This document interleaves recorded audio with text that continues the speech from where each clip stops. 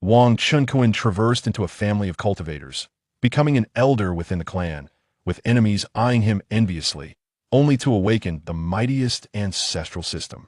In the Kunling realm, beneath the majestic Diyu peak of the Feixiao immortal sect, Wang Chunkuan, bearing a long sword upon his back, strolled towards the peak. Wang Chunkuan, possessing a cultivation level of the third layer of qi refinement, was strikingly handsome, exuding an air of nobility and resolve as captivating as the readers of this tale. He had crossed over from Blue Star to the Kunling realm, a grand and tumultuous world of cultivation. Having reached the 30th year of his life, today marked his birthday. However, until now, he had not discovered the existence of any benefits typically granted to transmigrators. Wang Chunkuan, a sudden, authoritative voice rang out ahead.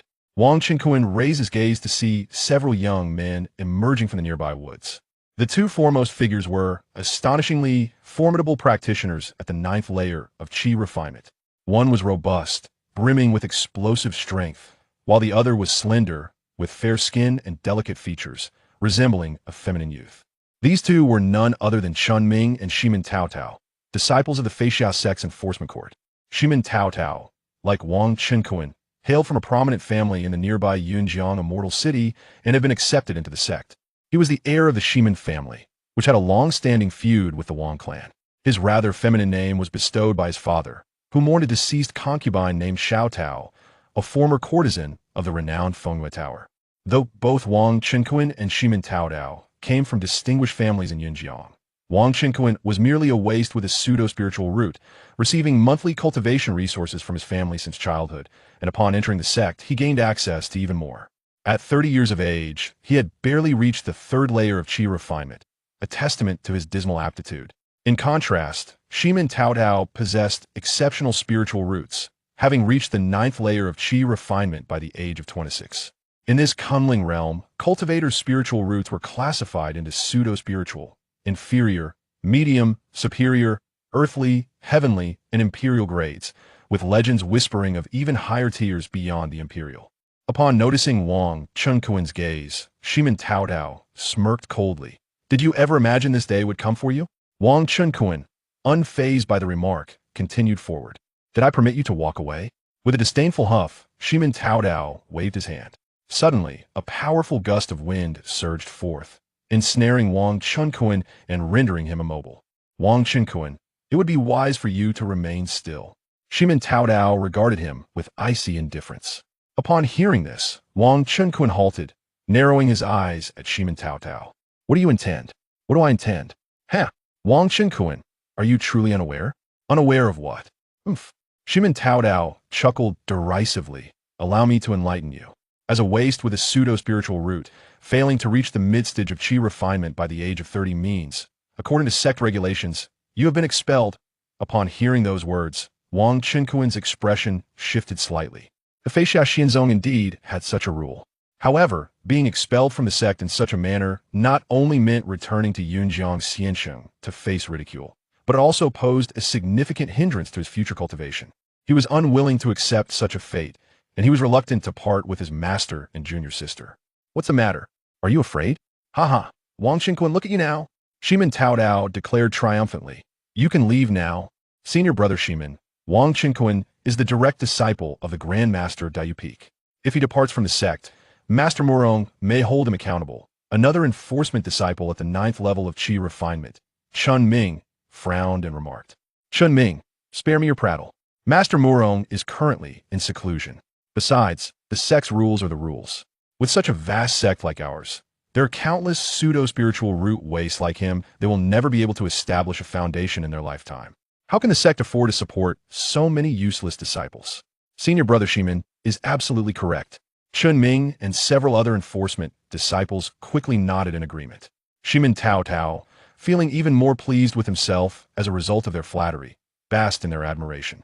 Enough with the idle chatter. Execute the sect's decree.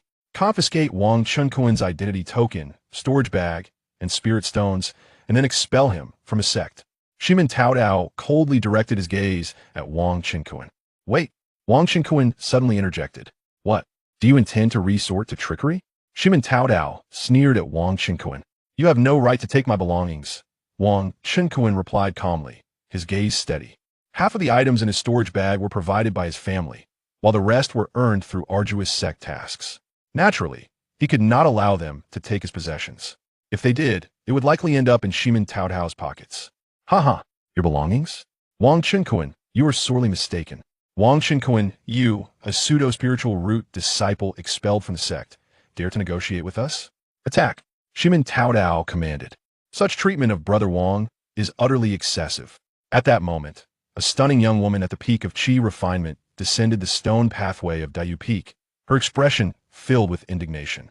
Clad in a green robe, her skin was as fair as snow, her features exquisitely painted, exuding an extraordinary aura. This young woman was Zhao Ningxiang, the most favored direct disciple of Master Morong, the Grand Master of Dayu Peak, and she was Wang Chenkuan's junior sister. Upon seeing Zhao Ningxiang's arrival, the enforcement disciples hastily ceased their actions. Zhao Ningxiang approached Wang Chenkuan and said with a clear voice, "Brother Wang, there's no need to pay them any mind. After all, we are beneath Dayu Peak, even they would not dare to lay a hand on you. Let us leave. I trust Master will understand your situation." Wang Chenkuan glanced at Zhao Ningxiang and nodded. "Thank you, junior sister Zhao, for your timely intervention." Zhao Ningxiang, at merely 18, had reached the pinnacle of Qi refinement, distinguishing herself as the most gifted disciple of her generation at Dayu Peak, possessing the talent of a heavenly spiritual root. She was indeed the pride of her master. Originally, with Wang Chenkuan's qualifications, even as a scion of a prestigious family, he would not have been able to enter Dayu, let alone become a direct disciple of the esteemed Murong Peak master. However, due to his late father's connection to the Murong clan, he was granted entry into Dayu. Among the disciples of this generation, Zhao Ningxiang held considerable renown, poised to break through to the foundation establishment stage. With her presence, Shimin Taodao and Chen Ming lowered their heads like partridges, scarcely daring to utter a word. Soon, Zhao Ningxiang walked alongside Wang Chenkuan toward the distant mountain gate, leaving behind the astonished Shimin Taodao and Chen Ming, along with a group of law enforcement disciples. Outside Feixiaxian Shan, on the stone path at the mountainside, Wang Chenkuan, strikingly handsome and possessing an air of nobility, exuded a resolute demeanor, a true paragon of male beauty, incomparable to the effeminate Shimin Taodao. His charisma profoundly captivated Zhao Ningxiang, the younger sister disciple. Each time she beheld Wang Chenkuan, her heart would stir uncontrollably. Approaching him, she inquired, "Brother Wang, have you truly resolved to leave Feixiaxian Zone?" "Indeed." Wang Chenkuan nodded, responding, "The sect's rules dictate so, and moreover, Master is currently in seclusion. With my pseudo-spiritual root, it matters not where I am, even returning to my family would yield the same cultivation. I shall not give up." However, Zhao Ningxiang bit her lip, expressing, "Once you return to your family, you will be expected to marry and have children. Most disciples of noble families follow this path after leaving the sect, and I." As she spoke, a faint blush graced her delicate face, revealing her feelings for Wang Chenkuan. When Zhao Ningxiang first entered the sect at just over 10 years of age, Brother Wang had treated her with utmost kindness. Alas, Wang Chenkuan was but a pseudo-spiritual root, currently possessing only the third layer of Qi refinement. If he cannot break through to foundation establishment, cultivators in the Qi refinement stage have a mere lifespan of 150 years. As for her, she must retain her original Yin body to expedite her cultivation toward foundation establishment, golden core, and even higher realms. This was also the expectation of the sect. As a gifted disciple of the sect, Feixiaxian Zone would never permit Zhao Ningxiang to follow Brother Wang and leave the sect to become his companion, sharing a life together. At this moment, however, Wang Chenkuan intended to depart from Feixiaxian Zone to marry and have children, leaving Zhao Ningxiang with tears brimming in her eyes, filled with reluctance. "Sister Ningxiang, there is no need for sorrow. We shall meet again in the future," Wang Chenkuan said, gazing at Zhao Ningxiang's slightly cherubic, exquisite face, inhaling the youthful fragrance that emanated from her. He reached out a hand to gently caress her silky hair, offering comfort. Memories of the little girl who had just joined the sect several years ago, frail and pitiful, flooded his mind. In the blink of an eye, his younger sister disciple had grown up, her figure blossoming remarkably truly. A girl transforms significantly as she matures. He was aware that this younger sister harbored feelings for him, yet at present, he could offer her no promises. Wang Chenkuan bid farewell to Zhao Ningxiang and made his way home. The Wang family, a lineage of cultivators in Yunjian Xiansheng, was also a prominent clan. The distance from Feixia Xianzong to Yunjian Xiansheng stretched over thousands of miles, necessitating several days of travel. As a novice in qi refinement, he was unable to fly on a sword ding. The time traveler Wang Chenkuan has been detected to have reached the age of 30, initiating the binding of the Supreme Ancestor System. Congratulations, host. The Supreme Ancestor System has been successfully bound. As Wang Chenkuan descended from the foot of the flying cloud Immortal Mountain, an unexpected, androgynous electronic voice echoed in his mind. What? Ah, the dog system, you have finally arrived. Wang Chenkuan initially shuddered, but then his face illuminated with joy. The dog system he had awaited for 30 long years was finally making its grand entrance today. He inwardly pondered, dog system. Oh, no.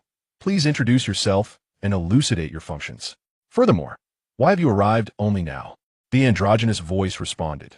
The Supreme Ancestor System. The host's marriage to an empress and the birth of descendants with exceptional talents will enhance fortune and bodily attribute points strength, spiritual power, agility, constitution, mental acuity, and other hidden attributes. As for the reason for the timing of your arrival, individuals under the age of 30 may not be regarded as ancestors. Only now is it truly your moment of birth in this realm. Chapter 2. The 5 bears capture the empress. Wang Chenkuan quietly inquired. System, something seems off. Your demands are rather excessive, requiring one to marry the empress and produce high-quality offspring to receive rewards. The system's haughty, androgynous voice resonated. This system is not akin to those inferior systems that mass-produce offspring. Furthermore, the rewards are quite formidable. You will come to understand the true prowess of this system in due course. Upon hearing this, Wang Chenkuan resigned himself to the reality. He pressed further. What other functionalities do you possess? Currently, only the Eye of Observation function is available, which can scan and reveal information about nearby suitable female candidates. New functions will only be activated after successful marriage. Very well, since your voice is so alluring, indistinguishable between male and female, I shall henceforth refer to you as the Chungu system, or simply Chungu. Wang Chenkuan chuckled to himself. The Chungu system is a worthy possession. Trust in Chungu, and you shall not fail. It is your fault for being late, preventing me from determining whether my esteemed junior sister, Zhao Ningxiang, meets the criteria for a partner. Wang Chenkuan lamented, confident that Zhao Ningxiang, being exceptionally talented with a celestial root, would undoubtedly satisfy the system's requirements. However, she had already returned to the sect for cultivation. Even if it were confirmed, the Fei Xiaxian sect would never allow her to marry someone like him, who possessed a false celestial root. Now, he could only return to the Wang family clan and seek a suitable partner within the confines of Yunjiang Immortal City to obtain the system's rewards. Ningxiang, I shall revisit this matter in the future. With this thought, Wang Chenkuan hastened his pace towards Yunjiang Immortal City. On the journey back to Yunjiang Immortal City, there lay a vast mortal region spanning over 10,000 miles, known as the Qin Kingdom. Wang Chenkuan walked along the official road, and as he passed through a massive gorge, he unexpectedly discovered a multitude of mountain bandits encircling a stunning beauty. Scattered around were the lifeless bodies of those who had fallen. Seizing the opportunity while the bandits were distracted, Wang Chenkuan stealthily approached. Hey there, beautiful. Surrender to us. Today, the great Qin Empress shall find no escape. Abandon resistance and become the shared consort of the 5 chieftains of our bear gang. We 5 bear grandfathers will take you to cultivate immortality. From the depths of the gorge came 5 lascivious and despicable voices, the owners of which were the 5 chieftains of the nearby bear gang. Behind them stood a throng of mountain bandits. Within the encirclement of the 5 chieftains stood a breathtaking beauty, approximately in her 20s. She was tall and elegant, clad in a purple phoenix robe, her hair cascading like a waterfall, and her skin as white as snow. Grasping a long sword, she stood out like a crane among chickens.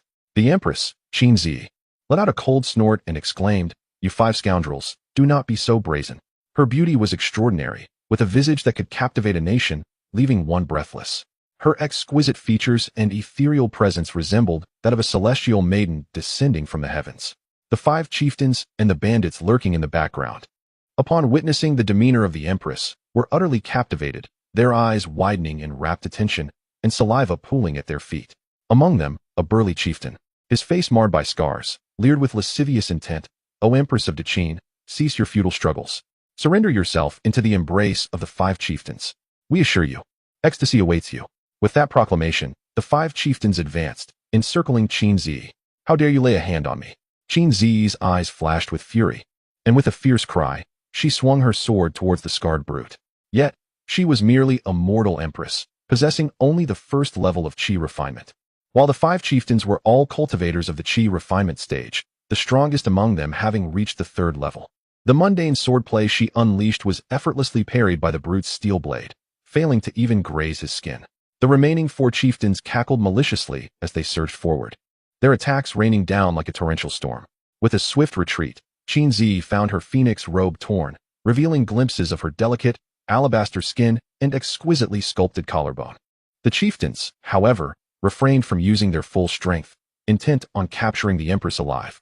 As they closed in, their throats dry with anticipation, they lunged once more at her. Qinzi bit her crimson lip, a flicker of humiliation igniting in her eyes. Was it truly her fate, as a sovereign empress, to be seized by a band of ruffians and made a captive? Stop! Release that young lady. Suddenly, a clear voice resonated from afar. Who dares to meddle? The 5 chieftains and their band of brigands turned in unison to see a tall, handsome youth, exuding an aura of elegance, standing at a distance. The chieftains paused, assessing Wang Qinkuan from head to toe. Boy, are you seeking death? Do you dare to interfere with our business at Bear Mountain? Have you grown weary of life? Oh, this fellow possesses a cultivation aura. He is also a cultivator, one chieftain noted, but he's merely at the 3rd level of chi refinement. What is there to fear? We, the 5 brothers of Bear Mountain, are all adept at the initial stage of chi refinement. Who would have thought that after just robbing the royal family of Daqin and cornering the empress, another cultivator would deliver himself to us? What a lucrative turn of events. Not a bad haul, young man. You possess a medium-grade storage bag, another chieftain remarked. If you know what is good for you, hand over all your wealth and elixirs, and then scram. Do not disturb us as we revel in capturing the empress. The loquacious chieftains glared menacingly at Wang Qinkuan. Oh, so you are the 5 bears of Bear Mountain? I have never heard of you. Do reveal your names. Wang Qinkuan, undaunted, crossed his arms, gazing at the 5 burly chieftains with a mocking smile. I am the chief of Bear Mountain, Xiongda, proclaimed the scarred brute with pride. I am the 2nd chieftain, Xiong'er. I am Xiongsan, the 3rd of Bear Mountain. Young man, our Bear Mountain has gained considerable notoriety in this region over the past few years. And you dare to claim ignorance? Exclaimed Xiongda, his voice laced with indignation. Xiongda, Xiong'er, and Xiongsan, a rather comical assembly of bears, indeed, thought Wang Qinkuan, his expression reflecting bemusement. At this moment, Qinzi found herself encircled by a band of mountain bandits, yet neither side had made a move, both gazing intently in the direction of Wang Qinkuan. Is this enchanting maiden, besieged by your 5 bears, truly the empress of the Qin Empire in the mortal realm? Wang Qinkuan mused, his attention fixated on the stunning woman adorned in a phoenix robe. It is essential to recognize that this realm of mortals is under the jurisdiction of both Yunjiang Immortal City and Feixia Immortal Sect.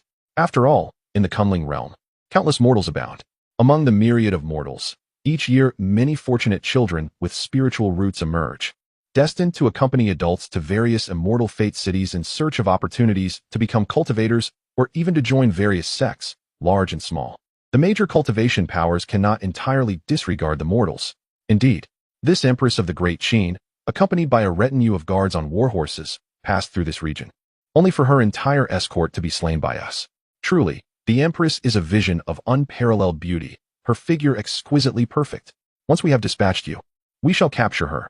She will become the shared bride of our 5 chieftains. Xiongda, Xiong'er, and Xiongsan, the bandit leaders, cackled ominously, their words dripping with lewd anticipation. Chapter 3. The Empress's Majesty, you foolish bears dare to rampage in the vicinity of the Feixia Immortal Sect, even daring to assault the Empress herself. You are truly courting death, Wang Qinkuan remarked. Huh. Those of the Immortal Sect are high above, unconcerned with the affairs of mortals. Moreover, our bear village does not remain fixed in one location. Bear 2 boldly declared. You there, are you perhaps from the Feixia Immortal Sect? But seeing that you are not adorned in their garb, could it be that you are a castaway, expelled from the sect? Bear 1, his face marred with a grotesque scar, scrutinized Wang Qinkuan and grinned. TSK, you are quite handsome, a pity you are a man. Previously, Wang Qinkuan had removed the sect insignia from his clothing. He raised an eyebrow at the remark, unperturbed, and replied with a light chuckle, Bear 1. Congratulations on your correct guess, but there is no reward. You dare to mock us? You seek death. The irate Bear 1 bellowed in fury. Bear 1, do not waste time with him. Just kill the lad and plunder his treasures. Then we shall capture the Empress and return to our lair. Another bandit leader, Bear 3, shouted. Very well, let us slay him. Today's business shall be concluded. Bear 1, at the 3rd level of Qi refinement, wasted no time and charged toward Wang Qinkuan with a furious roar, brandishing his steel cleaver. The other 4 bandit leaders, at the initial stage of Qi refinement, followed suit, weapons in hand, their assault converging upon Wang Qinkuan. These 5 bears harbored no intentions of showing mercy, unleashing their full might against him. The air crackled with the energy of several low-grade magical artifacts, stirring a tempest that sent sand and stones flying, and snapping branches and foliage in its wake. Young master, be careful. The empress, Qin Zi, called out urgently, her voice icy and clear. Only then did Qin Zi realize that despite their base nature, these 5 bears possessed formidable strength. Were she to be caught in the tempest of their relentless assault, she would surely perish. However, a horde of bandit lackeys surrounded her, brandishing blades and even bows, their eyes gleaming with malice, restricting her movements. In an instant, the attacks of the 5 leaders descended upon Wang Qinkuan. Do not panic, Empress. Wang Qinkuan scoffed, stepping into the void, his form transforming into a shooting star as he surged toward the 5 assailants. Golden Serpent Fist. Wang Qinkuan roared, his fists dancing like dragons and serpents. Instantly, several golden serpent phantoms coiled around him, each serpent several feet long, hissing and flicking their tongues as they lunged toward the 5 bandit leaders. In the Kunling cultivation world, battles among cultivators are not merely a clash of spells or flying swords. Cultivators are categorized into various schools: magic cultivators, sword cultivators, and martial cultivators, among others. For instance, the martial techniques wielded by a Qi refinement stage martial cultivator can often surpass the spells of their magical counterpart of the same rank. Wang Qinkuan's martial technique, derived from the Faxia Immortal Sects repository, is a potent golden martial art suitable for the Qi refinement stage. Due to his inadequate spiritual roots, he has practiced this martial skill for many years, achieving the pinnacle of perfection. Bang, bang, bang. The golden serpent shadow clashed with the blade light, sending sparks flying and producing a deafening explosion. Immediately after, a violent rumble erupted from within Wang Qinkuan. Boom! A surge of ferocious power burst forth from him, directly propelling the 5 chieftains away. Uft, uft. Almost simultaneously, the 5 chieftains spat out blood, their faces turning pale as they gazed at Wang Qinkuan in utter horror. The 3rd layer of Qi refinement? Which practitioner at this level could be so formidable? Such strength could not possibly belong to a discarded disciple of the Immortal Sect. They would wager that even a practitioner in the 4th layer of Qi refinement could not be this powerful, unable to defeat all 5 of them in a single strike. Qin Zi gaped in astonishment. Brothers, come quickly and strike him down. Xiongda, Xiong'er, we must flee. The expressions of the chieftains revealed their terror as they cried out repeatedly. Escape? Too late. Wang Qinkuan snorted coldly, his figure flickering as he charged towards the less injured Xiongda crack. With a swift motion, he twisted Xiongda's head off. The remaining 4 chieftains were struck with horror, attempting to flee, but they could not match Wang Qinkuan's speed. In the blink of an eye, he had dispatched all 5 chieftains. The remaining 100 or so body-refining bandits watching were left dumbfounded. They had never anticipated that a practitioner of the 3rd layer of Qi refinement could be so powerful. Previously, the 5 leaders had brutally killed numerous early-stage practitioners, including several at the 3rd layer of Qi refinement. Typically, Xiongda, Xiong'er, and the other chieftains loved to be in the limelight, always taking the lead. Now, however, the 5 leaders of the Qi refinement stage had met their demise. These body-refining bandits could only slaughter some mortal warriors and ambush the mortal armies of the Great Qin. How could they possibly contend with such a powerful practitioner? Wang Qinkuan drew the mid-grade magical artifact, the Qingfeng sword, from his back, addressing the bandits. You wretches must all be burdened with blood on your hands. Allow me to send you on your way. With that, he stepped forward once more, charging at the bandits. This man is a demon, run. The bandits, disregarding any thoughts of revenge for the 5 chieftains, scattered in panic, fleeing in all directions. Those who were slower, the bandits of the Black Bear tribe, were swiftly slain by Wang Qinkuan, their corpses piling up on the ground. He unleashed several fireballs, each the size of a basketball, incinerating the bodies to ashes. Only a few agile bandits managed to escape, but they were merely a handful of body-refining bandits, posing no significant threat. He had no desire to pursue them further. The Great Qin Empress had also dispatched several bandit lackeys to vent her frustration. The stunningly beautiful woman, still trembling from the recent turmoil, sighed in relief upon witnessing Wang Qinkuan's formidable prowess as he eradicated the mountain bandits. After accomplishing this feat, Wang Qinkuan turned his gaze towards the young lady, whose chest rose and fell with each breath. Could this be the reigning empress of the Qin kingdom within the realm of mortals? Yet, one could hardly believe that such a young and enchanting figure held the title of empress. Wang Qinquan had anticipated that the empress would be a middle-aged woman or perhaps even an elderly matron. Spring brother, do provide me with some insights. He silently summoned the system, requesting a scan of this mortal empress. Ding, scanning complete. Name, Qin Zi, empress of the Qin kingdom in the mortal realm. Age, 21. Realm, first layer of Qi refinement. Fortune, 84. Comprehensive score, 94. Empress-like demeanor, recommended for marriage. The system's voice declared with utmost seriousness. The comprehensive score reflects her talents, beauty, character, and virtue. Both fortune and comprehensive scores have a maximum of 100. Achieving an average above 80 indicates a potential empress, while an average above 85 signifies a true empress. Oh, Wang Qinquan mused, gaining understanding. Although the system appeared somewhat frivolous, its efficacy was undeniable. Thus, Qin Zi was indeed a celestial maiden, surpassing even the qualifications of a potential empress. She embodied the essence of an empress. However, she remained merely a mortal empress. Despite her mortal status, possessing a cultivation level of the first layer of Qi refinement was quite commendable. You must be Qin Zi, the empress of the Qin kingdom in the mortal realm. Allow me to introduce myself. I am Wang Qinquan, a direct descendant of the Wang family from Yunjiang, Immortal City. The observational eye function of the strongest ancestor system could also be applied to Wang Qinquan's vision, enabling him to observe her name and specific details hovering above her head. Qin Zi's figure was extraordinarily alluring, with graceful curves that captivated the eye. Her ample bosom was enough to strain the fabric of her robe, while her long, slender legs were equally entrancing. Among all the women Wang Qinquan had encountered, her physique was only slightly overshadowed by that of his master, the esteemed Morong Yuyan, the leader of Daiyu Peak. His junior sister, Zhao Ningxiang, though possessing a similarly breathtaking beauty, could not quite match Qin Zi's exquisite form. Chapter 4. If you marry me, I will protect you for life in the realm of cultivation. The esteemed Wang family hails from the magnificent Yunjiang, Immortal City. Wang Qinquan, a strikingly handsome young cultivator. Save me. I, Qin Zi, extend my heartfelt gratitude for your timely rescue. With a deep bow, Qin Zi acknowledged Wang Qinquan, her heart stirred by the vast beauty of the landscape around her. As the empress of the Qin kingdom, Qin Zi had long heard tales of a grand city of celestial fortunes beyond the mundane world, Yunjiang, Immortal City. Within this illustrious city exist 4 prominent cultivation families, among which is the Wang family.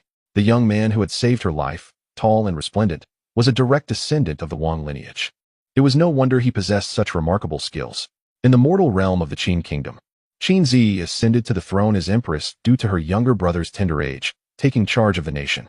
From a young age, she had perused the royal library, discovering secrets of cultivation beyond the mortal realm, igniting her yearning for the exquisite world of immortals.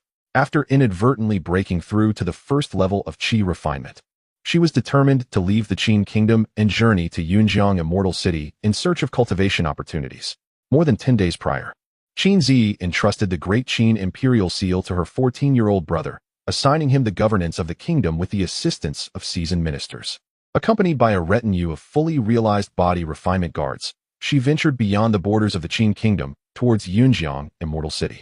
However, within a treacherous gorge, they were ambushed by a band of mountain robbers from Bear Cave. Her body refinement guards fought valiantly, but fell one by one. Fortunately, Wang Qinquan arrived just in time, dispatching 5 bandit leaders and avenging her fallen guards. Had she fallen into the hands of those lascivious bandit leaders, the outcome would have been dire indeed. Wang Qinquan's striking valor in vanquishing the 5 Qi refinement bandit leaders instilled far more confidence in her than any of the seasoned generals of the Qin kingdom. At that moment, Qin Zi's heart raced intensely. The seasoned generals were merely middle-aged men, mortals at best, while the youthful and gallant Wang Qinquan left an indelible impression on her mind. Upon noticing her demeanor, Wang Qinquan smiled, realizing that his striking appearance granted him a distinct advantage in the world of cultivation. He retrieved a frost moon peach from his storage pouch and offered it to her. Thank you, young master. Qin Zi accepted the fruit and began to savor it. The peach was refreshingly cool, with a crisp and juicy flesh, imbued with abundant spiritual energy, far surpassing the efficacy of refining spiritual stones. Such fruits are rare treasures for cultivators in the Qi refinement stage. However, Wang Qinquan's spiritual root was rather poor, and even consuming these fruits daily would yield minimal results for him. Shaking his head, he replied, Miss Qin, there is no need for thanks. By the way, I had originally intended to return home to marry and start a family. Would you, Miss Qin, consider becoming my wife? Upon hearing Wang Qinquan's proposal, Qin Zi was momentarily taken aback. She had not anticipated that such a young man, seemingly around 20 years old, youthfulness enhanced by the cultivation realm, would contemplate marriage so soon, and even more so, that he would have eyes for her. Certainly, she possessed a remarkable confidence in her appearance, yet it all felt rather abrupt. After all, this was their very first encounter. Wang Qinquan, though seemingly youthful, had already attained the third level of qi refinement. Moreover, his striking handsomeness made Qin Zi's heart flutter. Nonetheless, a hint of shyness lingered on her delicate features. Despite being the empress of mortals, she was merely 21 years old and still untouched. Qin Zi lowered her head and inquired, "Do you truly wish to take me as your wife?" Wang Qinquan smiled gently and replied, "Indeed, I do. If you are willing to marry me, I shall protect you for a lifetime, ensuring you become a formidable cultivator, enjoying the eternal freedom of the immortal path." Qin Zi's cheeks flushed crimson as she averted her gaze from Wang Qinquan. Observing her reaction, Wang Qinquan felt a surge of delight, thinking, "This is promising. Such unparalleled beauty. How could I bear to see you, a lady of such grace, suffer in the world of cultivation?" With a soft smile, he spoke eloquently. Upon hearing his words, Qin Zi lifted her gaze, her sparkling eyes locking onto Wang Qinquan's, as she bit her lip and murmured, I am willing." Her heart had already been captivated by the aura of this young cultivator, and now, with his timely rescue, the debt of gratitude felt insurmountable, leading her to offer herself in return. Wang Qinquan's heart swelled with joy, exclaiming, "Wonderful." Together, they began to excavate a large pit on the mountainside, burying the bodies of the royal guards from the Qin kingdom. As cultivators, such tasks were effortless, and they completed the work in a short time. "Brother Qinquan, those bandits came from that mountain over there. Their lair is likely nearby," Qin Zi said, brushing the dirt from her hands. Their affection was mutual, yet they had not yet wed, making it inappropriate to call him husband. "Sister Zi, let us proceed to investigate the bandits' den for any valuable treasures," Wang Qinquan stated, taking her delicate hand in his as they ventured towards the mountain. Previously, he had already plundered the storage bags of the 5 bandit leaders. After a brief while, the pair of Golden Boy and Jade Girl followed the path the bandits had taken, arriving at their hideout several miles away. At that moment, the remaining bandits, having heard of the demise of the 5 leaders and the main forces at the hands of a cultivator, had already fled in panic. Wang Qinquan ransacked the bandit den, collecting all the spirit stones, weapons, various cultivation techniques, and spiritual herbs without leaving anything behind. Qin Zi assisted in the search. However, within the bandit den, including the storage bags of the 5 leaders, they only found a total of over 500 low-grade spirit stones and a few low-grade magical artifacts, with little of real value, most being items suited for mortals in the body refinement stage. This was hardly comparable to Wang Qinquan's own wealth. Wang Qinquan, accompanied by Qin Zi, ventured into the backyard of the bear den, where he dispatched a dozen or so bandit archers at the refinement stage. To his dismay, he discovered that many women had been abducted by this band of marauders. Approximately 30 women, mostly young mortals, were present. Upon sighting the 2 cultivators, panic swept across their faces. Wang Qinquan discreetly instructed the system to conduct a scan and found that these women were of ordinary appearance and standing. It seemed that even a partner of suitable imperial demeanor, as dictated by the system, was not easily found. "Do not be alarmed, ladies," Wang Qinquan declared to the women in the courtyard. "Most of the bandits in this bear den have been slain, and some have fled. You may return to your homes." Qin Zi remained silent as Wang Qinquan addressed the women. Most hailed from nearby cultivation towns, villages, or respectable mortal communities. With their collective refinement stage cultivation, they would surely be able to fend off any remaining bandit stragglers. Many of these women had suffered at the hands of the bandits, while some fortunate ones had only recently been captured and remained unblemished. The women who had succumbed to the bandits' ways were no longer present in the courtyard. "Thank you for your rescue." Upon hearing that the bandits had been vanquished by the pair of cultivators, the women expressed their gratitude, their faces alight with joy. Seeing Wang Qinquan nod in acknowledgement, they took their leave in groups, instinctively departing the bandits' lair. Wang Qinquan paid no mind to the departing women.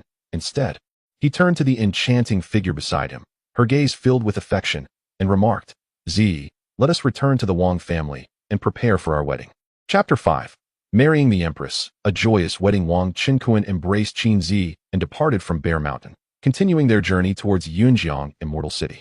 As they traveled, they exchanged intimate whispers, rapidly growing closer to one another. At times, they paused to admire the picturesque scenery along the way.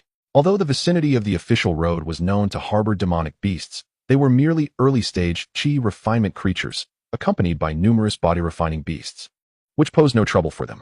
The journey was tranquil and uneventful.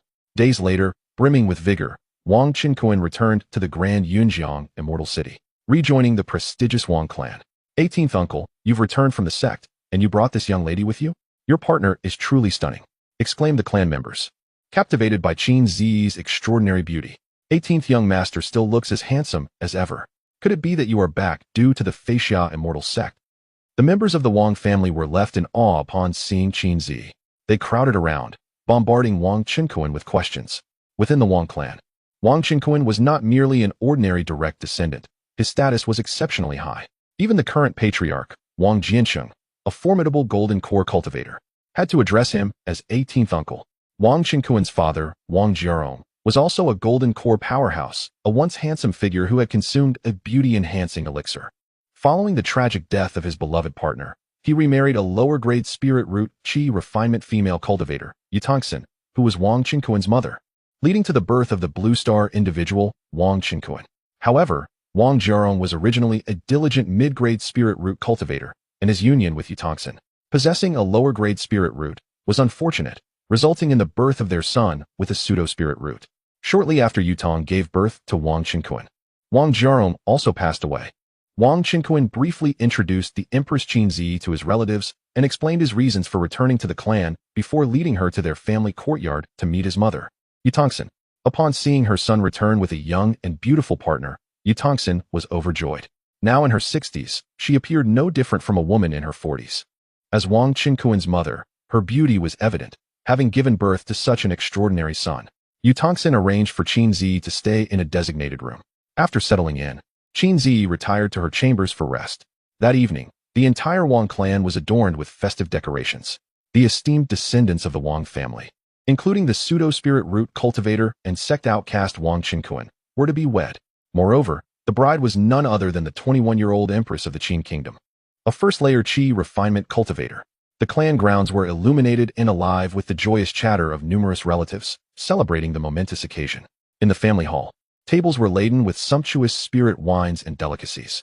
Patriarch Wang Jiansheng, along with his wife and several esteemed elders, presided over the wedding ceremony from the main seats. Numerous elders from the Wang family, whether direct descendants or collateral branches, gathered to witness the event. Additionally, several young disciples in the chi refining stage, who were recent entrants into the family, were also present. First, we bow to heaven and earth, Patriarch Wang Jiansheng proclaimed with fervor.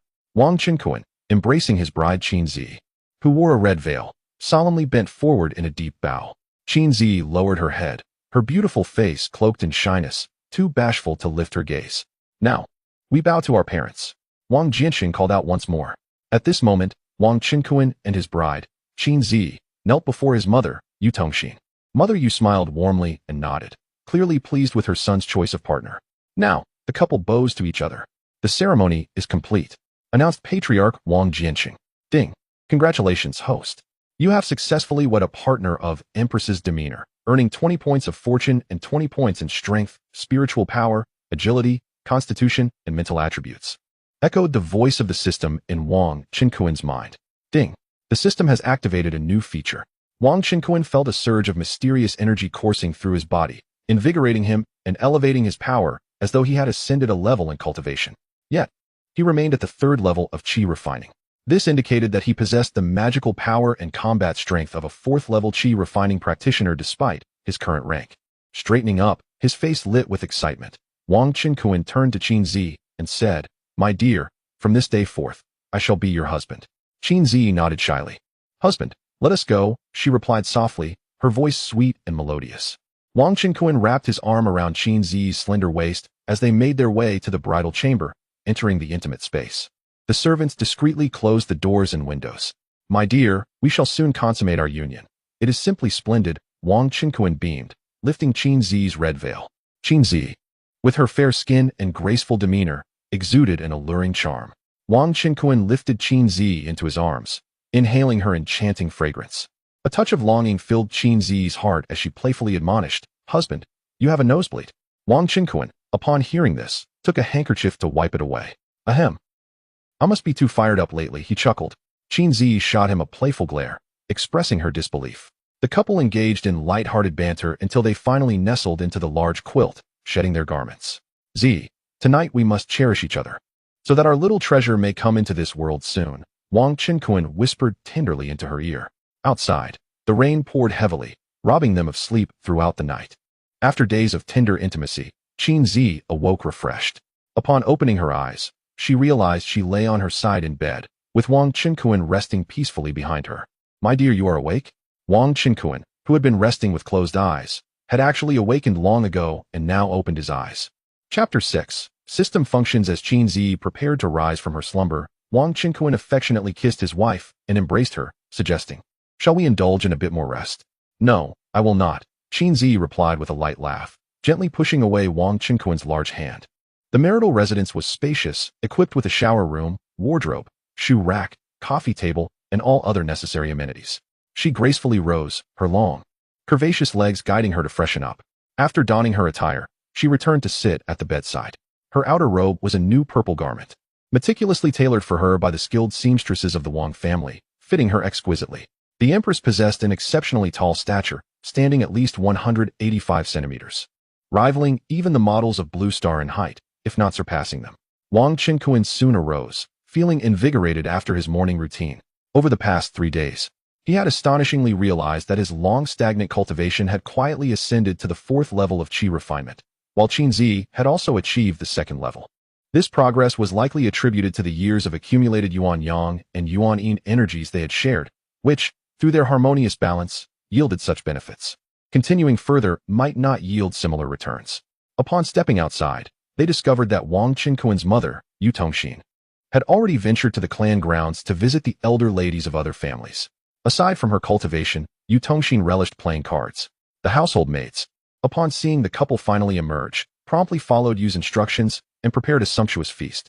A variety of delectable dishes, including exquisite beast meats, seafood, nourishing soups, and spirit rice, were elegantly presented at the dining table. Wang Qinkuan's appetite was piqued as he realized the necessity of replenishing his nutrition to avoid deficiency. After their meal, Wang Qinkuan and Qinzi strolled hand in hand to the pavilion within their courtyard, each holding a low-grade spirit stone, and commenced their meditation and cultivation. Qinzi practiced the qi refinement technique, a rudimentary cultivation method widely circulated among the lower-tier cultivators of the Kunling realm. Even the royal families of mundane nations could obtain it with some effort. The hierarchy of cultivation realms in this world is delineated as follows: qi refinement, foundation establishment, golden core, nascent soul, spirit transformation, void refinement, integration, great ascension, and tribulation crossing. Similarly, cultivation methods, elixirs, and rare treasures are categorized from level 1 to level 9, with anything above level 10 belonging to the realm of immortals. Items suitable for mortals in the body refinement stage are considered insignificant and unranked. Wang Qinkuan paid little mind to the specific cultivation method employed by the empress, as long as it was beneficial. At that moment, he recalled the need to check the strongest ancestor system to discern which new functionalities had been activated. Summoning the Chun-Gu system in his mind, he accessed the interface of the strongest ancestor system, which unveiled several features: Observational Eye, System Space, Avatar, and System Mall. 1. Observational Eye. This feature can be affixed to the host's eyes, allowing the observation of one's and others' natural talents and spiritual roots. 2. System Space. Hidden within the host's consciousness, it serves as a repository for items, ensuring they are never lost. 3. Avatar Function. Consuming luck value to create an avatar of the host, which can enter an unknown world to grind for experience, automatically collecting dropped items. The avatar is utterly obedient to the host and cannot engage in intimate actions, but can assist the host in defeating enemies. The amount of luck required to create an avatar varies with each realm. 4. System Mall. Requires 20 luck value.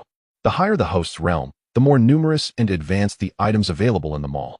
5 Elements Gold Essence. Requires 1 luck value, which enhances the gold spiritual root upon use. 5 Elements Wood Essence. Requires 1 luck value, which enhances the wood spiritual root upon use. 5 Elements Water Essence. Requires 1 luck value, which enhances the water spiritual root upon use. 5 Elements Fire Essence. Requires 1 luck value, which enhances the fire's spiritual root upon use. 5 Elements Earth Essence. Requires 1 luck value, which enhances the Earth's spiritual root upon use. Remarkable. These system functions are indeed powerful, truly befitting the title of Supreme Ancestor System. The eye of observation and the system space are easily comprehensible. With the avatar function, I can dispatch my avatar to an unknown world to grind for spirit stone resources. The system mall astonishingly allows the exchange of luck value for treasures that enhance spiritual roots. Such items are rare gems, likely unattainable in the entire cultivation realm. Wang Qinquan managed to suppress his excitement. At this moment, within his courtyard, there were no other souls present besides himself and the empress. The maids and servants had been dismissed after completing their chores, as they had their own quarters within the Wang family estate, albeit in shared accommodations. Unfortunately, he currently possessed only 20 luck points, which he had acquired through marrying Qinzi. Previously, Wang Qinquan's spiritual root was a pseudo 5-elemental root, encompassing gold, wood, water, fire, and earth. At this moment, Qinzi had also closed her eyes in meditation. Wang Qinquan directly expended 5 luck points to exchange for the 5 elements essence, which materialized into 5 crystals of varied colors in his hand. He promptly consumed them. Instantly, a warm current surged within his dantian, enhancing his sensitivity to and absorption of the surrounding spiritual energy. Utilizing the eye of observation to inspect himself. Name, Wang Qinquan. Age, 30. Realm, 4th layer of Qi refining. Available luck, 15. Spiritual roots, inferior gold root, inferior wood root, inferior water root, inferior fire root, inferior earth root. Talent, none. Imperial offspring, none. System. Is it true that upgrading an inferior spiritual root to intermediate requires just 1 piece of 5 elements essence? Wang Qinquan cautiously inquired within his mind. Host, you are overthinking. Each inferior root requires 5 pieces for an upgrade to intermediate, replied the system in a neutral tone. Then let us proceed to upgrade the gold spiritual root. After careful consideration, Wang Qinquan gritted his teeth in exchange for 5 pieces of 5 elements gold essence. After swallowing them, he elevated his inferior gold spiritual root to an intermediate level. From this point forward, he would be a cultivator with an intermediate spiritual root, not much inferior to Shi Min Tao Dao's superior spiritual root.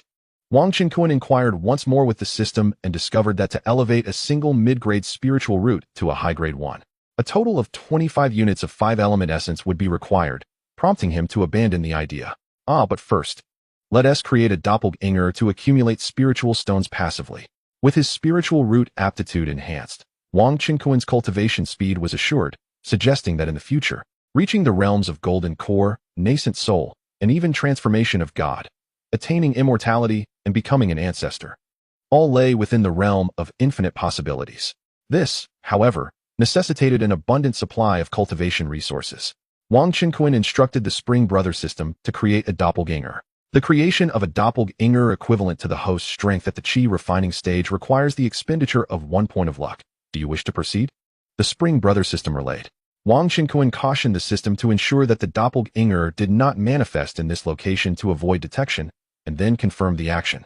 After all, the system represented his greatest secret, one that was not convenient for his Dao companion to know just yet.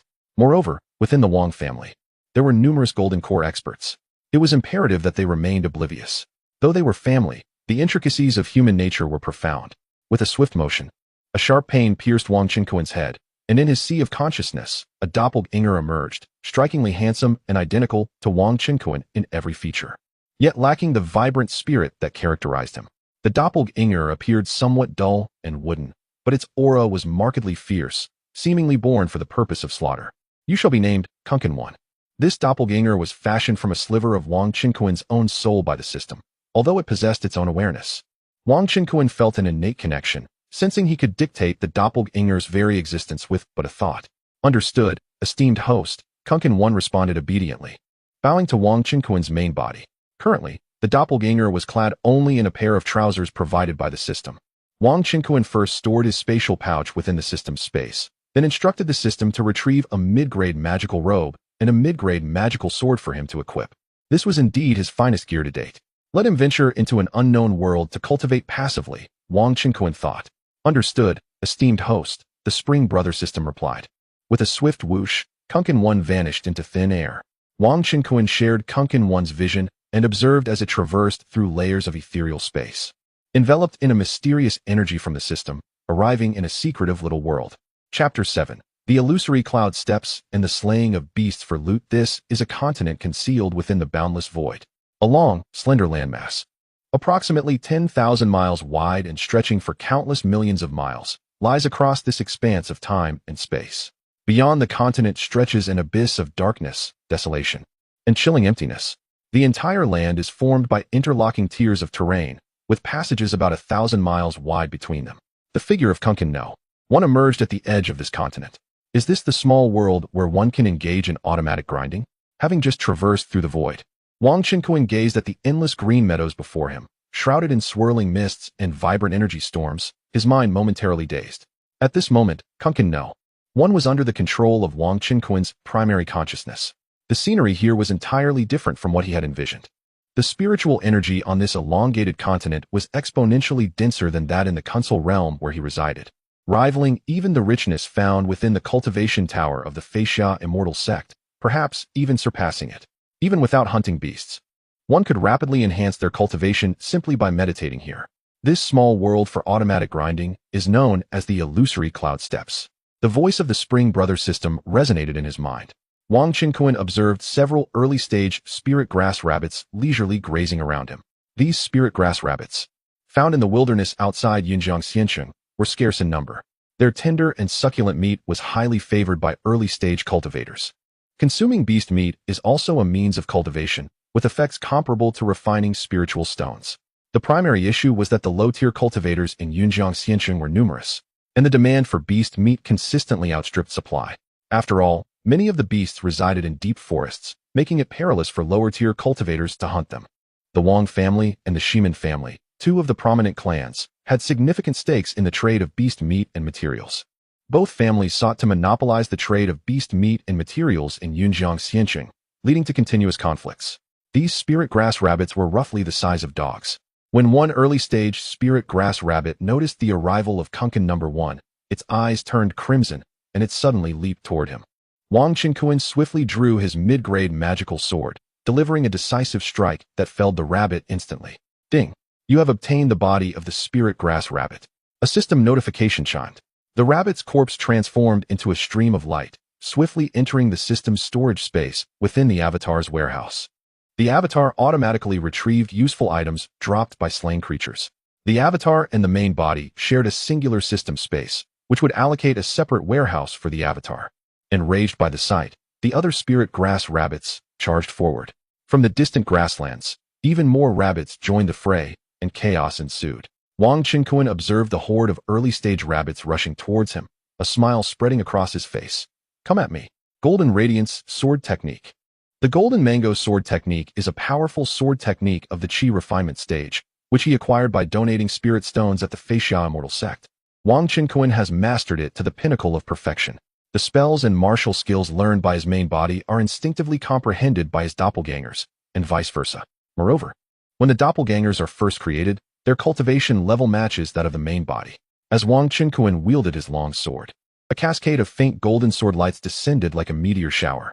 In an instant, several early-stage spirit herb rabbits were slain by the sword light. At present, Wang Qinkuan has reached the 4th level of Qi refinement, augmented by the 20 points of all attributes gained from marrying the empress, as well as the formidable power granted by his perfected sword technique and martial prowess, making his strength comparable to a cultivator at the 6th level of Qi refinement. Thus, dispatching these early-stage spirit herb rabbits was effortless. Ding! You have obtained the body of a spirit herb rabbit. Ding! You have obtained the body of a spirit herb rabbit. Ding! You have obtained a low-grade spirit stone. Ding! You have obtained a Qi refinement pill. A flurry of luminous particles automatically flew into the doppelganger's repository within the system. Observing his accomplishments, Wang Qinkuan displayed a satisfied smile. This idle world is truly remarkable. In the distance, from several patches of grass taller than a person, a cacophony of clucking sounds emerged. Wang Qinkuan, upon hearing this, furrowed his brow and murmured, "Is that the sound of chickens? Are there truly chickens here?" As he spoke, Wang Qinkuan stepped into the thicket. Within the grass and nearby, dozens of gigantic hens and mixed-breed chickens could be seen, each standing at least a meter tall. These hens and mixed-breed chickens, resembling mythical creatures, boasted long feathers and eyes gleaming with alertness. Activating the system's enhanced eye of observation, he discerned common chicken, early-stage Qi refinement; spirit hen, early-stage qi refinement. Upon noticing the approach of Wang Qinkuan, the flock of hens was startled. The common chickens were equally frightened, emitting terrified shrieks as they flapped their wings frantically and fled in all directions. Nowhere to escape. Wang Qinkuan snorted coldly and swiftly pursued, seizing one of the hens. With a swift motion of his arm, the hen's head exploded, showering blood and flesh in all directions, staining the earth crimson. The remaining spirit hens and common chickens, now in a panic, ran for their lives while continuing to screech in terror. Wang Qinkuan darted forward, delivering a powerful kick that sent a spirit hen crashing into a nearby tree, instantly snuffing out its life. The trees in this realm, nourished by abundant spiritual energy, were exceptionally sturdy. Witnessing this, the remaining spirit hens and common chickens, enraged, charged at him, launching a frenzied assault with their beaks, wings, and claws. Unfortunately, they were no match for Wang Qinkuan. In a matter of moments, all the nearby chickens were dispatched, their forms dissolving into streams of light that entered the doppelganger's repository. Additionally, a substantial quantity of inferior spirit stones, along with various elixirs and first-tier spiritual herbs, has been acquired. Remarkably, there are even several inferior magical artifacts. Wow, I've struck gold. Wang Qinkuan gazed at the abundant treasures within the system warehouse, comprising heaps of rabbits, chickens, spirit stones, and magical artifacts, unable to contain his excitement. At that moment, Wang Qinkuan relinquished control of his avatar back to Kuan Kuan No. 1. With a grin, Kuan Kuan No. 1 inquired, "Boss, how do you feel? Isn't the thrill of defeating monsters and looting their treasures exhilarating?" "It's been years since I've indulged in such fun," Wang Qinkuan, brimming with enthusiasm, exclaimed, "In my lifetime, I have never encountered so many Kuan Kuans." Kuan Kuan No. 1's expression was one of confusion. It was a slip of the tongue. "I meant to say I've never seen so many chickens." Wang Qinkuan corrected himself, and shortly thereafter, his consciousness withdrew. Kuan Kuan No. 1 continued to explore, slaying spirit herb rabbits and vegetable chickens, as well as spirit hens. Before long, his gaze settled upon a spirit herb ahead. This herb displayed a milky hue, emanating a rich medicinal fragrance. "Oh, a first-tier spirit herb?" Kuan Kuan No. 1 extended his hand and stored the herb within the system warehouse. This miniature world not only boasted an abundance of monstrous resources, but also housed a plethora of various rare materials. If they were not dropped by defeated beasts, manual harvesting was required. Chapter 8. The demise of Kuan Kuan No. 1. Wang Qinkuan's consciousness returned to his corporeal form. He found himself in his own courtyard, where his companion Qinzi was diligently practicing her cultivation. Wang Qinkuan paid no heed to his partner. Instead, he accessed the repository of his mind system. Marveling at the ever-increasing collection of beastly corpses and items, his excitement palpable. With the assistance of his tireless clone in hunting beasts, he no longer needed to worry about his resources for cultivation. A premium-grade storage pouch? Within the repository, Wang Qinkuan discovered a pouch of exquisite craftsmanship, alongside another of superior quality.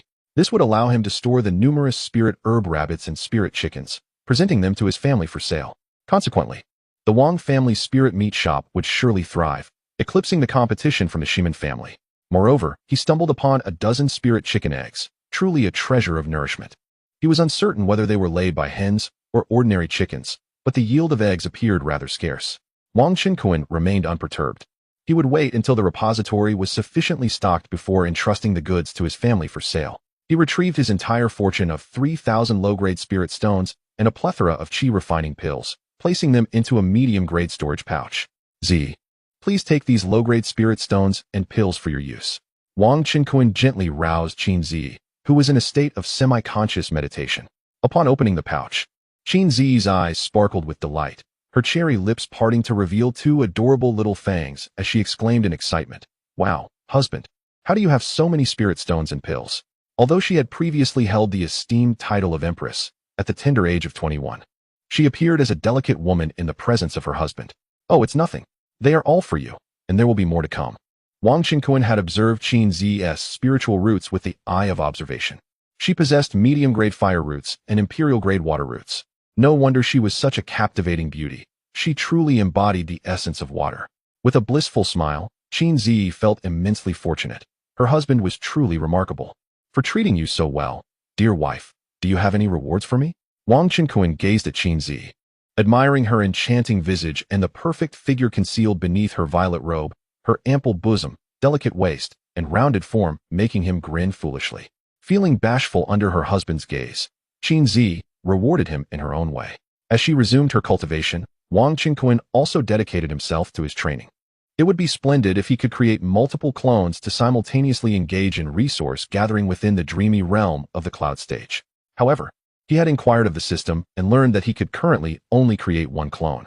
His Kuan number 1 clone could absorb spiritual energy by vanquishing beasts, yielding results superior to direct cultivation.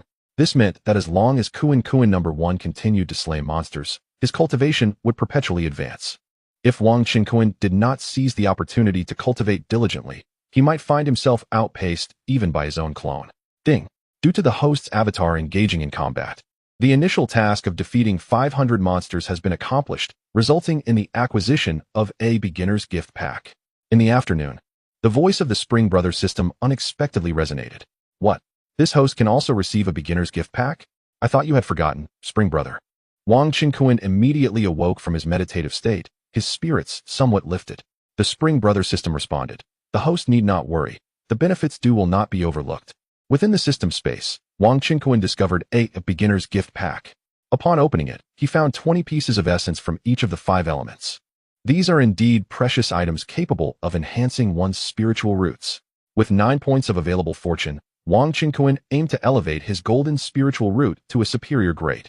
Therefore, he spent 5 points of fortune to exchange for 5 pieces of golden essence. Adding the 20 pieces from the gift pack, he now possessed 25 pieces. Wang Qingquan consumed all 25 pieces of golden essence, successfully advancing to a superior golden spiritual root. The wood, water, fire, and earth spiritual roots remained at an inferior grade. Observing the remaining 20 pieces of wood, water, fire, and earth essence in the system space, Wang Qingquan contemplated.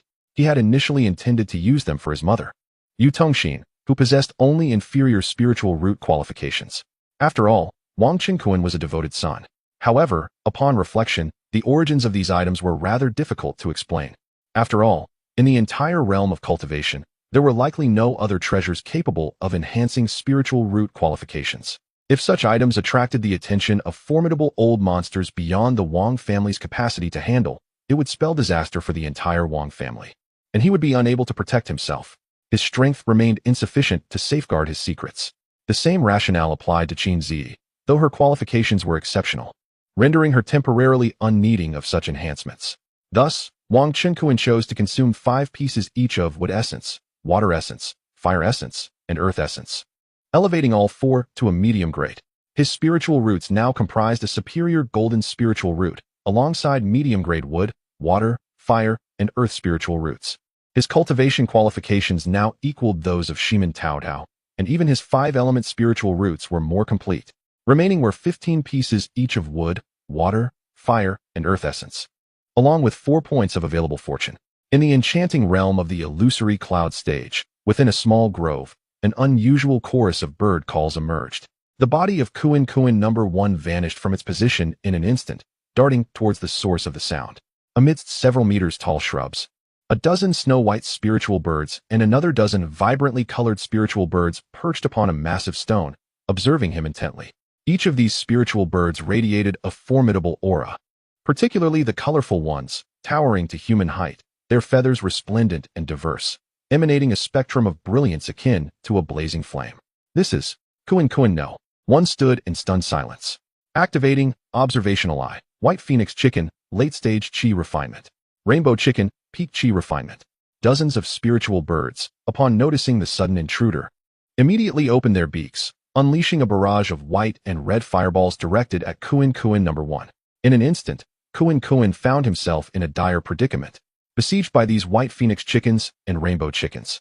His clothing lay in tatters, and his skin was nearly scorched, emitting an acrid scent of charred flesh. It was disastrous. Had he known better, he would have never ventured into this thicket.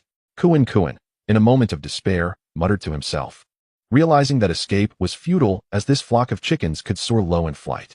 He continuously employed his agility to evade the onslaught of the spiritual birds, waiting for an opportune moment to counterattack.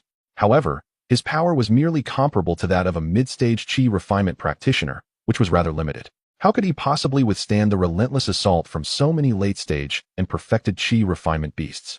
One by one, the spiritual chickens unleashed fiery projectiles the size of basketballs, launching themselves toward him.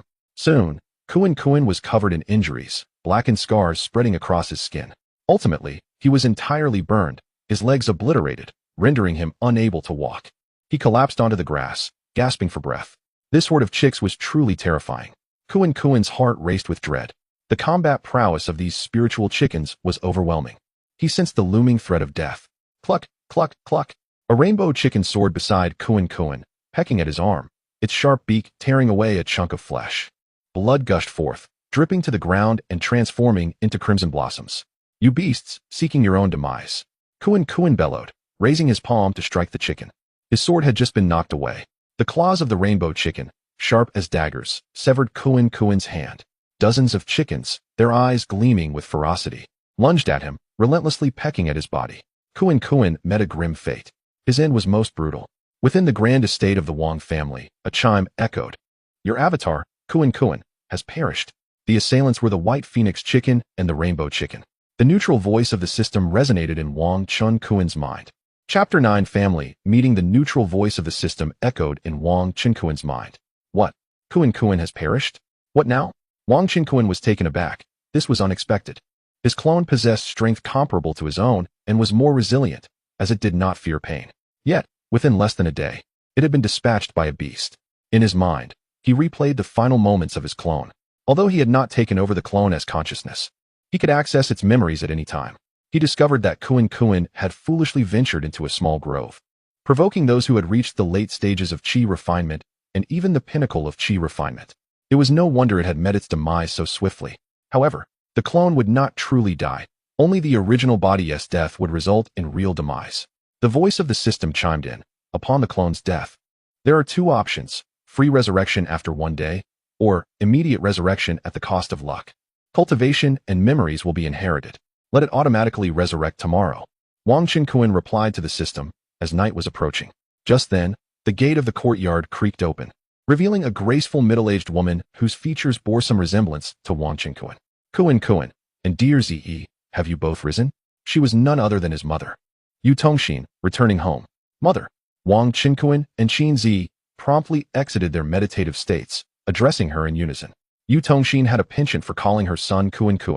Kuan, there is a family meeting taking place in the hall. It seems there are important matters to discuss. Although you have just returned from your wedding, it would be beneficial for you to listen in on the family's pressing issues, Yu Tongxin informed Wang Chunkuan. As Wang Chunkuan's mother, Yu Tongxin held a high status within the Wang family, often referred to as Grandmother Yu or Great-Grandmother by the younger clan members. Though newly married, Wang Chunkuan was not obliged to attend the family meeting. However, in the realm of cultivation, families were typically united. The path of cultivation was fraught with challenges, and families served as the last bastion of support for cultivators. Those families lacking unity had long been devoured by others.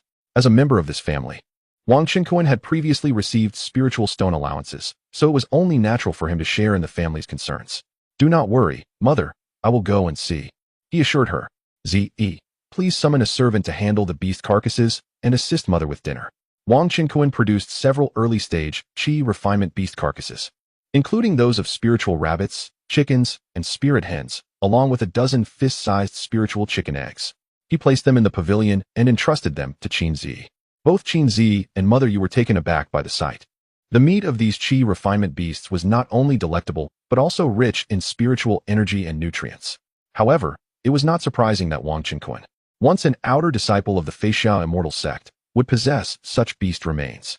In this realm of Kunling, the lower-tier cultivators maintained a habit of enjoying lavish meals daily. Although higher-tier cultivators could forego food entirely, many still retained a fondness for meat and wine.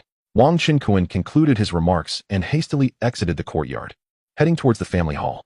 Qin Zi observed his retreating figure, a faint smile gracing her lips. Mother, please sit for a moment. I shall summon the servants and household aides to assist with the meal. Wang Chunkuan swiftly arrived at the meeting hall, where a substantial assembly was already present, comprising over 50 foundational cultivators and more than a dozen golden core experts. Additionally, a multitude of fully realized chi practitioners from the younger generation filled the space. Only those individuals held the privilege to partake in the Wang family's assembly. Wang Chunkuan's attendance was warranted by his lineage and status. As the sole son of Wang Jiarong, one of the esteemed ancestors of the Wang clan, few elders within the family ranked higher than him, and even fewer shared his generation. Consequently, upon his entrance, nearly all attendees rose in respect. Uncle 18 has arrived. You have finally chosen to emerge from the bridal chamber. They jested, extending their congratulations for his joyous nuptials. It is said that Uncle 18 has showcased remarkable prowess, claiming the bride for 3 consecutive days and nights. Truly impressive. Congratulations, Uncle 18, on marrying the empress of the Qin nation. May you soon be blessed with a noble heir. A chorus of jovial remarks greeted Wang Qinquan. It was nothing extraordinary. I have yet to demonstrate even a fraction of my capabilities, he replied, offering a courteous gesture as he settled into a prominent seat, a serene smile upon his face. Once everyone was seated, the discourse shifted to the pressing matters at hand within the assembly. I trust that everyone is already aware of the situation we face, began Wang Jianxing, the clan patriarch, his countenance grave. This matter pertains to the future of our family, involving not merely internal interests but the very survival of the Wang lineage. Upon hearing this, the atmosphere grew somber, breaths became shallow. Everyone understood that the Wang family was among the foremost illustrious clans in Yunjiang Immortal City. However, the recent meteoric rise of the Shimin family posed a formidable threat, as they relentlessly undermined the Wang family's enterprises, leading to a gradual decline. Moreover, one of the Wang family's cornerstone industries, beast meat and materials, had attracted the covetous gaze of the Shimin family. They employed various coercive and enticing tactics to secure substantial orders with the large freelance beast hunting teams operating in Yunjiang Immortal City, depriving the Wang family of access to beast meat supplies. If we fail to find cooperative partners soon, I fear. Wang Jianxing ceased his words. Yet the implication was clear to all present. Only the large freelance beast hunting teams, boasting foundational cultivators, could venture into the Luyun Mountains beyond Yunjiang City, hunting a plethora of qi and foundational beasts to procure abundant resources. The beast resources outside the Luyun Mountains were rather scarce. Should the Wang family be deprived of these large freelance team supplies for an extended period, their various spirit meat shops would face inevitable ruin, ultimately falling prey to the Shimin family. They were acutely aware that the Shimin family's influence in Yunjiang Immortal City was formidable, and in recent decades, their prodigious talents had emerged, surpassing the strength of the Wang family, rendering direct confrontation futile. The business of spiritual meat shops serves as the cornerstone industry for the Wang family, generating a substantial income of spirit stones each year to support the cultivation of the clan's youth. However, the unexpected actions of the Shimin family have led to the interception of the Wang family's source of beast meat, resulting in a significant rift between the two families and plunging the Wang family into crisis. The discord between the Shimin and Wang families has long been an open secret throughout Yunjiang City. Yet, due to mutual caution regarding each other's power, neither side has been able to gain the upper hand. Nevertheless, the current circumstances have shifted. Shimin Tongfu, the head of the Shimin family, has seemingly employed some unknown means to gain control over the majority of the beast hunting teams in Yunjiang City. This has caused a severe shortage of supplies for the Wang family's spiritual meat shops, leading to a decline in business and empty storefronts. Esteemed elders and leaders of the clan, let us deliberate on how to counter the Shimin family and reclaim our spiritual meat shop business, Wang Jianxing said, rubbing his forehead as he regarded the clan's golden core elders and foundation establishment leaders. In the ensuing moments, the senior members of the family engaged in hushed discussions, fervently debating, yet none could propose an effective solution. Chapter 10. With thousands of demon beast carcasses at our disposal, can the Wang family not break the stalemate as long as we continue to sell the flesh of these beasts? It's a simple matter. At this moment, Wang Qinquan, seated beside the patriarch, rose and spoke slowly. The gazes of numerous clan members turned towards him. Wang Qinquan produced a high-grade storage bag and handed it to the patriarch. Wang Jianxing, Uncle 18, what is this?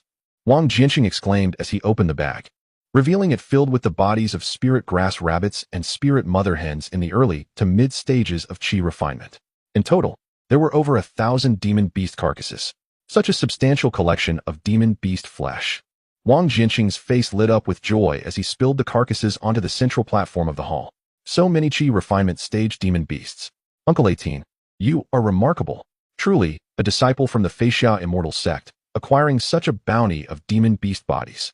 Oh, Uncle 18 has even broken through to the 4th layer of qi refinement, murmured the crowd. Who would dare to call Uncle Kuan useless now? With such talent, that Feixia immortal sect must be blind to have driven him away. What a loss for them. The clan members gathered around, their excitement palpable as they discussed the carcasses animatedly. Some even noted in surprise that Wang Qinquan had advanced to the mid-stage of qi refinement. Though achieving the fourth layer by 30 years of age was considered ordinary, it did not hinder the clan members from showering him with praise. With these resources, the Wang family could withstand the pressure from the Shiman family for a time. However, Wang Jinqing sighed. These over 1,000 demon beast carcasses will only sustain the various spirit meat shops for 2 or 3 days, at best. Wang Qinkuan smiled and replied leisurely, Cousin Jinqing, what if I could supply such quantities of demon beast bodies every day? Daily supplies of such vast quantities of demon carcasses? Wang Jinqing's eyes brightened at the suggestion. He examined Wang Qinkuan's calm demeanor and sensed that he was not merely boasting.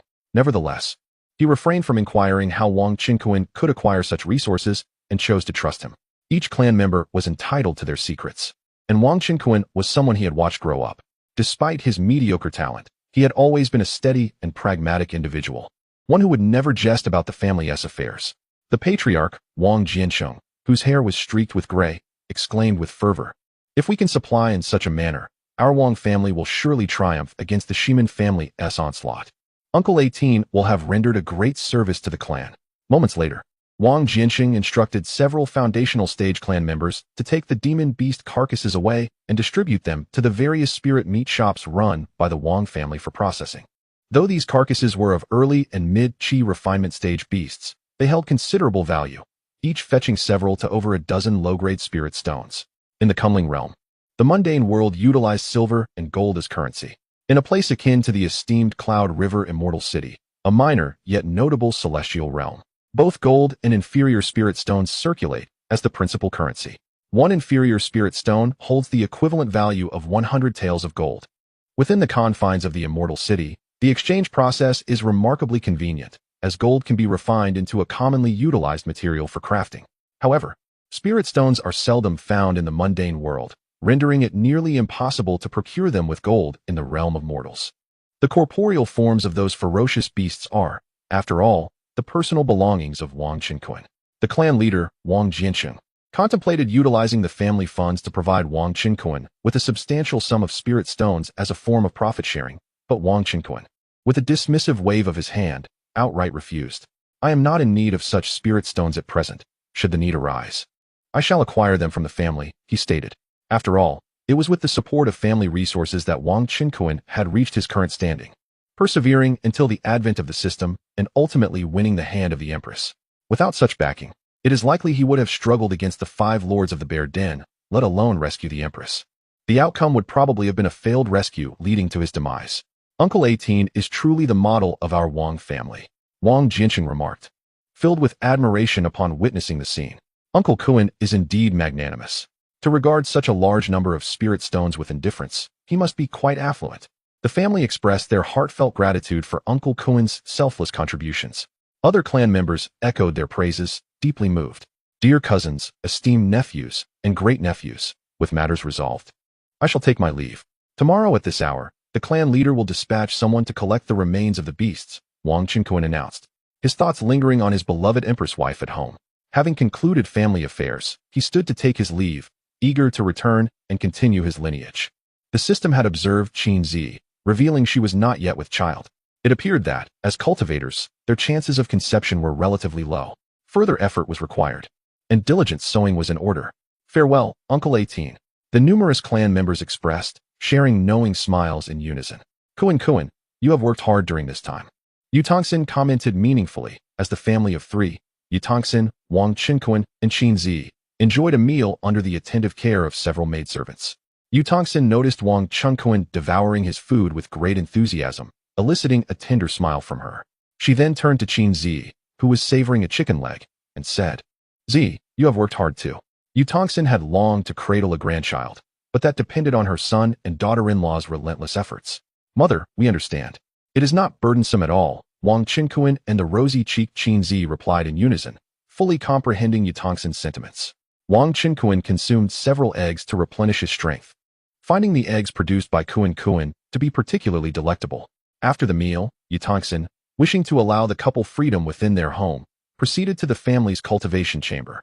The chamber was equipped with a spirit gathering formation, and due to Yu Tongxin's status, she could access the private cultivation room free of charge. You may take the leftover ingredients back to enjoy, she instructed.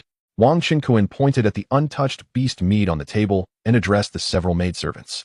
These maidservants, dispatched by their families, were unremarkable young women of no more than 20 years, possessing modest beauty yet lacking in talent, all burdened with false spiritual roots. They were recruited from the minor families, farmers, and hunters affiliated with the vassal Wang clans to serve in the Yunjian Immortal City. Had they possessed genuine spiritual roots of lower grade or above, they would have long been married off to members of the Wang family, rather than remaining as maidservants. Their cultivation was limited to the body refining stage, rendering them unsuitable candidates for the system's requirements for partners. "Thank you, young Master Kuan," the maidservants exclaimed, their faces brightening as they bowed in gratitude. For those with false spiritual roots, without ample resources, it was unlikely they would ever ascend to the qi refining stage. The beast meat, rich in spiritual energy, was a tantalizing prospect for them.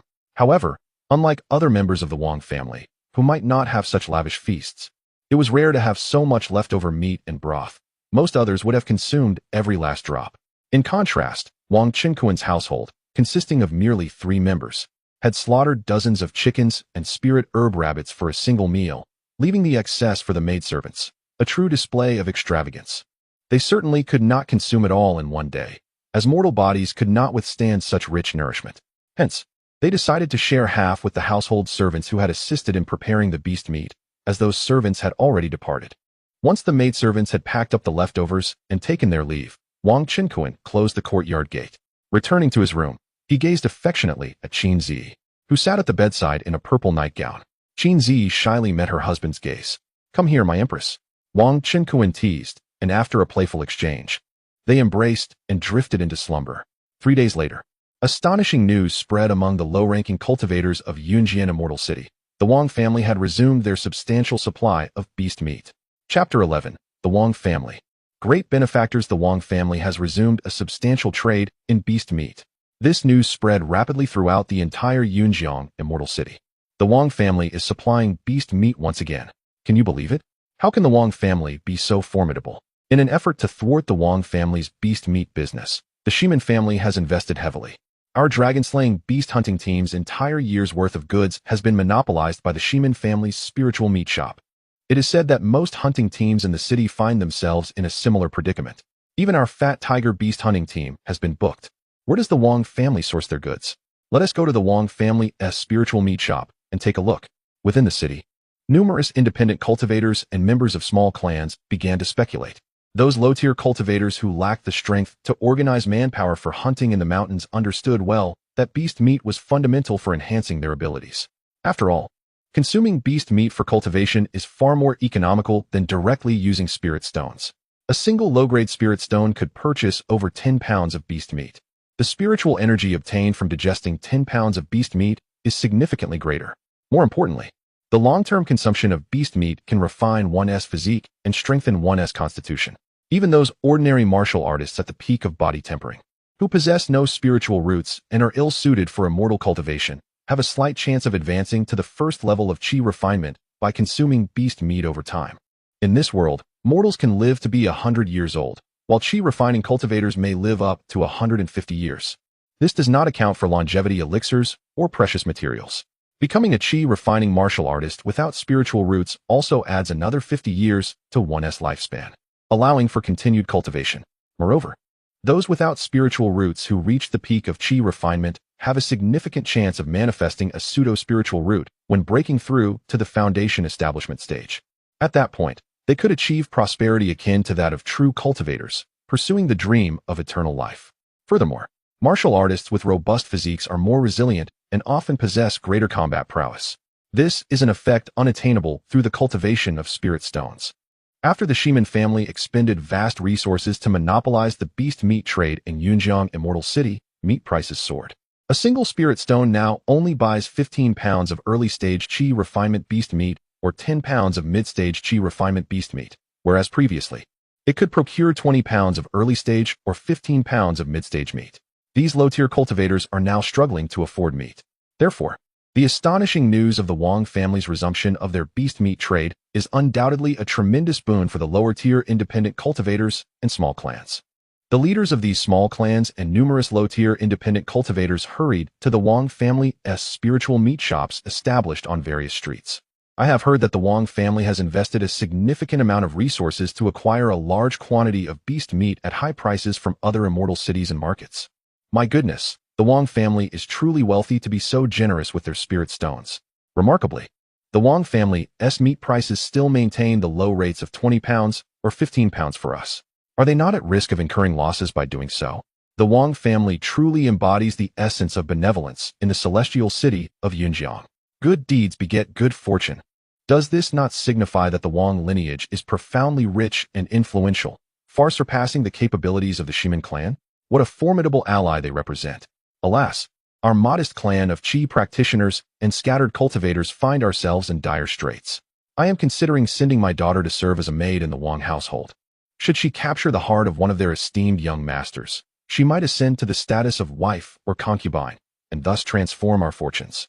I share this sentiment, as it is said that the Wang family maintains a commendable reputation, treating their maids and servants with kindness, with no whispers of capricious violence against them. In stark contrast, the Shimin clan suffers from a tarnished reputation, frequently besmirched by reports of their brutal treatment of subordinates. Numerous cultivators from smaller clans and lower-tier practitioners are queuing in front of the Wang family's spirit meat shop, clamoring for beastly delicacies. They exchange hushed conversations regarding the two most powerful clans in Yunjiang. The Wang family's spirit meat shop is thriving, drawing long lines of eager patrons each day, while the foot traffic at the Shimin family's establishment has dwindled significantly. Moreover, several Qi refining and foundation-building families, seeking to align themselves with the Wang family, have petitioned to present their daughters as concubines or even maids. Witnessing this, Wang Jianqing cannot help but feel a surge of emotions. The Wang family's strategy of purchasing beast meat at inflated prices from other sources and then selling it at a lower rate was indeed orchestrated by him. He had also dispatched some foundation-building clan members to feign purchases from familiar factions, although their acquisitions were minimal. This clever interplay of truth and deceit aims to undercut the Shimin clan's meat pricing, demonstrating that while the Shimin family may command high prices, the Wang family can equally engage in this game. Previously, the Wang family faced near bankruptcy due to a scarcity of beast meat. However, to their astonishment, their fortunes have turned around remarkably within just a few days. Many former maids and servants who had departed now besieged to return to the Wang household. Even the smaller clans are making every effort to send their daughters to the Wang family, hoping to secure positions as concubines or servants for the Wang descendants. Wang Jianqing's heart swells with exhilaration. These individuals are indeed fervent in their pursuits. Yet, this is a fortuitous development, as it reveals their keen insight. They recognize that the Wang family operates with fairness, and these smaller clans seek to flourish and expand, requiring substantial quantities of beast meat. Moreover, they aspire to ally themselves with the Wang family. Conversely, the Wang family seeks to proliferate their lineage and increase their numbers of those possessing spiritual roots by welcoming these unmarried young women from smaller clans and scattered practitioners as concubines. Wang Jianqing has already devised plans for the young women that these smaller clans intend to send. Once the family concludes its current engagements, he will summon the clan leaders and scattered practitioners to facilitate the introduction of these young women into the Wang household, allowing his uncle, Wang Qingkuan, to make the initial selections.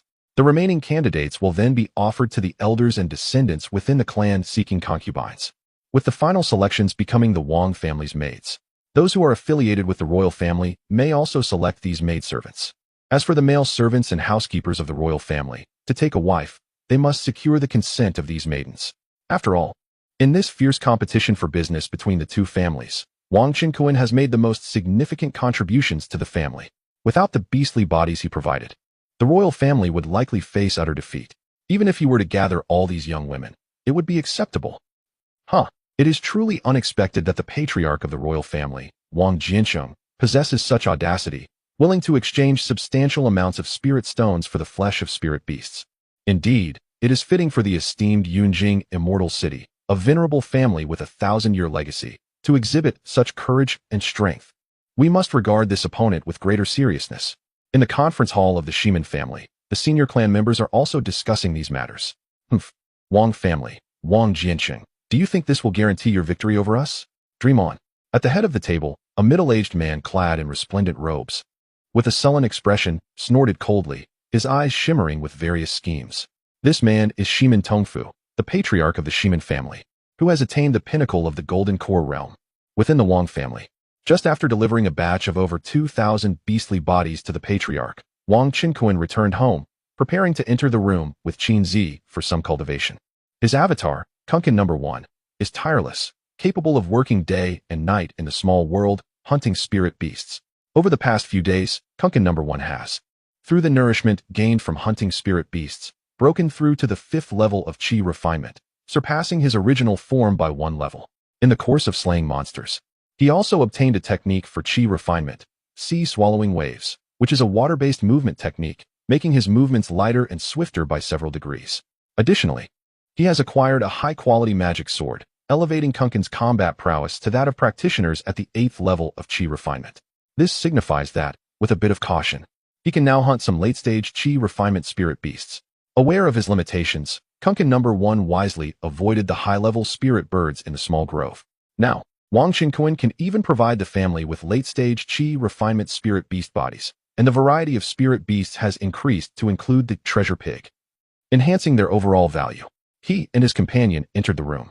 Wang Qinquan gazed at Qin Zi's fair and delicate skin, coupled with her alluring figure, unable to suppress his desire, swallowing hard. However, Qin Zi deftly evaded his advances with a gentle turn. "Zi, my beautiful darling, come here." Wang Qinquan grasped her hand, kissing her. Qin Zi's lovely face flushed like a ripe apple, enchanting and irresistible. Chapter 12. Welcoming guests today, Zi. You have utterly captivated me. Wang Qinquan expressed sweetly. My empress, you are akin to the goddess of my past life, a dream forever unattainable. Encountering you is my little stroke of fortune. Possessing you is my grand blessing. Do you know how blissful my days have been lately? Brother Qinquan, your words are truly honeyed. Qin Zi could hardly bear it. Her husband's tender declarations were quite overwhelming. Observing her exquisite, jade-like visage adorned with a charming demeanor, Wang Qinquan erupted into laughter, drawing her into a tight embrace. Allow me to present you with a treasure. Suddenly recalling something, he produced a crystal-clear elixir. This is a beauty pill? Qin Zi gazed at the pill, exuding a fragrant sweetness akin to spiritual honey, her eyes sparkling with delight. After marrying into the Wang family, she had perused various texts in the family library, including fundamental knowledge of the cultivation world, which introduced an array of magical beasts, artifacts, pills, and the major factions of the Eastern continent. Though merely a first-tier pill, the beauty pill, despite its lesser potency compared to the third-tier youth pill, was a coveted item among countless female cultivators, often priced comparably to second-tier pills and frequently in short supply. To her surprise, her husband possessed such a treasure. Wang Qinquan chuckled as he presented several more beauty pills to Qin Zi. Overjoyed, she immediately consumed one and set aside the rest, her radiance magnified. This beauty pill had indeed been procured from his avatar in a small world, albeit with a low drop rate. He had entrusted all of them to his beloved companion. Perhaps the next batch would be reserved for his mother. Wang Qinquan dismissed further thoughts and continued to embrace Qin Zi, enveloping the room in an atmosphere of boundless springtime warmth and allure. In due course, Wang Qinquan and Qin Zi cultivated their love, contributing significantly to the lineage of the Wang family's illustrious heritage. A few days later, a chime resonated in Wang Qinquan's mind. Congratulations, host. Your companion has successfully conceived, and a child is on the way. The voice of spring echoed within him. Qin Zi was indeed fortunate. Upon hearing this news, Wang Qinquan's heart swelled with joy. Their recent efforts had borne fruit, and at last, his partner was with child. He shared the delightful tidings with Qin Zi, who was equally elated, finally bringing forth offspring for her husband. Though Qin Zi was unaware of how Wang Qinquan discerned this, she had unwavering faith in him, certain he would not deceive her. Since their acquaintance, every deed he had undertaken had left her astounded. With a cultivation level of the 3rd stage of Qi refinement, he effortlessly vanquished the 5 initial stage leaders of the Bear Gang. Shortly after their marriage, he broke through to the 4th stage of Qi refinement, dispelling rumors of his being a cultivation failure. At a time when the Wang family's business faced a significant crisis, Wang Qinquan intervened, producing a substantial amount of demonic beast meat resources, effortlessly defeating the siege initiated by the Shiman family. Qin Zi had just entered the realm of cultivation, or rather, the brief period from her acquaintance with Wang Qinquan to her marriage into the Wang family felt like a series of miraculous events unfolding before her eyes. What filled her with pride was that her husband was the architect of these wonders. Wang Qinquan looked at the excited Qin Zi with affection. Now that she was expecting, it was essential to ensure her well-being, protecting her from excessive fatigue and labor. On this particular day, the clan leader, Wang Jiancheng, visited Wang Qinquan's residence. The couple prepared tea for him. The middle-aged clan leader, with graying hair, took a sip of the steaming spiritual tea and cautiously glanced at Qin Zi beside Wang Qinquan before addressing him. Recently, the Wang family's business has improved, and many small families and loose cultivators wish to ally themselves with us, offering their daughters to join the Wang family. I wonder if the clan uncle is considering. Wang Qinquan chuckled, generously seeking Qin Zi's opinion. My lady, what do you think? Qin Zi, embracing one of his arms and nestling it against her ample bosom, smiled and replied, this is indeed a good thing. How could one refuse? She understood that in the realm of cultivation, it was common for male cultivators from various families to take wives and concubines, especially for an extraordinary man like her husband. His inquiry was a show of respect towards her, and her previous status as an empress made her unperturbed by such matters. Moreover, she believed that as a woman, she could not possibly meet the demands of the tirelessly devoted Wang Qinquan and had encouraged him on several occasions to take more wives. Wang Qinquan remarked, as Zi has said, we may first observe, and if suitable, we can consider accepting them. Indeed, Aunt Qin is truly beautiful and virtuous. My 18th uncle is indeed fortunate. Wang Jianqing praised. He continued, today, the Wang family is welcoming guests. The heads of these small families and loose cultivators have brought their daughters, who are currently in the family reception hall, so I kindly request that you, clan uncle, go and take a look. Upon hearing this, Wang Qinquan glanced at Qin Zi, who smiled gently, encouraging him to proceed. He nodded, rising to follow the clan leader outside. In the reception hall, upon seeing the clan leader of the Wang family accompanied by an exceptionally handsome Wang family scion, a group of parents from small families and loose cultivators brightened, all standing in respect. Most were middle-aged men, accompanied by some middle-aged women and elders, yet all stood with utmost reverence. The daughters they brought had already been taken to another area by the Wang family's maids. Wang Jianqing stood beside Wang Qinquan, introducing him to the assembly. This is my clan uncle, Wang Qinquan, once a disciple of the Feixia immortal sect, though he has now returned to develop our clan. The majority of the small family and loose cultivator heads were Qi refining stage cultivators, with the remainder being foundation establishment stage cultivators. These monks are astute individuals with keen insight. Although Wang Qinquan is merely at the 4th layer of Qi refinement, he possesses remarkable charisma and an extraordinary demeanor. Furthermore, he is the uncle of the patriarch of the Wang family, who regards him with great esteem. This indicates that he is undoubtedly a person of significant influence. Chapter 13. Zuomiaodong. This indicates that this individual must undoubtedly possess a robust physique. After all, they are seasoned veterans who have navigated the intricacies of Yunjiang Immortal City for the better part of their lives. They are somewhat familiar with the customs of the Feixia immortal sect, which is known to dismiss those who cannot progress beyond the mid-stage of Qi refinement. The young Wang Qinquan, appearing youthful yet already at the 4th level of Qi refinement, exudes a profound aura of spiritual energy, which hardly suggests he is a waste of potential. They all exclaimed, we have met young Master Wang Qinquan. Wang Qinquan, with a courteous gesture, replied, I have had the pleasure of meeting all esteemed friends and seniors. Wang Jiancheng leaned in and whispered, this batch of young ladies has been escorted to the garden behind this reception hall. Uncle, you may go, should you find any to your liking. Feel free to convey your intentions to Wang Bingfeng and her companions. Wang Bingfeng, a formidable cultivator of the Wang family who has achieved the pinnacle of foundation establishment and is over 100 years old, remains unmarried but has taken on a husband. During this open reception, she is in charge of overseeing the young lady's hospitality with her attendants. Wang Qinquan chuckled, patting Wang Jianqing's shoulder, then made his way toward the garden at the rear of the hall. Observing Wang Qinquan's entrance, Wang Jiancheng summoned a male golden core elder, Wang Xiuda, to attend to the families of these minor clans and loose cultivators. He then departed, aware that, as the head of the Wang family, his duties were numerous and pressing. Who would have thought that this dashing young master of the Wang family could attract the direct attention of the clan leader? Judging by his life force, he appeared to be around 30, and to have attained the 4th level of Qi refinement at such a young age is indeed commendable. One can only hope that this distinguished son-in-law will take an interest in my daughter. My daughter is graceful and poised. May she capture his attention. With her superior spiritual root and 2nd level of Qi refinement, she is a paragon of beauty, increasing her chances further. Inside the hall on the 2nd floor, a throng of parents clustered by the windows, eagerly observing the garden below and engaging in animated discussions. 18th uncle. The group of young ladies is over by the lotus pond. Upon entering the garden, Wang Qinquan was soon detained by Wang Bingfeng, his cousin. Though over 120 years old, she retained a captivating elegance, akin to a beautiful woman in her 40s. Wang Qinkuan smiled and followed her. Within the garden, a pond adorned with a rockery lay nestled among blooming lotus flowers, with crystal-clear waters flowing gently and fish darting about.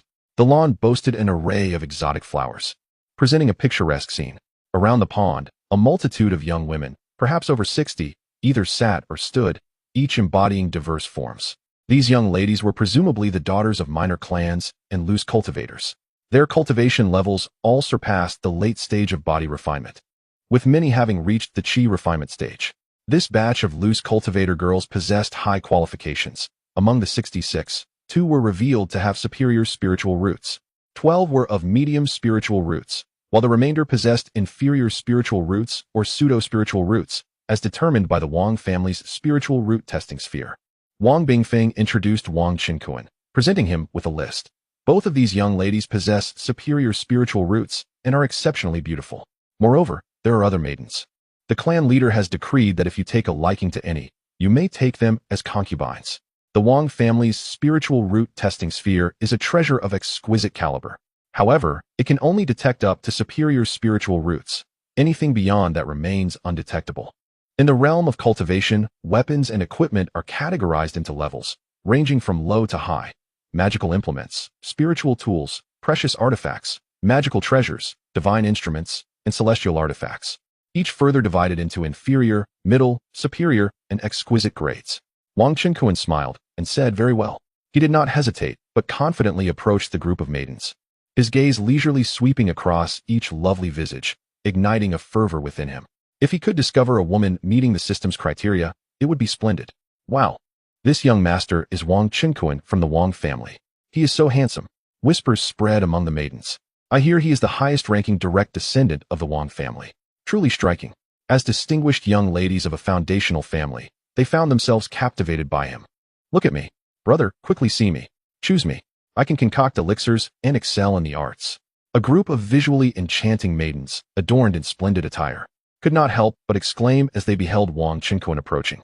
Some exchanged whispers among familiar companions, while others, shy and demure, silently observed the young master who could determine their fates. With a gentle smile upon his face, Wang Qinkuan stepped among the beautiful maidens.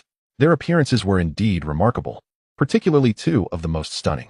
His gaze lingered on one of these exquisite maidens, and he inwardly marveled. Though she was merely 20, her skin was as white and tender as snow, her features refined, and her figure curvaceous, adorned in a flowing black gown that accentuated her form perfectly. Such a maiden, if placed in his previous world, would surpass even the most celebrated star in beauty. Regrettably, the information obtained from the observational eye revealed. Name, Gu Huitao. Age, 20. Realm, Chi Refinement Stage 2, Spiritual Root. Superior, Fortune, 22. Overall, 74. Seeing this, Wang Qinkuan shook his head. She did not meet the system's requirements and paled in comparison to his empress. His attention then shifted to another maiden with superior spiritual roots. This young lady, too, possessed an enchanting figure, her skin fair, and her long hair cascading gracefully. Clad in a white gauzy dress, she exuded an air of mystery. Her large eyes were framed by long, thick lashes, and her lips were thin yet alluring, complemented by her long, elegant legs, surpassing even the beauties of his previous world. The observational eye revealed. Name, Ding Pinyin. Age, 19. Realm, Chi Refinement Stage 2, Spiritual Root. Superior, Fortune, 25. Overall, 78. Alas, she too fell short of the system standards, a pity indeed. Wang Qinkuan shook his head, feeling a sense of regret. The other young maidens, though each a beauty in her own right, received lower scores from the system. It appears that this large gathering of exquisite young women is meant solely for the reader's delight. He too is indulging in a bit of vanity. Wang Bingfeng glanced at Wang Qinkuan, then at the 2 stunning maidens with superior spiritual roots, and inquired, Uncle, are you not satisfied? Wang Qinkuan chuckled. These young ladies seem quite exceptional, yet none are what I seek. Wang Bingfeng covered her mouth and laughed. Since you are not interested, allow me to take you to another reception hall's garden. The influx of small families and wandering cultivators was so great that one reception hall could hardly accommodate them all. It matters not that these maidens do not meet your approval. Many Wang family scions await to take them as concubines. Afterward, Wang Bingfeng instructed a nearby maid to make arrangements, and then led Wang Qinkuan to the next garden. Shortly thereafter, they entered another courtyard, where the assembly of young women was even more impressive. Their appearances were all of the highest caliber. Wang Qinquan's eyes brightened as he surveyed them. There were 70 to 80 young maidens in this garden alone. 18 uncle. These young ladies are even more remarkable, with several possessing superior spiritual roots. You must choose wisely. Wang Bingfeng advised Wang Qinquan. Nodding in acknowledgement, Wang Qinquan surveyed the multitude of maidens before approaching one particularly enchanting young woman. She was quite young, standing at about 5 feet tall, yet her figure was exquisite. Though petite, she was exceptionally curvaceous, with a well-defined bust that rivaled Qinzi. She possessed a shapely posterior, and her delicate features and fair skin resembled that of exquisite jade, exuding an air of innocence, with a hint of shyness evident in her eyes. Observation eye information. Name, Zhuamiaodong. Age, 18. Realm, Qi refining stage level 1, spiritual root, heavenly grade. Luck, 80. Overall, 88. Potential emperor status. Recommended for marriage. Wang Qinquan gazed at her, softly exclaiming, "What a lovely little beauty." The Wang family's premier spiritual artifact, the spiritual root detection orb, could only assess up to superior spiritual roots, leaving the clan unaware of this Qi refining level 1 maiden's astonishing heavenly spiritual root aptitude. Her beauty was certainly comparable to that of his junior sister, Zhao Ningxiang. It seems that only female cultivators with heavenly roots and auspicious attributes can achieve a status that surpasses that of a potential emperor. Such a beauty could not be overlooked. Observing the scene, Wang Bingfeng remarked to Wang Qinquan, "This young lady is Zhuamiaodong. Her father is in the reception hall." Upon hearing this, Zhuamiaodong shyly lifted her gaze to meet Wang Qinquan's. She had been smitten the moment she laid eyes on the striking figure of Wang Qinquan entering the room. And if he were to take an interest in her, it would bring her immense joy. Wang Qinquan's eyes sparkled as he regarded Zhuamiaodong. "Haha, this little girl is truly adorable," he exclaimed with laughter. "Uncle, do you fancy her?" Wang Bingfeng inquired. Wang Qinquan nodded in affirmation. Chapter 14. The enormous betrothal gift shocks the entire city. Wang Qinquan nodded. This simplifies matters. The remaining clan uncles may select at their discretion, determining how many brides to take at once. The beautiful woman, Wang Bingfeng, chuckled. Wang Qinquan then turned to Zhuamiaodong and said, "My dear lady, I wish to take you as my concubine. Are you willing to marry me?"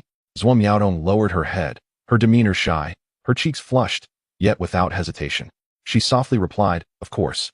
I am willing." The path to immortality demands abundant resources for young women from the lower echelons of the cultivation world. Even being a concubine in the Wang family far surpasses the life in lowly cultivation clans. After all, the Wang family is a prestigious lineage within the Yunjiang immortal city. This young Master Wang is also exceedingly handsome. To serve him as a concubine or maid is certainly not a loss. Surrounding young women regarded Zhuamiaodong with a complex mix of jealousy, envy, and reluctance. In their eyes, despite their own exceptional qualities, they had not garnered the attention of this esteemed heir of the Wang family, while this relatively unremarkable Zhuamiaodong, possessing merely a slightly fuller figure, had struck such remarkable fortune. Wang Qinquan glanced at the other young women, but chose none further. Observing this, Wang Bingfeng summoned a maid to escort Zhuamiaodong away. She then utilized the family jade token to notify other foundational clanswomen to come forth and continue arranging potential marriages for other Wang family heirs seeking brides and concubines. "Uncle, let us depart." Wang Bingfeng turned to Wang Qinquan. Together, they left the garden and proceeded to the reception hall. Inside, a group of heads of small clans and some casual cultivators were engaged in animated conversation, having just witnessed Wang Qinquan choose the daughter of the Zhua family. Upon their entrance, Wang Bingfeng and Wang Qinquan exchanged pleasantries with the guests.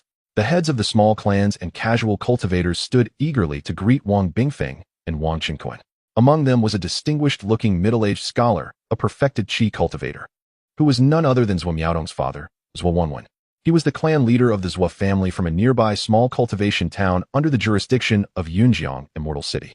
Though a leader of a clan, his status as a head of a minor Qi family bore little distinction from that of the casual cultivators, those weary from their travels in the cultivation realm. Upon nurturing aspirations for expansion, could bring their partners and establish a cultivation family in a suitable location. Besides Zhua Wanwan stood his daughter, Zhuamiaodong, who had been brought back to him by a maid from the Wang family. It must be noted that young women in the cultivation world do not lack for physical training.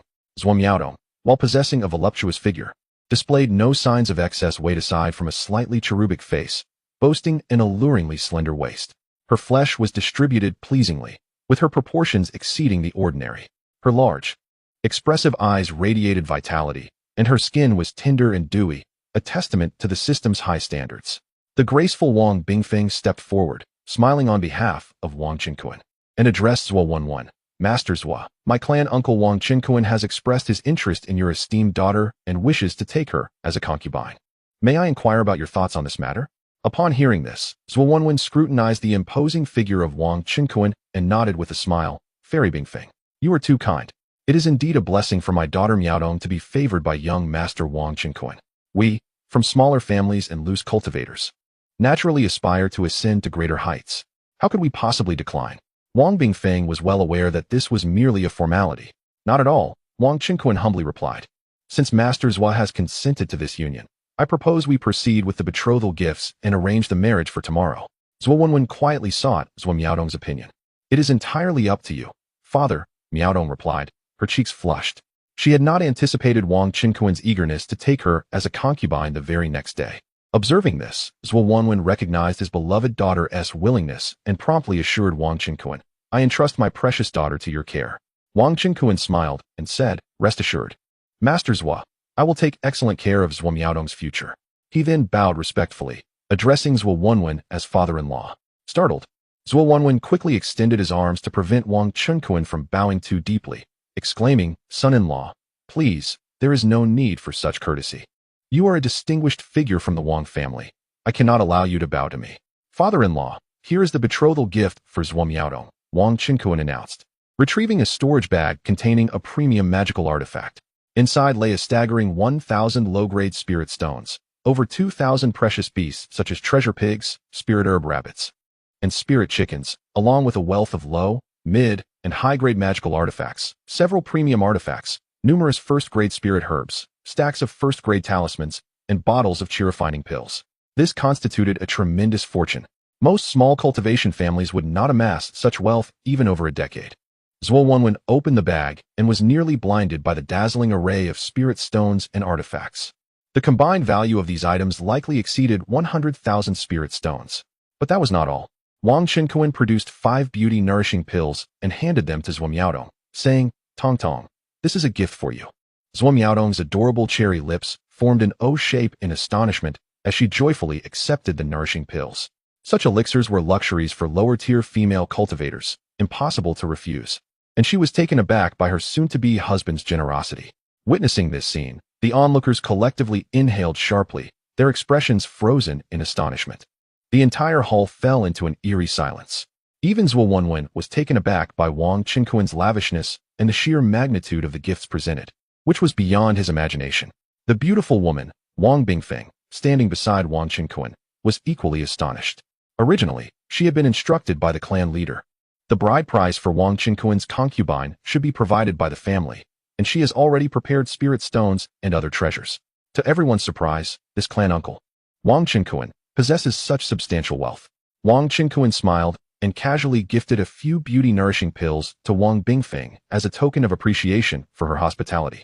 The following day, news of Wang Qinquan's acquisition of the concubine Zhuo Miaodong, accompanied by a generous bride price to the Zhuo family, spread like wildfire throughout the city. The Wang family, particularly the affluent young Master Qinquan, has truly displayed extraordinary generosity.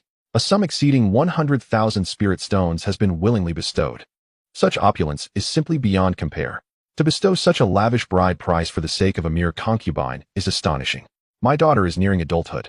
I must consider presenting her to the Wang family in hopes that young Master Qinquan may take a liking to her. Alas, my daughter is already wed. In a fleeting moment, within the confines of Yunjiangxian City, countless small families and independent cultivators engaged in fervent discussions, deeply intrigued by this event. This, in fact, was the very outcome Wang Qinquan sought to achieve. He requires a partner of exceptional beauty to enhance his prowess more swiftly. However, finding such a partner is no simple task. Additionally, the other male members of the Wang family benefit from this, marrying beautiful wives, which accelerates the family's expansion. Of course, mutual consent is essential. If the woman and her parents are unwilling to form an alliance with other members of the Wang family, they retain the right to refuse. The Wang family's open-door policy is not a means of forcibly taking women. Within Wang Qinquan's residence, the concubine ceremony was underway. Zhuo was invited to stay and partake in the banquet alongside many high-ranking members of the Wang family. Fortunately, the estate was spacious enough to accommodate hundreds of guests. Zhuo Miaodong was led by a maid into the bridal chamber to be groomed and dressed in new attire. The concubine ceremony itself is not particularly elaborate. Chapter 15. 2 Sleepless Nights. The ceremony of taking a concubine is not as elaborate as one might expect, due to Wang Qinkuan's esteemed lineage.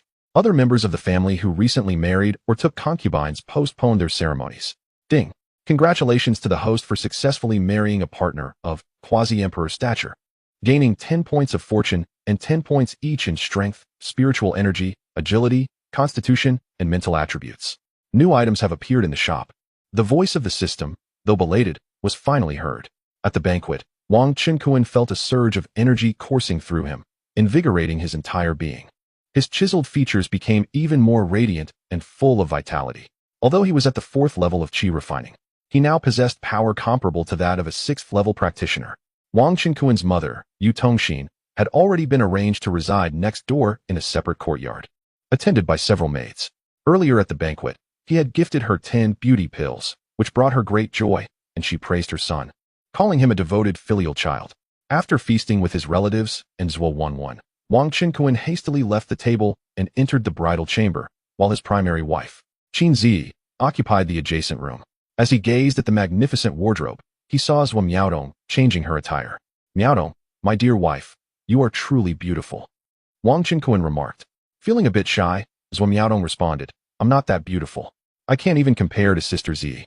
Just moments ago, Qin Zi had been with her, sharing numerous intimate confidences before departing.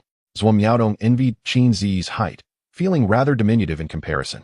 "Miaodong, you possess your own charm." Wang Qinkuan chatted with her for a while, nurturing their bond. As the night deepened, Wang Qinkuan held Zhuo Miaodong's delicate hand, extinguished the light, and they drifted into slumber. 2 days later, Zhuo Miaodong awoke to find that Wang Qinkuan had risen early, meditating and cultivating in the room. "My husband is truly remarkable," she murmured. Wang Qinkuan continued his meditation, undisturbed by her presence. He realized that after spending a delightful night with Zhuo Miaodong, he had broken through another level of cultivation. He now possessed the 5th level of qi refining, his combat prowess rivaling that of a 7th-level practitioner. His avatar, Kuan No. 1, had achieved an even higher realm, reaching the 7th level of qi refining. Clad in supreme magical attire and wielding a long sword, enhanced by several spiritual talismans, its combat power surpassed that of a 9th-level practitioner, nearing the pinnacle of qi refining. Kuan No. 1 had begun slaying formidable beasts in the small world, targeting those at the peak of qi refining. However, it could not confront a horde of such beasts simultaneously and had to lure them one by one for duels. The array of beasts available to him had also expanded, now including white phoenix chick, colorful chicken, white jade pig, water spirit deer, and spotted demon deer. Wang Qinkuan's consciousness briefly surveyed Kuan No. 1 at the illusory cloud steps, discovering it had reached the center of the first cloud platform. The area was dotted with numerous small groves. In the small grove, previously inhabited by the white phoenix chick and the colorful chick, the mythical birds have been systematically eradicated one by one by Kuan. Consequently, the rewards that emerged were superior and more abundant than before. Upon accessing the system's marketplace, Wang Qinkuan discovered 2 new items available for redemption. Death Substitute requires 5 points of luck. When kept on one's person or in the system's space, it conjures a doppelganger to absorb lethal attacks, allowing the original to instantly return to any location previously visited. Emperor Embryo also requires 5 points of luck. It offers a low probability of bestowing an unborn fetus with qualifications surpassing that of a quasi-emperor. Both items appeared quite promising. Wang Qinkuan promptly redeemed a death substitute, placing it within the system's space. This provision assured his safety, enabling him to venture forth with audacity, free from the necessity of caution. Presently, he had only 9 points of usable luck left. Initially, he contemplated redeeming an emperor embryo for his pregnant partner, Qin Zi. However, upon reflection, he realized that the emperor embryo merely offered a low chance of producing a child with quasi-emperor potential, rather than a guaranteed outcome. The uncertainty of a single emperor embryo did not provide sufficient assurance. With his current luck points being scarce, it would be prudent to accumulate more before making such a decision. Furthermore, the aptitude for imperial stature is closely linked to spiritual roots. Even after the child's birth, there would still be means to enhance their innate gifts. He utilized the observational eye, to scrutinize his own status. Name: Wang Qinkuan. Age: 30. Realm: 5th layer of Qi refinement. Usable luck: 9 spiritual roots. Superior gold, medium wood, medium water, medium fire, medium earth. Talent: furnace cauldron. Stature: blue, blue furnace cauldron stature. This blue talent allows for mutual cultivation with one's partner, assisting both in their spiritual advancement. Imperial offspring: none as of yet. Within the system's space, he retained 15 units each of the special essences of wood, water, fire, and earth. Indeed, his usable luck was rather limited. Zaikunzi, aside from marrying and having children, are there other means to acquire luck? Wang Qinkuan inquired of the system. As rewards were contingent upon marrying a partner of imperial stature and bearing offspring of similar potential, the system, affectionately named Chun Go, replied, by vanquishing adversarial children of luck and eradicating nefarious villains, one can also accrue luck points. Thus enlightened, Wang Qinkuan understood that encountering enemies who were children of luck would not be an easy task. Henceforth, he could embark on journeys through the immortal realm, championing justice and eliminating wickedness to earn luck points. Although the method of acquiring additional luck through the strongest ancestor system seemed peculiar, seemingly encouraging benevolence and the rectification of evil, Wang Qinkuan, as a positive and virtuous youth from the previous world of Blue Star, did not harbor any aversion to this notion. After completing his morning ablutions, he bestowed a gentle kiss upon the lovely Miaodong before stepping out of the room. Chapter 16. The request for aid from the Sun Clan in Qingye Town. My dear, you have emerged from the bridal chamber so swiftly. Qin Zi greeted him with a radiant smile, her exquisite attire accentuating her beauty. Yutong Xin, his mother, was also present, overseeing the bustling maids as they prepared the morning meal. Wang Qinkuan called out to his mother before embracing Qin Zi, lifting her playfully as they shared moments of joy. He resolved to shower Qin Zi with affection tonight, ensuring that she would never feel neglected in the future. With her pregnancy, he thought, gentleness would be paramount. Seeing the strong bond between her son and daughter-in-law, Yutong Xin beamed with delight, directing the maids from her comfortable seat. Qin Zi, demonstrating her exceptional innate talent, had already reached the 3rd level of Qi refinement, her progress nearly rivaling that of Wang Qinkuan. Although Yutong Xin possessed only a lower-grade spiritual root, she had advanced from the 5th to the 6th level of Qi refinement since Wang Qinkuan's return, all thanks to the abundant consumption of demon beast meat, which facilitated rapid cultivation. Today, he decided to indulge in a different flavor. From the storage of his avatar, Wang Qinkuan retrieved several demon beast carcasses, including Baifeng chickens, colorful chickens, white jade pigs, water spirit deer, and plum blossom demon deer, placing them on the floor. Most of these beasts were at the later stages of Qi refinement, with several bearing even more superior qualities than those he had previously acquired. Wow, so much demon beast meat, exclaimed Zhuo Miaodong, who had just emerged from the bridal chamber, her wide-eyed wonder making her look adorably innocent. Qin Zi approached her, linking arms, and remarked, I suspect my husband is the wealthiest in the Wang family. You truly made a splendid choice marrying him, Tong Tong. Wang Qinkuan summoned the still-stunned maids to fetch some skilled household servants to handle the preparation of the demon beast meat and to cook. An hour later, fragrant platters of chicken, pork, and deer meat were ready, filling several dishes to the brim. Zhuo Miaodong, a notorious foodie in her family, nearly drooled at the sight. Qin Zi chuckled softly, affectionately ruffling her hair, while Zhuo Miaodong maintained her composure. With a grand gesture, Wang Qinkuan distributed portions of the demon beast meat to the maids and servants, each receiving a bowl. Subsequently, Wang Qinkuan, Qin Zi, Zhuo Miaodong, and Yutong Xin gathered around a low table, indulging in hearty food and drink, savoring the delectable spirit rice that accompanied their feast. Yutong Xin and Qin Zi, both with hearty dispositions, enjoyed sipping on spirit wine. In Yunjiang Xian City, many small families specialized in winemaking, and the Wang family had its own skilled brewers, ensuring a steady supply of fine spirits. Zhuo Miaodong, with no regard for etiquette, seized a succulent leg of deer, gnawing on it with her pearly white teeth, her face smeared with grease. As time flowed swiftly like a gentle stream, for months passed in the blink of an eye. Qin Zi's belly began to show a slight swell. Zhuo Miaodong has also succeeded, carrying a child for 2 months. Wang Qinkuan, at home, revels in the blessings of companionship, embracing those around him. He has shown remarkable restraint and has commenced diligent cultivation. With an ample supply of beast meat and spiritual stones, he swiftly ascended to the 6th layer of Qi refinement, achieving rapid progress in his cultivation journey. His superior spiritual root has enabled him to cultivate at an astonishing speed, far surpassing his previous pseudo-spiritual root. Upon breaking through to the 6th layer of Qi refinement, his spiritual power is now comparable to that of the 8th layer. Successfully mastering the spirit awareness refinement technique, manifesting his spiritual awareness within his sea of consciousness. Concurrently, he has also acquired the sword control technique. These advanced techniques of the later stages of Qi refinement are readily available in the family's scripture repository. Yet Wang Qinquan has chosen to learn the techniques that emerged from his doppelganger in the small world, thanks to the formidable strength of his soul as a transmigrator. The intensity of his spiritual awareness rivals that of a fully realized Qi refinement practitioner. One day, Wang Qinquan was enjoying time with Qin Zi and Zhuo Miaodong at the family training grounds. Observing the diligent practice of spells and combat skills by the younger members of the Wang family. At that moment, he spotted Wang Bingfeng, accompanied by 2 young practitioners at the pinnacle of Qi refinement, seemingly preparing to depart. "Nisel, are you all heading out?" Wang Qinquan inquired as he approached. Wang Bingfeng glanced at Qin Zi and Zhuo Miaodong, who were seated with their visible baby bumps, attended by maidservants, and replied with a smile, "Clan uncle. They are going to Qingye Xinjin to attend to matters regarding the Wang family's spiritual fields. This is a trial set by the family for the younger generation." The 2 young practitioners, Wang Gaojun and Wang Haoqiang, both of whom Wang Qinquan recognized, were present. True to their names, one was tall and handsome, while the other was slightly plump. They were Wang Bingfeng's nephews and enjoyed her favor. "Greetings, 18th uncle." Both displayed their cleverness, bowing respectfully to Wang Qinquan. Both were of superior spiritual roots and had already reached the pinnacle of Qi refinement, despite their similar ages to Wang Qinquan.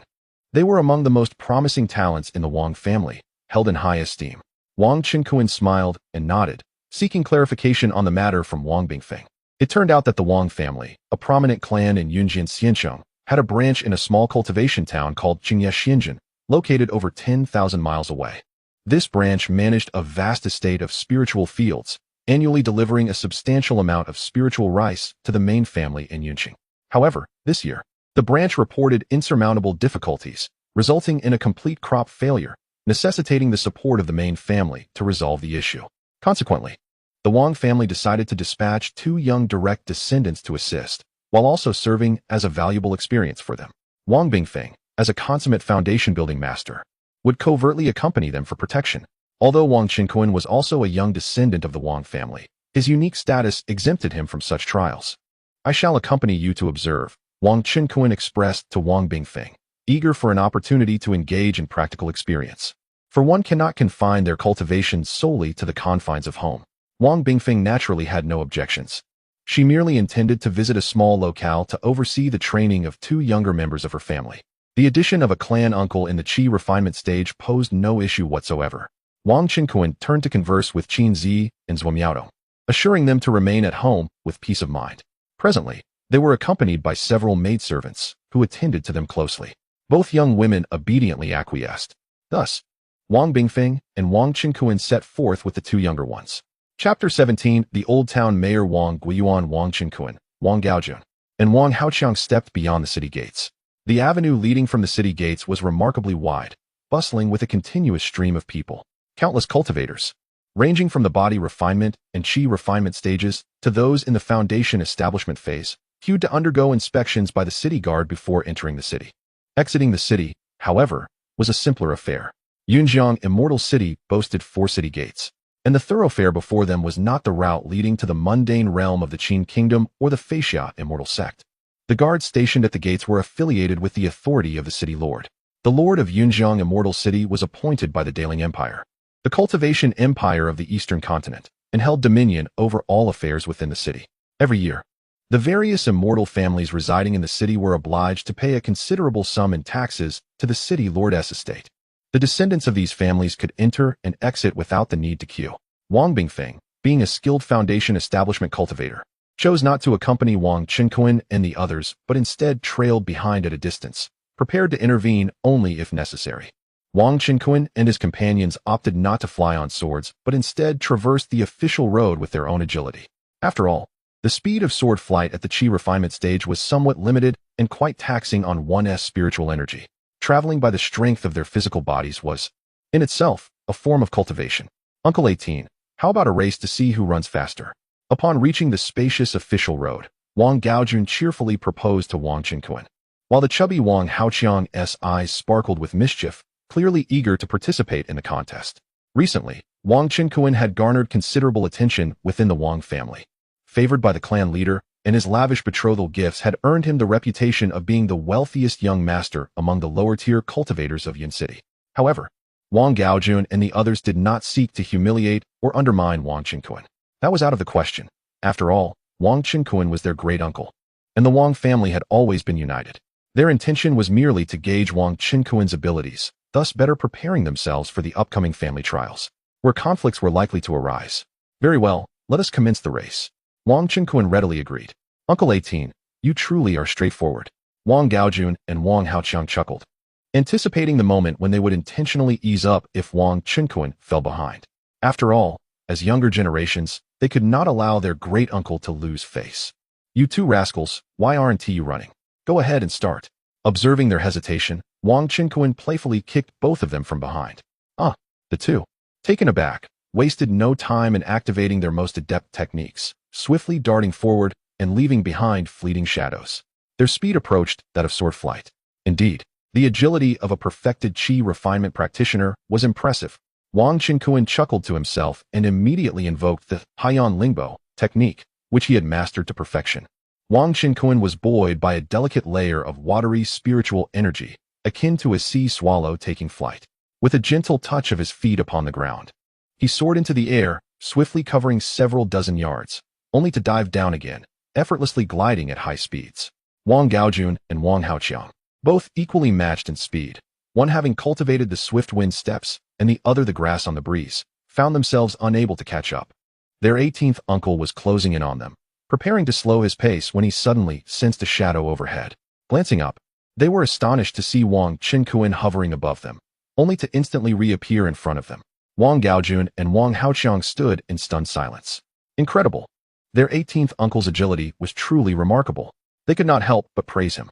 Despite their own formidable cultivation at the peak of qi refinement, they were outpaced by their uncle, who had merely reached the 6th level of qi refinement. Wang Qinkuan recognized that this was due to the advantages of his technique. Although his cultivation was inferior, his sea swallow gliding technique, albeit a first-level skill, was of heavenly quality. In contrast, their techniques were merely of earthly quality, which was commendable in its own right.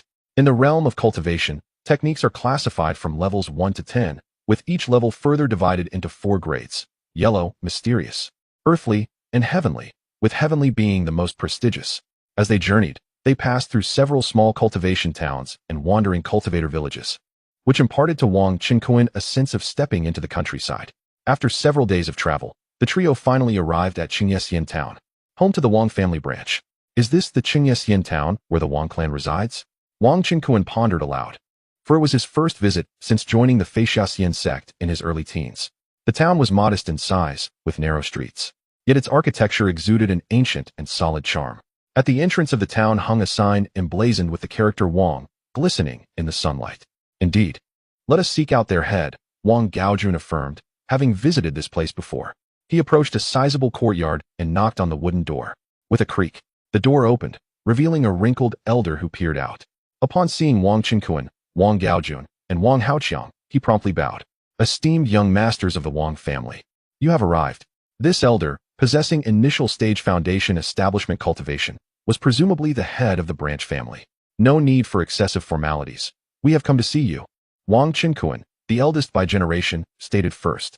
Wang Gaojun then introduced, this is our 18th uncle, Wang Qinkuan. We are Wang Gaojun and Wang Haoqiang. The elder became visibly excited upon hearing this. It is indeed a great honor to receive the visit of the 18th uncle. I have heard that you recently took a concubine, spending over 100,000 spirit stones. To meet you, Wang Guiyuan, the head of this branch family and the town's mayor, feels truly fortunate. At over 200 years of age, he was of the same generation as Wang Jianxing and Wang Bingfeng. Wang Qinkuan chuckled and remarked, it's merely a trifling matter. He had not anticipated that this incident would reach the ears of the branch family members. 18th uncle, along with the 2 gentlemen from the main family, please enter. The old man's eyes sparkled as he stepped aside, gesturing for them to enter. 18th uncle, please come in. Behind the old man, several branch family members also bowed and made a similar gesture of invitation. Wang Qinkuan, accompanied by his brother Wang Gaojun, entered the courtyard, attentively surveying the surroundings. Beneath a pavilion, several stone tables were arranged, adorned with fruits and tea. Inside the pavilion, a grand hall housed a dozen or so cultivators engaged in casual conversation. All of these individuals were at the qi refinement stage. Is the main family here? Upon noticing Wang Qinkuan and his companion's entrance, they all promptly rose to their feet. Once the old man Wang Guiyuan introduced Wang Qinkuan and the others, they respectfully exclaimed, "We welcome the esteemed 18th uncle. The Qingye branch shines brightly with your presence." Wang Qinkuan responded with a smile, and, standing before the members of the branch family, straightforwardly inquired, "What issues have arisen with this year's spiritual fields in Qingye? Why are the rents not being collected?" Prior to their visit, Wang Bingfeng had briefly informed him that the Wang family's spiritual fields in Qingye Xinjiang spanned over 10,000 acres of fertile land, capable of cultivating various spiritual grains and herbs. A single year's harvest could sustain the Wang family's prominent clan in Yunjiang City for over a decade. Any surplus could be sold to the lower-tier cultivators within the city. Of course, each year, the main family only collected a quarter of the branch family's harvest. The remainder was for the branch family's own consumption, with excess available for trade. They could also sell to the main family or other factions to earn spiritual stones, as the members of this branch required a substantial amount for their cultivation. Originally, these spiritual fields were part of the territory surrounding the Luoyun mountain range, all of which had been developed by the Yun City main family. Thus, the collection of rent was entirely reasonable. However, as they traversed the area, Wang Qinkuan and his companions discovered that the spiritual fields belonging to the Wang branch were in disarray, with the exception of a few unripe spiritual rice and herbs. The rest had been ravaged by demonic beasts, resulting in a poor harvest. This outcome left Wang Qinkuan and the others feeling somewhat disheartened. "Hee, 18th uncle, we shall not conceal the truth from you. Recently, our spiritual fields have encountered problems," the old town chief Wang Guiyuan stated. "These troubles are beyond the capacity of our branch to resolve, and we have no choice but to seek assistance from the main family, which is truly unfortunate." His lamentation encapsulated the hardships faced by the branch family. In the hall, the Wang clan members from the small town fell silent, with several female relatives having tears welling in their eyes. The old town chief further explained to Wang Qinkuan that this year, numerous groups of qi refinement stage demonic beasts had emerged near the Luoyun mountain range, just outside Qingye Xinjiang.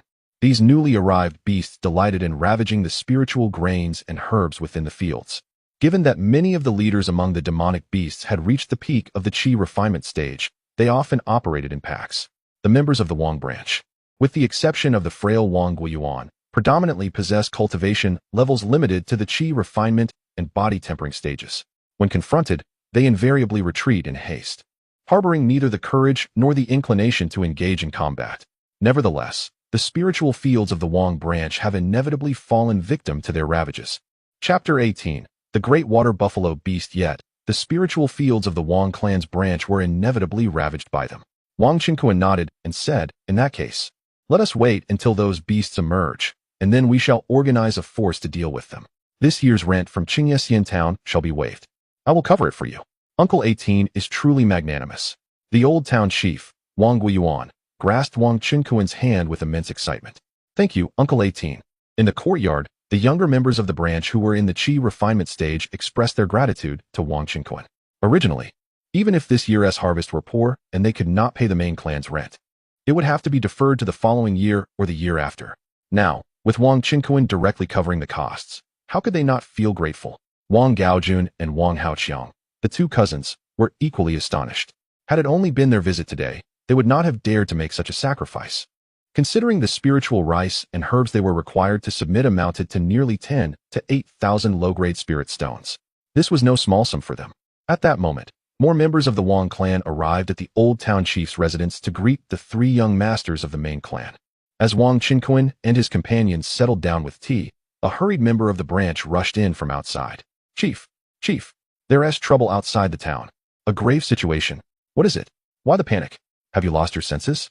Old town chief Wang Guiyuan reprimanded. The member replied quickly, "It's dire. A new horde of beasts has emerged, and their numbers are greater.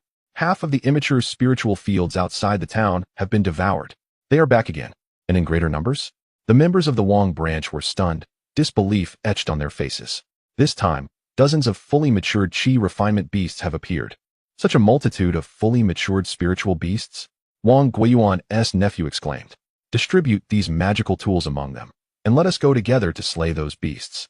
Wang Qinkuan, stirred by a thought, produced a storage bag filled with magical artifacts of various grades, and handed it to Wang Guiyuan. This, my goodness. Hundreds of low-grade artifacts, dozens of medium-grade artifacts, several high-grade artifacts, and even a few supreme artifacts. Wang Guiyuan opened the storage bag, the brilliance of the artifacts nearly blinding his aged eyes. The members of the branch erupted in excitement. Their Uncle 18 from the main clan was truly astonishing. Had he perhaps plundered a large refining shop in Yunjingxian City? They had never imagined such an abundance of magical tools would appear before them. And these artifacts were of considerable value. This Uncle Qinkuan had offered them without a second thought. It was indeed an extravagant generosity.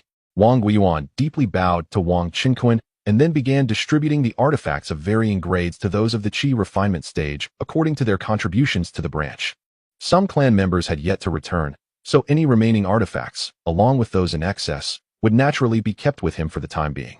The members of these clans, despite their relatively high cultivation levels, struggle against the formidable hordes of demonic beasts primarily due to their lack of quality magical artifacts. Some cultivators at the Qi refinement stage may possess a low-grade magical artifact that they have used throughout their lives, now worn and damaged. Yet they are reluctant to replace it. Similarly, while Wang Guiyuan is equipped with 2 exceptional magical artifacts, they too have suffered some wear. The acquisition of this new batch of artifacts would undoubtedly elevate their combat prowess to a new echelon. Wang Gaojun and Wang Haoqiang, upon witnessing the distribution of these artifacts, could not conceal their envy. Their desire was palpable. It is worth noting that a single exceptional magical artifact is nearly valued at 20,000 spirit stones. Although each of them possesses one such artifact, they do not have any surplus. With a benevolent smile, Wang Qinkuan presented them with 2 sword-shaped exceptional magical artifacts. Much to their delight, and they expressed their heartfelt gratitude to their Uncle Shiba. Moments later, Wang Qinkuan, along with his companions, departed from Qingye town, guided by Wang Guiyuan, and arrived at the outskirts of the village. At this juncture, a gathering of Qi refinement and body-quenching stage cultivators congregated near the spirit fields outside the town. Some wielded large sabers, others donned leather armor, while a few held bows and arrows. These individuals comprised members of the Wang clan, as well as their vassal cultivators. The Wang clan does maintain a considerable number of scattered cultivators and vassals, yet most are located to the west of the town, while the spirit fields to the north are cultivated solely by them. Some of these scattered cultivators have established their own small families at the Qi refinement stage, renting spirit fields from the Wang family, while others have joined the Wang clan through marriage. Behind these cultivators, a group of individuals, visibly injured and in disarray, appeared exceedingly weary. They remained vigilant, keeping a watchful eye on the demonic beasts surrounding the spirit fields, while cautiously surveying their surroundings. Upon Wang Qinkuan's arrival, he noticed that within the spirit fields lay over 20 massive wild bull demonic beasts, all at the peak of the Qi refinement stage. These formidable bulls seemed well-fed and were sprawled languidly in the waterlogged areas of the fields, lazily flicking their tails. Alongside these bulls, a number of lower-tier wild bulls and their calves grazed greedily on the spirit rice and medicinal herbs. These were indeed colossal water buffalo. Wang Qinkuan scanned the vicinity of the spirit fields and observed several members of the Wang clan lying nearby. Fortunately, all were at the 9th level of Qi refinement or at the peak stage, having sustained severe injuries but still clinging to life, likely having been recently gored by the ferocious bulls. At this moment, the group approached cautiously, endeavoring to lift the injured individuals without alarming the beasts. In addition to the wild bulls, a substantial herd of wild boar demons was seen ravaging the spirit fields in the distance. Most of these wild boars were also at the later stages of Qi refinement, leading a few of their weaker kin and piglets as they feasted upon the crops. Observing this scene, Wang Qinkuan furrowed his brow slightly. Wild boars were certainly more manageable foes. Wang Guiyuan has commanded the skilled members of the surrounding branches to dispatch personnel to drive away and encircle the wild boar demon beasts. The wild buffalo demon beasts, at the peak of Qi refinement, are notoriously challenging due to their thick hides and robust flesh, making them formidable opponents for the branch members. Although Wang Guiyuan is in the early stages of foundation establishment and possesses the ability to slay Qi refinement masters, his advanced age has diminished his internal magical power from its former peak. His resources are limited. Thus, he has opted to seek assistance from the main clan. Furthermore, the demonic beasts causing havoc in Qingye Xinjin are not merely these creatures. At that moment, a formidable water buffalo demon beast, exuding a fierce aura, rose up. Upon spotting Wang Qinkuan and his companions ahead, it immediately displayed a menacing expression and let out a deafening roar as it charged towards Wang Qinkuan. Watch out, 18th uncle. Quickly evade. 18th uncle. I will intercept it. Several chi refinement masters from the branches rushed forward, hoping to halt the rampaging water buffalo demon. However, against the robust beast, they were utterly inadequate, being sent flying in an instant, crashing to the ground and spewing blood. Witnessing this scene, Wang Qinkuan could not help but shake his head. These individuals are merely low-level spiritual cultivators in the realm of immortality, lacking combat prowess and being far too weak to stop the water buffalo demon. A thought crossed Wang Qinkuan's mind. His clone, Kuan No. 1, who was currently engaging in combat with demon beasts in the small world, immediately heard Wang Qinkuan's voice resounding in his mind. Kuan No. 1, I require your passive talent, cultivation sharing, to temporarily transfer half of your cultivation to me. Be cautious. Understood, Master, replied Kuan No. 1 without hesitation. Kuan No. 1 had already ascended to the peak of chi refinement, possessing true combat strength comparable to that of a half-step foundation cultivator. He had swept through all chi refinement demon beasts on the first Yunji continent. However, the clone is bound by a limitation. Its cultivation cannot exceed that of the main body. At present, it can only remain at the chi refinement stage unless Wang Qinkuan breaks through to foundation establishment. The passive talent, cultivation sharing, was inherent to the clone upon its creation, allowing it to share its cultivation with the main body. Currently, Wang Qinkuan's cultivation stood at the 6th level of chi refinement, equating his combat strength to that of an 8th level cultivator. This was still insufficient against the peak chi refinement demon beasts, necessitating the borrowing of his clone's power. With a hum, Wang Qinkuan activated the cultivation sharing ability of his clone, channeling a tremendous surge of energy that propelled him to the 9th level of chi refinement. Coupled with hidden attribute enhancements, his actual combat strength surpassed that of the peak chi refinement level. Stand aside, Wang Qinkuan commanded the branch members. Turning to Wang Gaojun and Wang Haoxiang, let us three attack together and slay this beast. Agreed. Wang Gaojun and Wang Haoxiang nodded in unison. With a resounding boom, Wang Qinkuan struck first, delivering a powerful punch that collided with the water buffalo demon's head, causing it to stagger, dazed, and spinning in place. Wang Gaojun, momentarily stunned by the formidable prowess of Uncle Qinkuan, swiftly brandished his exquisite sword, seizing the opportunity to strike the back of the wild buffalo. The mighty beast was grazed, leaving a faint crimson mark upon its hide, causing it to falter for an instant. Mastering the sword technique, Wang Hao fervently propelled his exceptional flying sword, which transformed into a hazy beam of yellow light, cleaving towards the great water buffalo. However, the trio's combined assaults failed to inflict significant damage upon the creature, underscoring the remarkable resilience of this formidable beast. It was evident that this was a water buffalo demon on the verge of advancing to the foundation establishment stage. Chapter 19. The young man in black before them stood a formidable water buffalo demon beast, on the verge of advancing to the foundation establishment stage. Seizing the opportunity, Wang Qinkuan unleashed a powerful palm strike, landing squarely on the beast's abdomen.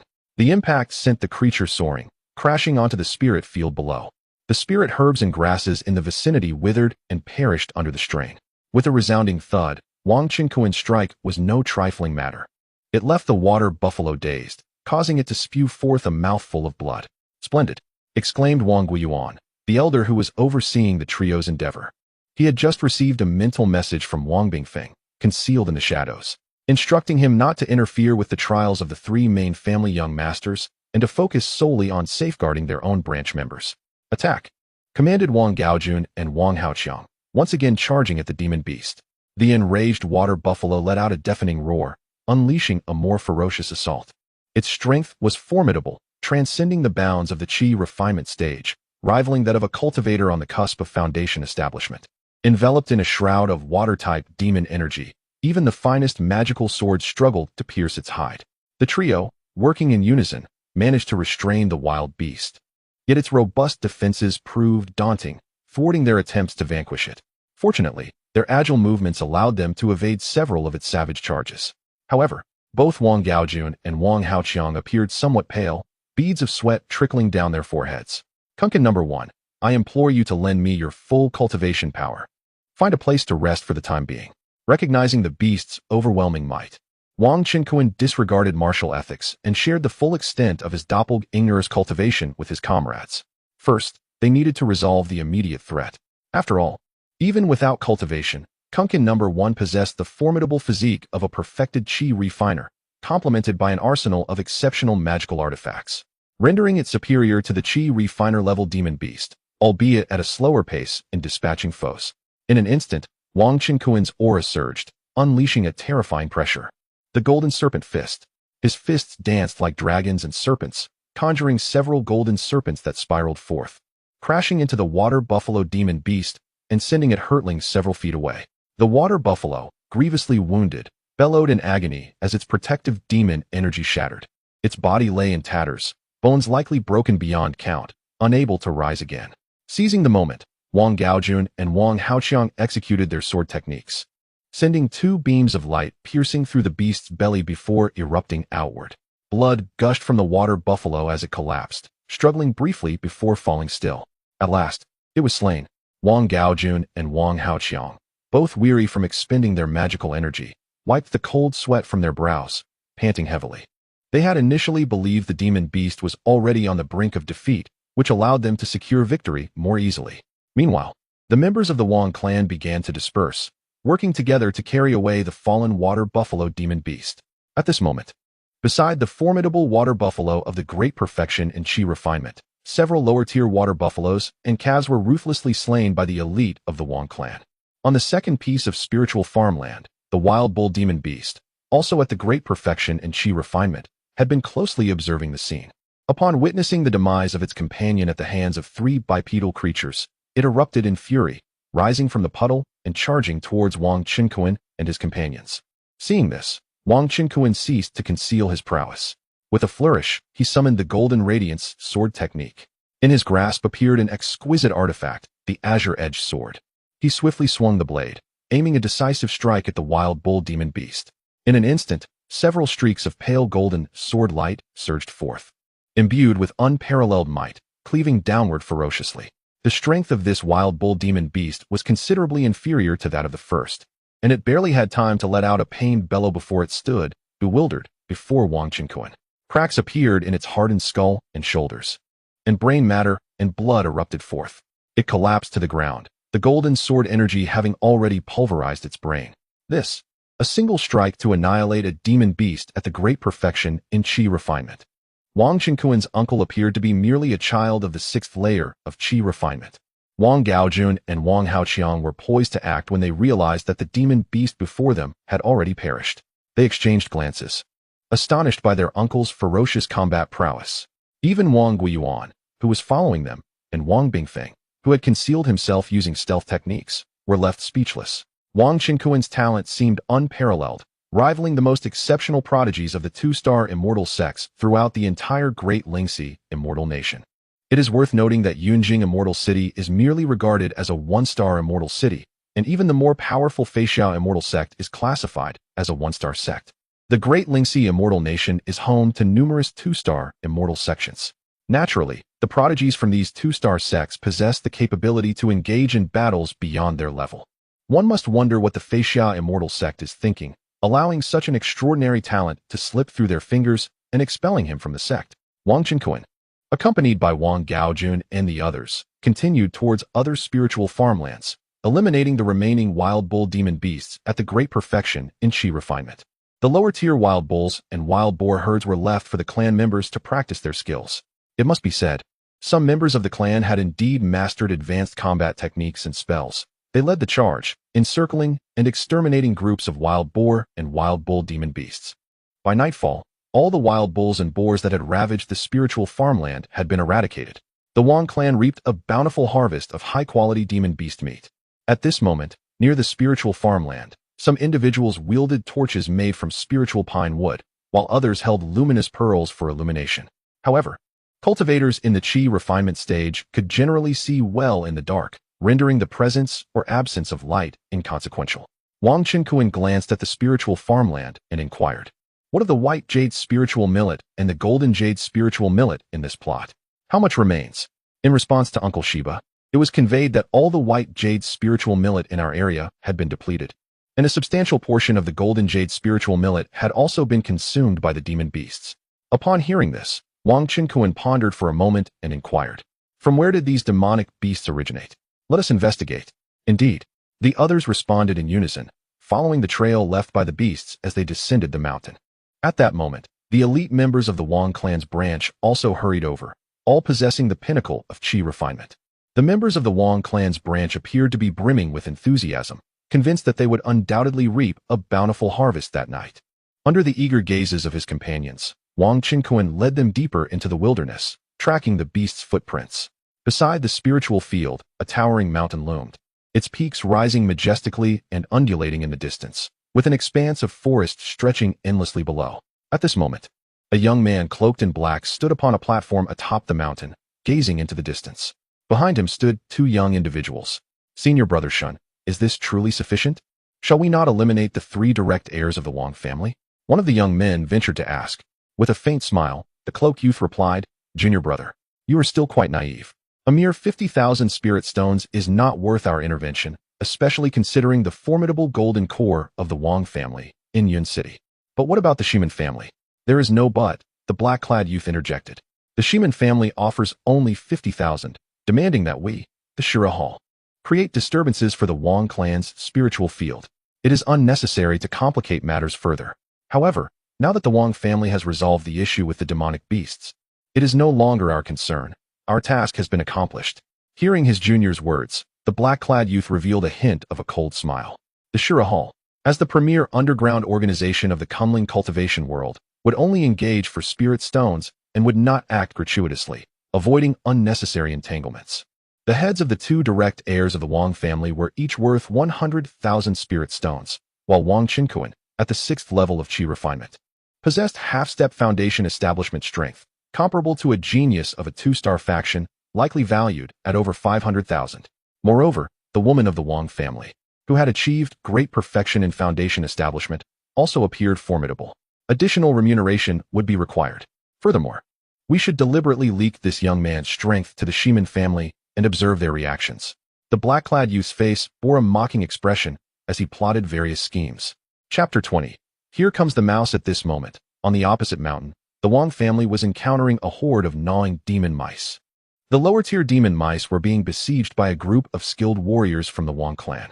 Wang Qinkuan and his companions were specifically targeting the largest of the demon mice. These gnawing demon mice preferred to remain hidden during the day and emerged at night. They were on the verge of descending the mountain to wreak havoc on the spirit fields when they unexpectedly crossed paths with their adversaries. A demon mouse, the size of a small pig and possessing the strength of a half-step foundation establishment, was cornered by Wang Qinkuan and his allies. It screeched in fury and lunged at them in a frenzy. The teeth of these demon mice were exceedingly sharp, capable of damaging magical artifacts. Startled, Wang Gaojun and Wang Haoqiang quickly dodged. However, the speed of the gnawing demon mouse was astonishing, and it swiftly appeared before them. Wang Gaojun and Wang Haoqiang, positioned on either side, executed their sword techniques to flank the demon mouse. Yet, the fur of this creature was remarkably resilient, allowing it to withstand several blows with minimal damage. At that moment, the demon mouse opened its mouth and unleashed a fireball the size of a basketball. The intense heat surged forward, causing the surrounding trees to emit sizzling steam. The power of this attack was evidently greater than that of a fireball technique released by a perfected qi refinement practitioner. Although both Wang Gaojun and Wang Haoqiang had reached the pinnacle of qi refinement, they would still sustain injuries if caught in the explosion. Observing the battle from a distance, Wang Qinkuan remained calm and resolute. In a flash, he appeared beside Wang Haoqiang, crossing his arms to shield himself. A tremendous surge of spiritual energy erupted forth, effectively blocking the fireball. With a resounding boom, the fireball detonated, unleashing a blinding blaze. Yet, under the immense force, Wang Qinkuan remained unperturbed, not even singeing his robe. In contrast, Wang Gaojun and Wang Haoqiang stumbled back several paces, in a state of disarray. Mouse, your demise is imminent, Wang Qinkuan bellowed, employing the sea swallow's wave technique as he stepped into the void and charged at the demon mouse. Although this gnawing demon mouse was slightly more formidable than the half-step foundation establishment giant water buffalo, primarily due to its agility and proficiency in long-range magical techniques, it posed little threat to Wang Qinkuan. Golden Radiance sword technique. With his azure blade in hand, Wang Qinkuan unleashed a series of sharp, pale golden sword lights that sliced through the air. The half-step foundation establishment demon mouse stood no chance against him and quickly found itself battered and on the verge of collapse. Its bones had fractured in multiple places. and its flesh was a gruesome sight. With a powerful strike from a distance, Wang Qinkuan aimed to end the demon mouse's life. Wang Gaojun and the others watched in awe as Wang Qinkuan displayed his extraordinary prowess, unable to refrain from applauding. Uncle 18 is indeed a remarkable being. In such a short span, he has managed to slay this large mouse. Ha, merely child's play. Wang Qinkuan chuckled. The members of the Wang clan swiftly eradicated the remaining gnawing demon mice. Just then, a violent rumble echoed from afar, the sound of a great tree being shattered. The members of the Wang clan gazed into the distance, where a colossal serpent, approximately 30 to 40 feet long, was racing towards them with a fearsome hiss. The flora and trees along its path were uprooted and shattered, with soil cascading down, presenting a truly magnificent spectacle. Hiss, such a massive python. Another beast at the threshold of Foundation establishment. The onlookers could not help but gasp in trepidation. This is a 7-step serpent, known for its potent venom. We must tread carefully to avoid its bite. At that moment, Wang Gaojun and Wang Haoqiang found themselves pressured by the imposing aura of the 7-step serpent. Their faces paling slightly. However, they did not flee. After all, behind them were the more vulnerable members of the Wang clan. It's merely a large snack. Let us slay it, Wang Qinkuan remarked nonchalantly. Exchanging a resolute glance, Wang Gaojun and Wang Haoqiang simultaneously raised their long swords and charged at the massive python. Being elite descendants of the prominent Wang family, their strength was not to be underestimated. Fireball technique, water arrow technique, sword control technique, thorn entanglement. Their attacks grew increasingly ferocious. Bang, bang. The giant python, being a formidable beast at the threshold of Foundation establishment, withstood their combined assault. It let out a pained hiss, its scales marred with deep gashes, blood oozing profusely, a sight both shocking and gruesome. Uncle 18, this serpent is barely holding on. If we muster a little more effort, we shall surely vanquish it. Excellent. Wang Qinkuan chuckled lightly. This serpent is just the perfect opportunity for us to hone our skills. The descendants of the cultivation families lack practical combat experience compared to those from the sections. Had it been two equally skilled disciples from the sect, this serpent would have been dispatched effortlessly. Just then, the colossal serpent suddenly swung its head and charged towards Wang Haoqiang. The stout Wang Haoqiang was taken aback and hastily retreated. Bang! Wang Qinkuan intervened, delivering a powerful punch to the serpent's head, causing it to reel, dazed and weakened. Following swiftly, he unleashed a lightning-fast sword strike aimed at the serpent's neck. With a splatter of blood, the giant serpent's head was severed, its body convulsing in agony for a moment before ceasing all movement. Wang Gaojun, Wang Haoqiang, and the others stood in stunned silence. Incredible. My goodness, such resilient scales. Yet Uncle 18 dispatched it so effortlessly. Wang Qinkuan smiled with pride. Although my cultivation has not progressed significantly over the years, I have amassed considerable experience. Wang Haoqiang and Wang Gaojun gazed at him with admiration. So impressive. Before long, the group ventured deeper into the mountains. They entered a valley teeming with various beasts. Yet in a single night, Wang Qinkuan, along with the others from the Wang branch, had eradicated them all. Although others cannot compare to Wang Qinkuan. Among the practitioners of the Qi refinement stage, he is already considered a top-tier existence. The following morning, feeling somewhat fatigued, the group consumed the Qi refinement pills provided by Wang Qinkuan and rested in place to restore their spiritual energy. After half an hour, Wang Qinkuan surveyed the surroundings of the valley and announced, "The beasts here have been dealt with. Let us venture deeper to the east." Nodding in agreement, the group followed Wang Qinkuan into the eastern region. 2 days later, Wang Qinkuan and his companions had finally eradicated all the Qi refinement stage beasts in the nearby wild mountains and hills. They discovered a small grove where a palm-sized juvenile rodent was playing. "Is that a treasure-seeking mouse?" exclaimed Wang Gaojun and the stout Wang Haoqiang, seemingly recognizing it with astonishment. This juvenile treasure-seeking mouse bore a resemblance to both a squirrel and a hamster, embodying characteristics of the two. It sported a fluffy little tail, its fur glistening, and it possessed a pair of sparkling little eyes that were utterly adorable. Its strength was merely at the initial stage of Qi refinement, and it appeared to harbor no hostility towards humans, not fleeing upon seeing the group. Wang Qinkuan activated his system-enhanced observation eye, Kongming mouse, a variant of the treasure-seeking mouse.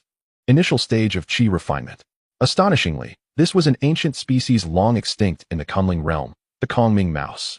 Legends spoke of this beast being capable of traversing various peculiar spaces in search of treasures, effortlessly bypassing formations and barriers. Its combat prowess was also remarkable, capable of employing unique spatial talents. It was infinitely superior to an ordinary treasure-seeking mouse. What a splendid pet this would make. The only downside was its enormous appetite and formidable teeth. It favored consuming spirit stones, elixirs, spiritual grains, spiritual fruits, and all manner of treasures rich in spiritual energy. Most practitioners would find it difficult to afford such a companion. Wang Qinkuan retrieved a vial of qi refinement pills and tossed it before the mouse. The clever little creature, with its paws, seized the vial containing the pills and, with a sharp bite, shattered it. It devoured the qi refinement pills with the speed of munching on fried beans. What a sharp-toothed little rodent. Ha! Such an adorable little mouse. I shall take you in. Follow your brother, and you shall not be treated poorly. Wang Qinkuan laughed heartily, reaching out to scoop the Kongming mouse into his embrace. Squeak, squeak. The juvenile Kongming mouse, upon witnessing this, dared not misbehave and obediently nestled within Wang Qinkuan's arms. Oh, this treasure-seeking mouse is surprisingly intelligent, Wang Gaoju noted, his eyes lighting up at the sight. He stepped forward to tease it, asking, "Little fellow, what is your name?" The Kongming mouse squeaked a couple of times in response. "Do not be afraid. What is your name? How about I give you a gift?" Upon hearing this, the little creature promptly shook its head, indicating it did not want one. It was no fool. Observing Wang Gaojuan's sparkling eyes, it sensed his ulterior motives and was not easily deceived. With a soft chuckle, Wang Qinkuan realized that this ethereal mouse had recognized him and would no longer be easily deceived by others. He took out a spirit fruit and offered it to the creature. "Ha ha, such an intelligent little being. I shall name you Shu Shu." The mouse, nibbling on the spirit fruit, responded with excited squeaks, clearly delighted with its new name. Its intellect was indeed remarkably high. "Here I come, Shu Shu," Wang Qinkuan remarked, amused by the little fellow's understanding. "Congratulations, Uncle Shiba, on acquiring a spirit companion." Wang Haoqiang and Wang Gaojun looked on with envy, each producing a spirit fruit to offer to Shu Shu. Chapter 21. Following Uncle's advice, let us engage in matchmaking upon receiving the spiritual fruit. Shu Shu swiftly darted to Wang Qinkuan's shoulder, eagerly grasping the fruit with its mouth and beginning to gnaw on it. The other members of the branch clan approached to offer their congratulations. "Haha, this spirit pet and I share a bond. I shall graciously accept it, dear uncle." With a grand gesture, Wang Qinkuan produced a storage bag from his hand, which contained a fortune of over 100,000 low-grade spirit stones, an abundance of spirit talismans, medicinal pills, cultivation techniques, and various magical artifacts. "Let those who witness partake. Please divide these among yourselves." The members of the branch clan repeatedly declined. But under Wang Qinkuan's subtle urging, Wang Gaojun took the storage bag and began to distribute the contents. Excluding Wang Qinkuan, there were 37 individuals present, all at the late stage of qi refinement, having achieved a consummate level of cultivation. Each person received items valued at approximately 10,000 spirit stones. For them, this constituted a substantial resource for their cultivation. After all, the numerous beast carcasses they had harvested from slaying monsters over the past few days were to be handed over to the branch clan's patriarch, Wang Guiyuan, for redistribution. However, the items worth over 10,000 spirit stones were a personal gift from their uncle and did not require submission. A gift from an elder is not to be refused. Wang Gaojun and Wang Haodong also received a share. Though they were direct descendants of the main clan, they had yet to contribute significantly to the family, and their finances were not particularly abundant. Hence, any additional cultivation resources were greatly welcomed. In the distance, Wang Bingfeng observed this scene with quiet satisfaction, nodding in approval. Her 18th uncle was indeed meticulous and reliable in his dealings. Although Wang Qinkuan held a higher status than her, he had been a figure she watched grow up. Thus, she subconsciously regarded him as part of the younger generation alongside Wang Gaojun and the others. Wang Qinkuan had returned the cultivation level of his avatar to him, reverting to a mere 6th level of qi refinement. The speed at which Kuan number 1 dispatched monsters increased once more, as he had now entered the 2nd cloud-tier miniature world for training. The beasts here were more ferocious, yielding more and superior items. Ding! Congratulations to the host for successfully taming a rare imperial spirit pet. This spirit pet is now bound to you, and shall remain forever loyal, granting you 20 points of fortune, along with 20 points each in strength, spiritual power, agility, constitution, and mental attributes. The voice of the system, Brother Chun, arrived, albeit belatedly. What? Taming a rare imperial spirit pet yields rewards as well? This reward is equivalent to that of marrying Qin Zi.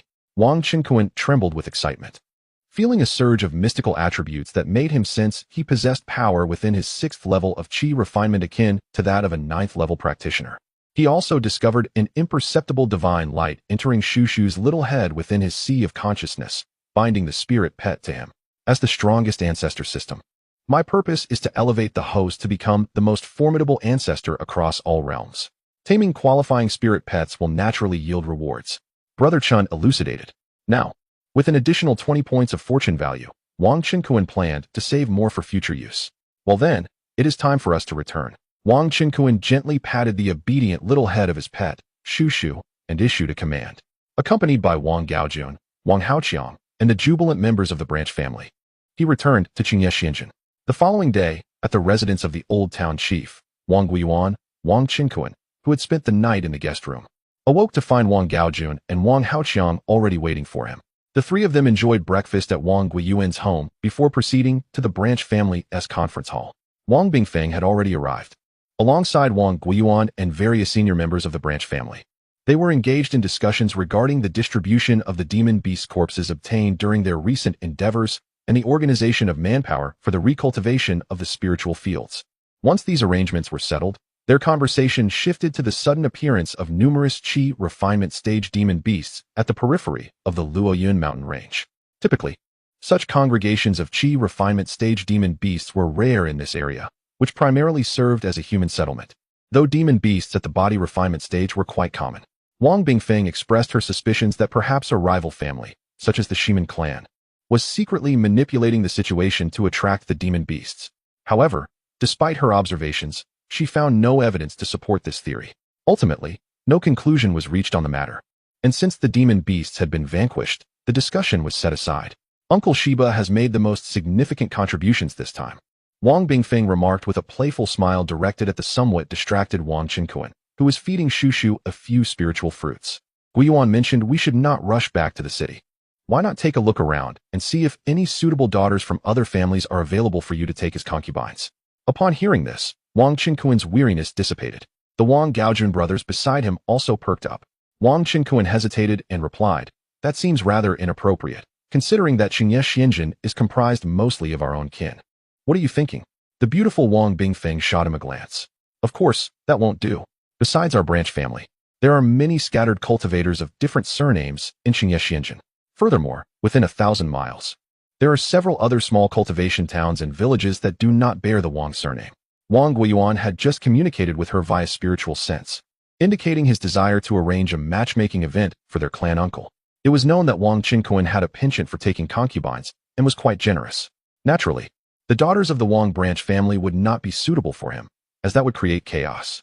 However, Qingye was not solely inhabited by the Wang family. There were numerous smaller families and scattered cultivators who depended on the Wang family.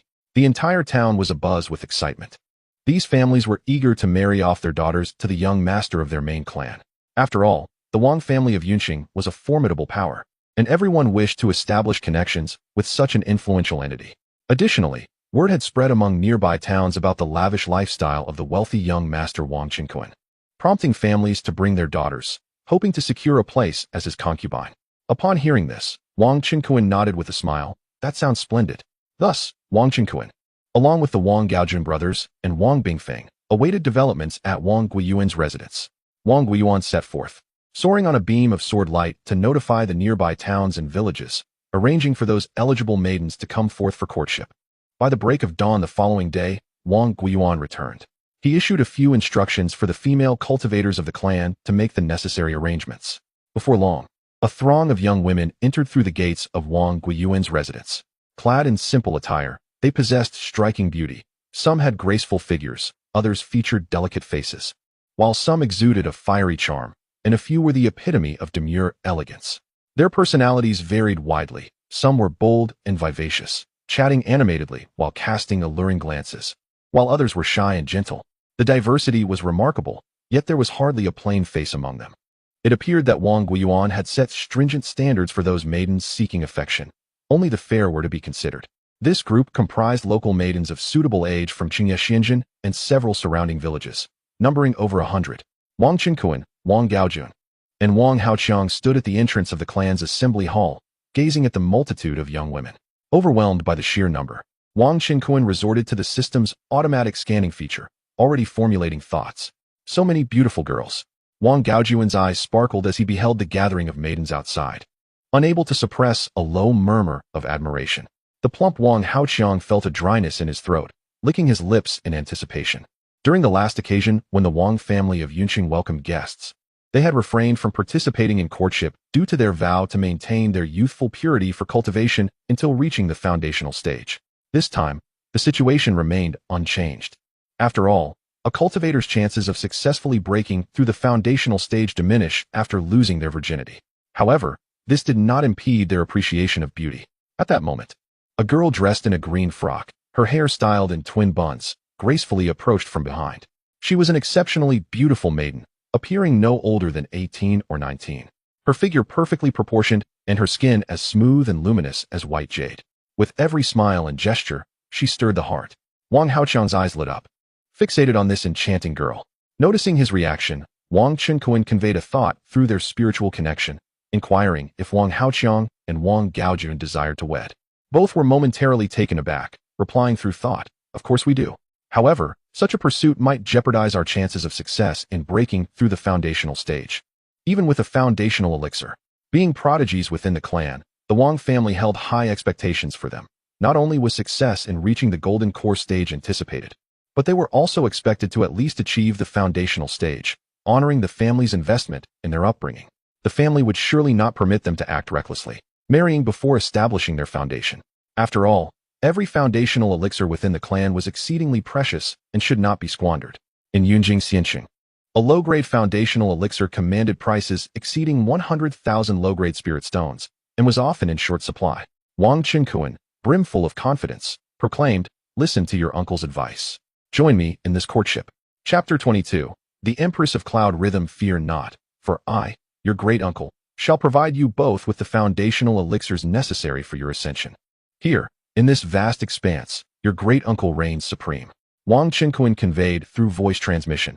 As for your ice maple aunt, I shall discuss this matter with her shortly. Kuan number 1 has already begun to yield foundational elixirs, after slaying a half-step foundational beast in the second cloud stage realm, albeit with a rather low drop rate. Wang Gaojun and Wang Haoguan exchanged looks of astonishment and delight, as men who had reached the age of 30. Who among them did not yearn for a wife and children?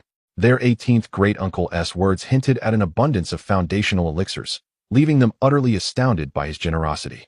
With Wang Qinkuan's assurance, Wang Gaojun and Wang Haoguan found themselves contemplating the prospect of courtship. Their gazes turned toward the young and beautiful maidens present, their expressions gradually becoming more suggestive.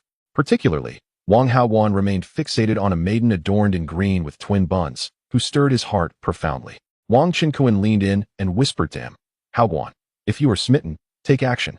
He then turned to Wang Bingfeng, who stood behind him, and quietly shared this development. Wang Bingfeng nodded in surprise, yet she was not one to adhere strictly to convention.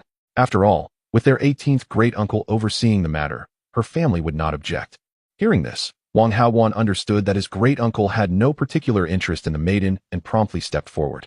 Approaching her, he inquired, "Milady, may I ask which family you hail from? Who resides in your household? I wish to take you as my wife." The lady, named Suzy Wei, belonged to a modest family in the town. Wang Qinkuan discerned that she possessed superior spiritual roots and commendable aptitude, though it fell short of the system's criteria. Suzy Wei, noticing Wang Haoguan's demeanor, felt her cheeks flush as she softly replied, "There is no need for such formality, my lord. I am the legitimate daughter of the Su family in town, named Suzy Wei."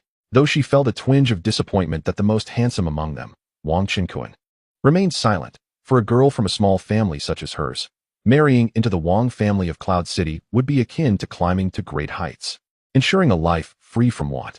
Furthermore, Wang Haoguan was still quite youthful and not an unattractive elder.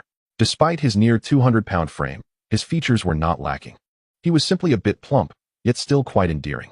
"Oh, so you are the esteemed Miss Suzy Wei," Wang Haoguan remarked, nodding. "Would you consent to this union?" "I would," Suzy Wei replied shyly. Upon hearing her response, Wang Haoguan's countenance transformed into one of uncontainable joy. He had feared that, standing beside the dashing Uncle Qinkuan and the handsome cousin Gaojun, his own rotund appearance would deter her acceptance. He turned to Wang Qinkuan with excitement, exclaiming, "18th uncle, you are indeed my lucky star." "Excellent," Wang Qinkuan affirmed with a nod. "You shall take Suzy Wei and the senior members of your branch to her home to discuss the marriage arrangements.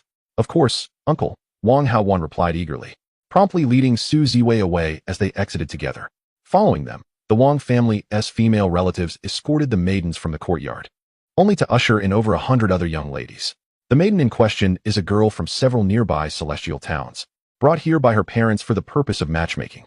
Upon employing the eye of observation, Wang Qinquan was unable to find a suitable match, which speaks volumes about the lofty standards set by the system for partners. Among the young women present, one donned a gown of azure blue. Her complexion was fair, her skin translucent like fine porcelain, and her enchanting eyes radiated warmth and grace, exuding a gentle and delicate charm.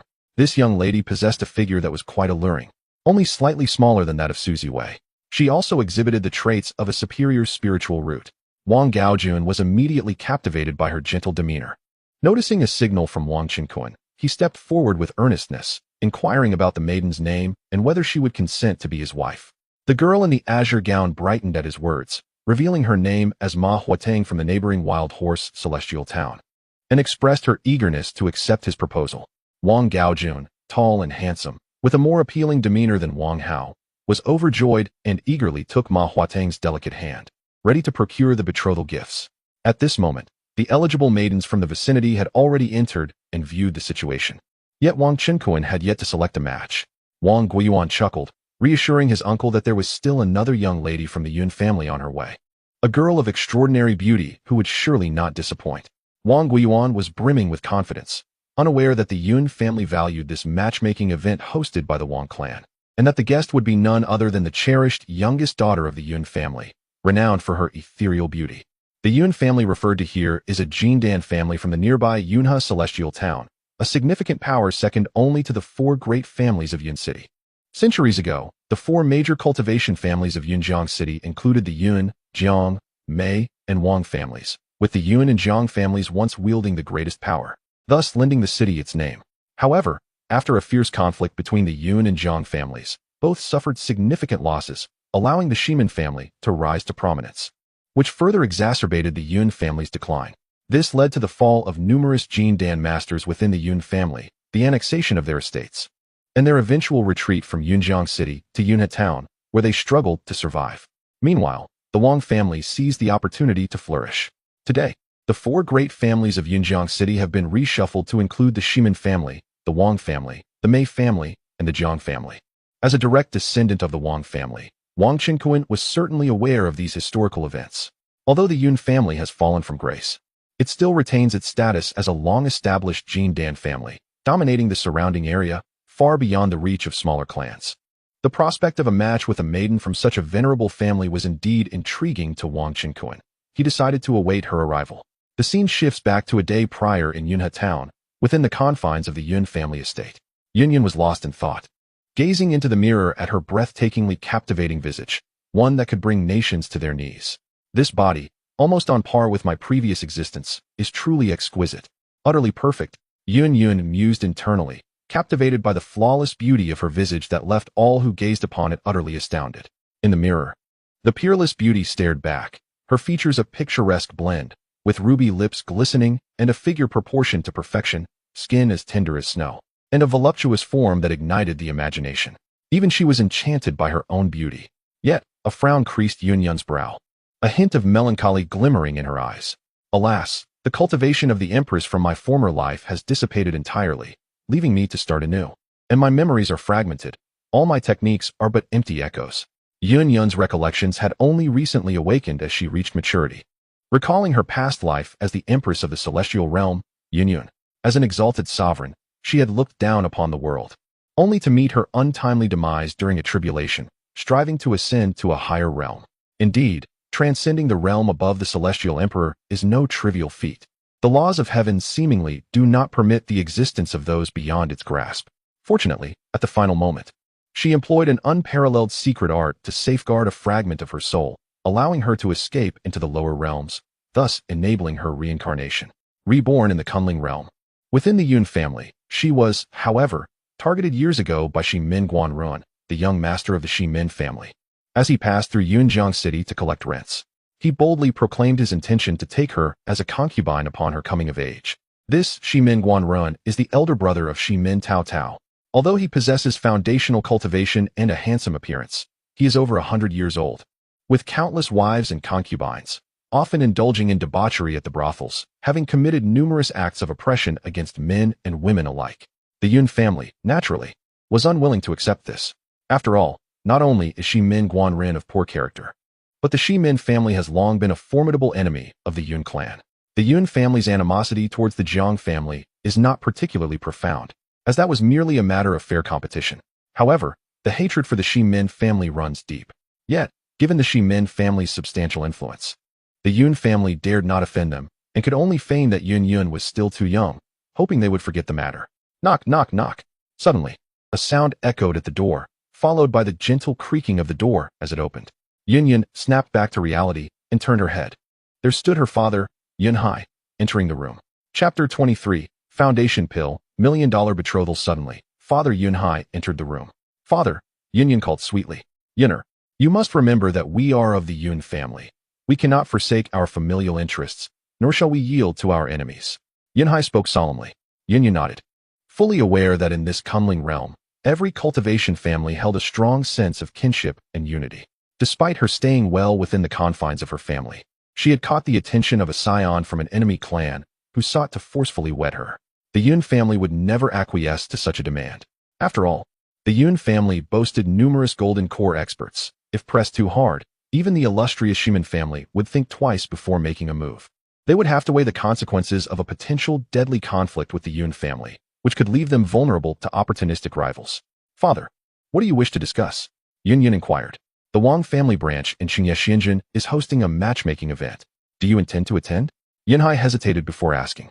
He felt a pang of reluctance. Had it not been for the matter concerning Shimin Guanren, he would not have been so eager to marry off his precious daughter. The Wang family branch.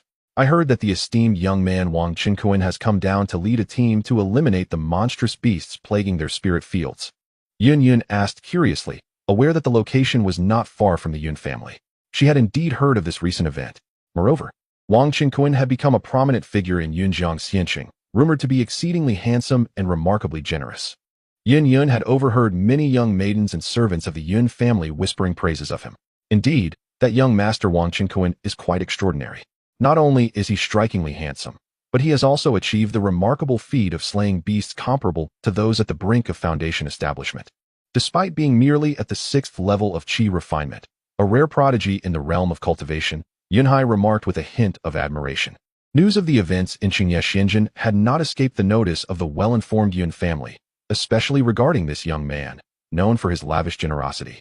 Furthermore, the Wang family recently thwarted a business attack from the Shimin family, indicating their strength surpassed the Shimin family's expectations. If you were to marry into the Wang family, it could forge a powerful alliance that might rejuvenate our Yun clan. Yun Hai expressed his strong approval of Wang Qinkuan, wishing fervently that his daughter could become his bride. Rumors circulating in Yun City suggested that Wang Qinkuan had been expelled from the Feixia Xinzong at the age of 30 for being deemed a waste, only at the 3rd level of Qi refinement. However, he had swiftly advanced to the 6th level, proving he was anything but a failure. It is important to note that within the world of cultivation, spiritual roots are not the sole criterion for potential.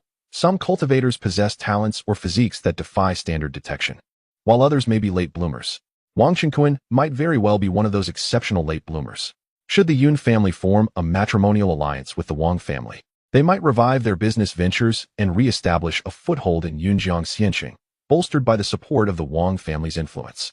The Shimin family, should they wish to bring harm to the Yun family, must inevitably consider the immense pressure they would face from 2 prominent families. Acknowledging this, Yun lowered her head. Appearing somewhat bashful, yet resolutely stated her intentions. Although still in her youth, Yun had recently awakened fragmentary memories of her past life as an empress, which had greatly accelerated her maturation and understanding of the world. In this second life, she was determined not to follow the same path as in her previous existence, where she remained unmarried and faced solitude in her twilight years. She had heard from the women of the Yun family that Wang Qinkuan, a scion of the Wang family, was both handsome and affluent, treating his partner with kindness, attributes that aligned perfectly with her ideals. Most importantly, she recognized that if she failed to seize the opportunity to marry, the repugnant Shimin Guanren would soon arrive to force her into an unwanted marriage, which would spell trouble. After all, she was merely at the 3rd level of Qi refinement, lacking the cultivation and techniques from her previous life. Both she and the Yun family were ill-equipped to confront the might of the Shiman clan directly. Within the boundaries of Yun City, apart from the Lord's residence, only the Wang family held the power to assist them. She had contemplated entering the Feixiao immortal sect, but the thought of mingling with the diverse disciples there raised concerns. Now that she had blossomed into womanhood, there was no guarantee that some unsavory yet powerful male disciples wouldn't covet her beauty, potentially jeopardizing her position. In Yun's eyes, the marital status of her future husband was inconsequential. What truly mattered was his kindness towards her. Once she fully awakened her past memories and grew stronger, she envisioned being able to aid her husband in ascending towards the pinnacle of the cultivation world and even the celestial realm. In short, individuals like Shiman Guanren, those lowly creatures who sought to forcibly seize common women, were of no concern to her. A flicker of disdain flashed in Yun's eyes. At Qingyesian town, the young women who had come for matchmaking had long since dispersed. Wang Qinkuan, having fed the gluttonous mouse with spirit fruits and qi refining pills until it was utterly exhausted, placed it into a spirit beast pouch for it to rest. Before long, the head of the Yun family, Yun Hai, accompanied by his daughter, arrived. Yun Hai, a middle-aged cultivator at the pinnacle of the Golden Core stage, was tall and handsome, exuding an elegant demeanor with a hint of facial hair. Wang Guiyuan and Wang Bingfeng personally welcomed the father and daughter into their abode. At that moment, the members of the Wang clan realized that the beauty of this Yun family maiden was indeed more striking in person than through mere reputation. As Yun followed her father into the hall of the Wang clan, her gaze was immediately drawn to Wang Qinkuan, who sat upright at the front, exuding a charming and dashing presence. Her heart raced, and her cheeks flushed with color. Setting aside all else, Wang Qinkuan was undoubtedly the ideal suitor in her eyes. The prince she had dreamt of. You must be Yun, the esteemed daughter of the Yun family? Wang Qinkuan exclaimed, his imposing figure jolting at the sight of her. Instantly captivated, he approached her with measured steps, employing his observational gaze. Name: Yun, reincarnation of the empress of the Yunluo sacred land, miss of the Yun family. Age: 18. Realm: 3rd level of qi refinement, spirit root, supreme quality, awakening pending. Fortune: 96. Overall: 98. Supreme empress, recommended for marriage. He gasped in astonishment. The ethereal Yun is, astonishingly, the reincarnation of the empress of the celestial realm, possessing an extraordinarily high spiritual root, with her fortune and overall aptitude nearing perfection. The system evaluates her as a supreme empress, surpassing the imperial grace of Qin Zi by 2 tiers. The hierarchy of imperial grace ascends from legendary empress, supreme empress, to mythical empress. A woman of such caliber is truly unparalleled in this world. She is remarkably exceptional. The spiritual root grades for cultivators are classified as follows: pseudo, lower grade, middle grade, upper grade, earth grade, heaven grade, emperor grade, divine grade, celestial grade, sovereign grade, and saint grade. Yes, my lord, Yun replied softly. She gazed at the handsome and poised Wang Qinkuan, feeling an irresistible admiration. In this lifetime, she had never encountered a man so strikingly attractive, rivaling even the most ardent admirers of this tale. Her cheeks flushed a deeper crimson. Yun, possessing beauty that could topple kingdoms, wore a delicate azure robe today, revealing her snow-white neck and collarbone, her slender waist, and long, straight legs. Her ample bosom and graceful curves were perfectly accentuated, presenting an alluring sight. The young male cultivators of the Wang clan, alongside all the female cultivators, gasped in awe at Yun's beauty, which was utterly mesmerizing. The brothers Wang Gaojun and Wang Haoduan could not help but swallow hard, silently acknowledging her as an extraordinary enchantress. Such a woman is truly deserving of our Uncle Qinkuan, they thought. Miss Yun, at this fortuitous moment, having encountered the right person, I wish to take you as my wife. Would you consent? Wang Qinkuan inhaled deeply and spoke to her. After all, the Yun family is a formidable power, and Yun was the most perfect woman Wang Qinkuan had ever seen. Thus, the proposal felt fitting. Yun's cheeks flushed, and she replied softly, I am willing. Splendid. From this day forth, you shall be my wife, and I shall be your husband. I will first present the betrothal gifts to my esteemed father-in-law, Wang Qinkuan declared, his satisfaction with Yun evident. He approached Yun Hai, who was conversing with Wang Guiyuan and Wang Bingfeng, and bowed respectfully, saying, I, your humble son-in-law, pay my respects to my esteemed father-in-law and present the betrothal gifts. Yun Hai quickly replied, Please rise, my worthy son-in-law. There is no need for such formality. Wang Qinkuan retrieved 5 round Radiant Foundation establishment pills from a storage pouch and offered them, saying, I hope my father-in-law will not find these gifts lacking. Yunhai's spiritual sense swept over the pills, and he was astonished to discover that 3 of them were of middle grade and 2 of upper grade. Such a treasure is a substantial fortune for any cultivation family. Lower grade foundation establishment pills are valued at no less than 100,000 spirit stones, enhancing the breakthrough probability for perfected chi refinement cultivators by 30%. Middle grade pills improve the chance by 40%, worth at least 150,000. As for upper grade pills, they elevate the probability by 60%, commanding an even higher price, at least 200,000 each. The worth of these 5 foundation establishment pills amounts to no less than 850,000 spirit stones. Moreover, foundation establishment pills are highly coveted commodities among various cultivation families. Yunhai promptly accepted with both hands, a look of delight gracing his features as he exclaimed, "Excellent. These foundation establishment pills are indeed treasures. Such a generous gift, I shall gratefully accept." Furthermore, Wang Qinkuan produced a storage bag containing 100,000 spirit stones, various bodies of chi refining stage demonic beasts, and magical artifacts, which he presented to Yunhai. With a single gesture, Wang Qinkuan offered a staggering betrothal gift exceeding 1 million spirit stones. The onlookers in the room were left astounded. Chapter 24. My Lady Yun Yun. The crowd stood in stunned silence. Yun Yun, equally astonished, realized that Wang Qinkuan, the man destined to be her husband, was indeed generous. Although these offerings paled in comparison to the treasures of the previous empress, they would prove significantly beneficial to her family, the Yun clan. Within the realm of Yun City, every prominent family boasted a considerable number of perfected chi refinement practitioners. Undoubtedly, each foundation establishment pill was a coveted prize for every cultivation family. With a playful smile, she gazed at Wang Qinkuan and teased, "Young Master Qinkuan, what about me? Do I not deserve a gift?" Wang Qinkuan laughed heartily. "Rest assured, I would never forget a present for my Lady Yun Yun." With a swift motion, he retrieved 10 exquisite beauty-nourishing pills from his storage pouch and placed them gently into her small hand. These exceptional pills had emerged from his doppelganger in the 2nd level of the Yun realm. The 1st level had yet to yield such treasures. "Thank you, young master." "Thank you, husband," Yun Yun exclaimed, her heart swelling with joy as she embraced the term of endearment. That evening, Wang Qinkuan, along with Wang Bingfeng and others, bid farewell to the Qingye branch and journeyed to Yunhe Immortal Town, where the Yun family organized a modest send-off banquet for their young lady. The following day, accompanied by members of the Yun family, Yunhai personally led the escort, supported by 5 foundation establishment practitioners from the Yun clan. Together, they prepared to return to the Wang family in Yun City, with Wang Bingfeng, Wang Gaojun, Wang Haoqiang, and their partners included in the entourage.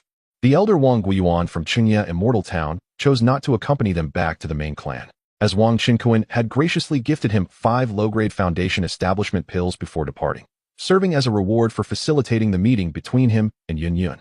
He instructed Wang Guiyuan to distribute them to the most deserving chi refinement practitioners within the branch clan. Grateful, the elder Wang Guiyuan readily accepted. Previously, he had 2 low-grade foundation establishment pills in the branch clan's treasury, accumulated over the years.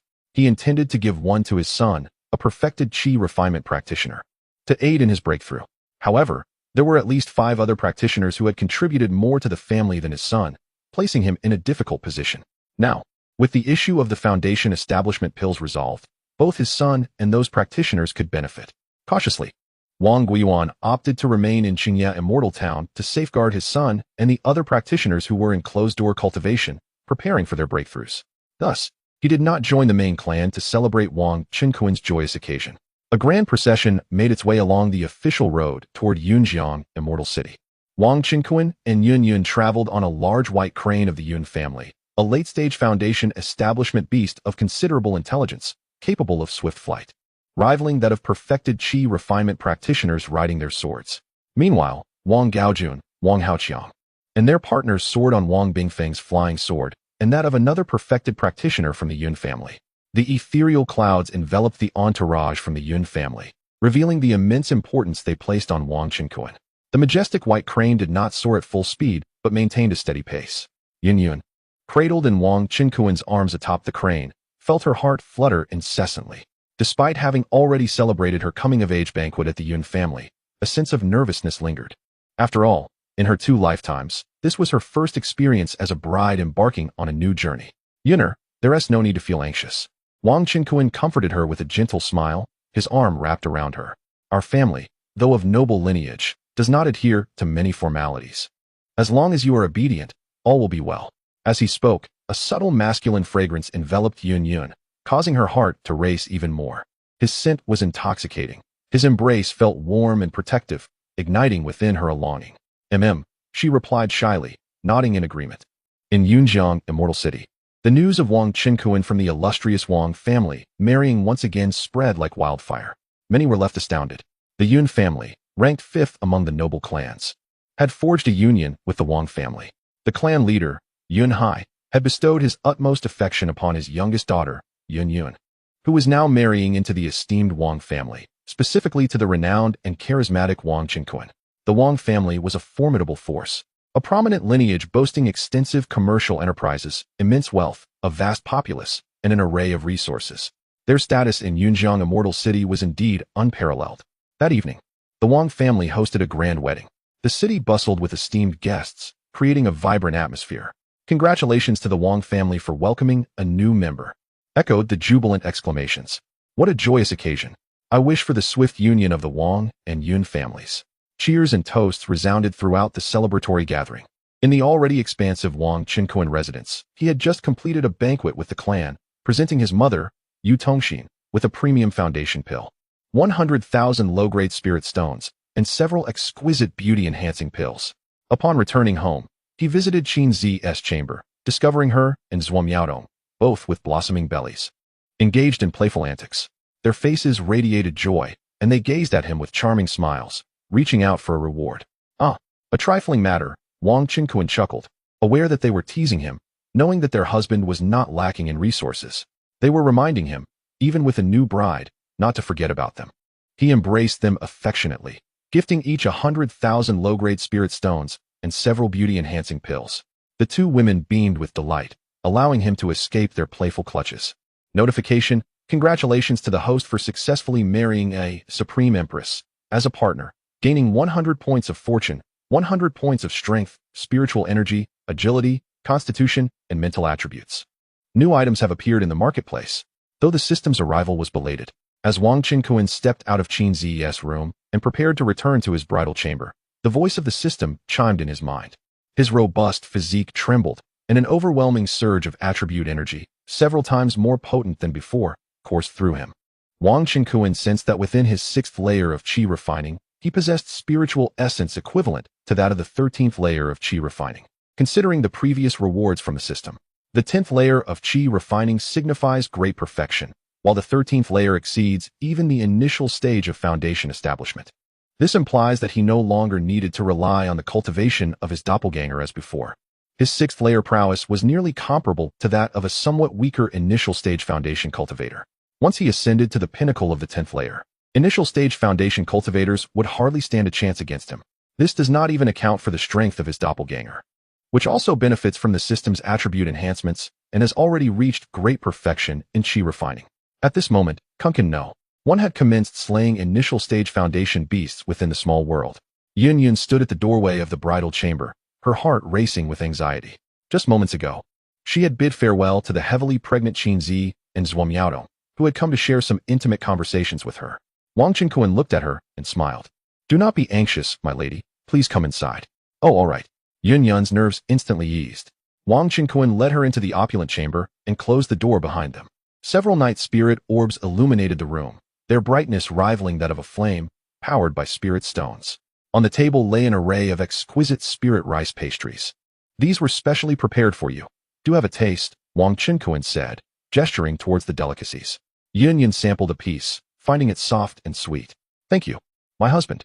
Wang Qinkuan gazed at the stunningly beautiful Yun, a smile gracing his face. Yun stood approximately 182 meters tall, her visage and figure utterly captivating, capable of enchanting anyone. After a heartfelt conversation with his beloved wife, Wang Qinkuan gently lifted her in a princess carry and laid her softly upon the bed.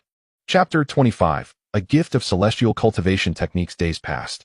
Yun, with her unparalleled grace, rose from her slumber and gazed at her husband, Wang Qinkuan, her expression inscrutable. She had finally become Wang Qinkuan's wife, destined to share her life with this man. Wang Qinkuan sat at the table, sipping tea, and upon noticing Yun's awakening, greeted her with a smile. My lady, you are up quite early. The sun has already risen. Yun mumbled in reply, surprised to discover that her cultivation had remarkably advanced to the 5th level of qi refinement within just a few days. Meanwhile, Wang Qingquan, who had previously reached the 6th level, had now ascended to the 8th level of qi refinement. Yun speculated that her husband might possess a dual cultivation physique. She swallowed a qi refinement pill and practiced for a moment, feeling invigorated. Afterward, she headed to the bathroom for a refreshing wash. Wang Qingquan sensed that his current 8th level of qi refinement was akin to possessing the true essence of a 15th level practitioner. Opening the system marketplace, he noticed an additional item. Advanced cultivation technique. Requires 2 points of luck to randomly exchange for a technique of level 5 or above. This advanced technique was quite promising. A level 5 technique could lead to the transformation stage, albeit with an element of chance involved. There was also the potential for acquiring even higher level techniques. Now, with an impressive 129 points of available luck, accumulated from capturing spirit pets and marrying Yun, Wang Qingquan eagerly began the exchange. Ding! You have exchanged for an advanced cultivation technique, obtaining a level 10 celestial grade, Yuqing Xianjing. Ding! You have exchanged for an advanced cultivation technique, obtaining a level 5 celestial grade, Fei Hua Ling Fa. Ding! You have exchanged for an advanced cultivation technique, obtaining a level 8 celestial grade, Songhai Jinjue. Wang Qingquan continued to exchange for 10 advanced techniques, discovering several suitable metal-based techniques among them, before deciding to cease further exchanges. The techniques provided by the system seemed to all be celestial grade, contrasting sharply with those acquired in lesser realms, which rarely included celestial grade techniques. Currently, his first vessel was battling monsters in the second Yunji small world and had begun to yield second-level techniques. The first technique exchanged, Yuqing Xianjing, was the highest grade, astonishingly surpassing even the tribulation stage with its level 10 classification, a technique belonging to the realm of immortals. With 109 points of luck remaining, Wang Qingquan contemplated his next move. He resolved to elevate his spiritual roots, as enhancing them would increase the likelihood of their future offspring possessing superior talents. To upgrade his superior spiritual root to an Earth Grade 1, he required 100 units of 5 elements gold essence. Wang Qingquan promptly exchanged for 100 units of 5 elements gold essence and consumed them all. A radiant glow enveloped him as his gold spiritual root ascended to the Earth Grade. The other wood, water, fire, and earth spiritual roots remained at the mid-level. However, the quality of a cultivator's roots is determined solely by the highest grade among them. Now, only 9 points of luck remained available to him. At this moment, Yun finished her cleansing in the bathroom and emerged donned in her robe. Wang Qingquan presented the tome of celestial cultivation, the Yuqing Xianjing, to her, saying, Yun, I offer you a small gift. What kind of cultivation method is this? Yun inquired, opening the radiant book of the Yuqing Xianjing. Upon revealing the title on the first page, she was taken aback. It read, Yuqing Xianjing, a level 10 cultivation method, capable of leading one to the realm of celestial beings. Further study will allow for mastery. To her astonishment, it was indeed a celestial cultivation method. How her husband had acquired such a treasure remained a mystery. Although this celestial technique seemed trivial in her past life, she had yet to awaken the methods she practiced previously, likely due to her insufficient cultivation level. In the realm of cultivation, advanced techniques were exceedingly rare and precious. This method was, without doubt, a priceless gem in her possession. Thank you, my husband. Will you not practice it yourself? Yun asked, touched by his gesture. Wang Qingquan then revealed another tome, the 7th level Jinhong Jianjing, stating, as a cultivator of the golden spirit root, this 7th level gold-based technique is more suited for me. Seeing this, Yun felt no need for formality. After all, once she grew stronger, she would also be capable of protecting her husband. Thus, the couple commenced their study of the techniques. The Jinhong Jianjing transformed into a stream of light, entering Wang Qingquan's mind, where a new understanding of the technique unfolded. Likewise, the Yuqing Xianjing flowed into Yun's consciousness. Such was the wondrous nature of the cultivation techniques exchanged by the system. Chapter 26. The Fury of Shimin Guanren. The techniques bestowed by the system are indeed wondrous. However, within the realm of cultivation, most techniques share this extraordinary nature. Even those methods crafted by formidable beings are preserved through secret tomes or jade slips, ensuring that once a practitioner learns the technique, it vanishes from existence. This mechanism effectively prevents a single technique from being mastered by countless individuals, enforcing a prohibition against redundancy. After a brief session of cultivation, the two emerged hand in hand from their chamber. In Wang Qingquan's residence, his mother, Yu Tongxin, had arrived, accompanied by Qin Zi and Zhuo. "Let us feast on beef today," Wang Qinkuan declared with a smile. Subsequently, he procured the bodies of 4 early Foundation Establishment stage wild bull demons, summoning a maid to fetch the cook for the preparation of the meat. However, as the maid went to summon the adept cook, Wang Haoqiang and Wang Gaojun, who were also marrying on the same day, arrived with their respective wives, eager to partake in the meal. Overjoyed by the news of the cattle being slaughtered at their uncle's home, they brought along several jars of spirit wine. The rotund Wang Haoqiang exclaimed to Wang Qinkuan, "Uncle, your household thrives. To have the meat of a Foundation Establishment stage demon beast, allow me to assist in the kitchen." Meanwhile, Wang Gaojun addressed Mother Yu, "Grandmother, I too shall lend a hand." Their wives, Su Ziwei and Manhwa Tang, both clever and astute, joined in calling Yu Mother Grandmother and Wang Qinkuan Uncle. "There is no need for your assistance in the kitchen. Please, take a seat and let us dine together." Mother Yu graciously invited them. Wang Qinkuan echoed her sentiments, inviting them to sit and calling for tea to be served. He then produced 2 additional early Foundation Establishment stage large water buffalo demons. These wild bull demons had naturally been slain by Kuan number 1, as the second level of the cloud platform had already yielded Foundation Establishment stage wild bull demons. With their considerable size, 6 bulls were more than sufficient for their gathering. Wang Gaojun and Wang Haoqiang set down their jars of spirit wine and earnestly proceeded to assist in the kitchen. The women engaged in lively conversation, particularly Yun, Su Ziwei, and Ma Huatang, who, being neighbors, found common ground and conversed animatedly. Qin Zi and Zhuo Miaodong occasionally chimed in. Wang Qinkuan also presented each of his 2 nieces-in-law with 10 beauty-nourishing pills, comprising both mid-grade and top-grade varieties. Su Ziwei and Ma Huatang expressed their gratitude with deep bows. After a little over an hour, the sumptuous beef feast was ready. Wang Qinkuan allocated one of the bulls to the maids and servants. Then, he, along with his brother Wang Gaojun and several female companions, joyously indulged in the exquisite wine and the lavish beef banquet. At that moment, the young, empty void mouse nestled within Wang Qinkuan's spirit beast pouch awoke. Seemingly drawn by the fragrant aroma of the spirit beef, it wriggled its way out of its high-grade spirit beast pouch and scampered onto the table before Wang Qinkuan. "Are you hungry, little one?" Wang Qinkuan chuckled, placing a massive leg of beef before it.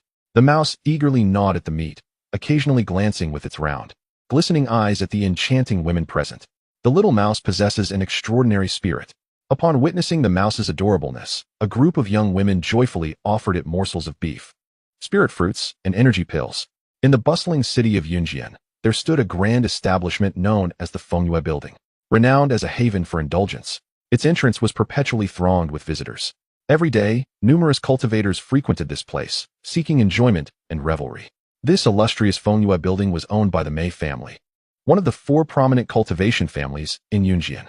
In a private chamber on the 2nd floor, a well-dressed man, appearing to be in his 40s, was menacingly confronting a beautiful young woman. The woman's garments were partially torn, exposing her delicate form, and she frantically attempted to fend off his lecherous hands, exclaiming, "Please stop. I am merely an entertainer here, selling my art, not my body. I implore you, Master Shiman, spare me."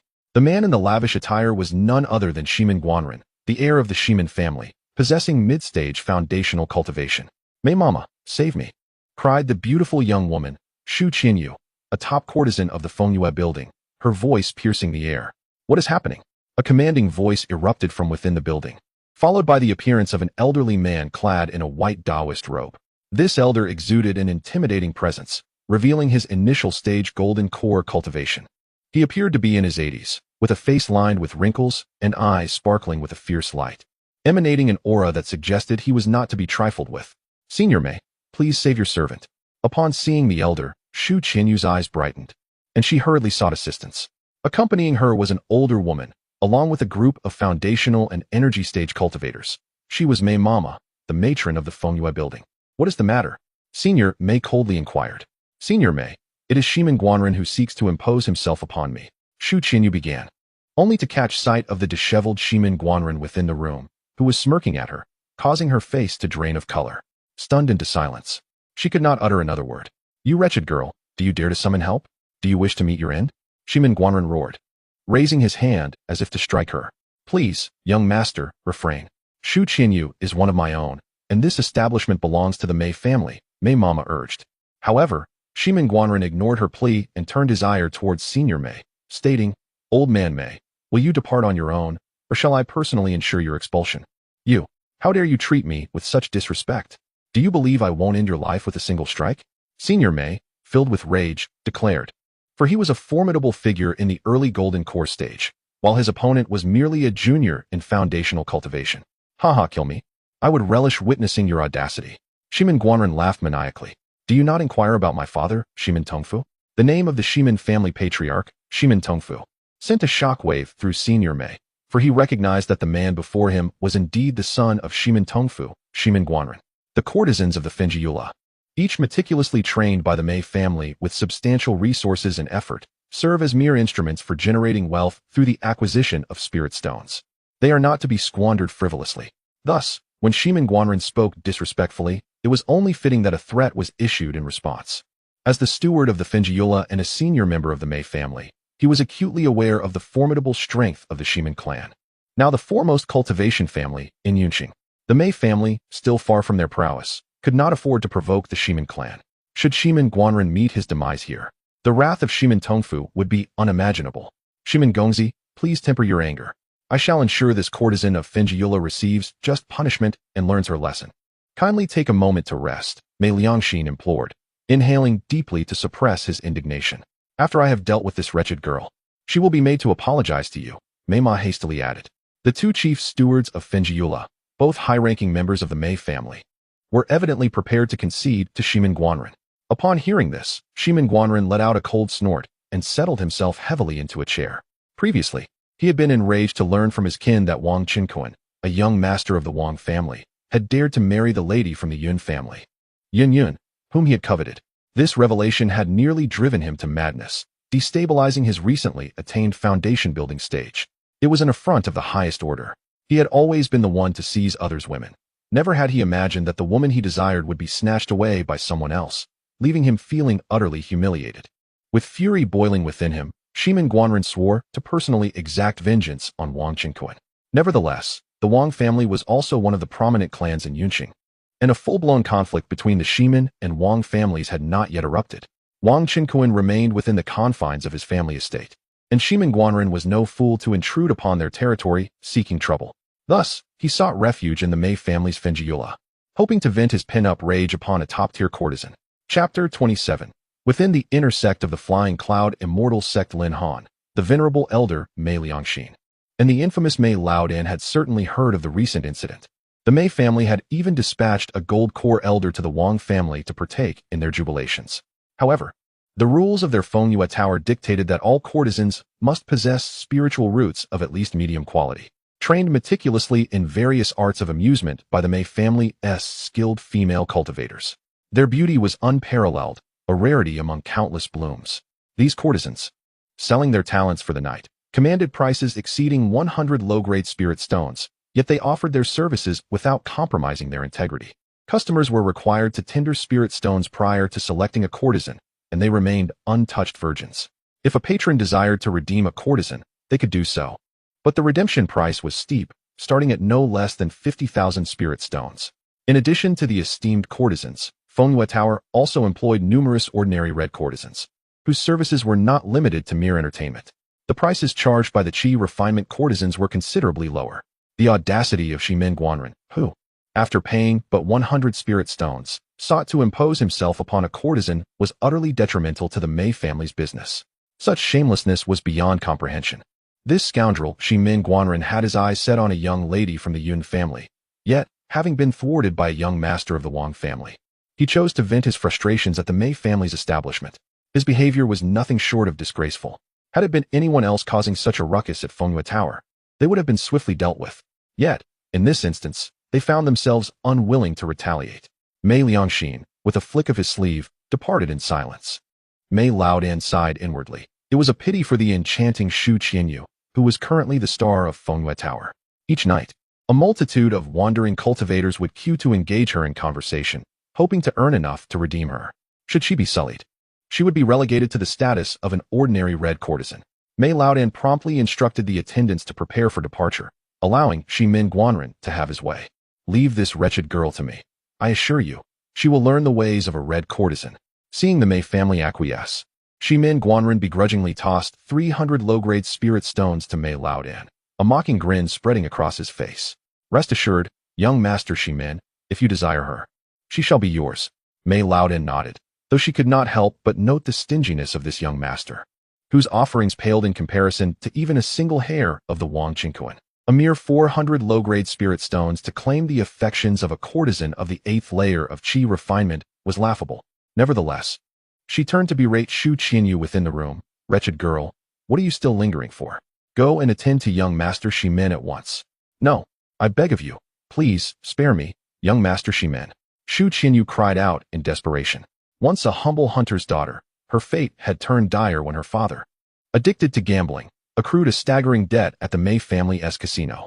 Consequently, she was sold to Fengyue Tower to settle that debt. With a furious slap, Shimin Guanren struck the girl, barking, "Do not test my patience. Defy me, and you shall meet your end." I am willing." The girl trembled, lowering her gaze, paralyzed by fear. She felt as though she had been bitten by a rabid dog. She was but a mere courtesan in Fengyue Tower, utterly unable to contend with the overwhelming influence of the Shimin family, the foremost clan of cultivators in Yun City. Shimin Guanren nodded in satisfaction, his lascivious gaze sweeping over the maiden before he turned to Mei Laotai and the others, commanding, "You all hurry and leave. Do not hinder my affairs." At this moment, a group of distinguished cultivators entered the Fengyula, ascending to the 2nd floor, where they discovered that matters were afoot. Brother Shimin, why the outburst?" inquired the leading young man in white, regarding Shimin Guanren. This youth, a paragon of youth and beauty, exuded an air of dominance that suggested he looked down upon others. The remaining members of his group also possessed an extraordinary demeanor, each at the foundation establishment stage. They were all inner disciples of the Fei Xiaxian Zong. Among them, the young man in white, Lin Han, ranked in the top 30 of the inner disciple rankings of the Fei Xiaxian Zong, and he had achieved perfection in foundation establishment. The several inner disciples accompanying him were also formidable, having reached the latter stages of foundation establishment. Upon recognizing the visitors, Shimin Guanren quickly approached, exclaiming, "It is Brother Lin. I did not expect you, Brother Lin, to grace Yun City with your presence at Fengyula. Oh, does the Fengyula belong solely to you, Shimin Guanren, that inner disciples of Fei Xiaxian Zong cannot visit?" Lin Han raised an eyebrow, a smirk playing on his lips. "Not at all. Not at all," Shimin Guanren replied with a smile. Mei Laotai, upon realizing that the visitors were esteemed inner disciples of the Fei Xiaxian Zong and acquaintances of the young Master Shimin, hastily led the other patrons away, not daring to spoil their enjoyment. In truth, Shimin Guanren had spent 10 years in the Fei Xiaxian Zong, having been an outer disciple during his qi refining period. As a scion of a prominent family, even after entering the sect, he could always pay a fee to exit at any time. He did not know the other inner disciples, but Lin Han, the leader, had been an outer disciple alongside him, albeit younger and possessing superior spiritual roots, and now he had ascended to the inner sect, his cultivation far surpassing Shimin Guanren's. "Shimin Shitty, are you perhaps interested in this maiden?" Lin Han's gaze settled on the alluring courtesan, Shu Qianyu, his eyes glinting with a flicker of desire. Indeed. This maiden is the star courtesan of Fengyula," Shimin Guanren declared, gesturing towards the trembling girl kneeling by the bed. "Her skin is as smooth as silk, and her figure is fiery and seductive. I wonder if Brother Lin might be interested? I would be willing to part with her. Since that is the case, I shall not stand on ceremony. And I thank you, Brother Shimin, for your kind offer." Lin Han replied with a faint smile. "You're most welcome," Shimin Guanren exclaimed, elated. He had anticipated that Lin Han would decline, given that as an inner disciple of the sect, he had no shortage of beautiful women. However, he was taken aback by Lin Han's acceptance, especially as a hint of avarice gleamed in his eyes. Shimin Guanren understood that Lin Han had a penchant for female beauty. He merely needed to observe the unfolding drama.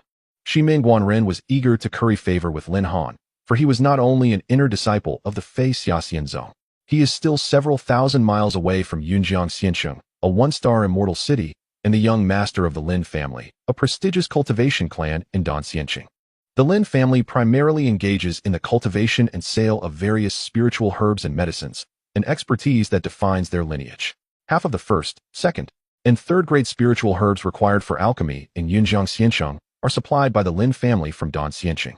The remaining half comes from smaller families in the city and numerous loose cultivators who gather herbs while hunting beasts in the Luoyun mountain range. In addition to selling beast meat, Alchemy is also a principal industry for the Shimin and Wang families. Notably, a significant portion of the materials for refining foundation establishment pills originates from the Lin family in Dongxianqing. Almost half of the foundation establishment pills in Yunjiang are produced by the Shimin and Wang families. The foundation establishment pills from the Feixiao immortal sect are primarily consumed within the sect, rarely circulating outside. As long as Lin Han is appeased and returns to ensure that the Lin family provides all the necessary materials for the foundation establishment pills and other medicines to the Shimin family, it will sever the Wang family's supplies. Without the allure of foundation establishment pills, the Wang family's alchemy business will suffer a devastating blow. At that time, the Wang family will be brought to their knees. Although Shimin Guanren understands that the higher-ups of the Wang family would never hand over Wang Qinkuan and his wife for him to deal with. As most families in the cultivation world are united in purpose, the moment the Wang family begins to decline will be the moment for the Shimin family to act. By then, Wang Qinkuan and his wife will naturally fall into his hands. It is said that Wang Qinkuan's wives are all of extraordinary beauty. He certainly would not turn them away. Shimin Guanren gazed at the young woman kneeling beside the bed, his eyes shimmering with malice, a cruel smile curling at the corners of his mouth. He then turned to Lin Han and said, "Senior brother Lin, please make yourself comfortable. As for the other brothers, let us go and see some more beauties. This round is on me." With that, he pulled along several disciples of the immortal sect, preparing to head outside. "Wait," Lin Han suddenly called out. Hearing this, Shimin Guanren paused, turning his head with a look of confusion. "Aren't you planning to stay for a drink, junior brother Shimin?" Lin Han smiled. That might not be appropriate." Shimin Guanren instinctively clenched his behind, forcing an awkward smile. Could it be that Lin Han harbors an indiscriminate preference? Shimin Guanren shuddered, his body trembling slightly. Chapter 28. The Golden Core Relic. A visit from my father-in-law. Shimin Guanren's imposing figure trembled slightly, a shiver coursing through him. It appears there is nothing inappropriate here. My junior brother Shimin seeks my assistance, does he not? Coincidentally, I too have matters for which I require your help. Lin Han, observing his demeanor, chuckled softly. He was hardly one to harbor any unwholesome inclinations. With a graceful sweep of his robe, Lin Han summoned a surge of spiritual energy, which promptly sealed the door to the room. He took a seat and, in a gentle tone, instructed the courtesan Shu Qianyu to prepare tea. Recognizing the remarkable composure of this disciple from the celestial sect, so unlike the brutish Shimin Guanren, Shu Qianyu hastily wiped away her tears, composed herself, and, with a respectful bow, rose to brew the tea. The inner disciples accompanying Lin Han, accustomed to his leadership within the sect, settled down as well. They jested with Shu Qianyu, assuring her, "Fear not, for our senior brother Lin Han is both charming and gallant, consistently treating fair maidens with tenderness, never with harshness.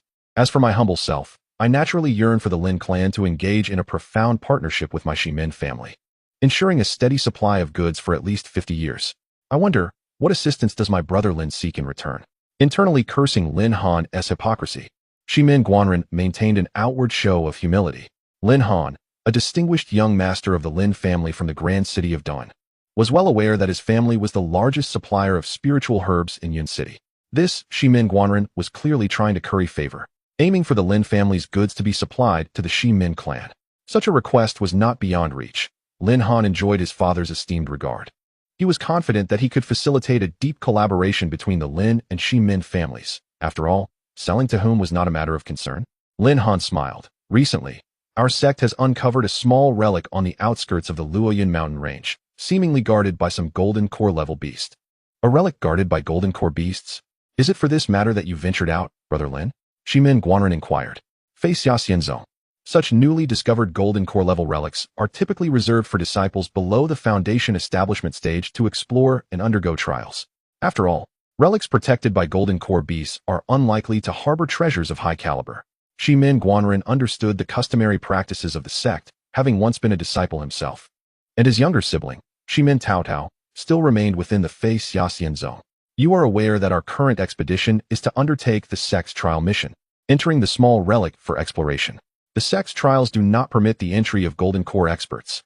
Thus, during this period, I hope junior brother Shimin will join me, bringing along several foundation establishment experts from your clan to accompany me into the relic. Regarding your earlier proposition, rest assured, after the trial, my Lin family will certainly fulfill your wishes." Lin Han's implication was clear. Should Shimin Guanren assist him in completing the sect's trial, the Lin family would agree to the collaboration between the two families. Upon hearing this, Shimin Guanren's heart surged with excitement. Currently, the Shimin clan faced the looming threat of being surpassed by the Wang family. If Lin Han and the Lin family could lend their support at this critical juncture, it would be akin to adding wings to a tiger. Such an opportunity was one he would not let slip away. Brother Lin, rest assured, I shall certainly assist you with this endeavor, Shimin Guanren promptly declared, thumping his chest in assurance. He had already intended to forge an alliance with Lin Han, and now that Lin Han had proactively presented a condition, he would surely not decline. Haha, I am grateful to you, senior brother Shimin, Lin Han chuckled heartily. You are too humble, Shimin Guanren replied with a respectful gesture. Without further ado, Shimin Guanren disregarded Lin Han's entourage and hurriedly departed from the Fengyue Tower, returning to the Shimin clan's territory to discuss the matter with his father, Shimin Tongfu. Meanwhile, the young woman had already been pulled into Lin Han's embrace, her body explored by his hands. The few companions of Lin Han, however, did not leave the room. Instead, they sat unabashedly, chatting and laughing while observing the scene. Lin Han possessed a rather unsavory habit. He relished being seen prior to taking action, as it fueled his bravado. Naturally, once the main event unfolded, he would ensure his audience was swiftly dismissed. The realm of cultivation was fraught with intrigue. After more than half a month, Wang Qinquan leisurely sipped spiritual tea in his courtyard, surrounded by Yun Yun and Qin Zi, who had been pregnant for several months, alongside Zhuo Miaodong, engaged in light-hearted conversation. Under Wang Qinquan's diligent efforts, Yun Yun had yet to conceive, perhaps due to the notion that women of exceptional beauty found it increasingly challenging to bear children. Wang Qinquan paid little mind to this. It was merely a matter of time. During this past month and a half, he had entrusted the 8th-level water-based technique, Song Hai Jinju, to Qin Zi for her study, as it was most suitable for her spiritual roots. He had also provided Zhuo Miaodong with the 9th-level fire-based technique, Fei Xian Ku Jinlu. Even his mother, Yu Tongxin, received a 5th-level technique for her cultivation. He refrained from offering anything higher, both to maintain a low profile and because the chosen text aligned well with her spiritual attributes. Recently, no significant events had transpired within the family. Wang Qinquan continued to supply the clan with a substantial quantity of bodies from Qi refinement stage monsters, as well as those from the early and mid stages of foundation establishment.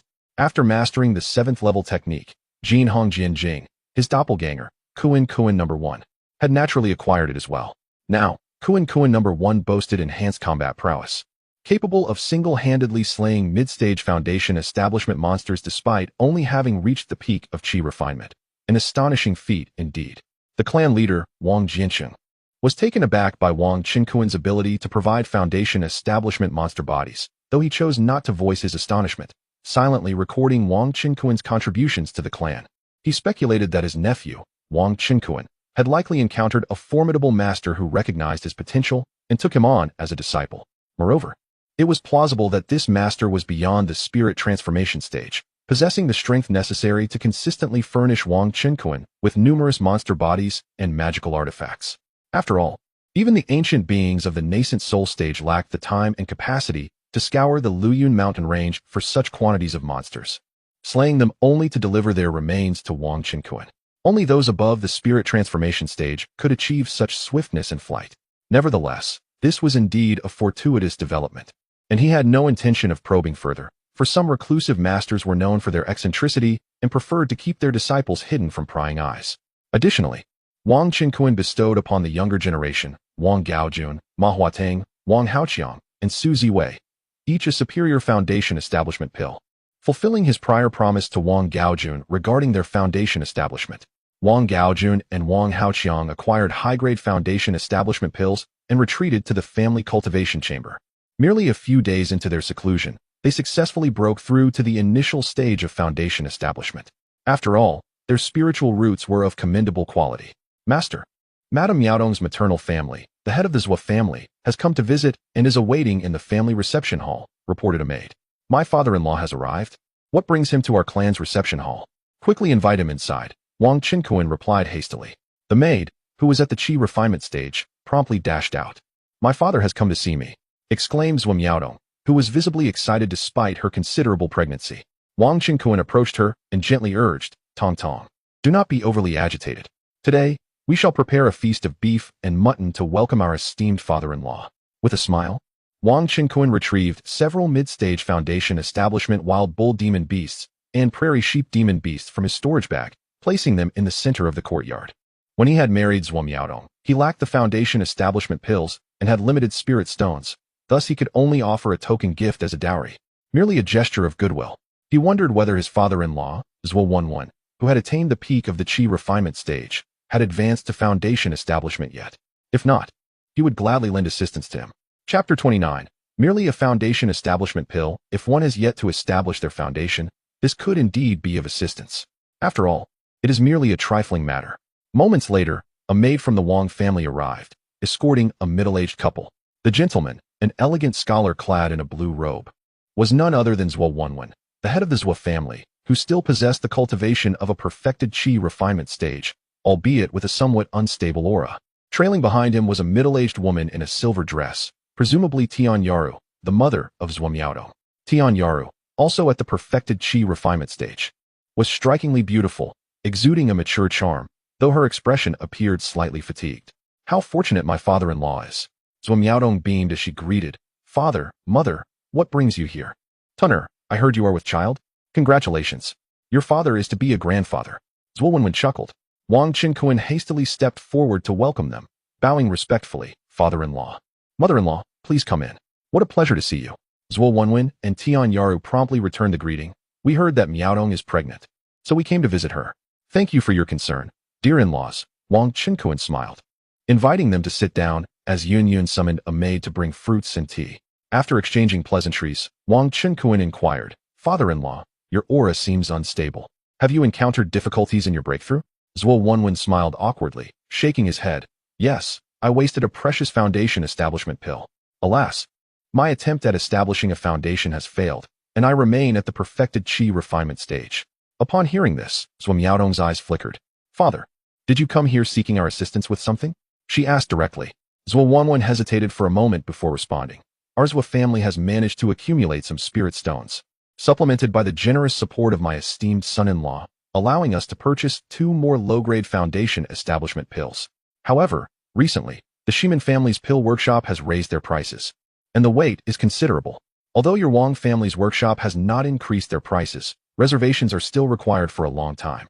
Therefore, I humbly request my son-in-law to help us order 2 Foundation Establishment pills. If that is possible, my dear father-in-law, this is but a small matter. Wang Qinquan replied with a hearty laugh. He reached into his storage pouch and produced 2 resplendent, round Foundation Establishment pills. Merely Foundation Establishment pills. There is no need for expenditure. Allow me to present these 2 exquisite Foundation Establishment pills as a gift to my esteemed father and mother-in-law. Exquisite Foundation Establishment pills. Zhuo Wenwen was utterly astonished. A single exquisite Foundation Establishment pill was worth at least 300,000 spirit stones, and here was his son-in-law presenting 2 without hesitation. This was an extravagance beyond measure. Such rare treasures were nearly impossible to find, and he could hardly refuse. He quickly accepted the 2 exquisite Foundation Establishment pills, his heart brimming with gratitude. My son-in-law's kindness shall be etched in the memory of the Zhuo family. There is no need for such formality, dear father-in-law. We are all family. Such words are unnecessary, Wang Qinquan replied with a smile.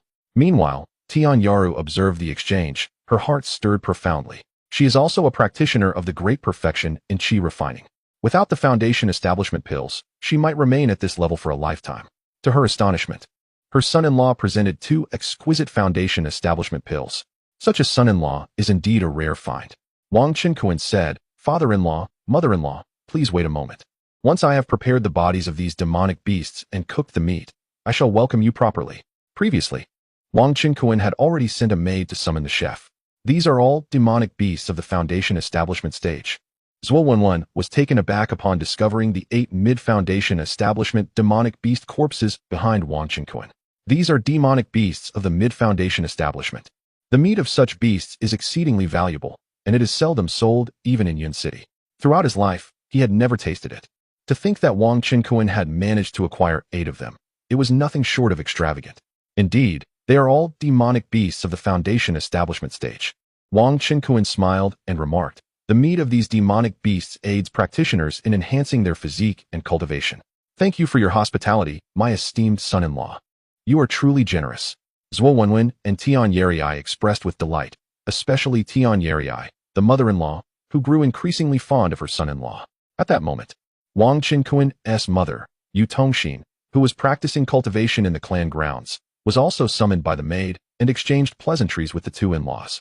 Meanwhile, the little mouse, which had been napping in the spirit beast bag, emerged on its own and climbed into Yun's ample embrace, effortlessly disregarding the spatial confines of the bag. This little mouse, charming and adorable, was adored by Yun, Qinzi, and Zhuamiao, often curling up in their arms and playfully frolicking amidst their splendid peaks. After more than 2 hours, everyone had eaten and drunk to their satisfaction. Wang Qinquan personally led Zhuo Wenwen and his wife into the clan's cultivation chamber for seclusion, aiming to break through to the foundation establishment stage. After a fortnight, both Zhuo Wenwen and his wife successfully advanced to the early foundation establishment stage. Zhuo Wenwen and Tian Yerii returned to Wang Qinquan's home, their previous gloom replaced by radiant joy, to bid farewell. Father-in-law, mother-in-law, take care. Do come again when you have the time, and we shall also visit. Wang Qinquan handed them a storage bag containing several foundation establishment pills, 100,000 spirit stones, an array of exquisite magical artifacts, second-tier cultivation techniques, spirit talismans, and formation plates. Thank you, thank you. The couple, unable to decline, gratefully accepted the gifts and departed with joy. Wang Qinquan, mindful of fairness, leaned over and planted a kiss on the slightly pouting Qin Zi, saying, "My dear Zi, I shall also send some cultivation resources to your family." As Wang Qinquan had yet to offer any betrothal gifts to her family in the mundane realm of the Qin kingdom, he would not overlook this matter. However, as mortals should not possess overly advanced cultivation treasures to avoid attracting calamity, he called upon his niece, Wang Bingfeng, who had no pressing matters at hand, entrusting her with 600,000 spirit stones, 10 foundation establishment pills, numerous qi refining pills, magical artifacts, demonic beast corpses, second-tier cultivation techniques, second-tier spirit talismans, and second-tier formation plates. She quietly sent half of the supplies to the royal family of the Qin state, delivering them into the hands of her little brother-in-law, the young emperor. The remaining half was designated as a reward for Wang Bingfeng, who would remain there to assist in establishing defensive formations and safeguarding the Qin royal family for a year. This duration would suffice for the Qin family to cultivate a substantial number of qi refining practitioners. It was a lucrative opportunity, and Wang Bingfeng readily accepted. After all, she was currently seeking a place to solidify and reinforce her foundational cultivation, preparing to eventually break through to the golden core stage. Subsequently, Wang Qinquan also dispatched a member of the foundation establishment period from the Yun family in Yunxianjin, sending 10 foundation establishment pills along with a batch of qi refining and foundation establishment beast corpses, as well as various magical artifacts and spirit talismans. As this task required minimal time, Wang Qinquan additionally granted him a low-grade foundation establishment pill as a reward. The late-stage foundation establishment clan member was quite pleased, as he had younger relatives in need of foundation establishment pills. His 18th uncle had indeed been exceedingly generous. Chapter 30. Contributing to the family a few days later, Wang Qinquan received astonishing news regarding the precarious state of the family's pillar industry. Entering the bustling meeting hall of the Wang clan, he found the family assembly in session. "Uncle 18 has arrived," several voices called out in the crowd. "Uncle 18, please take a seat," the clan leader, Wang Jiansheng, said, then instructed, "Bring tea for Uncle 18. A clan member in the foundational stage approached with a teacup, which Wang Qinquan graciously accepted before placing it on the table. "I have heard that the family's pillar industry is struggling lately?" Wang Qinquan inquired directly. "Indeed, our Wang clan's Dan workshop has faced severe setbacks recently," Wang Jiansheng replied, his hair graying. "It's akin to the gambling houses and brothels of the Mei family. The Dan workshop and the spirit meat shop are fundamental industries that are closely tied to the rise and fall of the Wang family. In contrast, the spirit rice fields in Xinjiang hardly qualify as a staple industry for the Wang family. Currently, under Wang Qinquan's significant output of monster carcasses, the spirit meat shop's business has surged throughout the city. Even the Shimin family's spirit meat shop has had to lower prices in submission. Who is responsible for this?" Wang Qinquan demanded. Wang Jiansheng's expression darkened. "To my astonishment, many of our Dan workshop's high-ranking alchemists capable of crafting second-tier pills have been lured away by the Shimin family. These second-tier alchemists claim to have urgent matters at home, only to appear shortly thereafter at the Shimin family's Dan workshop. It is utterly humiliating for our esteemed Wang family in Yun City to face such a situation. Thankfully, I managed to gather the remaining few miscellaneous second-tier alchemists and promised them incentives to stay, including 2 who are originally from our Wang family. Otherwise, we would be left with only our clan's alchemists. Wang Jinqing spoke with great ire. Wang Qinkuan expressed his dismay. How could such a thing happen? Our Dan Workshop's business and the treatment of our alchemists rival that of the Shimin family. How could they possibly poach from us? Alas, Wang Jinqing sighed. This is precisely what I feared. Suddenly, a clan member rushed in, exclaiming, "Clan leader, grave news. Elder Wang Jinlin, who went to Donxian City to procure goods from the Lin family pharmacy, has returned severely injured." Wang Jinlin is injured? Wang Qinkuan was taken aback. Wang Jinlin, the cousin of Wang Jinqing and nephew of Wang Qinkuan, was a formidable swordsman in the late Golden Core stage, whose prowess was comparable to that of a perfected Golden Core cultivator, making him a true powerhouse of the Wang family. Wang Jinqing furrowed his brows, his face betraying his anger. Wang Jinlin, how did he sustain his injuries? Speak in detail. Yes, replied a clan member. Elder Wang Jinlin, who had gone to procure goods, had initially reached Donxian City without any hindrance. However, the Lin family, a prominent clan, refused to deliver the goods and returned our previous deposit. A conflict ensued, during which our elder injured a member of their clan who possessed a golden core. Unfortunately, he was besieged by 3 golden core elders and suffered serious injuries. This clan member recounted the events to Wang Jinqing and the many high-ranking officials in the meeting hall. Is Wang Jinlin's condition serious? Inquired Wang Qinkuan. The clan member from the Qi refining stage responded. Wang Jinlin has returned to his residence, taken healing elixirs, and clan members are attending to him. Wang Qinkuan produced 10 second-tier top-grade healing elixirs and handed them over, saying, "These potions will aid in his recovery. Take them to him." The clan member accepted the elixirs and departed. The Lin family audaciously refused to deliver goods and even harmed Wang Jinlin. This was utterly intolerable. Wang Jinqing's expression darkened considerably. The fact that Wang Jinlin, dispatched to Donxian City to procure medicinal materials, was expelled from the Lin family's pharmacy and returned in disgrace was unacceptable. Could it be that the Lin family had allied themselves with the Shimin clan, forming a united front? One seeks to poach alchemists while the other cuts off the supply of medicinal materials. It appeared that the offensive from the Shimin clan was formidable indeed. We, the Wang family, shall seek justice for our injured golden core elder. We will not rest until we have redress, Wang Jinqing declared coldly. However, the Lin family was the foremost clan in Donxian City, their power far surpassing that of both the Shimin and Wang families. Currently, the Wang family was no match for the Lin family and could only endure. Moreover, Wang Jinlin had injured a member of the opposing clan, so it was not a complete loss. The Lin family allowing Wang Jinlin to leave was clearly a sign that they did not wish to engage in direct conflict with the Wang family, especially since the Lin family had breached the contract first, leaving them in the wrong. An elderly clan elder, Wang Fuguei, who shared the same rank as Wang Qinkuan, spoke with a furrowed brow. In this case, our Wang family's alchemy business will suffer from a lack of medicinal materials. The Wang family's alchemy workshop relied heavily on materials sourced from the Lin family in Donxian City. If the Lin family ceased supply, they would be deprived of many essential resources for alchemy. In recent years, Wang Jinsheng had urged clan members to seek spiritual herbs and medicinal materials from various small families and independent cultivators, but the quantity was far from sufficient. Wang Qinkuan raised an eyebrow. This situation had exceeded his expectations. He had not anticipated such a fierce offensive from the Shimin clan or the Lin family's oppressive actions. It was one thing to cut off supplies, but to injure a golden core elder from their own clan was unconscionable. If the Wang family's alchemy workshop did not flourish soon, they would face the risk of collapse under the Shimin clan's onslaught. Wang Qinkuan inquired, "Is there any way to procure spiritual herbs from other regions?" Wang Jinqing shook his head. Not at the moment. Yunqing is surrounded by several small towns and villages, as well as the minor power, Feixia Xinzong, and a mundane kingdom, the Qin Kingdom, with the Falling Clouds mountain range nearby. Deep within the depths of the Falling Cloud mountain range lies a forbidden zone teeming with formidable high-tier demonic beasts, where ordinary cultivators dare not tread. Even the royal family can only operate in the peripheral areas of the mountain range, never daring to venture deeper. Beyond this, to the south of the Flying Xian sect, stretches an endless expanse of ocean. Only those at the advanced stages of refinement, possessing formidable prowess, would even contemplate entering its depths. However, Wang Qinkuan wore a confident smile as he mused. What if our Wang family could sell Foundation establishment pills in large quantities? What?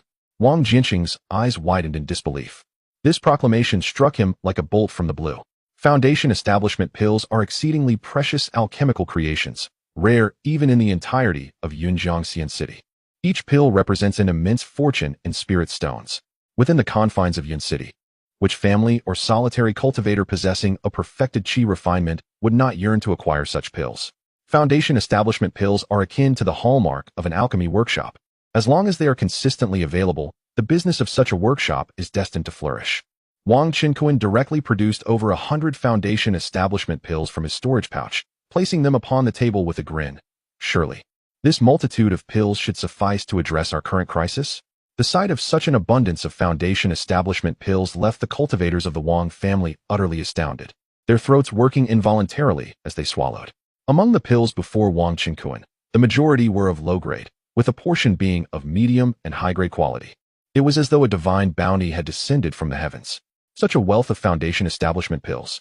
A female clan member in the foundation establishment realm could not help but exclaim, "Indeed, Uncle 18, with this many foundation establishment pills to inject into the alchemy workshop, our Wang family shall surely vanquish the Shiman family and reclaim what rightfully belongs to us.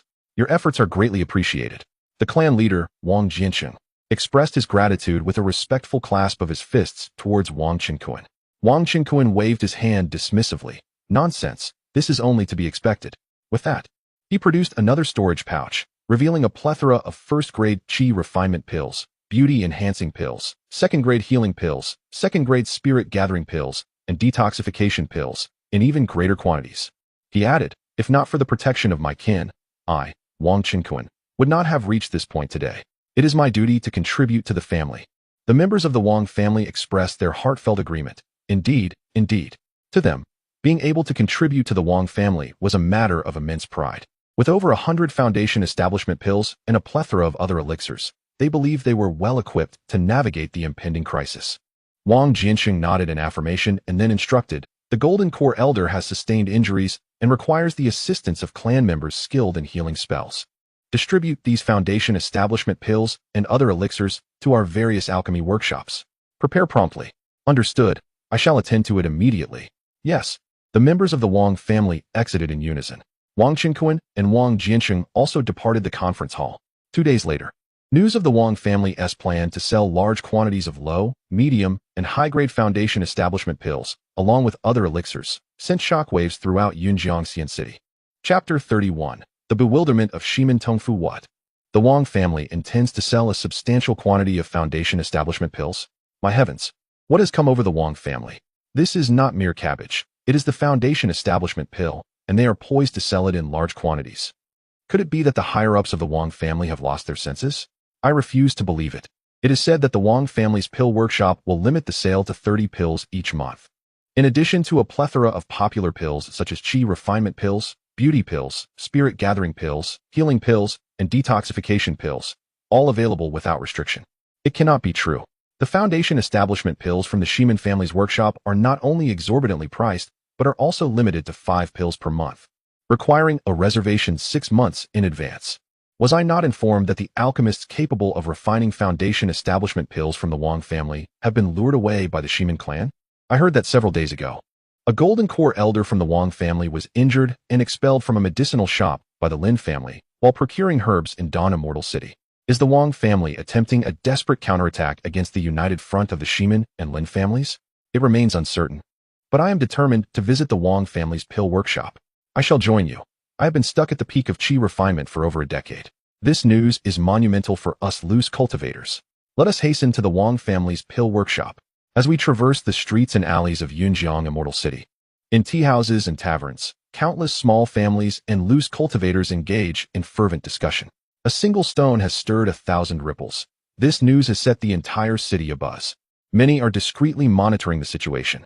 The Wang family holds significant sway in Yunjiang Immortal City, and every action they take draws attention from various factions.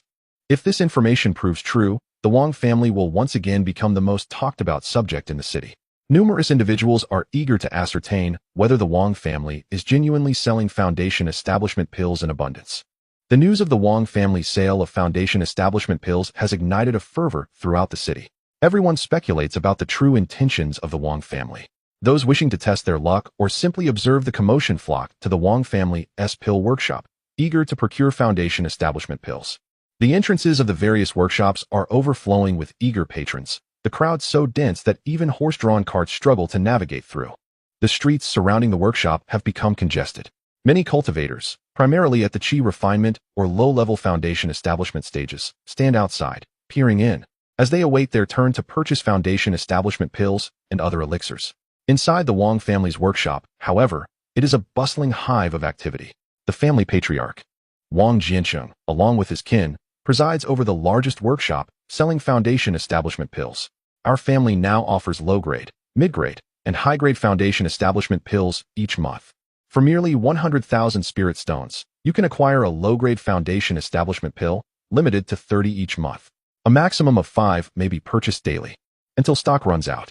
Wang Jiancheng, his hair touched with gray, raised a sound-emitting artifact and proclaimed loudly, 100,000 spirit stones for a low-grade foundation establishment pill.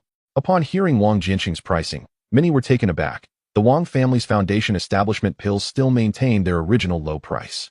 It is known that the Shimin family next door has already sold inferior foundation establishment pills for 120,000 each, and they are in such high demand that they cannot keep up. A single inferior foundation establishment pill is surprisingly priced at only 100,000 spirit stones. What a bargain! The Wang family truly embodies benevolence. To think that 100,000 spirit stones equate to nearly 2 years of our family's income is simply astonishing. If we save for 3 to 5 years, we too could afford a foundation establishment pill. Many cultivators are exceedingly eager to accept this price. Some small families or independent cultivators can toil for 3 to 5 years to secure one foundation establishment pill, granting them the hope of advancing to foundation establishment and continuing their pursuit of immortality. For the impoverished and downtrodden, this is akin to a heavenly gift. The Wang family's alchemy shop has already filled most of its shelves. The price for a mid-grade foundation establishment pill is 150,000, while a superior one costs 200,000 each. Additionally, there is an abundance of spirit-refining pills, beauty-enhancing pills, detoxification pills, and other elixirs available at low prices. Wang Jiancheng continues to call out. Mid-grade and superior foundation establishment pills are also exceedingly affordable. And there's even the rare beauty-enhancing pill. I must procure some for my wife and daughter. We independent cultivators, exposed to the elements, have aged and become less attractive. Purchasing some beauty-enhancing pills to spruce ourselves up and visiting the brothel for a chat about life would surely lessen any disdain. The lower-tier independent cultivators exclaim in awe. Each day, a large number of cultivators come to purchase foundation establishment pills and other elixirs. In no time, the entire cultivation community of Yunjiang Xiancheng is abuzz with praise for the Wang family. All independent cultivators in the city are discussing the Wang family, extolling them as virtuous beings. Every elixir provided by the Wang family is of superior quality, and at such competitive prices, it naturally attracts countless cultivators clamoring to buy. For those in the chi refining stage, a single foundation establishment pill is incredibly precious. This represents a glimmer of hope for them to continue their journey in cultivation. I wish to purchase an inferior foundation establishment pill for 100,000 spirit stones. Shopkeeper, I would like a mid-grade foundation establishment pill, and also a superior foundation establishment pill. I want a beauty-enhancing pill, the finest quality. Due to daily restrictions, only 5 foundation establishment pills are sold, with a total of 30 available each month. Thus, within the first 6 days of each month, the quota for foundation establishment pills is often exhausted, leaving one to wait until the following month. However, other elixirs such as beauty-enhancing pills, detoxification pills, and spirit-collecting pills are equally sought after by these independent cultivators. Every early morning, a throng of cultivators gathers at the entrance of the Wang family's alchemy shop. Upon the shop's opening, they surge forward. The Wang family is truly benevolent.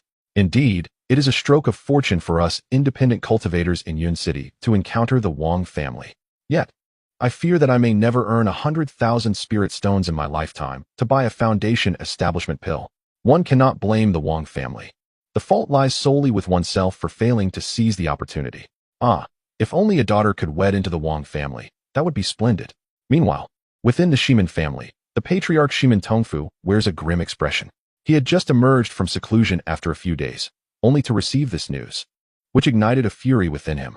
How audacious of the Wang family to offer the foundation establishment pills at such a discounted price. Were they truly so wealthy that they could afford to be so reckless? His son, Shimin Guanren, had ventured into a minor relic within the Luoyun mountain range. accompanied by a group of Foundation establishment clansmen, serving as cannon fodder for Lin family's young master, Lin Han. One could only wonder how many Foundation establishment clansmen would ultimately perish. The collaboration between the Shimin and Lin families had commenced the moment they entered that small relic. They had anticipated a crushing blow to the Wang family's alchemy business, yet the outcome was entirely unforeseen. Had the Wang family lost their senses? To release centuries' worth of amassed Foundation establishment pills for sale? Were they now disregarding the needs of their own clansmen? Shimin Tongfu was utterly bewildered. The Shimin clan believed this to be a deliberate ploy by the Wang family to offload years of surplus stock, creating an illusion of grandeur. The clan leader declared that they could not allow this to continue, or they would suffer severe losses. Indeed, those foolish rogue cultivators spoke of the Wang family as benevolent, flocking to purchase various elixirs from them. Meanwhile, the Shimin alchemy pavilion stood desolate, devoid of visitors. The elders of the Gold Core stage voiced their concerns. Shimin Tongfu snorted disdainfully, asserting that although the Wang family demonstrated such reckless resolve, it could only last for a short while. Once their stock of Foundation establishment pills was depleted, they would find themselves in a precarious position. The clan leader is wise. A Foundation establishment elder concurred. They all understood that the Wang family's elixirs, particularly the Foundation establishment pills, could not perpetually be sold at such rock-bottom prices. After all, the materials required for crafting these pills were exceedingly rare, available only in abundance from the Dawn Immortal City. Shall I take matters into my own hands and lead some skilled individuals to eliminate one or two of the Wang family's Gold Core higher-ups, thereby disrupting their ranks? A fierce-looking elder of the Gold Core stage inquired ominously. There is no rush. The time is not yet ripe. We must first stabilize our position against the Wang family. Shimin Tongfu shook his head. Chapter 32: The birth of the first offspring. A few days later, within the grand hall of the Wang family, a gathering of senior members awaited Wang Jinqing's announcement regarding the internal pricing of the Foundation building elixirs. The Wang family, encompassing those who had married into the clan, boasted over 40 Golden Core cultivators, more than 200 Foundation establishment practitioners, and thousands of Qi refining disciples. This necessitated a substantial supply of Foundation building pills and other medicinal concoctions, particularly for the Foundation building pills, aside from those family members with significant contributions, who could redeem them through their contribution points or under special circumstances. Others were required to pay spirit stones to the family for exchange. This was a matter of fairness. After all, one cannot expect a member with no contributions to the family to receive Foundation building pills for free upon reaching the peak of Qi refinement. Currently, the Wang family had not yet reached a level of abundance that would allow such generosity, as Wang Qingquan was not providing an unlimited supply of Foundation building pills and preferred to maintain a low profile. They envied Wang Bingfeng and Wang Gaojun, as well as their cousin Wang Haoqiang, for being able to receive support from Wang Qingquan in the form of Foundation building pills. However, their recent closeness to their uncle 18 had afforded them this fortune, which was beyond the reach of others to envy. Chief, you have yet to make your announcement. An elder of the Wang family could no longer contain his curiosity. Very well, I shall now announce the latest internal price for the Foundation building pills, Wang Jinqing proclaimed, directing the attention of all present upon himself. Eager ears perked up, ready to absorb the forthcoming information. Clearing his throat, he stated, the price for the low-grade Foundation building pill is 40,000 spirit stones. Only 40,000 spirit stones? How remarkably affordable. Even someone as financially constrained as I can exchange for several, exclaimed a member. I shall ensure my 3 Qi refining juniors attain their Foundation establishment this year. Excitement erupted within the grand hall as the senior members animatedly discussed this revelation. Previously, the cost for a low-grade Foundation building pill had been 80,000 spirit stones. So the current price being merely half of that was astonishing. Indeed, Wang Jinqing nodded, his smile broadening. In the future, our family members will exchange elixirs at only 40% of the market price. This applies not only to low-grade Foundation building pills, but also to medium and high-grade ones. Upon hearing this, the assembled cultivators were filled with joy. The high-grade Foundation building pills boasted a 60% increase in breakthrough probability, and those with superior spiritual roots could achieve an almost 80 to 90% success rate with them. While the market price outside was 200,000 for a single pill, within the family, it was merely 80,000 spirit stones, less than what outsiders would pay for a low-grade Foundation building pill. This was nothing short of miraculous.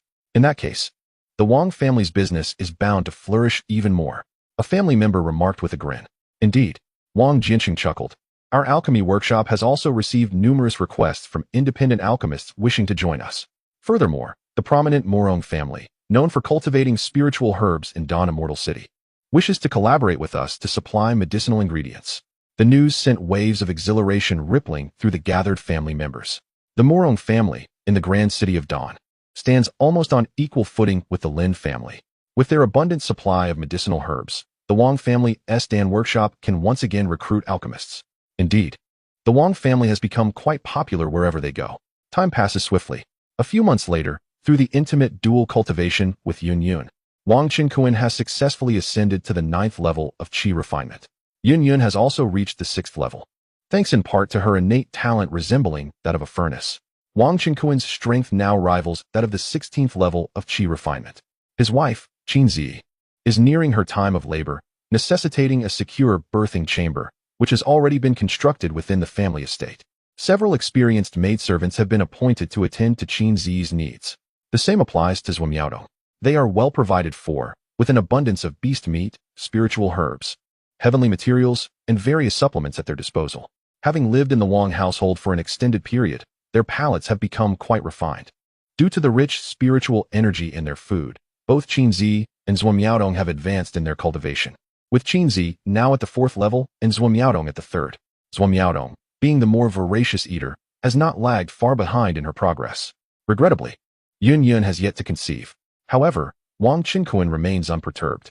Qin Zi's belly continues to grow larger. As she approaches labor, the entire Wang family is abuzz with activity. For the child she carries is not only Wang Qinkuan's bloodline, but also the future hope of the Wang family. The senior members of the Wang family are diligently preparing to welcome this imminent arrival. One morning, Qin Zi suddenly experiences intense abdominal pain, beads of sweat at her forehead, and her lips grow parched. Ah, it's so unbearable. She cries out in distress. Zi. Wang Qinkuan rushes into the room. There lies Qin Zi on the bed, her hands clutching her abdomen, racked with discomfort and pain. Wang Qinkuan is filled with anxiety. He hastily runs out, shouting, "Come quickly, come quickly." A flurry of maidservants rushes in, quickly lifting Qin Zi into the birthing chamber.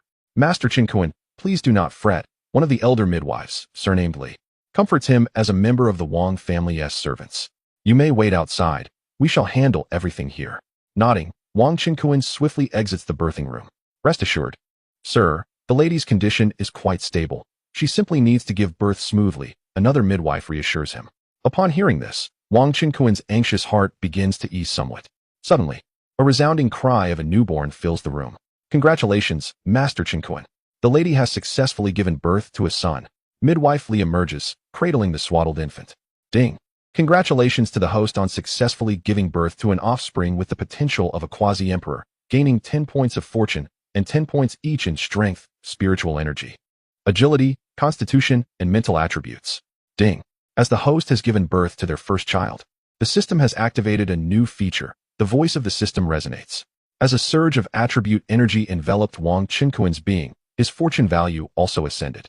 Haha. Thank you, Li Champo, he exclaimed with uncontainable excitement. The first child of Qin Zi bore the promise of a quasi-emperor's stature, an astonishing surprise bestowed upon him by Qin Zi. He eagerly received the child, scrutinizing every detail. The infant was indeed remarkably handsome and utterly adorable. Utilizing the eye of observation, he discovered that his son possessed the innate talent of a celestial root. Li Champo chuckled as well, remarking, "Indeed, Lord Qinkuan, this child is truly beautiful, a perfect likeness of you." With a radiant smile, Wang Qinkuan gazed at his offspring and addressed Qin Zi, who had already sat up with the assistance of maidservants in the delivery room. "Zi, thank you for giving me a son. I vow to cherish him dearly and then encourage you to bear another." Chapter 33. As Qin Zi, who had just given birth, heard this, she nearly fainted. Her husband truly regarded her as a tireless beast of burden, expecting her to bear another child so soon. It was exceedingly exhausting. As a cultivator at the 4th level of qi refining, her body was certainly not so frail. After consuming a healing pill, Qin Zi cast a glance at her husband, Wang Qinkuan, who was cradling their newborn son, and said, "My dear husband, you might as well go and trouble Sister Yun Yun instead." Wang Qinkuan chuckled softly. Internally, he inquired of the system, "Spring brother, will my lovely wife's firstborn also possess the potential of a quasi-emperor?" The higher the innate talent of the hostess partner, the greater the potential of their offspring. Provided that the partner meets the system's criteria, the firstborn will always possess a qualification above that of a quasi-emperor. The system, Spring brother replied. So that was the case. This meant that Sister Yun Yun's first child would at the very least possess the stature of a great emperor. After all, Sister Yun Yun was the reincarnation of the Supreme Empress. It seemed that he and Sister Yun Yun still needed to engage in a considerable amount of physical exercise. Wang Qingquan opened the system interface and discovered an additional feature: System Lottery.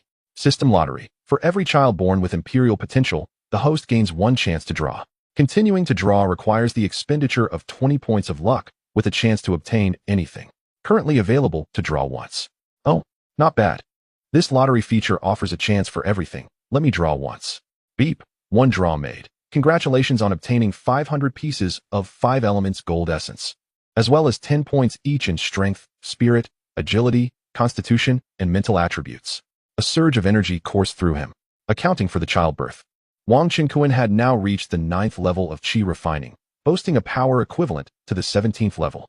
Additionally, he had acquired 500 pieces of 5 elements gold essence within the system space. Upgrading his earthly root to a heavenly root required precisely 500 pieces of 5 elements essence. To purchase them in the marketplace would cost 500 points of luck, yet he currently possessed only 19 usable points. Truly, luck was on his side. What a delightful surprise.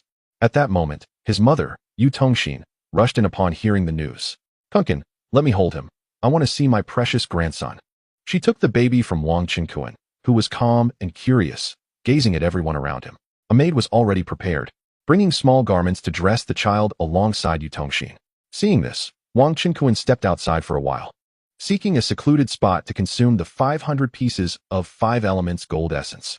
His golden root then ascended to the heavenly grade. From that moment forth, he was a peerless genius with a heavenly root. Wang Qingquan possessed the potential of a quasi-emperor.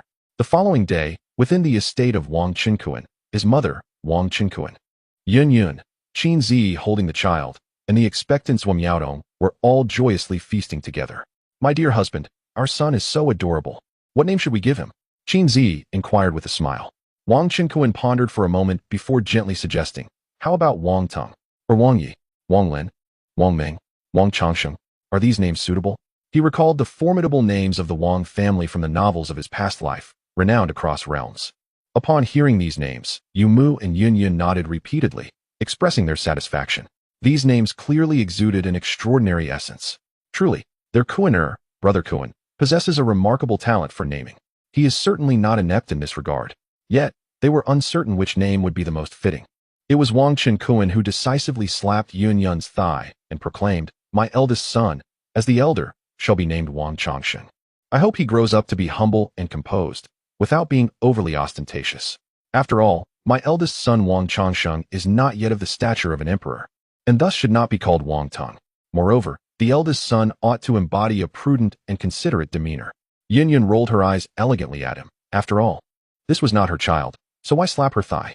Changsheng is wonderful, Mother Yu Tongxin remarked with a smile, for countless cultivators. What they seek throughout their lives is nothing more than the pursuit of longevity.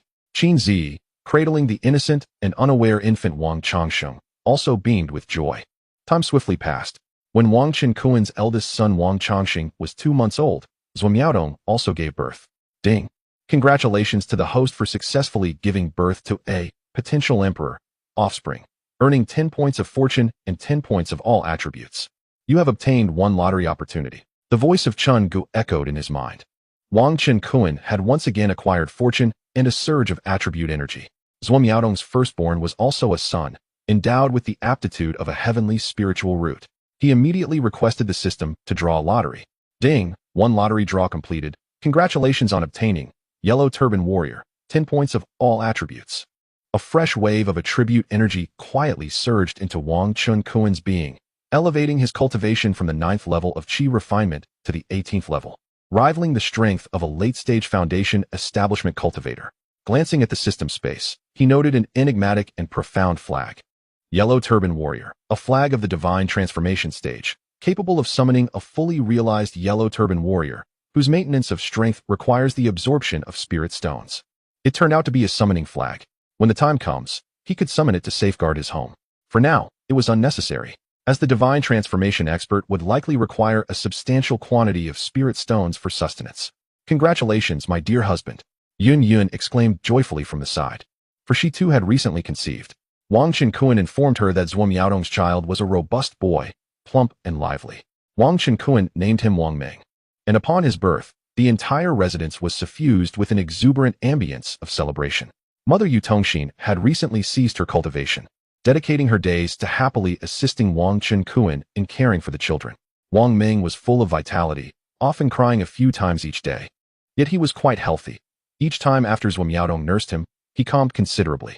His elder brother Wang Chongsheng, on the other hand, was more composed, rarely crying, exhibiting a gentle and obedient temperament, never causing anyone concern. Wang Chenkuan's spiritual pet, the little mouse, has swiftly advanced in cultivation due to an abundant supply of resources, now reaching the mid-stage of qi refinement, and has grown somewhat in size. It particularly enjoys playfully teasing Wang Chenkuan's son. The arrival of Wang Meng has further enriched the warm atmosphere of the Wang family. You have worked hard, Tong Tong, Wang Chenkuan gently remarked, holding Zhuo Miaodong's hand. It's nothing. This is what I ought to do, Zhuo Miaodong replied with a sweet smile, shaking her head. Her smile was contagiously delightful, reminiscent of a refreshing spring breeze, bringing comfort to those around her. You are truly a good wife, Wang Chenkuan exclaimed in admiration. Zhuo Miaodong smiled, yet her gaze shifted towards Wang Meng in the cradle. Suddenly, Wang Meng began to wail loudly. Zhuo Miaodong became anxious and quickly picked up the child, lifting her garment to nurse him while humming a lullaby to soothe him. Chapter 34. The courtesan matchmaking event. 2 months later, Wang Chenkuan successfully ascended to the 10th level of qi refinement, achieving a state of consummate mastery. He has now reached the spiritual power level of the 19th level of qi refinement, and it is estimated that he could triumph effortlessly against adversaries in the late foundation establishment stage. Moreover, there is another piece of good news. His clone, Kuan Kuan No.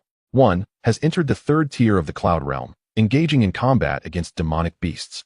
These beasts are all of at least mid-foundation establishment grade and have begun to yield spiritual artifacts. Uncle 18, are you planning to attend the courtesan matchmaking event hosted by the Fenghua Tower today? Wang Gaojun asked with a smile. The courtesan matchmaking event? Wang Chenkuan's expression reflected a hint of peculiarity. As a scion of the Wang family in Cloud City, he was certainly aware of the event that the Mei family hosted every 5 years at Fenghua Tower. However, due to his prior commitment to the Feixia immortal sect, he had never participated. This event serves as a significant strategy for the Mei family to amass spiritual stones. It is said that the Mei family collaborates with the Lingyun Chamber of Commerce from the Great Ling Immortal Nation to jointly host this grand affair. The courtesans featured are not limited to local talent. The Lingyun Chamber is the largest immortal commerce association in the Great Ling Immortal Nation, with branches established in nearly every major city of the realm. Wang Chenkuan cast a glance at Wang Gaojun, noting the presence of Yun Yun and the others, who had been quite direct in their remarks. He was not one to be so overt. Nevertheless, the prospect of broadening his horizons seemed appealing. Uncle 18, I have heard that the courtesans at Fenghua Tower this time are exceptionally beautiful. If we miss this opportunity, we shall have to wait another 5 years. Wang Gaojun continued, his expression rather lascivious. Oh, in that case, shall I accompany you younger generations to broaden your experience? Wang Chenkuan replied with a smile, glancing at the ladies present. Upon hearing his words, Qin Zi and Yun Yun, along with the others, playfully huffed. Since that is the case, you should go. They could hardly curb their husband's penchant for revelry. Very well, I shall go, Wang Chenkuan said with a smile, well aware that his wives would be understanding and not oppose his decision. Uncle 18, let us depart swiftly, Wang Gaojun urged as evening approached. Wang Gaojun and Wang Haodong gathered Wang Chenkuan, leading a group of young clan members with promising fortunes toward Fenghua Tower in a grand procession. Along the way, many cultivators cast envious glances their way. The Wang family possesses profound heritage and wealth, making these young scions of the family a focal point of attention. Upon witnessing the younger generation of the Wang family, one could indeed perceive their extraordinary demeanor. The success of the Wang family's foundation establishment pill has compelled the Shiman family to reduce their pill prices. They truly are the fortunate stars for our scattered cultivators in Cloud City. Someone sighed. I have heard that this batch of courtesans at Fenghua Tower includes over 100 beauties, each one a paragon of grace and beauty. I even heard there are more than 10 female cultivators in the foundation establishment stage. Who do you think will emerge victorious in the courtesan competition this time? People on the street were abuzz with discussions. The Wang family, in grand procession, arrived at the Fenghua building, under the astonished gazes of onlookers. Wang Chenkuan entered the establishment alongside his brother Wang Gaojun, other family members, and the formidable Golden Core Master Wang Jinlin, who had come specifically to protect them. With his silver hair and striking appearance, Wang Jianlin exuded a powerful aura. He was of a similar age to Wang Jianqing and was known for his taciturn demeanor. The esteemed guests of the Wang family were informed that the building boasted 3 stories, each featuring private rooms where guests could indulge in a variety of exquisite food and beverages. A flamboyantly dressed woman approached to greet them, her face adorned with a professional smile. "Please, lead us to the 2nd floor," Wang Qinkuan said with a gentle smile. "Of course," the woman replied, guiding the Wang family to a spacious private room on the 2nd floor. 18th uncle, I've heard that this time, Fengyue building has invited over 100 courtesans? Wang Gaojun inquired with a smile. Wang Qinkuan chuckled in response. That seems plausible, though I am not entirely certain. I am merely here to join in the revelry. Wow, so many? We must be discerning in our choices. Wang Haoqiang exclaimed with a sly grin. Both Wang Gaojun and Wang Haoqiang's wives had no objections to their husbands taking concubines, as it was quite customary for capable young heirs of prominent families in the immortal city to do so. Rest assured, if you 2 brothers find yourselves short on spirit stones, you may come to me for assistance within 1,000,000, Wang Gaojun offered. The other cousins echoed their gratitude to their 18th uncle. Family is family. There is no need for thanks, Wang Qinkuan replied with a gentle smile. He then turned to Wang Jianlin, asking, Jianlin, my dear nephew, having remained single all your life, do you have any thoughts on this gathering of courtesans? Standing nearby, Wang Jianlin offered a bittersweet smile and replied, I had initially intended to preserve my celibacy for the sake of cultivating into a nascent soul master. However, after suffering severe injuries from a Lin family expert, it seems I may never achieve that goal. Should I encounter a fateful woman, I would consider taking a wife. Wang Jianlin had once been the most promising candidate within the Wang family to break through to the nascent soul stage, but his recent injuries had significantly depleted his vitality. He had been summoned by Wang Jianshang to this event, with the intention of finding a suitable courtesan to marry and secure the family lineage. Very well. Should you find a suitable match, if spirit stones are lacking, you may seek my assistance up to 5,000,000, Wang Qinkuan proclaimed with grand generosity. After all, the courtesan selection event primarily revolved around who could lavish the most spirit stones. Wang Jianlin was taken aback by Wang Qinkuan's boldness. Although he had accumulated a considerable amount of spirit stones as a golden core master, most of it derived from his family's contributions. The expenses for spiritual artifacts and the resources required for daily cultivation were immense, not to mention the need to gather resources for his own breakthrough to the nascent soul stage. Thus, finding 5,000,000 spirit stones at once was quite beyond his means. The arrival of Wang Qinkuan, Wang Jianlin, Wang Gaojun, and others immediately captured the attention of the cultivators within the Fengyue Tower. The Wang family has arrived? Oh, is that not the formidable Wang Jianlin himself? It is indeed a rare sight to see him here. And the illustrious young master of the Wang family, Wang Qinkuan, has also graced us with his presence. Indeed, not only has he come, but several other young direct descendants of the Wang family have also made an appearance. The crowd buzzed with speculation. In addition to the Wang family, numerous young heirs from the Shimin and Jiang families had also entered. To avoid any semblance of favoritism, the Mei family had prohibited their own descendants from participating in such a courtesan matchmaking event. After all, the Fengyue Tower served merely as one of the hosts, while the decision-making authority rested firmly with the paramount forces of the Daling Empire, specifically the Lingyun Chamber of Commerce. On the 2nd floor of Fengyue Tower, within the private room occupied by the Shimin family, Shimin Guanren was savoring his tea when he suddenly noticed the arrival of the Wang family through the expansive window. His gaze fell upon the room directly opposite his own, and he found himself momentarily stunned. Among them was Wang Qinkuan, the individual he despised most. A twitch in the corner of his eye betrayed his agitation. How dare that Wang Qinkuan appear within my line of sight? He truly seeks his own demise. Shimin Guanren thought darkly, his expression betraying a fierce malevolence. He had long held onto the grudge stemming from when Wang Qinkuan wed Yunyun. That score was indelibly etched in his memory. Chapter 35. The matchmaker Mei Ji. The performance commences moreover. The fierce competition between the Shimin family and the Wang family's pill workshop culminated in a disheartening defeat for the Shimin clan.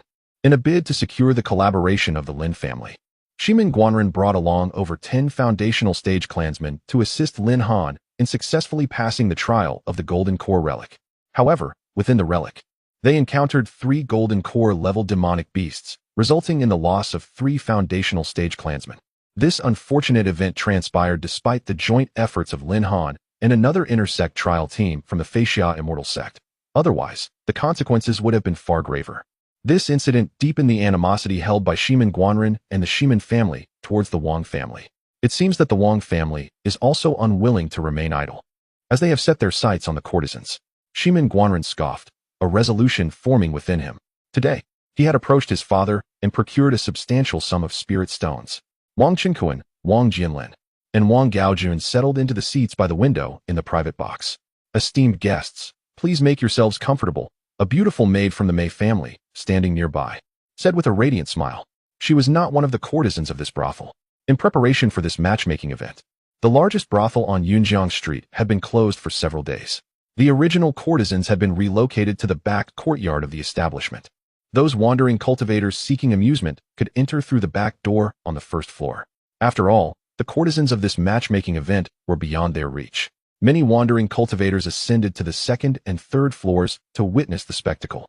Of course, the Mei family owned more than one brothel in Yun City, and the others remained in regular operation.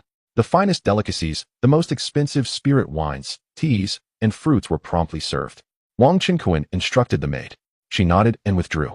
A short while later, a servant from the Mei family descended from the top floor's kitchen and storeroom, bringing with him an abundance of costly food and delicacies. Within each private box, one could find prominent families, foundational clans, and notable figures.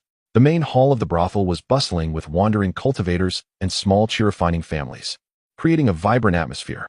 Over 100 courtesans participating in the matchmaking event had arrived, each adorned in stunning attire, their beauty surpassing expectations. They merely paraded momentarily before flowing into a large room on the second floor. A throng of men gazed at their enchanting faces and figures, drooling in admiration. These courtesans had been meticulously selected by the Lingyun commerce, each possessing superior spirit roots, marking them as exceptional talents. Undoubtedly, they were exquisite female cultivators. In the crowd, any male cultivator fortunate enough to win their favor would undoubtedly claim them as wives or concubines, rather than casting them aside after a fleeting romance. Such a fate would be far too regrettable. What a stunning array of extraordinary female cultivators. They have truly dazzled my humble eyes, exclaimed one elderly man. Hey, you there? Come over and keep me company. Share a smile with me. Hush. In an instant, the entire hall was in disarray. A throng of scattered cultivators jesting and jeering at a group of exquisite women, their voices echoing with various sounds of mockery. However, the Lingyun Merchant Association and Fingiola were accustomed to such antics and did not intervene, for this chaos was deemed essential to the atmosphere. Most of the scattered cultivators were tasked with elevating the ambience, while the esteemed gentlemen in the private boxes were responsible for showering the scene with spirit stones, ensuring a bountiful profit for all involved. The beautiful women who had come to participate in the selection were well aware of this spectacle and displayed no signs of anger or embarrassment. At that moment, the matchmaking ceremony for the courtesans commenced. Esteemed guests, I am Mei Ji, a golden core female cultivator from the Mei family, and I shall be your matchmaker for this event. Please first behold the courtesans, each possessing remarkable talent and beauty, and all are unblemished. A strikingly elegant woman in a red gown, her mature beauty accentuated by a generous neckline, stepped onto the Fengyue stage to commence her introduction. Wow! Matchmaker Mei Ji is truly a gem. Sister Mei Ji, will you be participating in the matchmaking? A voice exclaimed. Are you out of your mind? She is a late-stage golden core female cultivator from the Mei family. The crowd's eyes sparkled with excitement, and they began to prepare for the event. Hearing this, Mei Ji remained unperturbed. Instead, she responded with a playful tone. Thank you for your kind words, gentlemen. In this courtesan matchmaking event, selections will be mutual. Each courtesan who takes the stage will have a starting bid of no less than 100,000 low-grade spirit stones as a dowry. You may place your bids, and the victor shall have the privilege of taking her home. As for the courtesan herself, she holds the right to choose. Should she decline, the bids will be voided. But if she accepts, she may accompany you home. After Mei Ji concluded her announcement, a girl in a white dress, at the peak of the Qi refinement stage, was escorted onto the Fengyue stage by the Mei family female cultivators. The audience held their breath in anticipation. Miss, may I ask your name? Mei Ji inquired with a gentle smile. Please share your conditions. Upon hearing her question, the scattered cultivators fell silent, their anticipation palpable. After all, this was a rare opportunity to encounter a radiant female cultivator at the peak of the Qi refinement stage. I am called Xia Yudi, possessing upper-grade spirit roots, and I hope to be chosen by a foundation-building cultivator no older than 150 years, with a pleasing appearance, the girl replied, her lips parting delicately as she spoke. At her words, The crowd was momentarily entranced. This maiden exuded purity and an ethereal charm, each smile and frown radiating an irresistible allure. Foundation-building cultivators, without the aid of longevity elixirs, could typically live to 300 years. Thus, 150 years was considered youthful. However, Xia Yudi, with her upper-grade spirit roots and peak qi refinement prowess, possessed sufficient standing to set such conditions. Clearly, her implication was that male cultivators of golden core level or above could exceed the age limit of 150. Furthermore, those who did not meet her criteria, such as qi refinement cultivators, were still welcome to place bids, as the final decision would ultimately rely on a face-to-face meeting during the matchmaking. This event, organized primarily by the Lingyun Chamber of Commerce, features a courtesan matchmaking gathering where the participating courtesans generally enter of their own volition rather than under coercion. It is not a slave auction. Thus, the women possess the right to choose, unlike the courtesans in the Finjula, who have sold themselves and lack such agency. This courtesan matchmaking event bears some resemblance to the large matchmaking programs broadcast on the Blue Star television during Wang Qinquan's previous life. Upon hearing this, the matchmaker Mei Ji smiled and declared, "Well, since the young lady has expressed her desired conditions, let the gentleman begin the bidding. I offer 100,000 low-grade spirit stones for this young lady." A middle-aged man shouted loudly, his voice resonating throughout the hall. 150,000 low-grade spirit stones. I bid 160,000 low-grade spirit stones. 190,000. Within moments, many others joined the bidding. It must be noted that among the loose cultivators, there are indeed several individuals of considerable wealth. Particularly, those at the foundation establishment stage and above frequently venture into the Luoyun Mountains in groups to hunt demonic beasts and gather spiritual herbs. Over the years, it's unlikely they would be unable to produce sums in excess of 100,000 or 200,000. Although these bidders may not possess formidable strength, they wield significant amounts of low-grade spirit stones. What qualifications do you have to compete with me? At this moment, in the private box occupied by the Jiang family, a young man clad in luxurious garments scoffed disdainfully. Wang Qinquan glanced over and realized that this individual was Jiang Mingjia, the young master of the Jiang family, who was at the initial stage of foundation establishment. Chapter 36. The foundation establishing female cultivator clings to the leg of her uncle He, Jiang Shao. I advise you to save your breath. 300,000. At this moment, Shimin Guanren called out his bid, scoffing. Your prowess is inferior to even a single hair of mine. Upon hearing this, Jiang Mingjia's expression turned furious. All right, let us see who prevails today. Shimin Guanren laughed heartily, his eyes also fixated on the courtesan. Before long, the bidding reached 400,000, then 450,000. Shimin Guanren gritted his teeth, declaring 500,000. At Wang Qinquan's gesture, Wang Gaojun recognized that their 18th uncle was not interested in this woman. Thus, he joined the fray. He took a liking to the charming Xia Yudi. 600,000. Jiang Mingjia ground his teeth, for the Jiang family primarily engaged in the artifact forging industry. However, their current forging capabilities only allowed for the creation of magical tools.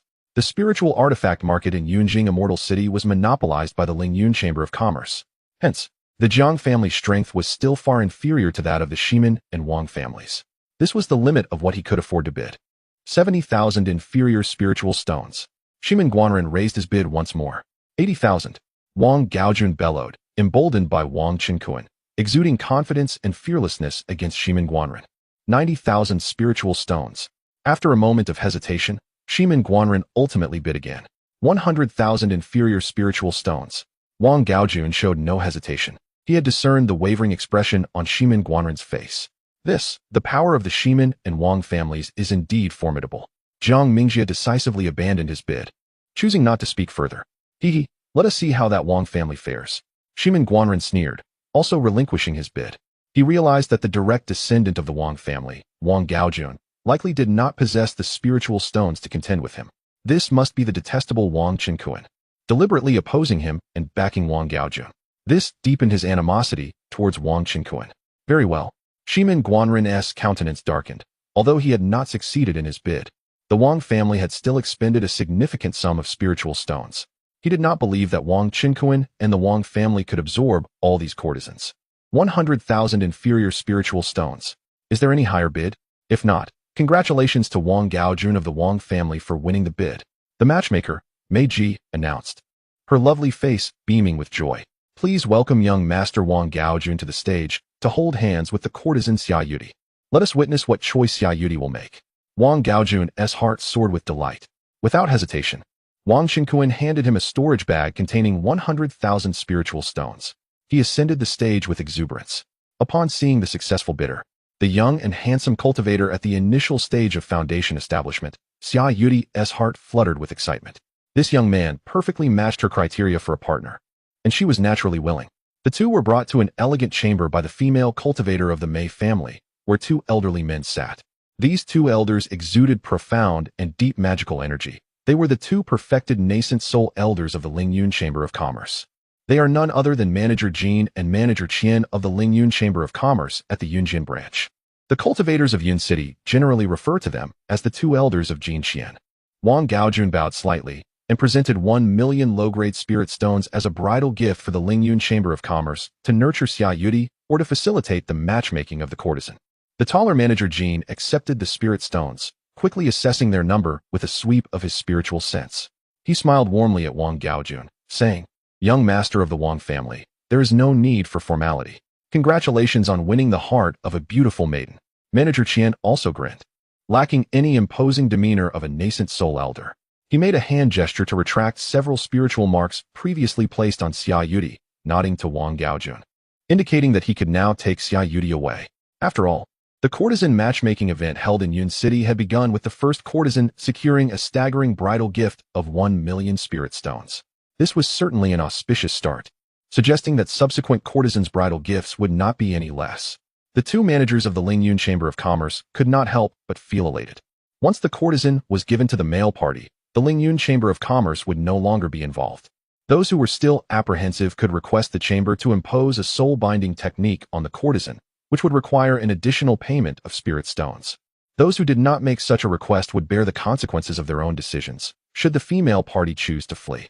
Wang Gaojun, in high spirits, led Xia Yudi back to the private room of the Wang family. Shimin Guanren and Jiang Mingjia watched the departing figures of Wang Gaojun and Xia Yudi, their expressions darkening. The two renowned young masters of Yun City had actually lost to an ordinary scion of the Wang family. "Esteemed gentlemen, we shall now commence the second round of matchmaking," announced the matchmaker Meiji. Her voice was melodious, laced with a hint of allure, captivating and refreshing to the ears. The crowd held their breath, bracing for competition. At that moment, a particularly voluptuous female cultivator in the early stages of foundation establishment stepped onto the stage. Her name was Sun Qingfen, appearing to be around 27 or 28 years old. While her beauty did not rival that of Xia Yudi, she boasted the advantage of being a foundation cultivator with superior spiritual roots. This woman considerably relaxed her criteria for selecting a partner, now accepting foundation cultivators under 200 years of age and chi refining cultivators at the peak of their stage under 80 years of age. After all, those capable of affording such a bridal price would possess the means to purchase foundation establishment pills. In an instant, the competition became fierce, nearly spiraling out of control. The hall filled with thousands of loose cultivators fervently shouted bids, with some reaching as high as 800,000 spirit stones before falling silent. Various foundation families in the private rooms also began to make their moves, bidding 150,000 spirit stones, 160,000 low-grade spirit stones. Amidst this fervent atmosphere, Jiang Mingjia could no longer resist joining the bidding. 170,000. Shimin Guanren appeared equally eager. The distinction between a foundation partner and a chi refining partner was significant.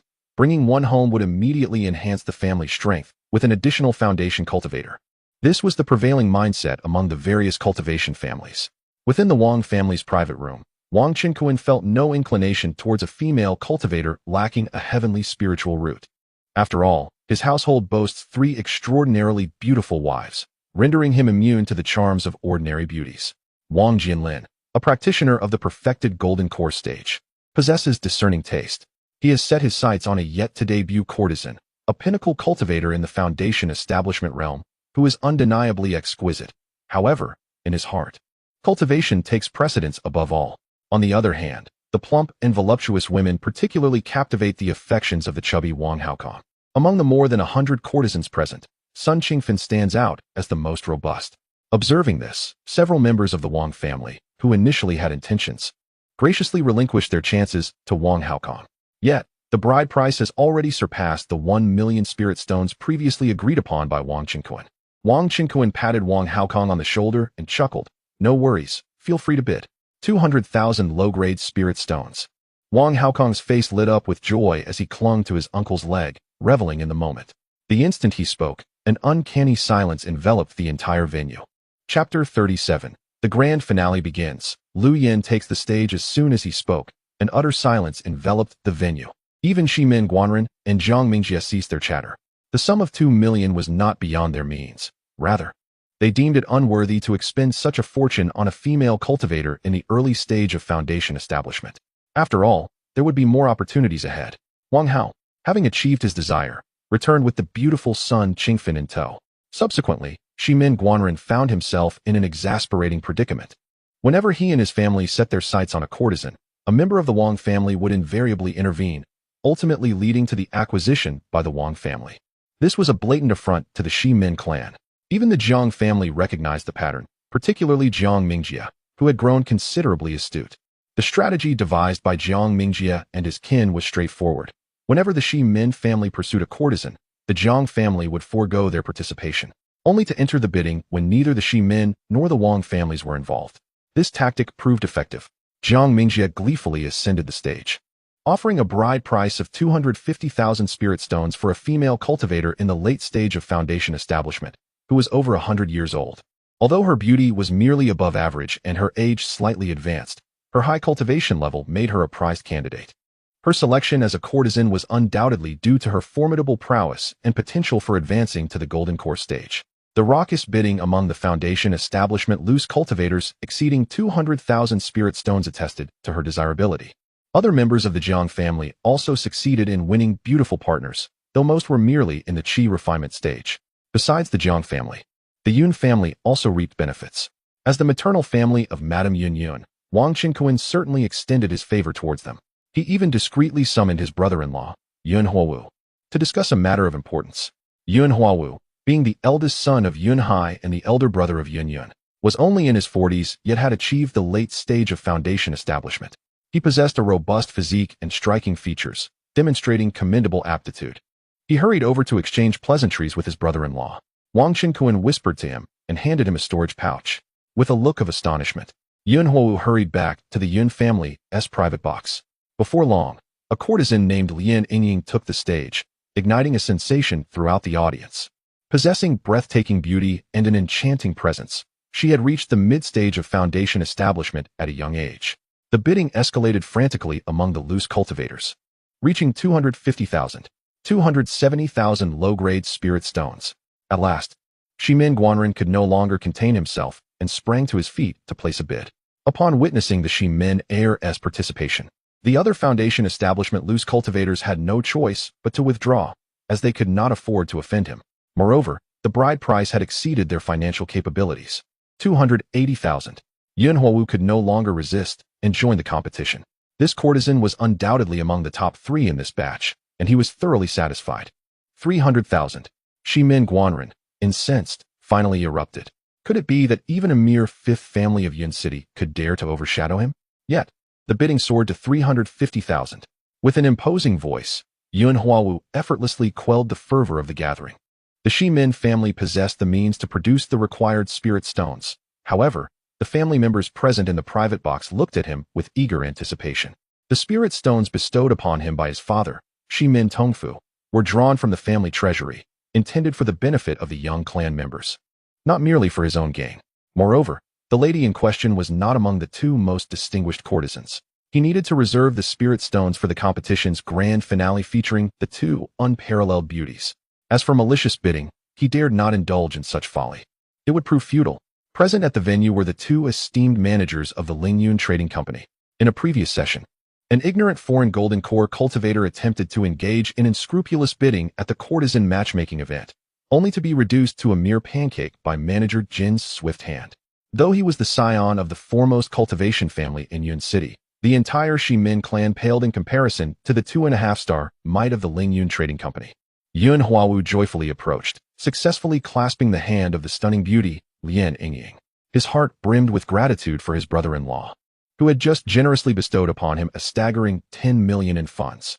Coupled with the resources from the Yun family, the prospects of marriage for the other clan members present had brightened considerably. As anticipated, the subsequent talented courtesans graced the stage. Yet the Shimin family failed to secure any advantageous positions. The high-quality courtesans they desired were predominantly claimed by the Wang, Yun, and Jiang families. Only a few lesser-quality Qi refinement courtesans were reluctantly acquired by the Shimin clan. Among them, 2 courtesans, witnessing the suppression of the Shimin family by the other clans, refused to wed any of its members. Consequently, these rejected courtesans remained within the Lingyun Trading Company, destined for matchmaking in other immortal cities. This left Shimin Guanren, who led the delegation, utterly dejected. Unbeknownst to them, the event had extended into the early hours of the second day. At long last, the moment that ignited the fervor of all male cultivators had arrived. The climax of this courtesan matchmaking extravaganza was about to unfold. The penultimate courtesan was invited to the stage, a consummate female cultivator at the pinnacle of the foundation establishment stage. The matchmaker, Mei Ji, exclaimed with exhilaration. This edition of the courtesan matchmaking event had exceeded expectations, proving to be a resounding success for the Mei family, who would reap considerable profits despite only taking a modest 10%. The illustrious female cultivator taking the stage was named Lu Yan. Tall and graceful, with skin as fair as snow, she donned a crimson gown that resembled flames ablaze. Radiating unparalleled beauty, her exquisite visage and alluring figure captivated all. Lu Yan's criteria for selecting a partner included a foundation establishment cultivator no older than 100 years, a golden core cultivator no older than 300 years, and a firm requirement for good looks, tall and handsome, was non-negotiable. Jiang Mingjie was left utterly entranced. While Shimin Guanren's thoughts became increasingly restless, his gaze fixated on Lu Yan, filled with an overwhelming desire to embrace her at that very moment. He yearned for her to become his woman without delay. As the crowd erupted into a frenzy of bidding, each eager to win Lu Yan's favor, one voice rang out. "I bid 1 million. A deep voice resonated through the air. The crowd turned to behold none other than Jiang Mingjie, the scion of the Jiang family. 1,200,000. Shimin Guanren glared at Jiang Mingjie, raising the bid without hesitation. 1,500,000 spirit stones. In the presence of a captivating beauty that piqued his interest, Jiang Mingjie chose not to retreat. The foundation-building cultivators and members of lesser clans present, recognizing the fierce competition, prudently refrained from calling out bids. They understood that this enchanting woman, with her bright eyes and exquisite figure, was beyond their reach. As for the Chi-refining cultivators, they lacked the means entirely, their eyes greedily admiring the beauty before them, relishing the moment of appreciation. Within the Wang family's private box, Wang Jinlin stood up in excitement, his gaze fixed intently on Lu Yan. Chapter 38. The Sacred Maiden of the Hahuan sect, panned Enlian upon witnessing the unfolding events. Wang Qinkuan presented him with a storage bag, a smile gracing his lips. "Jinlin, my dear nephew, compete as you wish. If it is insufficient, do not hesitate to come to me again. This storage bag contains 10 million spirit stones. The Kuan number 1, currently in the 3rd cloud tier realm, is capable of slaying late foundation establishment beasts, each yielding several hundred low-grade spirit stones. It may seem modest, yet the true treasure lies in the copious amounts of low, medium, and high-grade magical artifacts, as well as low-tier spiritual herbs, which can be seamlessly converted into spirit stones by the system. With a mere click, one can recover these treasures without any worries." Wang Qinkuan chose to retain the exquisite magical artifacts and spiritual devices for himself. Thus, it could be deduced that his doppelganger could accumulate over 1 million low-grade spirit stones within a single day and night. In 10 days, that amounts to 10 million. And in 100 days, over 100 million. The prospects are astounding. Kuan number 1 has been tirelessly working around the clock, rendering this amount of spirit stones trivial. Wang Jinlin opened the storage bag and was nearly blinded by the brilliance of the spirit stones. A man of few words, he expressed his gratitude to his Uncle 18, but chose to remain silent thereafter. Given Uncle 18's remarks, it was evident he did not hold the maiden in high regard, likely awaiting the appearance of another contender. However, Wang Jinlin was not in a hurry. He could afford to wait to bid again. His determination to acquire Lu Yan was unwavering. 200,000. In the private room, Shimin Guanren sneered, equally resolute in his ambitions. 220,000. Jiang Mingjie uttered through clenched teeth. 300,000. The rivalry intensified, both refusing to yield. Soon, the bride price for Lu Yan soared to 350,000 spirit stones. The surrounding loose cultivators fell silent, their breaths held in anticipation as they observed the fierce competition between Jiang Mingjie and Shimin Guanren. It is worth noting that currently, a foundation establishment pill costs merely 100,000 spirit stones. Just imagine how many Foundation establishment cultivators could be nurtured with several million spirit stones. This truly is a grand banquet of the affluent. These scions of noble families regard spirit stones as mere trifles. The thousands of loose cultivators present were enlightened by this spectacle. Jiang Mingjia, Shimen Guanren, cease your squabbling. I shall offer 500,000 spirit stones. Wang Jinlin's voice, imbued with a trace of spiritual power, resonated with authority. His tone exuded confidence, as though Lu Yin were already within his grasp. Haraha. The Wang family's golden core elder is indeed generous. I am truly impressed, Jiang Mingjia responded, his hands clasped in respect. 500,000 had surpassed his limit, and he smiled in acknowledgement. Upon hearing this, Lu Yin turned to Wang Jinlin, surprise evident in her eyes. This man, with a dignified appearance, was a golden core elder of the Wang family. Prior to accompanying the Lingyun Chamber of Commerce, she had learned that the Wang family stood as an equal to the Shimen family in this realm of cultivation. Furthermore, she had heard of the Wang family's decisive victory in the previous alchemy competition against the Shimen family. I shall bid 600,000 spirit stones, Shimen Guanren declared loudly, unperturbed by the presence of a golden core master from the Wang family. Moreover, the Shimen family had their own fully realized golden core practitioner accompanying them. 700,000. Wang Jinlin unabashedly raised the stakes once more. Shimen Guanren furrowed his brow, a fleeting shadow of gloom crossing his face. The Wang family indeed possesses immense wealth, worthy of standing shoulder to shoulder with my Shimen clan. 800,000. 900,000. Wang Jinlin resolutely followed suit. 1 million. 1,100,000. The bidding between the two grew increasingly intense. After a moment of hesitation, Shimen Guanren, unwilling to yield, declared, 1,200,000. 1,300,000. Wang Jinlin responded without hesitation, his demeanor exuding dominance. Besides what Wang Qinkuan had provided, he possessed a considerable amount of spirit stones himself. Very well.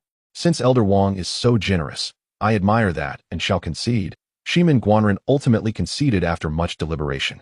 He still contemplated preserving his strength for a decisive strike against the individual trailing behind. In the end, Wang Jinlin emerged victorious, claiming the beauty as his prize. The numerous loose cultivators and smaller families present marveled at the spectacle, exclaiming in awe at the Wang family's formidable prowess. They could hardly believe that such a staggering sum of 1,300,000 was offered. Yet it was no surprise, as the Wang family's strength has been steadily rising, having bested the Shimen clan in business dealings on 2 occasions. With his face aglow with triumph, Wang Jinlin escorted Lu Yin back to the private room of the Wang family. The final highlight of this year's courtesan matchmaking event was about to take the stage. A girl adorned in a delicate yellow gown gracefully glided onto the platform. Her figure was slender, skin smooth and fair, with flowing black hair cascading over her shoulders. Her features were exquisite, reminiscent of a celestial being gracing the mortal realm. Her eyes sparkled with vitality, akin to a tranquil autumn pool. Her cherry-like lips were plump and inviting, and her figure was alluringly curvaceous. Moreover, her aura was distinctly enchanting, imbued with a captivating charm. This maiden's beauty could eclipse all the courtesans present. Upon reaching the stage, she cast a flirtatious glance at the crowd and softly spoke. I am Pan Yinlian. Just turned 20 this year, at the mid-stage of foundation building, seeking a charming male cultivator under the age of 40 who can capture my interest. The audience gasped, collectively acknowledging her as a peerless beauty. This young lady, Pan Yinlian, possessed an earth-grade spiritual root, and her cultivation was not limited by age, allowing even the older gentlemen present to compete on behalf of their descendants. Standing nearby, the equally graceful matchmaker, Mei Ji, provocatively added, an earth-grade spiritual root. This matchmaking event has attracted a genius female cultivator of such caliber? The crowd erupted in astonishment. An earth-grade courtesan was an exceedingly rare occurrence. Generally, female cultivators with heavenly or earth-grade roots would join a 1-star or even 2-star celestial sect, receiving substantial support from their respective sections. An earth-grade genius would be a prized asset for any sect. It was uncommon for such individuals to participate in matchmaking events with numerous restrictions. Earth-grade, Wang Qinkuan gazed at the enchanting woman, a hint of amusement dancing in his eyes. This Pan Yinlian was far more than just an earth-grade spiritual root. The information revealed by the observing eye. Name, Pan Yinlian, saintess of the 2-star Hahuan sect, daughter of the sect leader. Age, 20, realm, early golden core. Spiritual root, divine quality. Fortune, 91, comprehensive score, 95, legendary empress, recommended for marriage. This Pan-Enlian possesses the legendary grace of an empress and a divine spiritual root. It is no wonder that at merely 20 years of age, she has already reached the early stages of the Golden Core realm. However, the manifestation of her mid-foundation cultivation must be a result of secret techniques or treasures suppressing her true abilities. This young and beautiful Golden Core female cultivator is, astonishingly, the saintess of the Hahuan sect within the Daling Empire. Yet, it remains unclear why she appears in this immortal city, acting as a courtesan in a matchmaking event. In the Kunling realm, all spiritual artifacts or treasures used to detect spiritual roots fail to ascertain qualities above the heavenly spiritual root. Even the assessment of cultivators with earth and heavenly spiritual roots cannot guarantee absolute accuracy. Thus, the nascent soul cultivators of the Lingyun Chamber of Commerce may be oblivious to Pan-Enlian's true talents and capabilities. Perhaps they are aware, but the Hahuan sect has advised them to remain silent, regardless of the Hahuan sect or her status as a saintess. Wang Qingquan would not let such a potential partner slip away. As Wang Qingquan's thoughts raced, a young man in his 20s, at the late qi refining stage, emerged from a private room, holding a storage bag containing 2 million spiritual stones, and approached Pan-Enlian with excitement. "My lady, would you marry me for 2 million spiritual stones?"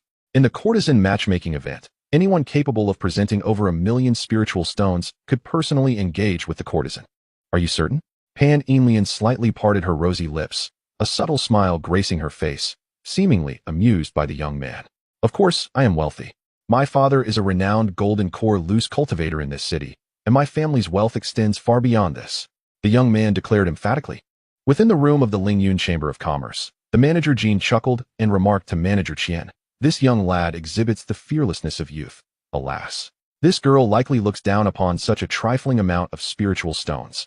Manager Qian shared in the amusement, for the event was nearing its conclusion. He could soon return to his branch, indulging in feasting, drinking, and meditative cultivation. This young man is quite overestimating himself. Just as his words settled, a resounding thud echoed as the young man was sent flying by a kick, landing on the platform below, shock etched across his face. "Who dares to strike me?" he exclaimed in panic, scrambling to his feet and gazing up at the stage. "And if I did?" Pan-Enlian, atop the platform, retracted her long, slender, snow-white leg with a playful laugh. Chapter 39. This girl is too superficial. The young man in the qi refinement stage gazed at the stunning figure of Pan-Enlian, adorned in a delicate goose-yellow dress, yet found himself at a loss for words. He had never anticipated that this celestial being would treat him in such a manner. "Young master, please return to your seat," spoke the matchmaker, Meiji. At that moment, his father, an elderly man in the mid-stage of Golden Core, hurriedly emerged. "You insolent brat, how embarrassing. I told you not to come out," the Golden Core elder chastised his son. "Please forgive my son's rudeness." Esteemed Mei and Miss Pan, the elder smiled apologetically at Meiji and Pan-Enlian. A flicker of anxiety crossed his eyes. His family resided in a subordinate town, and he was the only Golden Core cultivator among them. They were far inferior to the Mei family. The illustrious courtesan, a mid-stage foundation establishment cultivator, belonged to the Lingyun Merchant Association, and her audacity to act so recklessly suggested she was held in high regard by the 2 nascent soul elders of the association, an offense he could never afford to make. However, Pan-Enlian appeared to have little interest in either him or his son, merely nodding without further comment. Noticing this, Meiji waved her hand, signaling the two to retreat. Pan-Enlian's gaze shifted to the rest of the assembly, her every smile and frown seemingly imbued with an irresistible charm. With a radiant, enchanting oval face, a delicately high nose, and captivating peach blossom eyes that sparkled with life, Pan-Enlian possessed a figure that rivaled even Qin Zi's. Her proud bosom and curvaceous hips were undeniably mesmerizing to the male cultivators present. In an instant, the venue fell silent, the eyes of every man nearly bulging out of their sockets. "Esteemed gentlemen, who among you would be willing to marry me? Please, feel free to bid your bride price. I shall consider all offers." Pan-Enlian smiled, her voice sultry and alluring. Her words ignited a fervor, causing the male cultivators of Cloud City to erupt in excitement, thousands of them driven to madness. "I do. 250,000 spirit stones. I'll offer 300,000. 350,000. I'll bid 500,000 low-grade spirit stones. 600,000. The crowd clamored, each eager to win Pan-Enlian's favor. Even Jiang Mingjie joined in, shouting out 800,000. However, there were other scattered cultivator families, some second only to the Yun family of Yunhe Immortal Town, boasting 3 or 4 Golden Core cultivators within their ranks, with substantial financial resources. They escalated the bride price to an astonishing 1,500,000 spirit stones. After all, she was a genius cultivator with Earth's spiritual roots, with sufficient resources invested in her cultivation. The potential for her to break through to the transformation stage and become a powerful ancestor was immense, even if they were to exhaust their fortunes. Acquiring a cultivator with Earth's spiritual roots would undoubtedly be worth the cost. Of course, throughout the history of the Kunling realm, there had been formidable beings in the integration stage possessing Earth's spiritual roots, but such achievements were only attainable with massive investments of resources. This was a prospect they could only dream of. 1,600,000. Faced with such beauty, Shimin Guanren could no longer contain himself. Pan Enlil, however, seemed to chuckle lightly, a glimmer of mockery dancing in her eyes as she surveyed each individual present. At last, her gaze settled upon Wang Qinkuan. A smile graced his lips.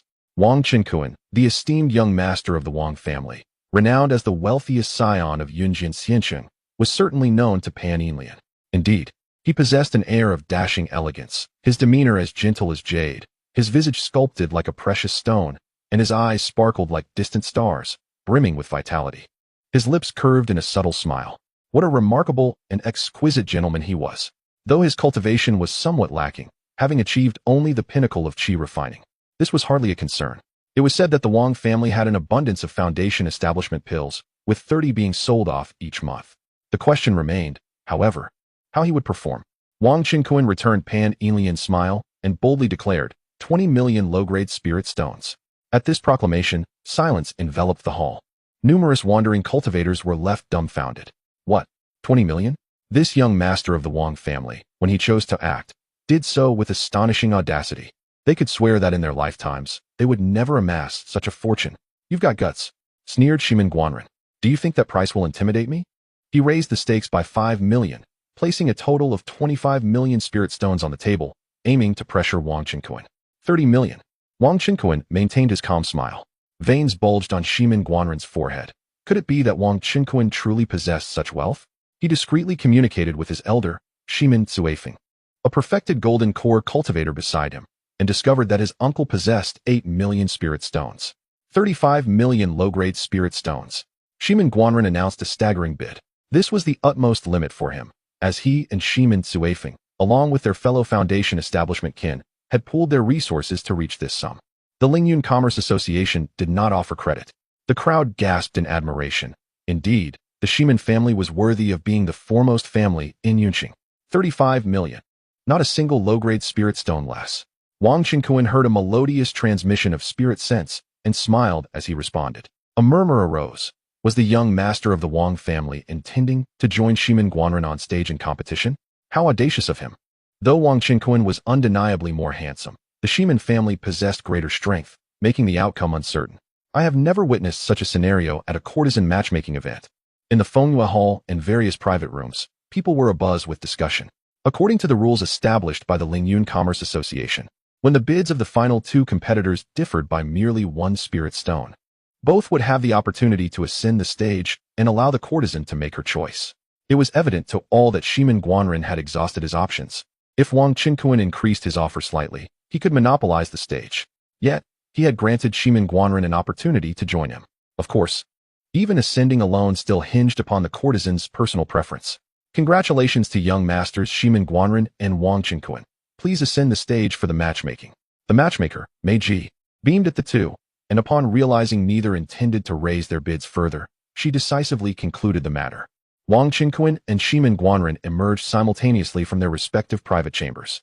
Shimin Guanren cast a fierce glare at Wang Qinkuan, the young scion of the Wang family, who had the audacity to vie for the affections of women, despite being barely in the foundational stage of cultivation. This was the second instance of such insolence, and a deep-seated murderous intent brewed within him. Conversely, Wang Qinkuan regarded him with disdain, perceiving him merely as an arrogant and overbearing dandy, whom he could effortlessly crush if the opportunity presented itself.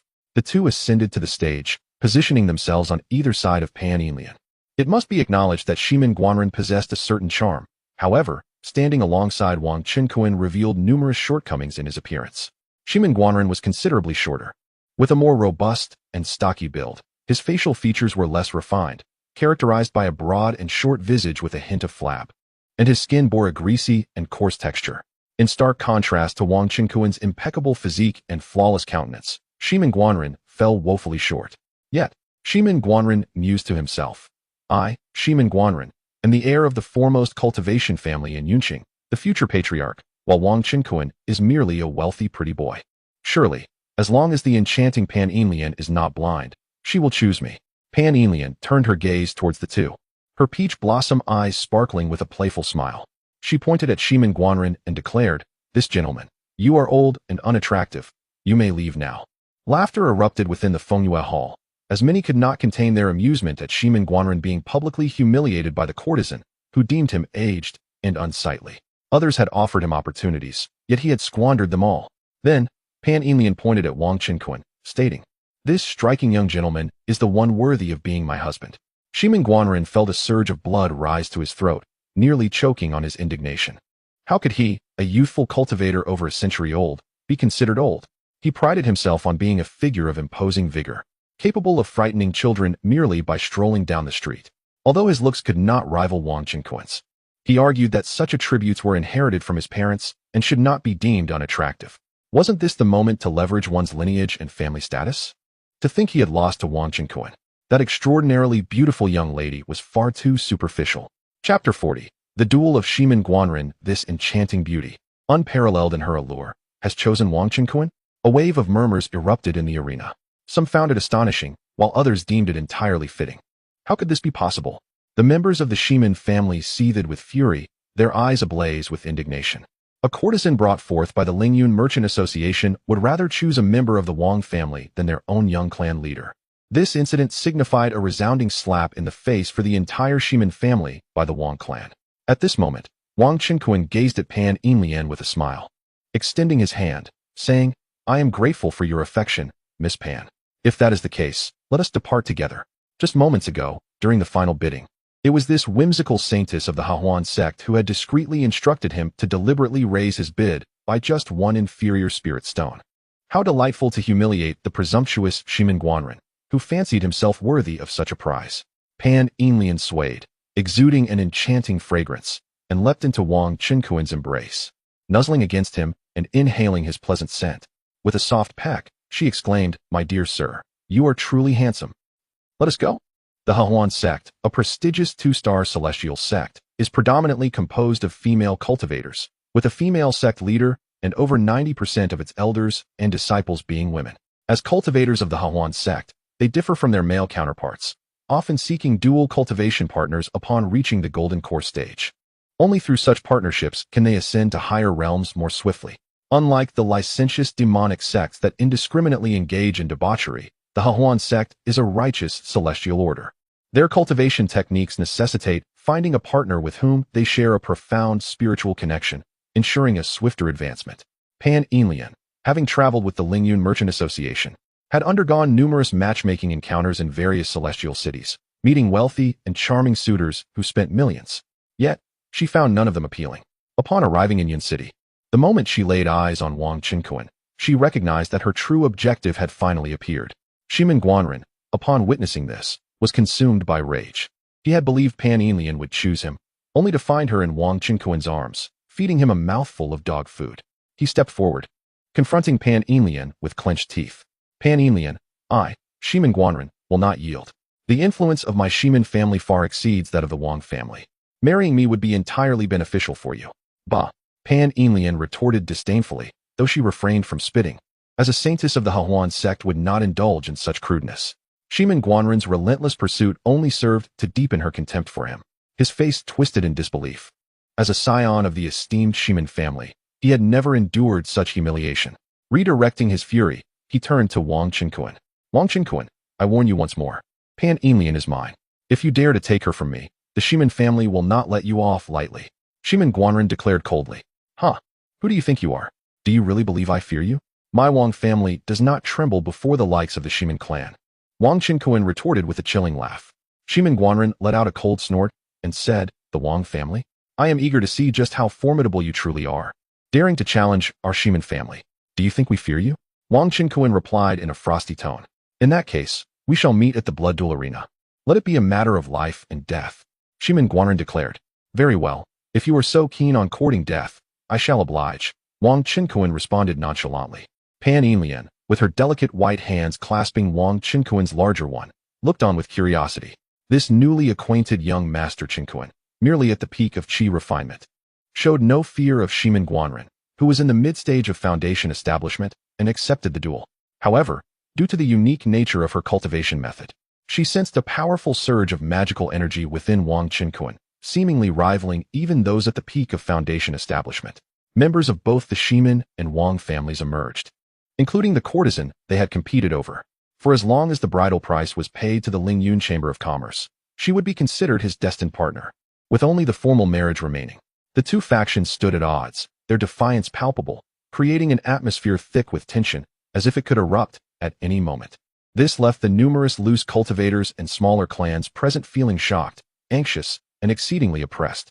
Were the two great immortal families of Yun City truly on the brink of war today?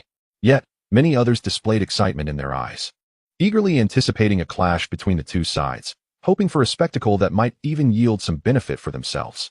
Well then, the matchmaking event has concluded. May young Master Qinkuan escort Miss Pan inside to present the bridal price to the esteemed elders. The matchmaker, Mei Ji, interjected, frowning as she stepped forward to break the standoff. Are you two families intending to wage war within my Lingyun Chamber of Commerce? Please, calm yourselves. A stern, elderly voice echoed from the elegant chambers of the Lingyun Chamber of Commerce. The two families hastily expressed their apologies, not daring to retort. Though the Fengyue Tower belonged to the Mei family, the grand event was currently under the auspices of the Lingyun Chamber of Commerce. Moreover, even without the chamber's intervention, the city lord's office would not permit these immortal families to engage in battle on the main thoroughfare, for chaos would surely ensue. Thus, the members of both families retreated to their respective private rooms. Observing this, the crowd collectively exhaled in relief. Wang Qinkuan then led Pan Yinlian into the elegant chambers of the Lingyun Chamber of Commerce, where he presented 3,700,000 low-grade spirit stones to Manager Jean. Smiling as he said, "Thank you for your previous care of Miss Pan. This humble gift is but a token of my respect." Upon seeing the contents of the storage bag, Manager Jean and Manager Qian's faces lit up with delight at the additional 200,000. Although this sum was negligible to a nascent soul elder, who would ever refuse an abundance of spirit stones. Manager Jean chuckled, "Haha. Young Master Qinkuan's generosity is indeed well-deserved of its reputation." The enigmatic Manager Qian Air remarked, "You, my boy, being favored by this charming young lady is indeed your fortune." With a playful smile, Pan Yinlian responded, "Uncle Jean and Uncle Qian must be thinking that they have finally managed to sell off this little enchantress, right?" The two elder gentlemen quickly waved their hands in protest, insisting, "Not at all. I would never entertain such a thought. The doors of the Lingyun branch will always remain open for you." Upon hearing this, Wang Qinkuan's gaze flickered momentarily as he smiled at Pan Yinlian, saying, "Miss Pan, let us proceed. I have one more matter to attend to before I escort you home for our wedding." Hand in hand, they exited the room like a pair of celestial beings. At that moment, the Flower Queen's matchmaking event had concluded, and some attendees had begun to rise and depart. However, many remained, engrossed in discussions regarding the impending duel between Shimin Guanren and Wang Qinkuan. A considerable number believed that Wang Qinkuan's actions were exceedingly reckless. To challenge Shimin Guanren, who was at the mid-stage of foundation establishment, with merely the full mastery of the qi refinement stage, seemed tantamount to courting death. Almost everyone doubted his ability to survive against Shimin Guanren's prowess, fearing that should he step onto the blood duel arena, he might very well lose his life. The extravagant bride, Pan Yinlian, acquired at a significant bride price, would likely not have the fortune to enjoy her new life. Of course, should Wang Qinkuan choose to retract his commitment to the duel, the Shimin family and Shimin Guanren would have no recourse against him. The critical question now was whether Wang Qinkuan would abandon the fight at the last moment. Even the members of the Wang family gathered around him, urging him to disregard Shimin Guanren, suggesting he wait until he has broken through to the foundation establishment stage before accepting the challenge. Wang Jianlin, showing signs of impatience, voiced his deep concern, "18th uncle, you cannot go. There have been cases in the cultivation world of qi refinement stage practitioners facing foundation establishment opponents, but most ended in demise." Wang Gaojun, Wang Haoqiang, and even Yun Huawu from the Yun family approached Wang Qinkuan, advising him not to act impulsively. Meanwhile, the group from the Shimin family, blocking the hallway, laughed derisively at Wang Qinkuan's audacity. Shimin Guanren called out loudly, "Wang Qinkuan, oh Wang Qinkuan, Are you hesitating out of fear? If you can crawl through my legs today, I shall cancel this duel and let you return home to enjoy your flower queen. Otherwise, I shall have my family plaster notices throughout the city, declaring you a cowardly wretch who breaks promises and fears for his life. Chapter 41. The Battle in the Blood Arena. With a power of 2, as soon as this statement left his lips, it ignited the fury of the Wang family. How dare you show such disrespect to our esteemed 18th uncle? The Wang family and the Shimin clan are irreconcilable. The members of the Wang family flushed with rage, their tempers flaring. Wang Jianlin, Wang Gaojun, and Wang Haoqiang gritted their teeth in anger. Wang Qinquan let out a cold laugh and remarked, Shimin Guanren, you really do talk too much. Come on, let us head to the blood arena and settle this once and for all. With that, he swiftly darted towards the staircase. Pan Yinlian gazed at Shimin Guanren as though he were a lifeless corpse. To the Shimin clan, the Hahuan sect, with its formidable cultivators, was akin to a swarm of ants. However, she remained silent, closely following Wang Qinquan. The Wang family members, along with the courtesans who were about to become their wives and concubines, surged forward. The Shimin clan, upon witnessing this, had no choice but to yield. A battle could not unfold here. Humph, if that is the case, I shall grant you this opportunity to comprehend the vast chasm between us. Offending me leads only to death. Shimin Guanren sneered, leading his entourage in pursuit. Before long, the two groups burst onto the bustling streets, where the morning hours saw a throng of vehicles and pedestrians. At the end of this main thoroughfare lay a vast square, within which the blood arena was guarded by the city's watch. The arena sprawled across several acres, surrounded by protective barriers and arrayed restrictions.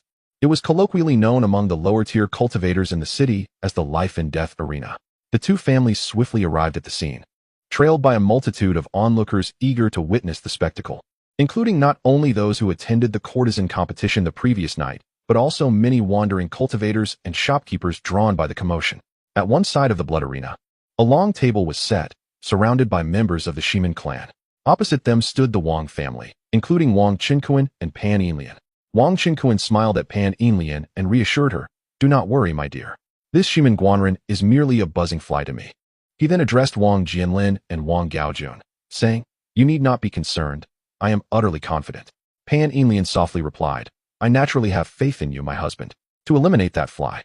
Seeing this, the Wang family members began to relax, their worries dissipating. They understood that their 18th uncle was a prudent and astute individual, renowned for his miraculous feats. Given Wang Qinquan's ability to produce an abundance of beast corpses and foundation-building pills, they surmised that a powerful being, perhaps of the transformation stage or higher, stood behind him. As such, it was not impossible for him to engage in battles beyond his level.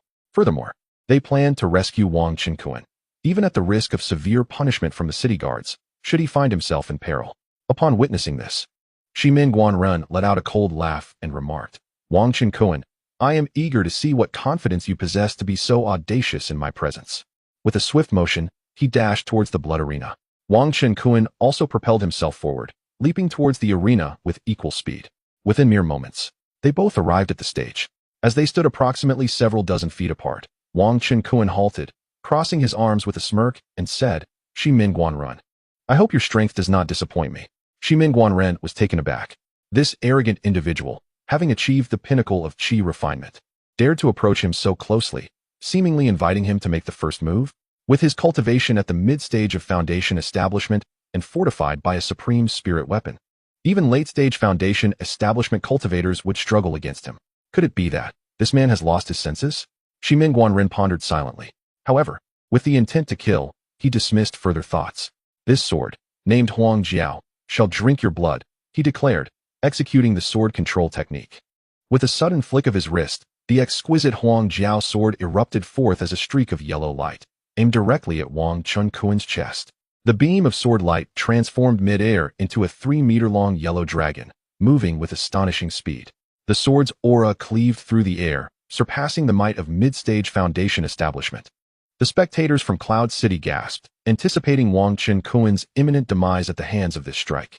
The city guards managing the blood arena also believed the battle had already concluded.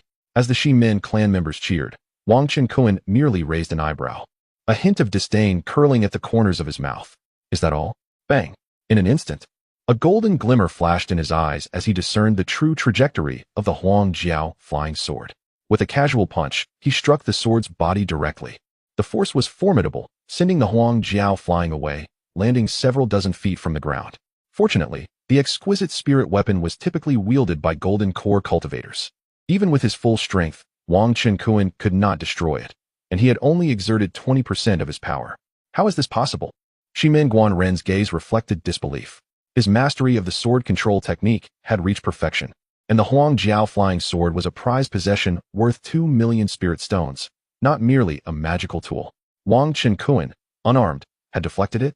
Nonetheless, Shimen Guanren quickly summoned the sword back from the ground.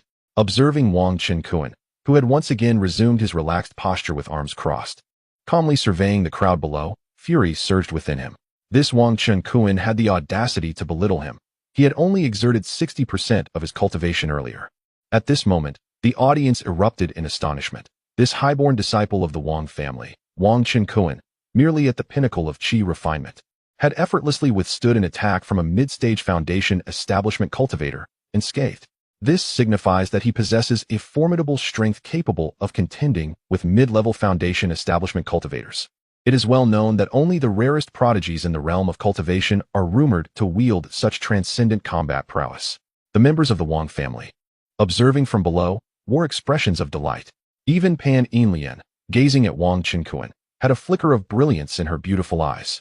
At this moment, the enraged Shimen Guanren resolved to end matters swiftly, intending to eliminate the individual who had embarrassed him on several occasions. Blazing sword technique. He bellowed, charging towards Wang Chenkuan. The yellow flood dragon sword in his hand swirling violently. His spiritual energy surged forth in a torrent, coalescing into a roaring inferno that enveloped the long sword. In the next instant, the sword trembled, unleashing a burst of sword energy that transformed into a blazing arc of light, striking down fiercely from above. A searing, awe-inspiring beam of sword light locked onto Wang Chenkuan's entire form, descending upon him with unrelenting force. Before the sword light arrived, the scorching heat wave that distorted the air surged towards him. Is he truly going all out? How intriguing. Stunning rainbow sword. In Wang Chenkuan's grasp, an exquisite spiritual weapon long sword materialized, effortlessly slicing forward. A golden beam of sword light, akin to a stunning rainbow, suddenly appeared in the air. Where the sword light passed, the air warped slightly, emitting a crackling sound. A visible ripple swiftly spread outward, sweeping towards Shimen Guanren's body. This beam of sword light tore through the air with such force that it fragmented it into fine shards, while simultaneously carrying boundless sword energy that surged outward. This was one of the techniques from the 7th level cultivation manual, Golden Rainbow Sword Classic, that Wang Chenkuan had mastered. Remarkably, he had only utilized 20% of his true essence. What an impressive, stunning rainbow sword. It is no wonder he dares to act so recklessly before me. Witnessing this scene, Shimen Guanren's expression finally shifted. Chapter 42. The Slaying of Shimen Guanren with a Resounding Boom. The forces of the flame sword technique and the stunning rainbow sword collided in a cataclysmic clash, resulting in mutual destruction as residual energy surged outward. Oh, Shimen Guanren's flame sword technique is indeed formidable. Wang Chenkuan's swordplay is equally impressive. These two individuals, one in the mid-stage of foundation building and the other at the peak of qi refinement, have demonstrated swordsmanship that is undoubtedly comparable to that of the late foundation building stage. The scions of noble families are truly exceptional, particularly Wang Chenkuan of the Wang family, whose prowess is nothing short of miraculous. Yet, the outcome of their duel remains uncertain. As onlookers, the scattered cultivators gasped in awe, their cheers ringing through the air. Below the blood arena, a throng of cultivators, at least 10,000, gathered to witness the fierce contest between the two. Their performances elicited exclamations of brilliance and high energy. For it is not often that the direct descendants of the two prominent immortal families engage in a duel on the blood arena. Moreover, Wang Chenkuan exhibited astonishing combat strength. The battle between Shimen Guanren and Wang Chenkuan continued unabated atop the blood arena. However, Wang Chenkuan appeared to toy with his opponent, adopting a passive stance and refraining from initiating any assaults. It was only when Shimen Guanren, drenched in sweat, paused to catch his breath that Wang Chenkuan seized the opportunity to feign an attack, provoking him and targeting his limbs. This forced Shimen Guanren to unleash his most powerful techniques in response. Wang Chenkuan, do you think I am unaware of your ruse? Today, I shall ensure your demise with no place for burial. Fury blazed in Shimen Guanren's eyes. This Wang Chenkuan treated him as though he were merely a training partner, effortlessly dismantling his grandest attacks and mocking him with each move. In truth, This was Wang Qinquan's genuine intention. Since returning to his family, he had seldom engaged in duels with other cultivators and sought to seize this opportunity to refine his combat experience. As for his battles against demonic beasts, he would rely on his clone, Kuan No. 1, to hone those skills. With gritted teeth, Shimin Guoren activated the Sunfire Sword technique within him. The blazing sword aura radiating from his body intensified, resembling a serpent of flame that coiled around his sword, emanating an overwhelming heat. He executed another fiery sword strike. Yet, Wang Qinquan remained unyielding, steadfastly defending himself while intermittently employing the Golden Snake Fist and the Golden Radiance Sword technique, as well as the Stunning Rainbow Sword. The two engaged in an impasse, one attacking while the other defended. Wang Qinquan, I shall offer you one last chance. Kneel and beg for mercy, and perhaps your life may be spared. Shimin Guoren proclaimed coldly, believing that Wang Qinquan, being merely at the peak of qi refinement, could not sustain his powers for long, and ultimately, victory would belong to him. Wang Qinquan grinned, replying, Huh? Shimin Guoren, are you in such haste to meet your end? Very well. I shall grant you that opportunity. Humph. Wang Qinquan, do not be so arrogant. I shall see what other trump cards you possess. As Shimin Guoren spoke, he unleashed the blazing sword aura, executing a fiery sword technique that swept across the void, aimed directly at Wang Qinquan. Stunning Rainbow. With murder in his heart, Wang Qinquan bellowed, channeling an astonishing 4/10 of his magical power. Boom. His long sword sliced downward with tremendous force, producing a golden sword radiance that carried an infinite sharpness, instantly shattering Shimin Guoren's fiery sword technique. It continued its lethal trajectory towards Shimin Guoren. Shimin Guoren's countenance shifted dramatically as he sensed the overwhelming force, hastily raising his sword to block Wang Qinquan's assault. Yet, he was struck down, both man and sword crashing to the ground, the sword energy penetrating his body. He felt his vitality waning, blood gushing forth uncontrollably. Wang Qinquan flickered, appearing before Shimin Guoren once more, and with another swing of his sword, he severed Shimin Guoren's head. Blood gushed forth. Shimin Guoren's eyes widened in disbelief as he gazed at Wang Qinquan, his body collapsing lifelessly to the ground, vitality extinguished. Shimin Guoren was dead.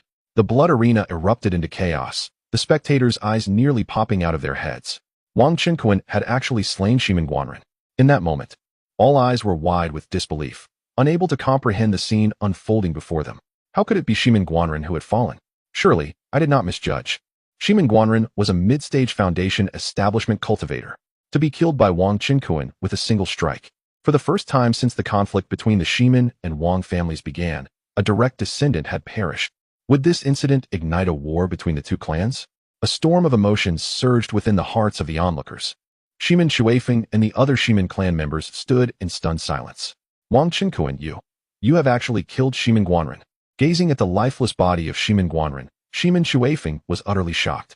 Shimin Guoren was the son of the clan leader, slain by a member of the Wang family. As the Golden Core elder tasked with protecting his clan, he felt utterly unprepared to face Shimin Tongfu upon his return. His pallor was ghostly, as if he had lost his very soul, his teeth chattering in fear. This outcome had completely surpassed his expectations. He had believed that Shimin Guoren would easily triumph, perhaps even slay Wang Qinquan. Even if he did not emerge victorious, he should have at least achieved a stalemate. Yet, who could have foreseen such a conclusion? Swish. In a flash, Shimin Shuifeng appeared before the corpse of Shimin Guoren in the blood arena. He swiftly retrieved Shimin Guoren's storage bag and his exquisite spiritual weapon. After all, Shimin Guoren possessed a significant quantity of spirit stones. They could not be lost. Shimin Shuifeng then stored Shimin Guoren's body within his storage bag. Wang Qinquan observed this with indifference, quietly retreating as he prepared to leave the arena. The most valuable items on Shimin Guoren were undoubtedly his exquisite spiritual weapon and the spirit stones. However, to Wang Qinquan, these possessions held little significance. Moreover, the rules of the blood arena within the immortal city were rather ambiguous, lacking any stipulation that the victor could claim all the spoils of the vanquished. It primarily depended on the spectators present. If the defeated party lacks formidable allies, the victors will undoubtedly seize the spoils. Ha ha ha, Elder Shimin. May you find solace in your loss. Wang Jianlin, beneath the stage, laughed heartily, his face brimming with pride. Wang Gaojun and Wang Haoqiang also wore smiles, for their families had been embroiled in a subtle rivalry for many years. Wang Qinquan's slaying of Shimin Guoren brought considerable honor to the Wang family. In stark contrast, the expressions of the Shimin clan members were ominously dark. Shimin Shuifeng's countenance was particularly grim, as if shrouded in the deepest shadows. What a formidable Wang Qinquan. He can kill at the qi refinement stage. This youth must not be spared. Today, regardless of the cost, I shall ensure your demise. A cold glint flickered in Shimin Shuifeng's eyes as he charged towards Wang Qinquan. Even if it meant breaching the rules of the blood duel arena, he was determined to eliminate Wang Qinquan to avert future troubles. However, upon Shimin Shuifeng's ascent to the stage, Wang Qinquan had already distanced himself, remaining vigilant. Realizing the imminent threat, he swiftly activated his movement technique to escape. Whoosh! Whoosh! Two figures appeared before Wang Qinquan, blocking Shimin Shuifeng's advance. Wang Jianlin and Pan Yinlian.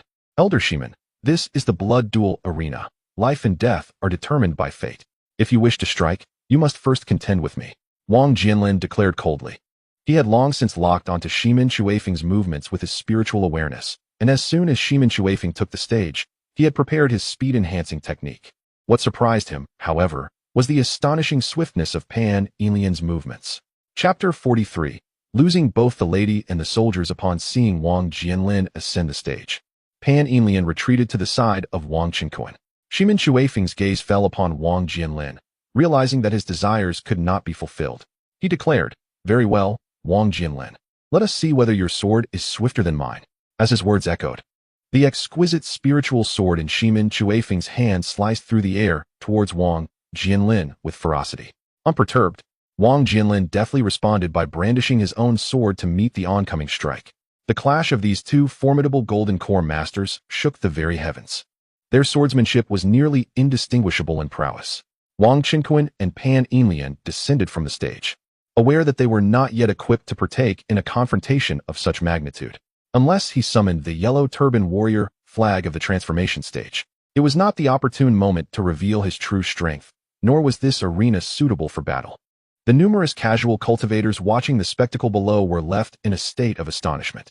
With the death of Shimin Guanren, the elders of both clans were now embroiled in combat. Observers soon realized that even though Shimin Shuifeng unleashed his most powerful techniques, Wang Jianlin remained unyielding. Members of the Shimin clan stood agape, their hearts filled with awe. The strength of the Wang family was indeed formidable. Cease at once. Do you truly believe that our city guard is to be trifled with? A sudden, thunderous shout pierced the air, capturing the attention of both Wang Jianlin and Shimin Shuifeng. In the sky, a streak of light descended, revealing a middle-aged man clad in armor, standing atop a flying sword. He landed in the blood-soaked arena, his stern gaze surveying Wang Jianlin, Shimin Shuifeng, and the factions below, demanding answers. This man was Zhao Hai, a commander of the city guard, possessing the peak mastery of the Golden Core stage, a figure of considerable might within the ranks. He had received urgent news from his subordinates regarding the tumult at the blood arena and had hurried to the scene. Upon witnessing the conflict, Shimin Shuifeng and Wang Jianlin promptly ceased their duel. Neither the Shimin family nor the Wang family dared to offend the authority of the city lord's estate. With a grim expression, Shimin Shuifeng clasped his hands and inquired, "Commander Zhao, do you mean to obstruct us?" "Huh. You two clans have engaged in battle without authorization, violating the rules of the blood arena. Each shall be fined 500,000 spirit stones," Zhao Hai replied, casting a dispassionate glance at Shimin Shuifeng, his tone brooking no dissent. The members of the city guard swiftly surrounded him, comprising skilled cultivators all above the foundation establishment stage, including many at the peak of that level, and even 2 golden core experts. Strictly speaking, it was Shimin Shuifeng who had initially breached the rules of the blood arena, as Wang Jianlin had merely sought to thwart his aggression. Meanwhile, the confrontation between Wang Qinquan and Shimin Guanren had been sanctioned by the city guard, with both parties paying a fee of 10,000 spirit stones. However, the city guard was not concerned with such nuances, finding both families would yield greater profit. "What?" Shimin Shuifeng exclaimed in fury. "Zhao Hai, you are abusing your power. Do you not realize this is an egregious misuse of authority? And what if it is?" Zhao Hai responded coldly. Zhao Hai let out a cold laugh and declared, "This is my domain." Shimin Shuifeng's face darkened, filled with indignation. Yet he could find no grounds for rebuttal. 5 million spirit stones was no trivial sum. He inwardly seethed, realizing that this time he had truly lost more than he had hoped to gain. Not only had he failed to eliminate the esteemed heir of the Wang family, but he had also suffered the loss of the young master Shimin Guanren, alongside the expenditure of 5 million spirit stones. On the Wang family side, Wang Chunquan readily produced the 5 million spirit stones to pay the fine. However, An unexpected turn of events soon unfolded. 4 of the 6 courtesans, who had previously been successfully bid for by the Shi Min family at the matchmaking gala, found themselves reconsidering their choices upon perceiving the Shi Min family's apparent ineffectiveness. They approached Zhao Hai, requesting him to escort them back to the Ling Yun Chamber of Commerce, seeking a refund of the betrothal gifts from the Shi Min family, thus nullifying the matchmaking arrangement. Zhao Hai, upon hearing their request, could only laugh in disbelief. Yet, it was indeed within the regulations of the Ling Yun Chamber of Commerce that if the parties had not yet formally wed, the women were permitted to change their minds, incurring no loss to the chamber. At worst, the betrothal gifts would be returned, and the courtesans could be escorted to the next celestial city for matchmaking. Witnessing this, the remaining 2 courtesans, still wavering, promptly changed their minds as well, breaking away from the Shi Min family to join Zhao Hai.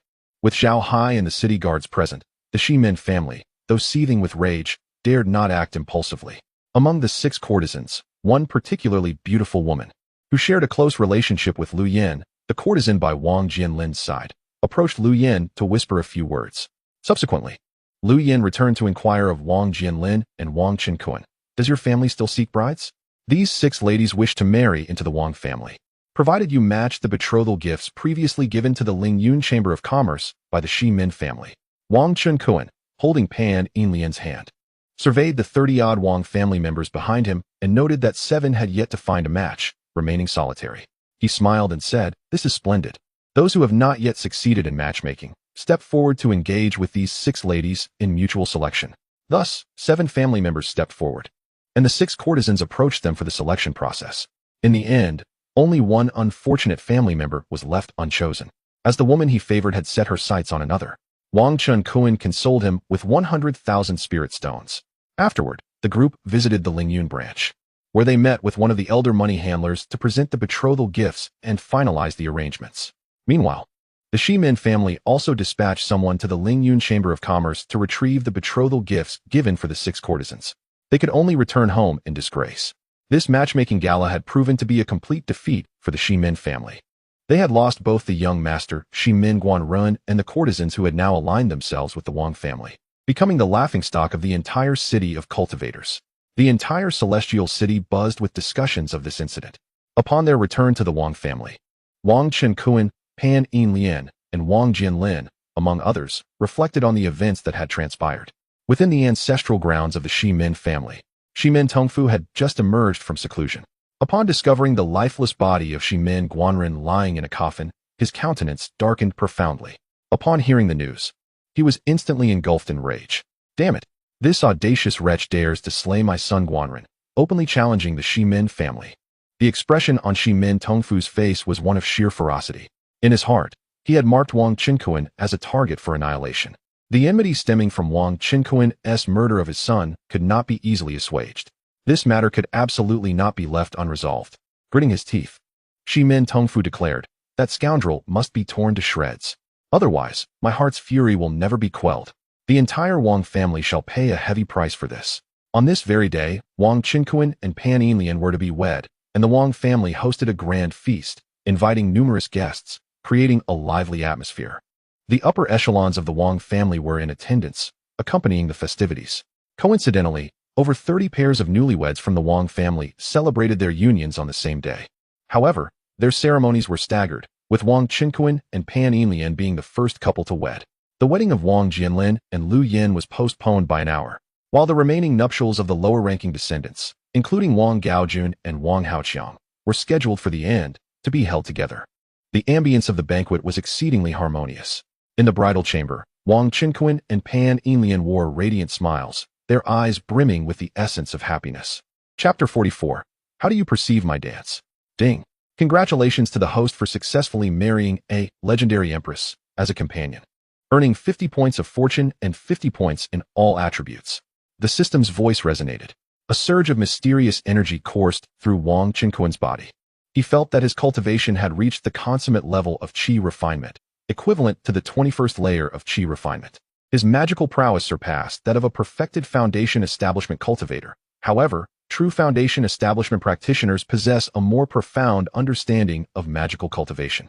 Presently, Wang Qinkuan's combat strength was only slightly superior to that of a perfected foundation establishment cultivator, leaving a considerable gap to the golden core stage.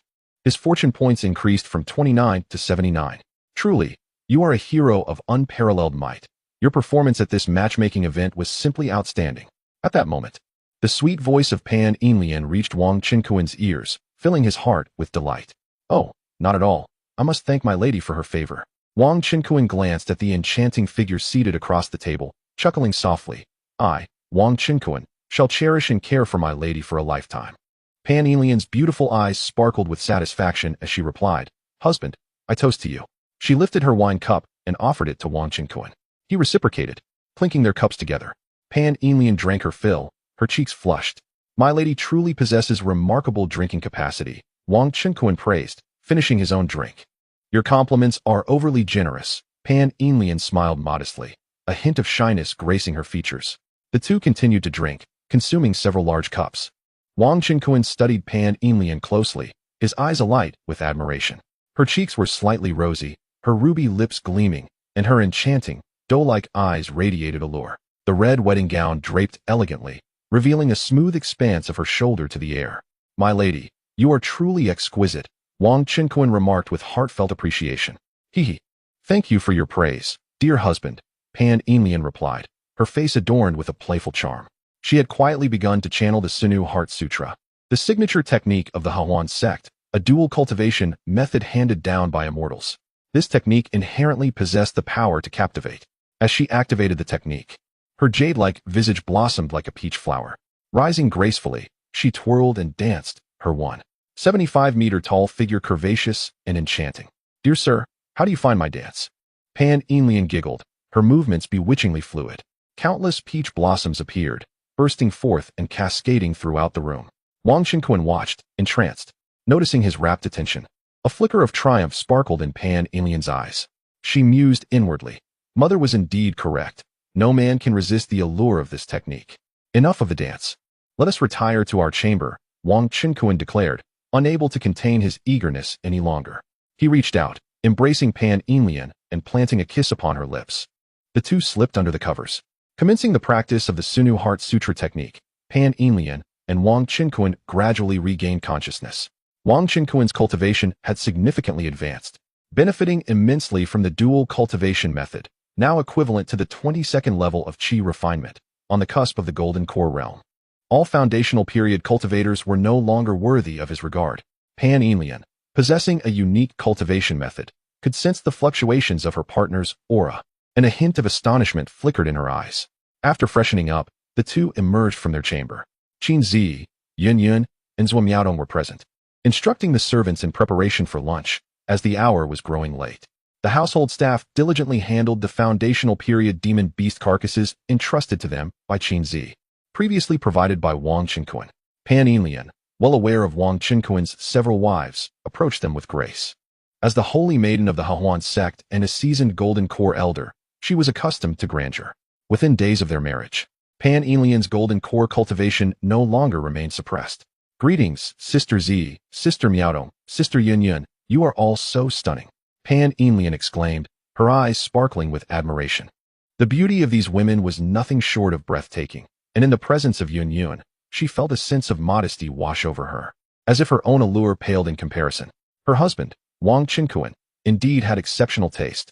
The three women, recognizing Pan Yinlian's status as a formidable cultivator, refrained from any attempts to provoke conflict, as this was a mutual understanding. Soon, the four engaged in lively conversation. Before long, the dishes of demon beast meat and spiritual rice were prepared. At that moment, her mother, Yu Tongxin, returned from outside, pushing the cradle of her eldest grandson, Wang Chongxing. The little spirit pet, an advanced sky void rat, played merrily alongside Wang Chongxing. This rat delighted in teasing both Wang Chongxing and Wang Ming, although the latter, still quite young, often remained cradled in his mother Zhuo Miaodong's arms. Wang Qinkuan paid no heed to the rat, allowing it to frolic beside his son. In this harmonious family setting, they joyfully gathered to share their meal. Chapter 45. Breaking through the foundation and creating a clone in just a few days. After frequent dual cultivation with Pan Yinlian, Wang Qinkuan felt that his cultivation had become remarkably solid. He was ready to break through to the foundation establishment stage. He made his way to the family's training room and entered a meditation chamber. This chamber had been arranged by the family's array masters with a spirit-gathering formation. In this environment, where the concentration of spiritual energy far surpassed that of the outside world, Wang Qinkuan consumed a top-grade foundation establishment pill and settled down on a meditation cushion, crossing his legs in a lotus position. He circulated several cultivation techniques, refining the immense medicinal power within him. The top-grade foundation establishment pill boasted an 80% success rate for breakthrough. That was not all. He also took out over 10,000 low-grade spirit stones and crushed them effortlessly. In an instant, the chamber was filled with a dense, swirling spiritual energy. Wang Qinkuan continuously absorbed this energy into his body, refining his flesh, expanding his meridians, and elevating his magical power. 3 days later, under the constant washing of the medicinal power and spiritual energy, Wang Qinkuan's body was thoroughly refined, and his meridians had become more robust. Within his dantian, the vast true essence comparable to that of an early gold core stage was ceaselessly condensing, evolving into a liquid-like state. He closed his eyes, turned inward, contemplating and cultivating. At a certain moment, Wang Qinkuan's body trembled, and before him appeared a magnificent, distant, and profound golden pathway adorned with stars, leading to immortality. This was the foundation of his path. A radiant golden light enveloped him, signifying the establishment of his foundation at last. Wang Qinkuan opened his eyes, and a flash of golden brilliance coursed through his gaze as he exhaled a breath of turbid air. He had now reached the early stage of foundation establishment, yet his internal power was already comparable to that of the early gold core stage. Ding! Congratulations to the host for breaking through to foundation establishment. Your talent, furnace body, has been upgraded to purple. The number of clones that can be created has increased by 1. A new item has appeared in the shop. You have gained 1 lottery opportunity. Spring Brother's voice echoed incessantly in his ears, and Wang Qinkuan was filled with joy. He had achieved his breakthrough in merely 3 days, and this was under the condition of a steady and unhurried cultivation approach. Truly, his innate talent as a heavenly spirit root was remarkable. Delighted, he decided to create another clone to engage in battles against beast monsters in the small world. Without haste to leave the meditation chamber, he first instructed the system, Spring Brother, to produce a clone. A slight pain surged through his mind. Buzz! The void trembled, and a clone resembling Wang Qinkuan, clad only in a pair of shorts, suddenly appeared before him. This clone also possessed the same early-stage foundation establishment cultivation level, with true essence comparable to the early gold core stage. I shall name you Kuan Kuan No. 2. Wang Qinkuan chuckled and instructed him to retrieve equipment from Kuan Kuan No. 1's storage. Understood, Master. Kuan Kuan No. 2 retrieved a top-grade spirit artifact robe, trousers, and a long sword, adorning himself accordingly. Subsequently, Wang Qinkuan commanded Spring Brother to send Kuan Kuan No. 2 to the Cloud Tier world, placing him beside Kuan Kuan No. 1 to collaborate in vanquishing beast monsters. Currently, Kuan Kuan No. 1 has advanced to the 4th cloud stage continent of the Misty Cloud Steppes, where it is engaged in combat against formidable beasts at the Foundation Establishment Great Perfection stage, as well as those at the half-step Golden Core and early Golden Core stages. Progress, however, has been somewhat sluggish. With the arrival of Kuan Kuan No. 2, the 2 avatars have united to combat these creatures, significantly accelerating their pace. Particularly, the half-step Golden Core and early Golden Core beasts have begun to yield the precious Grade 3 elixir, Jiajin Dan. The Jiajin Dan serves as an essential spiritual substance for Foundation Establishment Great Perfection cultivators seeking to transcend into the Golden Core stage, akin to the significance of the Foundation Establishment Pill for those at the Great Perfection of Qi refinement. Within this celestial city, its strategic importance surpasses that of the Foundation Establishment Pill by 100-fold. The 2 prominent alchemical families of Cloud City, the Wang and Shimin clans, are utterly incapable of producing the Jiajin Dan. The Faixia immortal sect certainly possesses masters of alchemy capable of crafting such elixirs. However, their Jiajin Dan is typically reserved for internal consumption and is not available for sale to outsiders, unless one has connections with the master alchemist. Moreover, the Ling Yun Merchant Association occasionally procures a limited supply of Jiajin Dan from higher echelons for sale.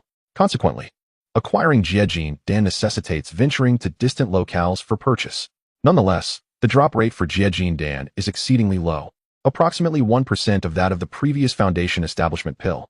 Wang Chengkuan glanced into the repository of his avatars, discovering only a few Jiajin Dan, all of which were of inferior quality. Additionally, he stumbled upon a newly acquired, lustrous Zhu Yin Dan. The inferior Zhu Yan Dan, a grade 3 elixir, offers the promise of youthful appearance for a century and possesses cumulative beautifying effects.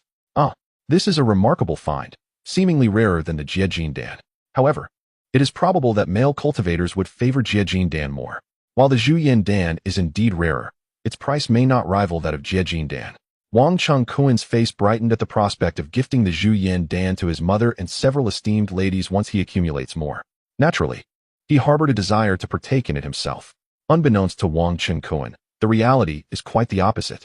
In the realm of cultivation, although the price of inferior Zhu Yan Dan aligns closely with that of inferior Jiejin Dan, the mid-grade, high-grade, and supreme-grade Zhu Yan Dan are significantly more valuable than their Jiejin Dan counterparts. This is primarily because the female cultivators who can afford Zhu Yan Dan are generally formidable practitioners at or above the golden core stage, and their enthusiasm for Zhu Yan Dan is fervent, accompanied by abundant spirit stones. Wang Chengkuan accessed the system marketplace, discovering a new item, Tianqin blood, which requires 10 points of fortune. Upon consumption, it doubles the effectiveness of cultivation and dual cultivation for 1 year. This item is commendable, as it enhances cultivation speed for a year, yet the cost of 10 points of fortune renders it less appealing, leading Wang Chengkuan to defer its exchange for the time being. Beep, you have drawn once. Congratulations on obtaining the level 10 technique, Jin Gang Bian. Wang Chengkuan utilized his opportunity for a draw, unexpectedly acquiring a level 10 metal-type technique. However, unlike previous draws, he did not receive any attribute points. What a delightful surprise. In the system marketplace, level 10 techniques are seldom encountered when exchanging for advanced techniques. Wang Chengkuan eagerly retrieved the Jin Gang Bian technique and commenced his cultivation. Chapter 46. The elimination of Wang Chengkuan 4 months later. Yun Yun's belly, carrying her baby, had grown considerably, as she was over 6 months along. Wang Chengkuan remained at home, spending quality time with his partners, enjoying moments of affection with Qin Zi, Zuomiaodong, and Pan Yinlian. However, Pan Yinlian had not yet conceived, having expressed her desire not to bear children too early, and thus, they respected her wishes. Qin Zi and Zuomiaodong had not yet welcomed their second child either, as it is known that for cultivators, the process of procreation is fraught with challenges and largely dependent on fortune. Previously, Wang Chengkuan had discreetly entrusted the clan leader, Wang Jiancheng, with a batch of more than 20 golden core pills, almost all of which were of inferior quality, with only 2 of medium quality. In addition, he provided a collection of third-tier cultivation techniques and various spiritual artifacts, all of which were deposited into the family treasury. Wang Jiancheng was overwhelmed with excitement. The sheer value of these golden core pills alone was astonishing. It is worth noting that an inferior golden core pill commands a minimum price of 5 million inferior spirit stones, and in reality, they are often priceless.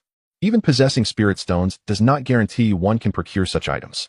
The Lingyun Chamber of Commerce only sells a handful each year in Yun City, and these must be won through competitive bidding, often reaching prices exceeding 6 million inferior spirit stones per pill. Furthermore, one would need to travel hundreds of thousands of miles to a 2-star celestial city or a 2-star sect to acquire them. Wang Jiancheng distributed these 20-plus golden core pills among those foundation establishment cultivators within the clan who had contributed significantly, allowing those with insufficient contribution points to compensate with spirit stones. Failures in breaking through to the golden core stage were not counted. Over the past few months, more than 10 members of the Wang family successfully ascended to the initial stage of the golden core, including Wang Bingfeng, who remained in the mundane world as part of the Qin royal family. Wang Bingfeng received a medium-quality golden core pill sent by Wang Chengkuan. Moreover, members of the family could exchange spiritual artifacts and cultivation techniques from the treasury at remarkably low prices. Many foundation establishment clansmen upgraded to spiritual artifacts and practiced third-tier techniques, greatly enhancing their strength. Even Wang Guiyuan, the old town chief of Xian Town, heard the news and eagerly visited the main clan to exchange and purchase a batch of spiritual artifacts and third-tier techniques at discounted rates. It wasn't long before the overall strength of the Wang family surged. Even within the domain of the Shimin clan, Shimin Tongfu, who had intended to dispatch experts from his clan to secretly seek revenge against the Wang family's golden core cultivators, hesitated upon hearing that the Wang family had gained over a dozen golden core experts in just a few months. Had the Wang family stumbled upon a treasure trove of golden core pills within some ancient nascent soul or transformation god relics deep in the Luoyun mountain range? Otherwise, how could they have suddenly elevated so many to the golden core stage? Shimin Tongfu's expression fluctuated between uncertainty and apprehension. Deep within the Luoyan mountain range, there indeed lay numerous remnants of ancient nascent soul, transformation god cultivators, and demon cultivators. The world of cultivation is replete with wonders. These relics are typically hidden in secluded places, often referred to as small spaces. Those solitary ancient cultivators tend to seek out locations with such small spaces to construct their abodes, and these entrances are generally guarded by intricate formations to ensure seclusion. However, after years of neglect, the array will gradually disintegrate, making the entrance more easily discoverable by future generations. Yet, the depths of the falling cloud mountain range are fraught with peril, teeming with golden core monsters, and even yawning beasts and demonic cultivators are quite common. Every few years, the four major cultivation families may occasionally dispatch some golden core elders to venture into the depths of the falling cloud mountain range in search of fortune. Naturally, the Flying Xian sect does the same, albeit with greater strength, capable of sending Yuan-ing experts to explore the ruins. The flight speed of golden core masters is exceedingly swift, allowing only those of equal strength to tail them. The Shimin family cannot possibly send numerous golden core experts daily to monitor every action of the Wang family's golden core cultivators. Such an endeavor would leave them without sufficient experts to oversee and manage their enterprises. Thus, they remain unaware of whether the Wang family's experts have ventured into the depths of the falling cloud mountain range this year. Regardless, the immediate priority is to contact the Shura Hall and eliminate Wang Qinkuan. Shimin Tongfu felt agitated. He had long desired to slay Wang Qinkuan to avenge his son. However, Wang Qinkuan had remained within the Wang family estate, not stepping outside. Months ago, he had heard that Wang Qinkuan had actually broken through to the foundation establishment stage. This was alarming. It was said that Wang Qinkuan, upon returning from the Flying Xian sect, had only possessed the cultivation of the third layer of qi refinement. And in just over a year, he had already established his foundation. Such speed was akin to a prodigy in the realm of cultivation, especially considering that before establishing his foundation, he had already slain Shimin Guanren, a mid-foundation establishment cultivator. He was comparable to the geniuses of major powers. The potential of this individual was truly terrifying. In Shimin Tongfu's mind, Wang Qinkuan posed a greater threat than Wang Jianlin or Wang Jianqing. Once Wang Qinkuan matured, the entire Shimin family would be doomed. Therefore, Shimin Tongfu resolved that he would spare no expense to have the Shura Hall eliminate Wang Qinkuan. On that night, Wang Qinkuan sat in Pan Yinlian's room with his three companions, Pan Yinlian, Qin Zi, and Zhuo enjoying fragrant tea and leisurely chatting about their experiences and anecdotes from the realm of cultivation. Zhuo remarked, "Did you all hear? A few days ago, a small golden core ruin suddenly appeared at Baiyun Peak on the outskirts of the falling cloud mountain range. Several hunting teams composed of Foundation Establishment loose cultivators from Yun City have entered to hunt monsters and seize opportunities." Qin Zi added, "Indeed, not only that, but within the small ruin, someone discovered a spirit stone mine, where a golden core early-stage demon python was witnessed, alive and devouring several people. How pitiful for their wives." Left to mourn in solitude, Pan Yinlian interjected, "A golden core early-stage beast is indeed a dangerous entity for Foundation Establishment cultivators. However, our husband is an exception." Qin Zi smiled subtly, saying, "I too believe that my husband's strength should be untroubled by a golden core." These tidings were, of course, relayed to them through the female relatives of the Wang family within their estate. Both Qin Zi and Zhuo practiced the Su Nu Jinjing, allowing them to perceive their husband's profound magical power, comparable to that of a golden core. The Sunu Jinjing was presented by Pan Yinlian, serving as the foundational text of the Sunu Heart Sutra from the Hahuan sect, which has been passed down through generations. Additionally, Yun also provided a copy. It has come to my attention that along the beaches south of the Feixiaxian zone, there has been a notable emergence of numerous demon beasts at the Golden Core and Foundation establishment stages, including various sea creatures such as crabs, crocodile monsters, and yellowfish spirits. Both the Feixiaxian zone and the loose cultivators within the city have dispatched personnel to exterminate these beasts. Wang Qinkuan frequently attends family meetings. Hence he is privy to this information. The sudden influx of sea demon beasts raises concerns. Could this lead to a beast tide, launching an assault on the city? Zhuo expressed her apprehension. What is there to fear? Regardless of the situation, the Feixiaxian zone stands at the forefront. Moreover, the city is guarded by several formidable nascent soul experts. Wang Qinkuan reassured, gently pinching Zhuo cheek, feeling its smoothness and softness. Feeling fatigued from their conversation, they decided to rest. Chapter 47. The unfortunate bronze assassin, Shun Kale. They prepared to retire for the night. After a considerable while, A voice echoed in Wang Qinkuan's mind. Ding! An outsider at the Wang family estate, a golden core cultivator, is stealthily approaching. Previously, he had instructed the system to monitor the entire Wang clan, alerting him should any intruders infiltrate. After all, Wang Qinkuan had slain the heir of the Shimin family, and it was inconceivable that they would remain passive. It was not wartime, and the Wang family had only activated their secondary defensive array. Given the vastness of their territory, certain areas could not be entirely covered. Daily patrols were conducted by Golden Core elders, yet some highly skilled experts in concealment could still manage to infiltrate. My lady, there are flies outside. I shall take care of them. With that, Wang Qinkuan rose and approached the window. He opened it and cast out a command flag, activating it before returning to his slumber. Wang Qinkuan divided a portion of his spiritual awareness and observed as the flag's summoning light illuminated the area. And a formidable figure descended from the heavens, standing guard outside his residence. This figure possessed the strength of a fully realized transformation stage cultivator. The flag was, of course, the summoning flag of the Yellow Turban Warrior. Meanwhile, within the confines of the Wang family estate, a shadow concealed itself in a dark corner, silently observing every movement within Wang Qinkuan's abode. Humph! The illustrious Wang Qinkuan is sleeping with his companion? The figure was none other than Shinkale, a bronze assassin from the Shura Hall, a cultivator at the early Golden Core stage. He had accepted a contract from Shimin Tongfu, offering 1 million spirit stones for the assassination of Wang Qinkuan. Previously, when Shinkale was merely at the peak of Foundation establishment, he had taken a job from the Shimin family to lure a horde of beasts from the Luoyan mountain range to ravage the spirit fields of the Wang clan's branch. However, due to the Shimin family's fear of alarming their targets, they refrained from directly attacking the Wang cultivators and offered a meager sum. Shinkale and his associates merely went through the motions, using a special beast-controlling technique to draw out a few low-level beasts. Those beasts, sensing the alluring essence of spirit grains and herbs in the nearby fields, naturally rushed over to wreak havoc. Now, the assassination target, Wang Qinkuan, was at the early Foundation establishment stage, boasting remarkable achievements and suspected to be a genius in the cultivation world.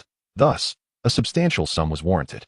Yet, his mission remained unfulfilled, as Wang Qinkuan was in the company of his companion. Shinkale found himself with no opportunity to strike, instead being subjected to a mouthful of dog food. Unwilling to concede, Shinkale fixated on Wang Qinkuan's residence. After a moment's hesitation, he resolved to breach Wang Qinkuan's room, intending to eliminate him. Consequently, Shinkale activated his movement technique, his figure flashing and vanishing from sight, propelling himself toward Wang Qinkuan's abode. Suddenly, a towering and formidable figure emerged from Wang Qinkuan's rooftop, descending to obstruct Shinkale's path. Upon seeing this individual, Shinkale was instantly taken aback, retreating several steps in astonishment. He did not recognize the individual before him, yet he could distinctly sense the overwhelming magical pressure emanating from this person. This spiritual aura was far more formidable than that of the ancient beings residing in the sect. "Who are you?" Shinkale shouted. The imposing figure was none other than the Yellow Turban Warrior. Lacking a soul, the Yellow Turban Warrior functioned merely as a puppet, obediently following its master's commands. During the summoning, the system had input various directives for it. The Yellow Turban Warrior remained silent, coldly regarding Shinkale, whose heart quaked under its gaze. Failure, Shinkale thought, stunned by the realization of such a terrifying presence within the Wang family. Without a second word, he turned to flee. The Yellow Turban Warrior, still silent, launched an attack. Boom! With a gentle punch, it struck Shinkale. He dared not underestimate the threat, and quickly produced a low-grade treasure to counter. A resounding crash echoed as the Yellow Turban Warrior's blow reduced Shinkale to a mere heap of scattered fragments. My husband. The tremendous commotion startled Qin Zi and Zhuo Miaodong, leaving them in shock. However, Pan Yinlian remained quite composed. Cheng Gu, did I not instruct you to merely injure him? Wang Qinkuan questioned in his mind. He had intended to capture the intruder alive for interrogation. It was evident that the Yellow Turban Warrior had indeed held back its strength. Otherwise, there would have been nothing left of Shinkale. The system Cheng Gu replied, apologies, as this was the Yellow Turban Warrior's first strike. It could not control its force. It will not happen again. With no other recourse, Wang Qinkuan utilized the eye of observation to scan the remnants. Shinkale's remains. In life, he was a nascent soul disciple of the Shura Temple's Luoyan branch, a bronze assassin tasked with eliminating the host by Shimin Tongfu. Indeed, it was the patriarch of the Shimin family who sought his life. The Shura Temple was a notorious assassin organization within the Kunlun cultivation realm, a dark force Wang Qinkuan was well aware of. Yet, his life was not so easily claimed. He nodded to the yellow turban warrior and ascended into the sky, concealing himself. Wang Qinkuan reassured his companions. This is the yellow turban warrior, our protector. The yellow turban warrior? Even Pan Enlian gasped in astonishment. She had heard tales of the yellow turban warrior from the ancient cultivation realm, a creation of formidable ancient beings, though she had never witnessed one herself. The methods of its creation had long been lost to time. This yellow turban warrior, possessing the strength of transformation, seemed to heed Wang Qinkuan's commands. She marveled at her husband's incredible fortune. My husband, what exactly is a yellow turban warrior? Is it truly human? Qin Zi inquired, her curiosity piqued. As she came from the mundane world and had never encountered such beings, Zhuo Miaodong shared her intrigue. It is akin to a humanoid guardian. Wang Qinkuan explained with a smile. Within the clan grounds, the other members of the Wang family were likewise roused by the immense noise and hurried outside. Chapter 48. The roar of the patriarch of the Shiman clan. The commotion abruptly awakened other members of the Wang family, who rushed outside. Upon witnessing the pool of blood and the lifeless body of Shin Kale, they were left in utter shock. Wang Jiansheng, the patriarch, arrived with several elders of the Golden Core stage, their expressions grave. A Golden Core assassin had infiltrated their ancestral grounds. Approaching the residence of the 18th uncle with malicious intent, Wang Jiansheng's gaze fell upon the corpse, the severed low-grade treasured weapon, and the shattered remnants of the storage pouch. His countenance darkening with fury. Once a storage pouch bursts open, its contents are irrevocably lost, drawn into the chaotic void. Wang Qinkuan was the family's prized asset, a beacon of hope for the entire Wang clan's rise. There could be no room for error. Who was responsible? Was it the Shiman clan that had commissioned this? Wang Jiansheng, usually composed, erupted in anger. However, the soul-capturing techniques of cultivators are effective primarily against mortals and lower-ranked practitioners. Golden Core cultivators possess a relatively steadfast will, and some nefarious assassin factions have means to counteract such techniques. Furthermore, the assassin's corpse lay before them bereft of a complete head, rendering the soul-capturing technique ineffective. The Golden Core leaders present were momentarily at a loss for words. At that moment, Wang Qinkuan had already donned his robes and stepped forward, pointing at Shun Kale's remains. This individual was a bronze assassin from the Shura Hall, dispatched under a covert assassination order from the patriarch of the Shiman clan. What? Wang Jiansheng gasped in disbelief. Shiman Tongfu dares to employ an assassin from the Shura Hall against the 18th uncle? Does he seek to provoke us into war? The Wang clan was currently in a phase of rapid growth and was ill-prepared for a life-and-death confrontation with the Shiman clan. Their strength simply did not permit such a confrontation. It was rumored that deep within the ancestral grounds of the Shiman clan, 2 mid-stage nascent soul elders still lived, currently in seclusion.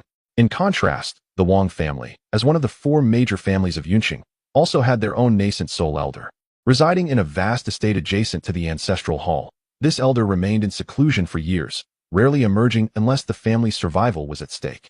With a lifespan of merely 800 years, this elder had already surpassed 700 years, nearing the end of their life. By entering a state of false death through prolonged seclusion, they could effectively extend their lifespan. This individual was of the same generation as Wang Jiansheng and his peers, their elder cousin. Nonetheless, 2 elders of the same realm could easily overwhelm a single elder, making Wang Jiansheng somewhat agitated. While our family may not rival the Shiman clan, we are certainly not a force they can easily shake. Wang Jiansheng, being a man of high standing for an extended period, quickly regained his composure and declared, from this moment forth, our family shall activate a Tier 3 defensive formation to guard against incursions by the Shiman clan and assassins. Those venturing outside must be accompanied by at least 2 Golden Core cultivators, and Foundation establishment practitioners should refrain from leaving the city unless absolutely necessary. All servants and maids are strictly forbidden from leaving the ancestral grounds. Wang Jiansheng commanded his clan members. Initially, he wished to inquire of Wang Qinkuan how he had reduced the early-stage Golden Core assassin to mere fragments, and how he had discerned that this was an assassin from the Shura Hall hired by the Shiman family. However, upon reflection, he considered that Wang Qinkuan must possess extraordinary abilities, making such feats unsurprising. Thus, he refrained from asking. The transformation stage yellow turban warrior had already concealed himself, and the system had provided him with a storage bag containing spiritual stones for personal use. Apart from the Dao companions who had seen the yellow turban warrior, Wang Qinkuan had yet to disclose this to anyone else. Technically speaking, the Shiman family's hiring of an assassin against the Wang family did not constitute an act of war, as there was no evidence to substantiate such a claim. Moreover, the Shura Hall would not divulge client information to others. Wang Jiansheng had also contemplated contacting the assassins of the Shura Hall to retaliate against the high-ranking Golden Core members of the Shimin family. After all, the Wang family, bolstered by Wang Qinquan's support, was currently flourishing. However, there were two significant hurdles. First, the Wang family had never engaged with the Shura Hall and was unaware of their secret outposts and the identities of the assassins. Second, the Shura Hall adhered to an unspoken rule. Once involved in a conflict between a client and an opposing faction, they would refrain from accepting contracts against that client's adversaries for a certain period. At present, the Wang family could only adopt a passive stance, responding to threats as they arose. Fortunately, Yunjiang Xiancheng was under the control of the Great Ling Empire. Even the Shura Hall would not dare to overtly provoke the empire's limits. Wang Jiansheng turned to instruct several clan members to clean up the remains and employ fire and water spells for thorough purification. Ultimately, the Wang family dispersed. The following morning, within the Shimin clan's patriarch's residence, Shimin Tongfu sat in a chair, eyes closed in meditation. To his right sat a man clad in black robes, Shimin Shuifeng, an elder of the Shimin family. After a moment of silence, Shimin Shuifeng suddenly inquired, "Patriarch, are you truly confident that the bronze assassin from the Shura Hall can successfully eliminate Wang Qinquan?" "Of course," Shimin Tongfu replied with a cold smirk. "That brat is merely at the initial stage of foundation establishment, while Shun Kale is an experienced bronze assassin. Yet, an entire night has passed, and there has been no sign of activity from the Wang family. What if he has failed?" Shimin Shuifeng expressed his concerns. Unlike sects, it is exceedingly difficult to infiltrate two opposing immortal cultivation families, as their bloodlines are unified and they stand resolute together. Moreover, the Wang family's servants and maids were prohibited from leaving, rendering the Shimin family unaware of the events that transpired the previous night. "He cannot fail," Shimin Tongfu asserted. Shun Kale is an exemplary disciple of the Shura Hall's branch, having recently ascended to Golden Core and possessing a record of assassinating late-stage Golden Core cultivators. Shimin Shuifeng nodded in agreement, stating, "In that case, we shall await the outcome." Suddenly, an ancient jade tablet on Shimin Tongfu's person resonated. He hastily retrieved the jade tablet to investigate, only to discover a message from the Shura Hall's branch. The mission had failed, and Shun Kale was deceased. Shimin Tongfu was instantly consumed by rage, striking the table with great force, his anger palpable. He had never anticipated that Shun Kale would fail, let alone be slain by the Wang family. As a result, the 10 million spirit stones he had entrusted to the Azura Hall would be rendered utterly futile. The protocol of the Azura Hall dictated that their hired assassins required the payment of spirit stones in advance, and upon failure of the mission, this sum would still need to compensate for the losses incurred by their assassins. Despite Shimin Guanren's previous show of extravagance, managing to amass 35 million spirit stones for the courtesan competition, that wealth was accumulated over many years by their family. Damn it! Damn it! Shimin Tongfu cursed vehemently. This news struck him like a bolt from the blue, nearly leaving him in a state of disbelief. 10 million was a substantial amount for the entire Shimin family. That Shun Kale was truly worthless, a mere novice in the foundational stage. Unable to eliminate a target, how could he possibly deserve the title of a bronze assassin in the Azura Hall? Shimin Tongfu bellowed. "Calm down, calm down." Shimin Shuifeng urged soothingly. "Calm down." Shimin Tongfu roared. "That is 10 million spirit stones. Gone to waste. I must hire a more advanced assassin to deal with Wang Qinquan to prevent future troubles." Shimin Shuifeng nodded in agreement. The clan leader is wise. "Humph. Wang Qinquan must die," Shimin Tongfu declared coldly. Chapter 49. The onslaught of beasts from the sea, however, when Shimin Tongfu unleashed a surge of spiritual awareness, conveying a message to the ancient jade tablet, requesting the dispatch of a silver assassin. An icy notification from the Shura Palace sent shivers down his spine. Due to this individual's strength, innate potential, and significance to the Wang family surpassing the palace's evaluation, the commission for sending another silver assassin must be raised to 50 million low-grade spirit stones, with no refunds regardless of the success or failure of the assassination. His expression shifted tumultuously, reflecting a mix of anxiety and frustration. 50 million. That amount constituted 30% of the entire Shimin family's wealth. Utilizing such a vast sum of spirit stones would severely impact the family's various industries and shops, potentially leading to bankruptcy. After all, the supply chain and the family's monthly expenditures were substantial.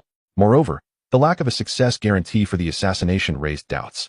Was it truly worth risking 50 million for a mere foundation-building member of the Wang family? In Shimin Tongfu's heart, it certainly was not.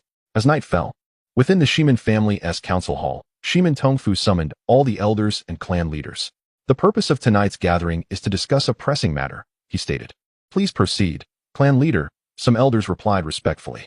Last night, I engaged a bronze assassin from the Shura Palace to infiltrate the Wang family's estate and eliminate Wang Qinkuan. However, Wang Qinkuan emerged unscathed. While the assassin perished, Shimin Tongfu declared coldly. What? Everyone exhibited expressions of disbelief. Wang Qinkuan had slain the Shimin family's young master, delivering a heavy blow to their pride, and thus, they all yearned for his demise.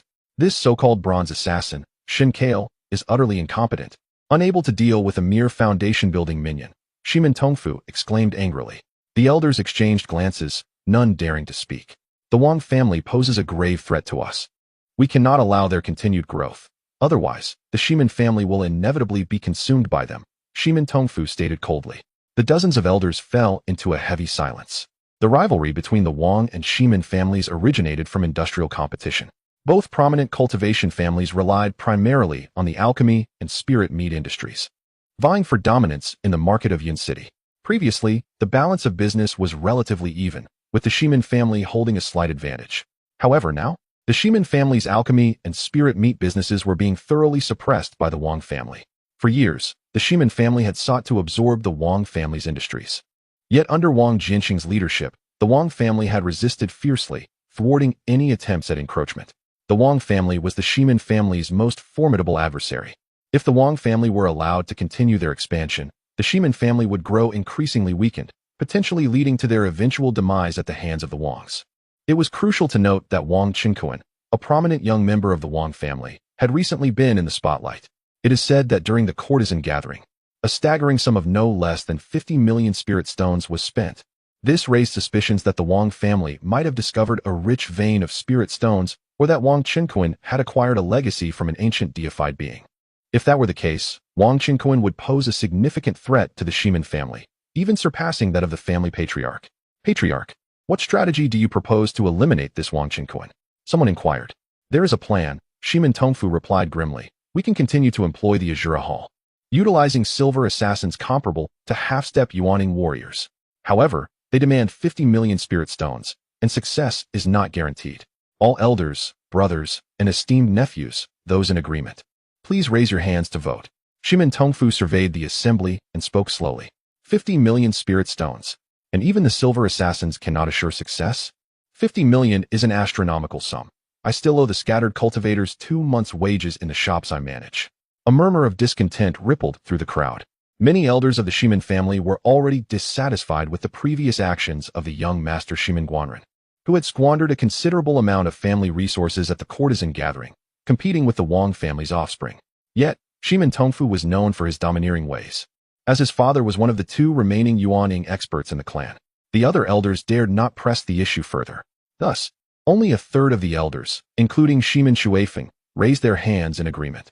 The rest remained silent. Seeing this, Shimin Tongfu did not display anger. Instead, he stroked his fleshy face and coarse beard, laughing heartily. The sentiments of my kin align closely with my own. This commission is indeed exorbitant. That Wang Qinkuan lad cannot possibly be a match for a golden core cultivator. Perhaps he was merely fortunate that the bronze assassin was swiftly discovered and overwhelmed by the numerous golden core members of the Wang family. As the head of a prestigious family, Shimin Tongfu was not one to succumb to impotent rage. He recognized that beyond employing silver assassins, further attempts to infiltrate the Wang family for assassination would be futile. A calculating glimmer shone in his eyes. This young man, as a high-ranking descendant of the Wang family, has always had a penchant for women. In less than 2 years, he has taken 4 extraordinary wives and concubines, and it is rumored that he scorns women of lesser talent. I refuse to believe that a young man, given to youthful whims and indulgences, can remain confined within the Wang family forever. We can deploy golden core experts to tail him, waiting for the moment he leaves the city or appears in some secluded corner of town to strike.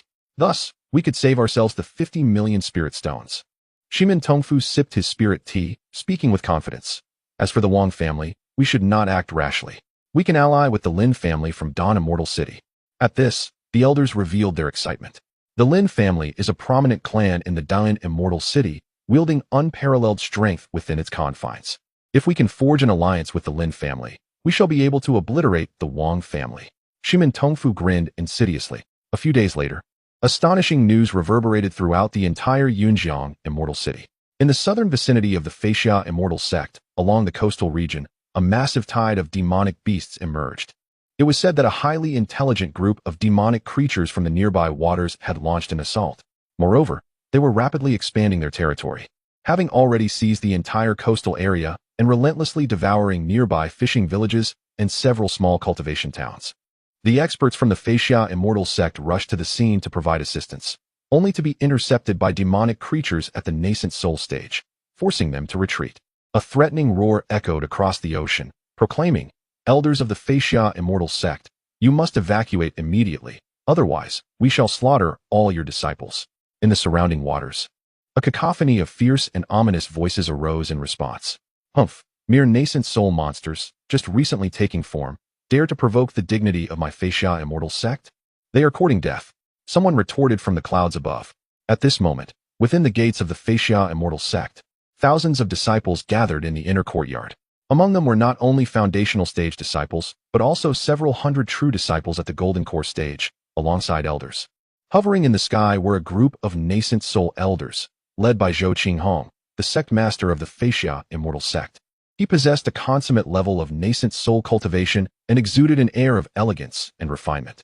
Esteemed inner and true disciples, as well as Golden Core elders, Zhou Qinghong intoned gravely. The higher echelons of the oceanic demonic beasts have resolved to unleash a tide of beasts, assaulting the various cultivation villages and towns under our jurisdiction, as well as the mundane Qin Kingdom and the nearby Yunjiang Immortal City.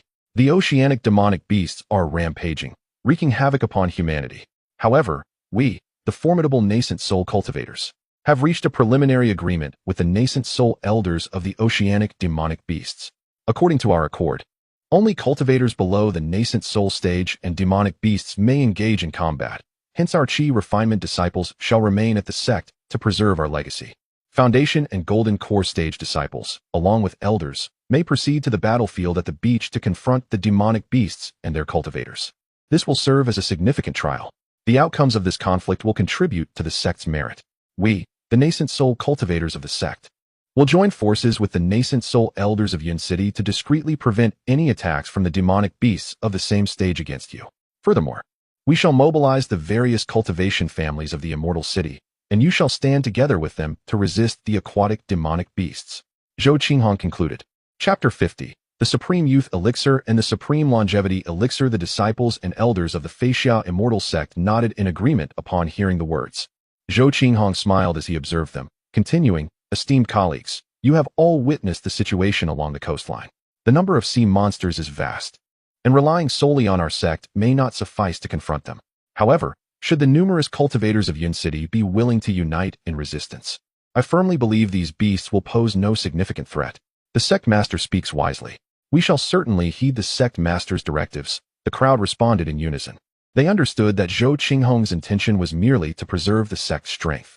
Naturally, if the Feixia Immortal Sect were to falter, Yunjiang Immortal City would equally be engulfed by the impending tide of beasts, unable to escape. As for the involvement of the nascent soul elders, that would only occur as a last resort, for the number of nascent soul sea monsters and demon cultivators in the ocean was even greater. In Yunjiang Immortal City, the city lord Teng Qingren received Zhou Qinghong's message via flying sword and promptly convened a meeting in the council hall of the lord's mansion. He gathered the heads of major cultivation families and leaders of several beast-hunting teams to deliberate on the matter. City Lord Teng Qingren was a middle-aged man with a square face, possessing a perfected nascent soul cultivation. He was accompanied by several deputy city lords at the nascent soul stage. Present were Wang Jiansheng, Shimen Tongfu, the head of the Mei family, the head of the Jiang family, Yun Hai from the Yun family, as well as numerous Golden Core captains from various hunting teams and some leaders of the city guards. The Golden Core cultivators, both residing and temporarily staying in the city, could not remain aloof and were summoned to the city lord's mansion for discussions. Meanwhile, the foundation-building cultivators and minor families lacked the qualifications to enter the lord's mansion and were instead gathered by the city guards to prepare for the impending beast tide. Even shopkeepers were required to allocate half of their personnel to answer the city guard's call. In an instant, the entire immortal city was engulfed in a fervor of recruitment, a palpable air of tension permeating the atmosphere. However, this was limited to cultivators above the foundation building stage, as those in the Qi refinement stage were not included in the summons. Nonetheless, many perfected Qi refinement cultivators recognize this as a lucrative opportunity. The approaching beast tide would undoubtedly bring forth numerous Qi refinement and foundation-building monsters. They could follow behind the foundation-building cultivators to hunt beasts and even seize opportunities to amass a fortune in spirit stones. In the council hall of the city lord's mansion, the prominent golden core cultivators of Yun City hesitated after listening to Tung Qingren's account. However, none chose to retreat. They all expressed their intent to stand alongside the city lord's mansion and the Feixiao immortal sect to collectively resist the coastal monsters. This gathering, while framed as a discussion, was in essence a command, leaving them with no alternative. Among them, Shimin Tongfu felt a surge of elation, his mind racing with various schemes. He secretly mused, "Heaven aids me. This presents an unparalleled opportunity to eliminate Wang Qinkuan and other high-ranking members of the Wang family." As soon as Wang Qinkuan stepped out of the clan's territory to engage in the defense against the sea monsters, he resolved that this time, he would not allow him to return alive. The Wang family's golden core elite had grown excessively numerous, rivaling the Shimin clan, necessitating a reduction to ensure a sense of security. Before the conclusion of the meeting, City Lord Tung Qingren cast a meaningful glance over all the golden core cultivators present, ultimately fixing his gaze upon Shimin Tongfu and Wang Jiansheng, speaking sternly. "You shall join forces with the disciples of Feixiao Xianzong to confront the oncoming tide of sea beasts. Let me be clear, the forces of my city lord's manor will also participate in the battle, though primarily as a rear guard and supervisory team. As for us, the nascent soul grandmasters, while we shall not engage directly in combat, we will also serve as the supervisory team. Those who defy orders shall be executed. Those who intentionally harm their own teammates and allies shall be executed." Tung Qingren's face was etched with murderous intent, emanating the oppressive aura of a perfected nascent soul. Casting a pall over the assembly, teammates referred to all cultivators within the city's jurisdiction, while allies encompassed the disciples of Feixiao Xianzong and other human cultivators from neighboring immortal cities who might offer assistance. Hearing this, Shimin Tongfu felt a tightening in his heart, realizing that he could only eliminate members of the Wang family in secluded locations. At Feixiao Xianzong, upon receiving a response to City Lord Tang's transmission via flying sword, Zhou Qinghong waved his hand, commanding thousands of disciples, elders, and a multitude of nascent soul peak masters to soar toward the seaside, riding the shimmering light of their swords. This contingent, excluding the Qi refinement disciples who remained to guard the home, had mobilized half of the sect's forces above the foundation establishment stage. Within the Wang family's training square, nearly half of the foundation establishment and above cultivators gathered, all slated to participate in the battle at sea. Wang Qinkuan was not present. Wang Jiansheng was busy briefing the clan members on various precautions. As a prominent descendant of the Wang family with significant contributions, Wang Qinkuan was originally exempt from participation. Wang Jiansheng had arranged for someone to take his place. However, after deliberating with his companions, he ultimately decided to join. Among his partners, Pan Yinlian had attained the highest cultivation level, reaching the mid-golden core stage after a period of dual cultivation, and she insisted on accompanying him.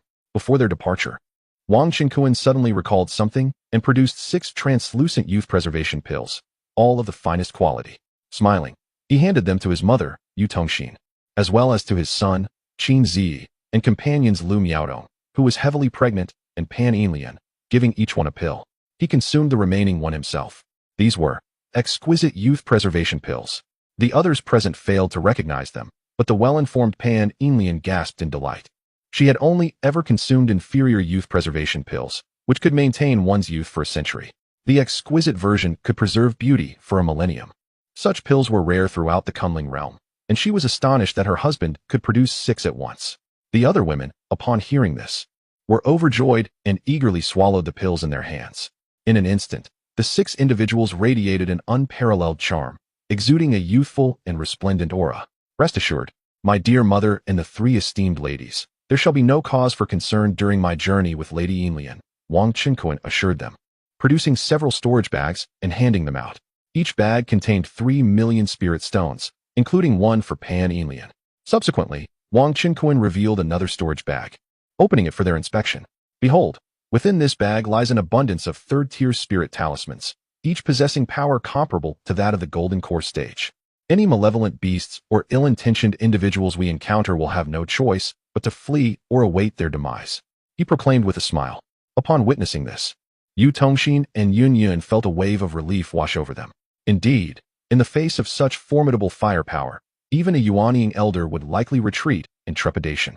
Wang Qinquan directly entrusted the bag to Pan Yinlian. Moreover, he produced 2 additional storage bags. One filled with numerous third-tier talismans and spirit artifacts was given to his first wife, Qin Zi, instructing her to distribute among the ladies. The other bag, containing similar items, was secured at his waist. After bidding farewell to them, along with his 2 sons and the spirit pet, Shushu, Wang Qinquan departed with Pan Yinlian. Upon arriving at the training square, they discovered the Wang family preparing for departure. Hold on, clan leader. Let us first distribute these spirit artifacts and ample talismans before proceeding. Wang Qinquan called out to them.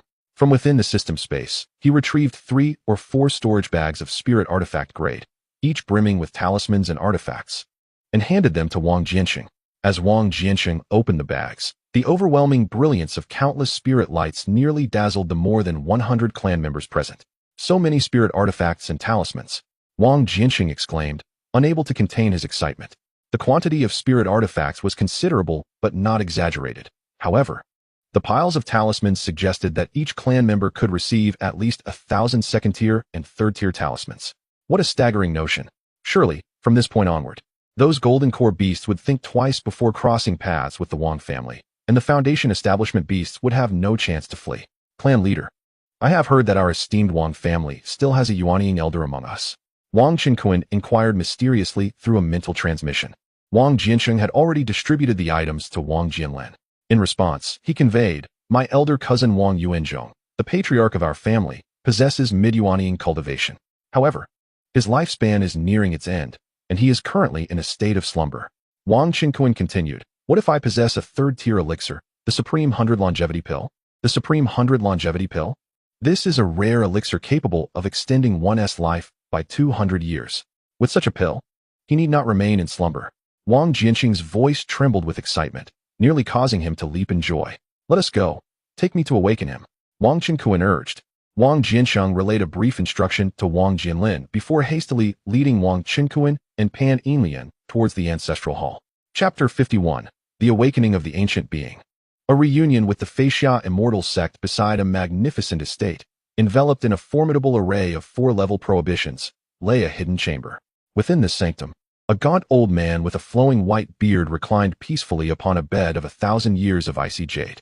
His face bore the marks of time, an ashen pallor indicative of decay, with his eyes firmly shut, seemingly on the brink of awakening, yet utterly unresponsive. Wang Jianxing approached, reaching out to the estate's barriers, channeling the power of his golden core stage spiritual consciousness to convey a message. Instantly, a tremendous aura, imbued with the essence of a nascent soul cultivator, surged forth. Awakening within the chamber, the frail elder opened his eyes, rising to a seated position and sweeping his vast consciousness outside. A fleeting glimmer of brilliance flickered in the depths of his gaze before vanishing. Ah, it is you, my younger brother Jianxing. Please come in. Wang Jianxing promptly ushered in Wang Qinquan and the others, bowing respectfully. Greetings, esteemed cousin.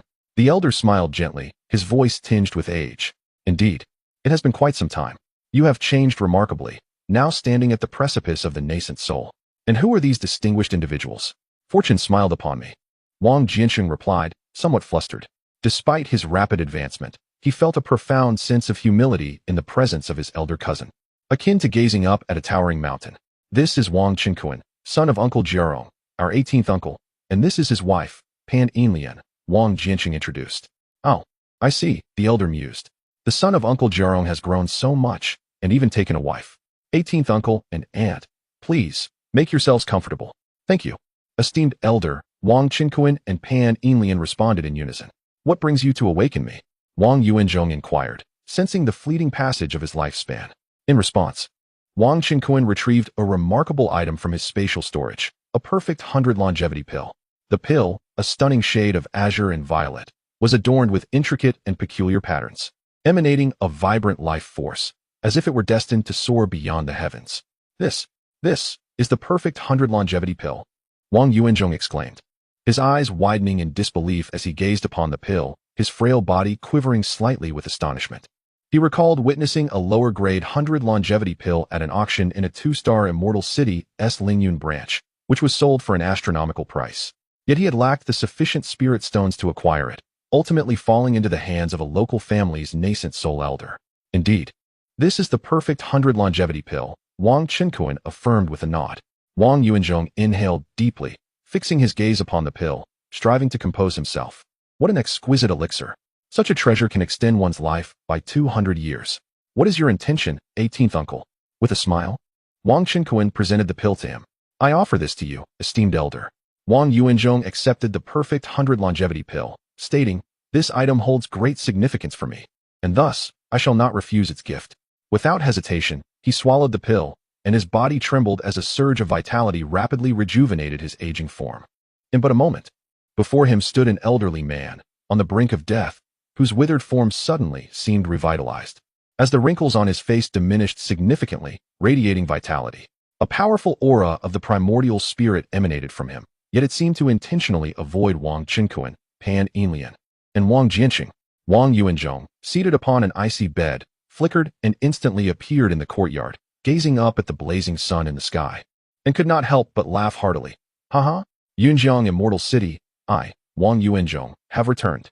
Wang Chenkuan and the others also stepped outside. Wang Jianqing briefly informed him of the current circumstances faced by the Wang family and Yunjiang Immortal City.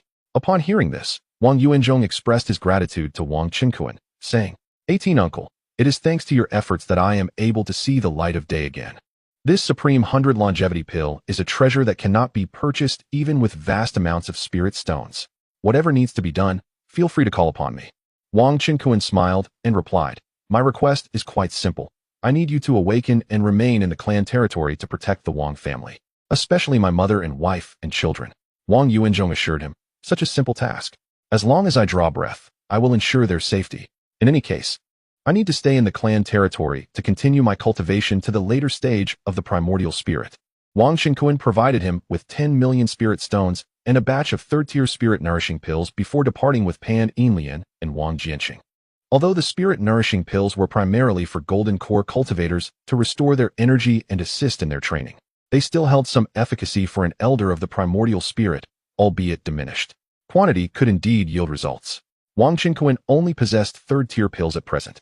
Moreover, Wang Yuanzhong would also have his own pills and could send clan members to the Lingyun Chamber of Commerce to purchase fourth-tier pills. Within the training square, the members of the Wang family rejoiced upon hearing the news of the awakening of the primordial spirit elder, Wang Yuanzhong, who no longer needed to remain in slumber. With this, they need not worry about intrusions by petty rogues into their clan territory. In the shadows, Wang Chenkuan discreetly instructed the system to retrieve the fully realized Huangjin warrior back into the system space without causing any disturbance. The elder's invisibility technique rendered them invisible to all. The Huangjin warrior functioned like a puppet, and its retrieval would not lead to any demise. With the protection of the primordial spirit elder, Wang Yuanzhong, the Wang family need not fret excessively. Those from the Wang family who ventured to resist the beast tide at sea were led by Wang Jianlin and Wang Zhun, setting off together. Wang Zhun, also a senior elder of the Wang family at the peak of the Golden Core stage, possessed exceptional skills and matched Wang Jianlin in strength. The clan leader, Wang Jianqing, remained behind to oversee various enterprises and clan affairs. According to reports from some clan members, the leaders of the other three prominent families had also not joined the expedition. Due to a slight delay, the Wang family was the last among the four great families to leave the city. The other three prominent cultivation families, along with several rogue beast hunting teams, Golden Core families, and foundation-building rogue cultivators, had already set off under the guidance of several city officials and the chief manager of the Lingyun Chamber of Commerce. As the Wang family approached the city gates, a contingent of the city guard met them. This guard was stationed there to await and urge the members of the Wang family on their departure. Upon seeing the Wang family's arrival, they refrained from their intended pursuit. This guard was also bound for the coastal battlefield, comprising several hundred men, who soared into the air on their flying swords, racing towards the sea with great haste. Among the Wang family members embarking on this journey were Wang Chenkuan, Pan Enlian, Wang Jianlin, Wang Jinjin, Wang Bingfeng, Wang Fugui, Wang Gaojun, and Wang Haoqiang.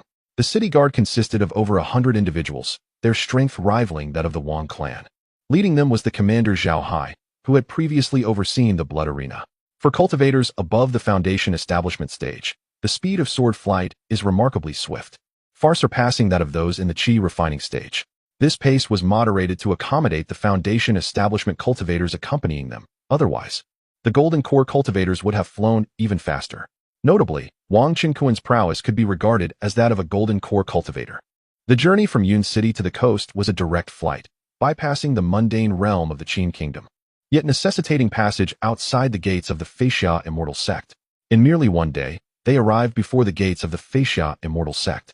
At this moment, the area was predominantly occupied by outer disciples in the Qi refining stage, engaged in various activities. Wang Qinkuan stood on the flying sword alongside Pan Yinlian, embracing his beloved wife and inhaling her fragrant scent. Returning to the Feixiao immortal sect stirred a myriad of emotions within him.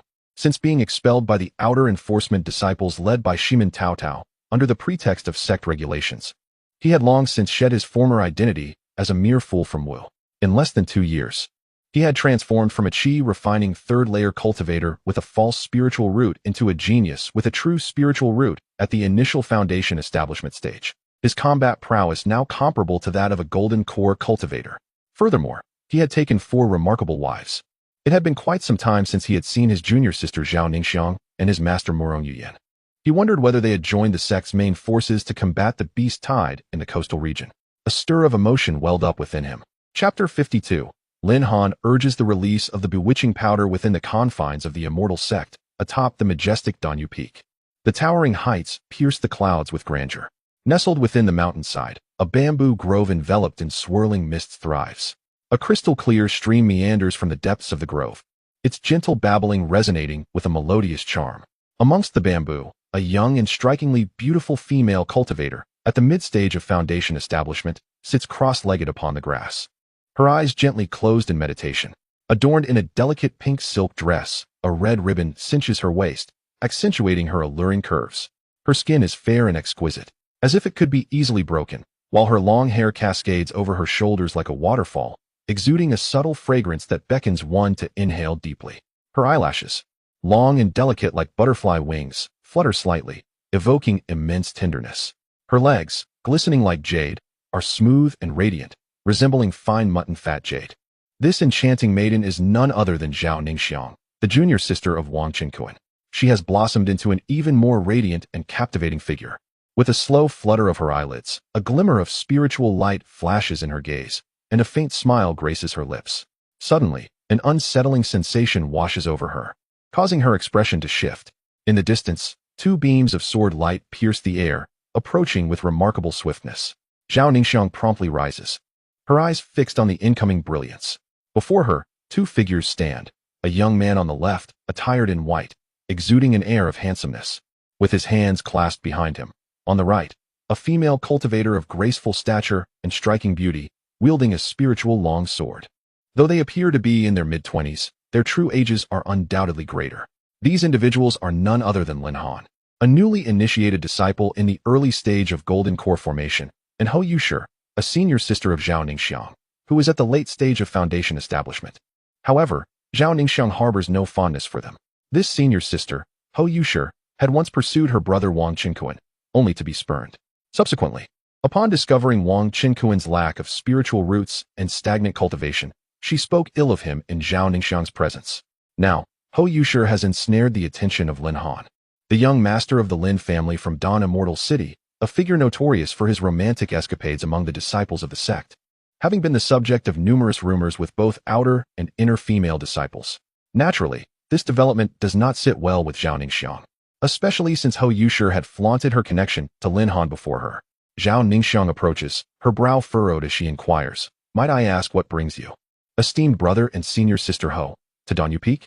If there is no pressing matter, I kindly request your departure." "Oh, junior sister Zhao, how could you speak so? I, too, am a disciple of Danyu Peak, and Lin Shixiao, as my Dao companion, has every right to be here," Hou Yushi retorts dismissively, casting a glance at Lin Han and adopting a tone of pretense. "Allow me to introduce him. This is the newly initiated disciple, Lin Han. Lin Shixiao. This is our esteemed Zhao Ningxiang, the most favored disciple of our revered master on Danyu Peak." Lin Han slightly cupped his hands in greeting.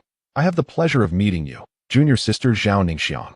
Zhao Ningxiang could only respond perfunctorily. He. "So it is the newly appointed direct disciple, senior brother Lin. I have heard much about your esteemed name from senior sister Hou. Indeed, junior sister Zhao is a beauty of unparalleled grace. You flatter me, Lin Han replied with a smile, his gaze, imbued with a hint of fervor, lingering upon Zhao Ningxiang's exquisite form. Hou Yushi frowned slightly. This Lin Han, whom she had brought to Diyu Peak under the pretense of seeking her master, seemed utterly transfixed by her junior sister. Yet, Lin Han was the first to show such interest after many years, and such a lavish expenditure of spirit stones for a long-term ticket was not something she could easily dismiss. She understood that Lin Han's infatuation was solely with Zhao Ningxiang's stunning beauty, a fact that stirred her own jealousy towards her junior sister. Her petite junior sister possessed a spiritual root of far greater aptitude, not to mention a beauty that eclipsed her own by 100-fold. Zhao Ningxiang, with her keen perception, detected the lascivious glint in Lin Han's eyes and could not help but scoff inwardly. Humph. A mere newcomer to the Golden Core stage, and he dares to covet me? He ought to take a good look in the mirror. With his character, he doesn't even measure up to a single hair from my senior brother Wang. During her master's seclusion, Zhao Ningxiang had not ventured down the mountain to visit Yunjiang Xianqing or seek news of her senior brother. However, the information relayed by another senior sister about Wang Qinquan's recent developments left her astounded. Within less than 2 years, her senior brother Wang had taken 4 beautiful wives, each a vision of unrivaled grace, and his cultivation had already surpassed the foundation establishment stage. Even before reaching foundation establishment, he had slain the mid-foundation establishment heir of the Shiman family in the blood arena. As she felt both shock and pride for her senior brother, she realized that Wang Qinquan was indeed no wastrel as others had claimed, but rather an exceptional prodigy. At under 32 years of age, he was in a league far beyond Lin Han. Junior sister Ningxiang is master still in seclusion, preparing for her advancement to the nascent soul stage? Hou Yushi inquired, observing Zhao Ningxiang. Yes, Zhao Ningxiang confirmed, knowing that Hou Yushi was already aware of her master's retreat before her last departure from Diyu Peak. Then it seems we have come at an inopportune time, junior sister Zhao. We shall take our leave, Lin Han stated. Zhao Ningxiang, resembling an icy beauty, merely nodded slightly, too disinterested to engage in further conversation with him. Yet internally, she mocked. Humph. You wish to converse with me? Dream on. Just as Lin Han and Hou Yushi turned to depart, Lin Han suddenly produced an item and swiftly scattered a cloud of yellow powder towards Zhao Ningxiang, enveloping the air before her. Zhao Ningxiang was caught off guard and inhaled some of the powder, retreating in haste with a startled cry. Hou Yushi, witnessing the scene, chuckled. My dear junior sister, you truly are someone who refuses to drink the toast and instead opts for the penalty wine. What do you intend to do? This is Diyu Peak. Do you not fear the consequences of the rules and the wrath of our master? Zhao Ningxiang admonished. She was engulfed in a whirlwind of uncertainty. Could this be the seductive powder rumored to be employed by the lecherous practitioners of the immortal realm? She had already begun to sense some peculiar changes within her body. Hou Yushi sneered. Go ahead and scream. Half of the disciples above the foundation establishment stage have already departed to combat the beast tide in the ocean, leaving only you and the reclusive master on this grand jade peak. She had long harbored resentment towards Zhao Ningxiang. Why should this junior sister receive the master's favoritism, with all cultivation resources prioritized for her? Moments ago, Lin Han had transmitted to Hou Yushi that as long as she did not intervene, he would reward her with 100,000 spirit stones once he subdued Zhao Ningxiang. Hou Yushi had readily agreed. Lin Han, as a newly appointed true disciple of the Feixiao Immortal Sect and the heir of a prominent cultivation family from the one-star Immortal City, could easily procure a sum of spirit stones to exempt himself from participating in the task of repelling the beast tide. Zhao Ningxiang, being a prodigy with a heavenly root and relatively low cultivation, remained among the disciples tasked with guarding the sect. Meanwhile, Hou Yushi had secured her position through a generous offering of spirit stones from Lin Han, exchanging it with another disciple's spot. Zhao Ningxiang's expression shifted slightly as she glared at the smug Lin Han, exclaiming, Lin Han, how despicable and shameless you are to dare lay a hand on me. Hee. You can't blame me. It's simply your beauty that tempts me. I only released the seductive powder to encourage your cooperation. Lin Han feigned innocence, his expression unyielding. Scoundrel. Zhao Ningxiang seethed with fury within, deeming him utterly contemptible and vile. Chapter 53. A bold desire. Halt. Zhao Ningxiang, you would do well to heed my words. Lin Han remarked with a faint smile. A blush crept across Zhao Ningxiang's cheeks as the effects of the seductive powder began to take hold. Fortunately, Zhao Ningxiang possessed the rare ice spirit root and practiced a level 4 ice technique, the cold ice formula, enabling her to swiftly channel her ice energy to suppress the intoxicating influence of the drug. Ah, it seems you truly are a prodigy with a heavenly spirit root. The third-tier aphrodisiac crafted from the demon core of a golden core stage serpent has little effect on you, Lin Han observed, somewhat astonished. What do you desire for me to do to earn my release? Zhao Ningxiang inquired coldly, her ice energy still battling the drug's potency. Despite her temporary control, Lin Han was a cultivator at the early golden core stage, and above, their master, Murong Yuyan, was preoccupied with a critical breakthrough into the nascent soul stage, likely unaware of the turmoil outside. First, you shall accompany us in practicing the dual cultivation technique, and then I shall consider sparing you, Lin Han replied with a grin. Dual cultivation technique? You are but a frog yearning for swan meat, deluding yourself, Zhao Ningxiang retorted, her voice laced with disdain. Hou Yushi chuckled, Sister Ningxiang. Since Lin Han is so eager, why not acquiesce? If you refuse, I shall be compelled to resort to force, Lin Han declared with a sinister grin. You dare? Zhao Ningxiang's body trembled in anger and embarrassment. Well, what do you think? Lin Han laughed heartily. Hou Yushi sighed and advised, Sister Ningxiang, you cannot refuse. If you do not comply with Lin Han, he will not relent, and may even resort to violence against you. It would be wise to agree. Hou Yushi, you are a despicable and shameless wretch. Once our master concludes her retreat, I shall ensure you face the consequences. Zhao Ningxiang seethed, her animosity towards the woman palpable. Were it not for Hou Yushi bringing Lin Han here, she would not find herself in such peril. Hou Yushi was left speechless, unable to retort. Lin Han, indifferent to the exchange, prepared to make his move on Zhao Ningxiang. Sister Zhao, you must be aflame with desire now. Come to me. Lin Han leered as he approached her. Begone. Zhao Ningxiang cried out, forcing her energy into motion, her toes lightly tapping as she soared towards the mountain's summit. Lin Han smirked coldly, pursuing her relentlessly. Under the influence of the aphrodisiac, Zhao Ningxiang needed to exert her spiritual awareness to maintain clarity of mind, preventing her from flying swiftly on her sword, thus making her an easy target for Lin Han. In mere moments, he positioned himself in front of her path. Zhao Ningxiang, you cannot escape. Submit to me willingly. Lin Han leered, his gaze appraising her figure. With a grasping hand, he aimed to seize her. Such audacity, halt. A chilling voice rang out, and a figure materialized, interposing itself between Lin Han and Zhao Ningxiang. Both Lin Han and Zhao Ningxiang paused, turning to regard the newcomer. Clad in a flowing blue robe, the individual possessed eyes that were icy and unyielding. His stature was tall and commanding, and his countenance, strikingly handsome, resembled a sculpture carved from exquisite jade. He was none other than Wang Qinkuan. Beside him stood a peerless beauty, captivating and enchanting, his Dao partner, Pan Yinlian. Senior brother Wang has arrived, Zhao Ningxiang exclaimed with immense joy, casting a glance at Pan Yinlian, whose beauty surpassed her own, and inexplicably feeling a twinge of jealousy.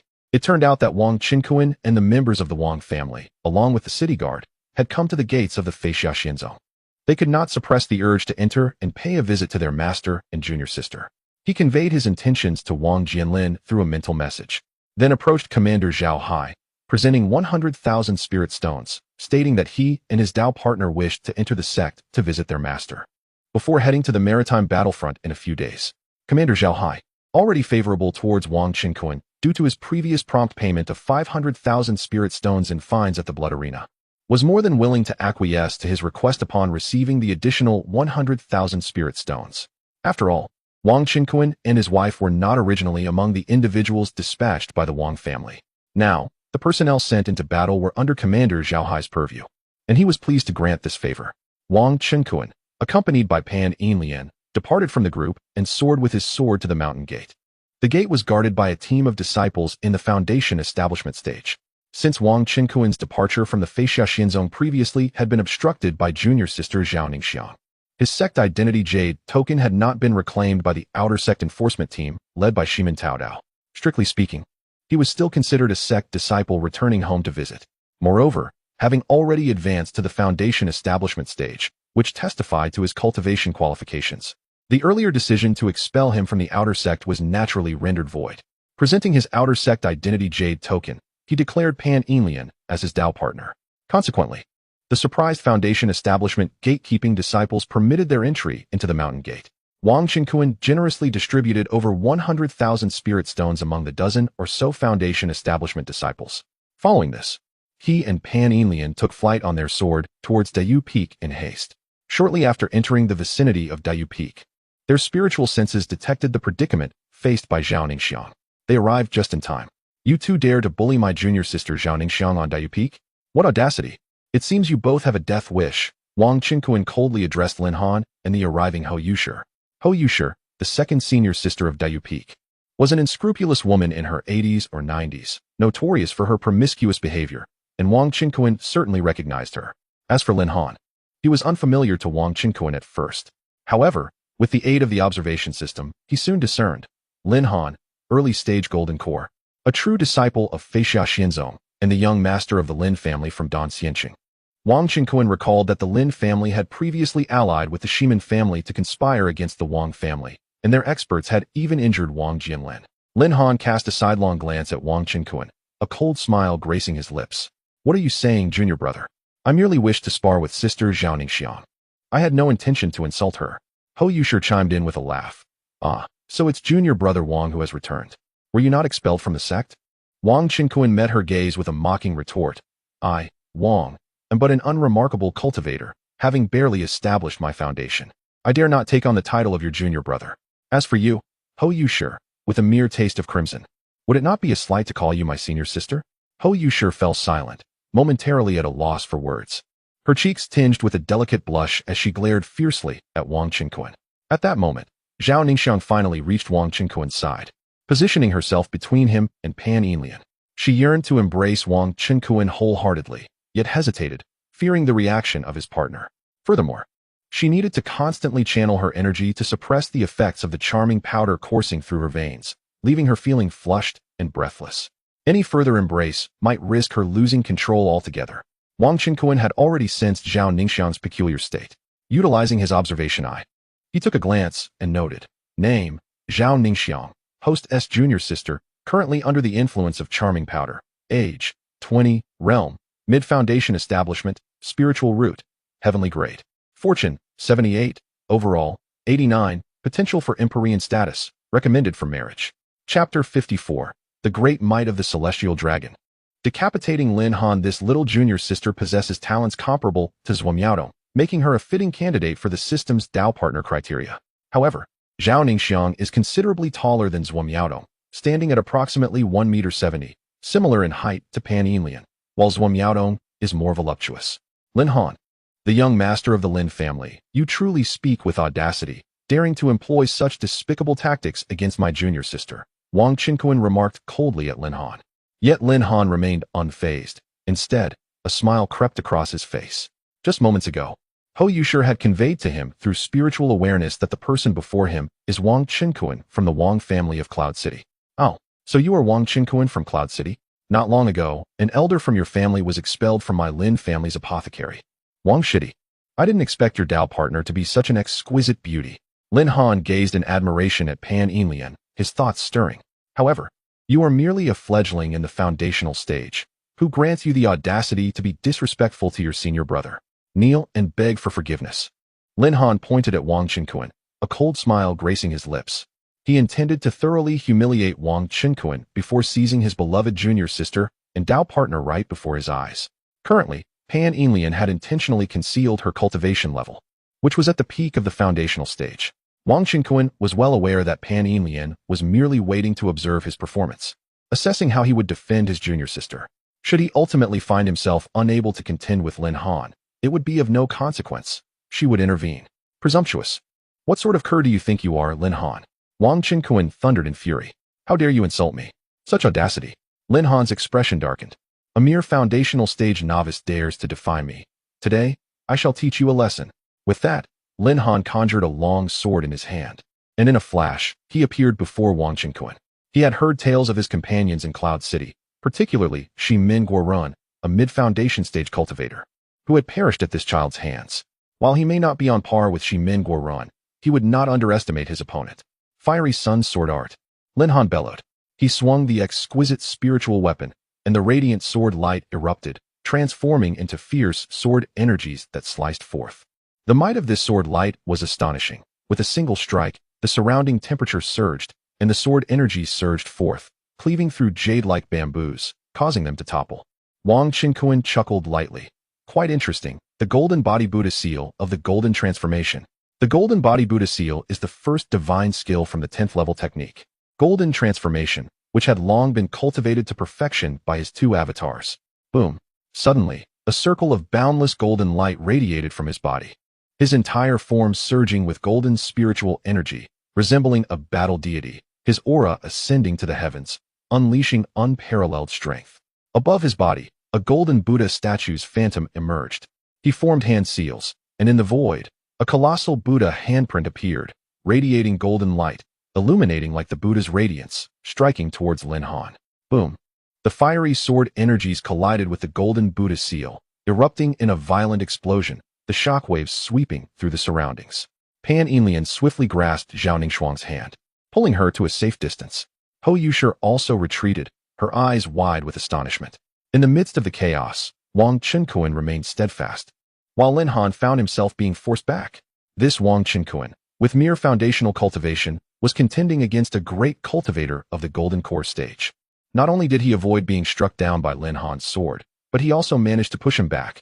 How infuriating! I only exerted 60% of my strength. Lin Han roared, seemingly unable to accept the humiliation of being defeated by someone of foundational level despite being a grand cultivator of the Golden Core stage. He wielded his sword with fervor, altering its momentum. Suddenly, the air grew frigid, and a torrential downpour ensued. This was no ordinary rain. It was a rain of swords. The droplets, infused with water element sword energy, cascaded from the heavens.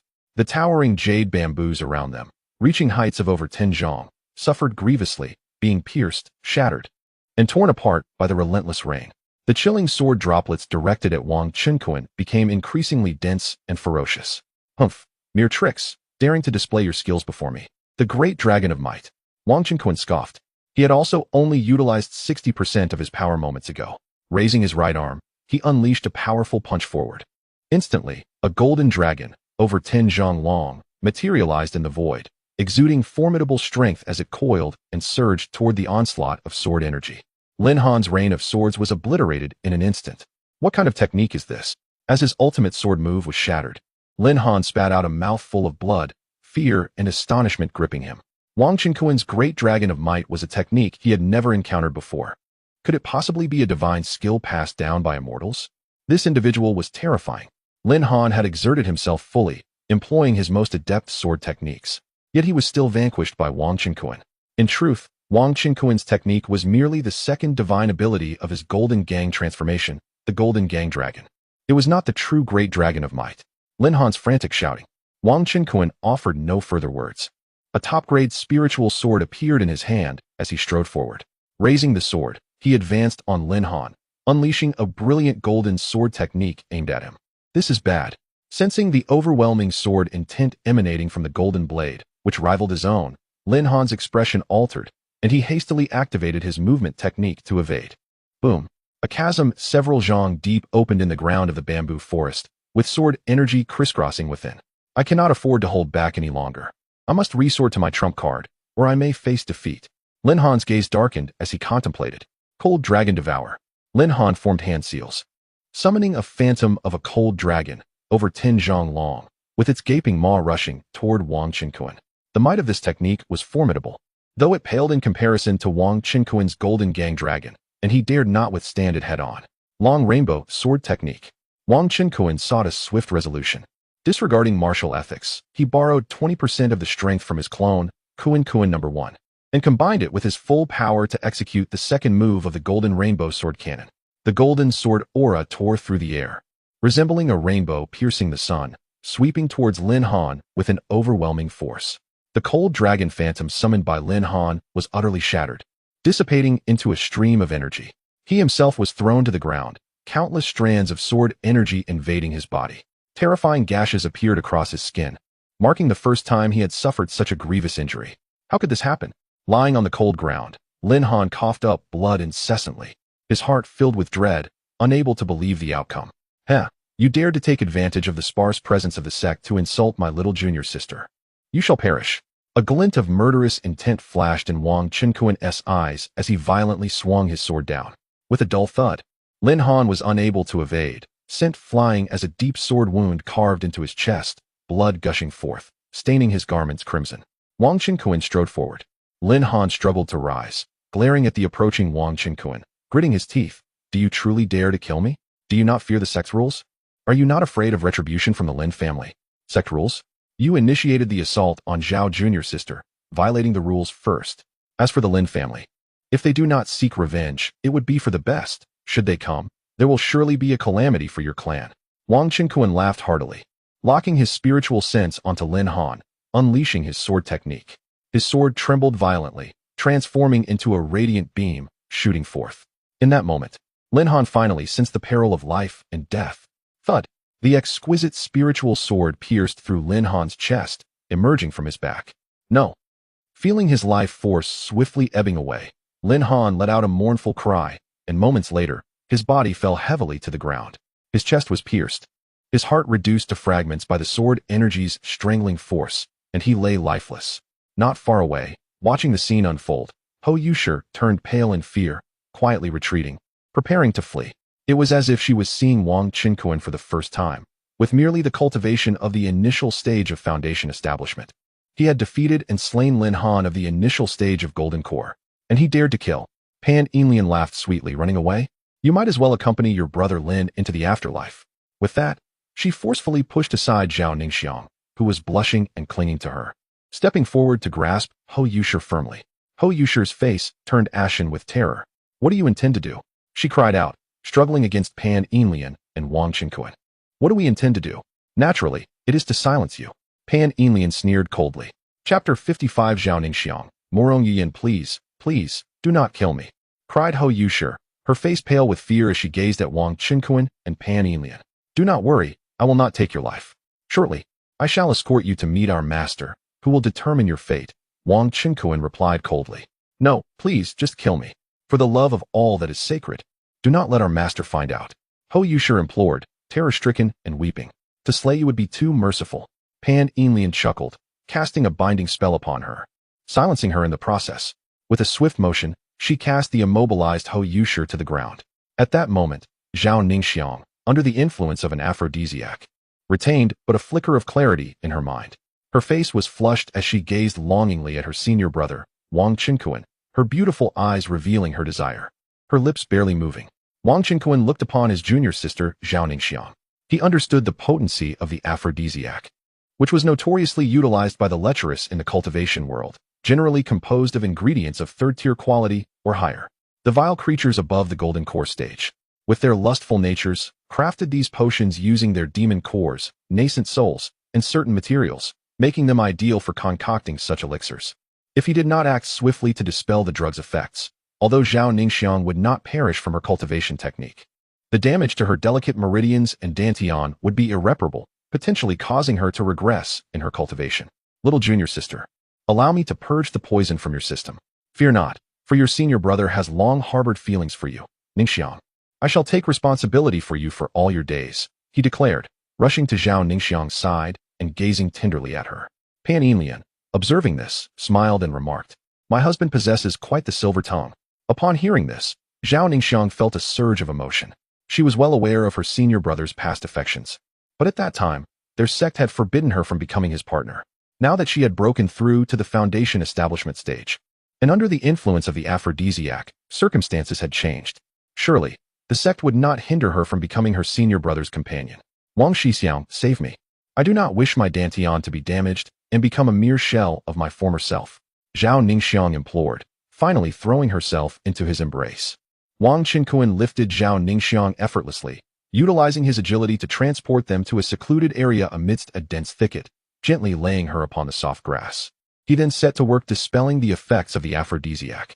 Pan Enlian stood with her arms crossed, vigilant as she released her spiritual awareness to ward off any intruders. Unbeknownst to them, a vast spiritual presence, far beyond their perception, was quietly observing their actions. As this presence held no malevolent intent towards Wang Qinquan, the system provided no warning. Within a hidden chamber of a grand palace atop the peak, a strikingly beautiful woman, appearing to be in her 30s yet actually over 110 years old, sat cross-legged upon a mat. She possessed a pair of enchanting phoenix eyes, her delicate and beautiful jade-like visage adorned with exquisite makeup. Her tall and graceful figure was draped in a flowing black gown, radiating an aura of cold elegance and mature charm. Her bosom was notably impressive. At this moment, The breathtaking beauty withdrew her spiritual awareness that had been scanning the entire jade peak. A faint blush lingered on her cheeks, and a glimmer of amusement danced in her bright, beautiful eyes. Little did she expect that her two foolish disciples would inadvertently bring about a fortunate turn of events. This alluring woman in black was none other than Murong Yuyan, the revered master of Wang Qinquan and Zhao Ningxiang. After a prolonged period of seclusion, Murong Yuyan had recently succeeded in breaking through to the initial stage of the nascent soul and had awakened. Upon releasing her spiritual awareness, she witnessed the unfolding events within the bamboo grove, which filled her with a sense of indignation. Her long-absent second disciple, Ho Yushi, had audaciously brought Lin Han into the fold. That Lin Han had unleashed a mesmerizing powder, intending to violate her little disciple, Zhao Ningxiang. Just as Murong Yuyan was about to intervene and rescue Zhao Ningxiang while eliminating those two scoundrels, her only male disciple, Wang Qinquan, arrived, accompanied by a stunning companion in the mid-stage of the golden core. Thus, she remained still, continuing to observe with her spiritual awareness. What she saw was astonishing. In less than 2 years, her disciple Wang Qinquan not only advanced to the initial stage of foundation establishment, but also demonstrated formidable powers that left her in awe, defeating and slaying Lin Han, a practitioner in the early stage of the golden core. Murong Yuyan recognized Lin Han as the young heir of the Lin family in the great and immortal city, a young prodigy in his own right. Murong Yuyan herself hailed from the esteemed Murong clan of the great and immortal city, being the direct descendant of the clan leader. Lin Han, slightly older than Murong Yuyan, had achieved the early stage of the golden core in a remarkably short period, showcasing his talent. However, his aptitude paled in comparison to hers. This man, akin to a toad aspiring to eat swan meat, leveraged the Lin family's influence to pursue Murong Yuyan, who, finding him utterly unworthy, reluctantly joined the Feixia immortal sect. There, she revealed her extraordinary talents and swiftly ascended to the pinnacle of the golden core, earning the esteem of sect leader Zhou Qinghong and 2 elders in the transformation stage, ultimately becoming the only golden core peak master within the sect. She managed the Jade Peak and took in several disciples, while the other peak masters were all nascent soul elders. Now, Murong Yuyan had rightfully achieved the status of a nascent soul elder herself. Upon witnessing Murong Yuyan's entry into the Feixia immortal sect, Lin Han shamelessly followed suit. This man, notorious for his lecherous ways, could not reform his nature, engaging in affairs with several female disciples of questionable conduct within the sect. He even entangled himself with her second disciple, Ho Yushi, and now dared to set his sights on Zhao Ningxiang. Ultimately, he met his demise at the hands of Wang Qinquan, a fate he richly deserved. Regardless of whether her disciple Wang Qinquan had slain him, Murong Yuyan would have ensured his end herself. As for the scene where Wang Qinquan liberated Zhao Ningxiang from the enchanting powder, her face flushed, and she chose not to observe any further. Soon after, Zhao Ningxiang's enchantment was finally dispelled. After tidying their garments, the 2 disciples prepared to ascend the mountain with Pan Yinlian to meet their master.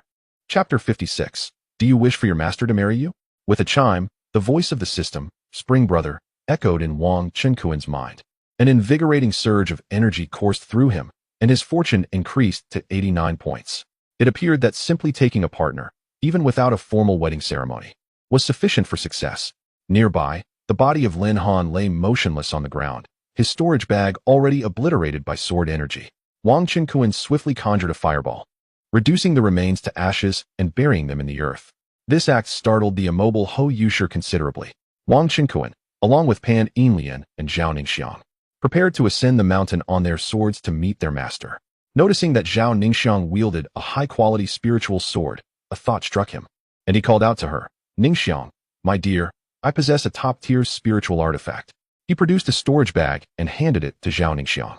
Upon opening it, she was astounded to find a plethora of exquisite spiritual artifacts, millions of low-grade spirit stones, a multitude of spiritual talismans, and third-tier spirit-nurturing pills. The wealth contained within this storage bag was akin to the entire fortune of an elder in the nascent soul stage, albeit limited to those impoverished loose cultivators. Is this a supreme beauty-enhancing pill and an excellent beauty-enhancing pill? Zhao Ningxiang gasped, recognizing several unique, crystalline pills within the bag. Her eyes sparkled with delight as she held a supreme beauty-enhancing pill and 3 excellent ones in her hand.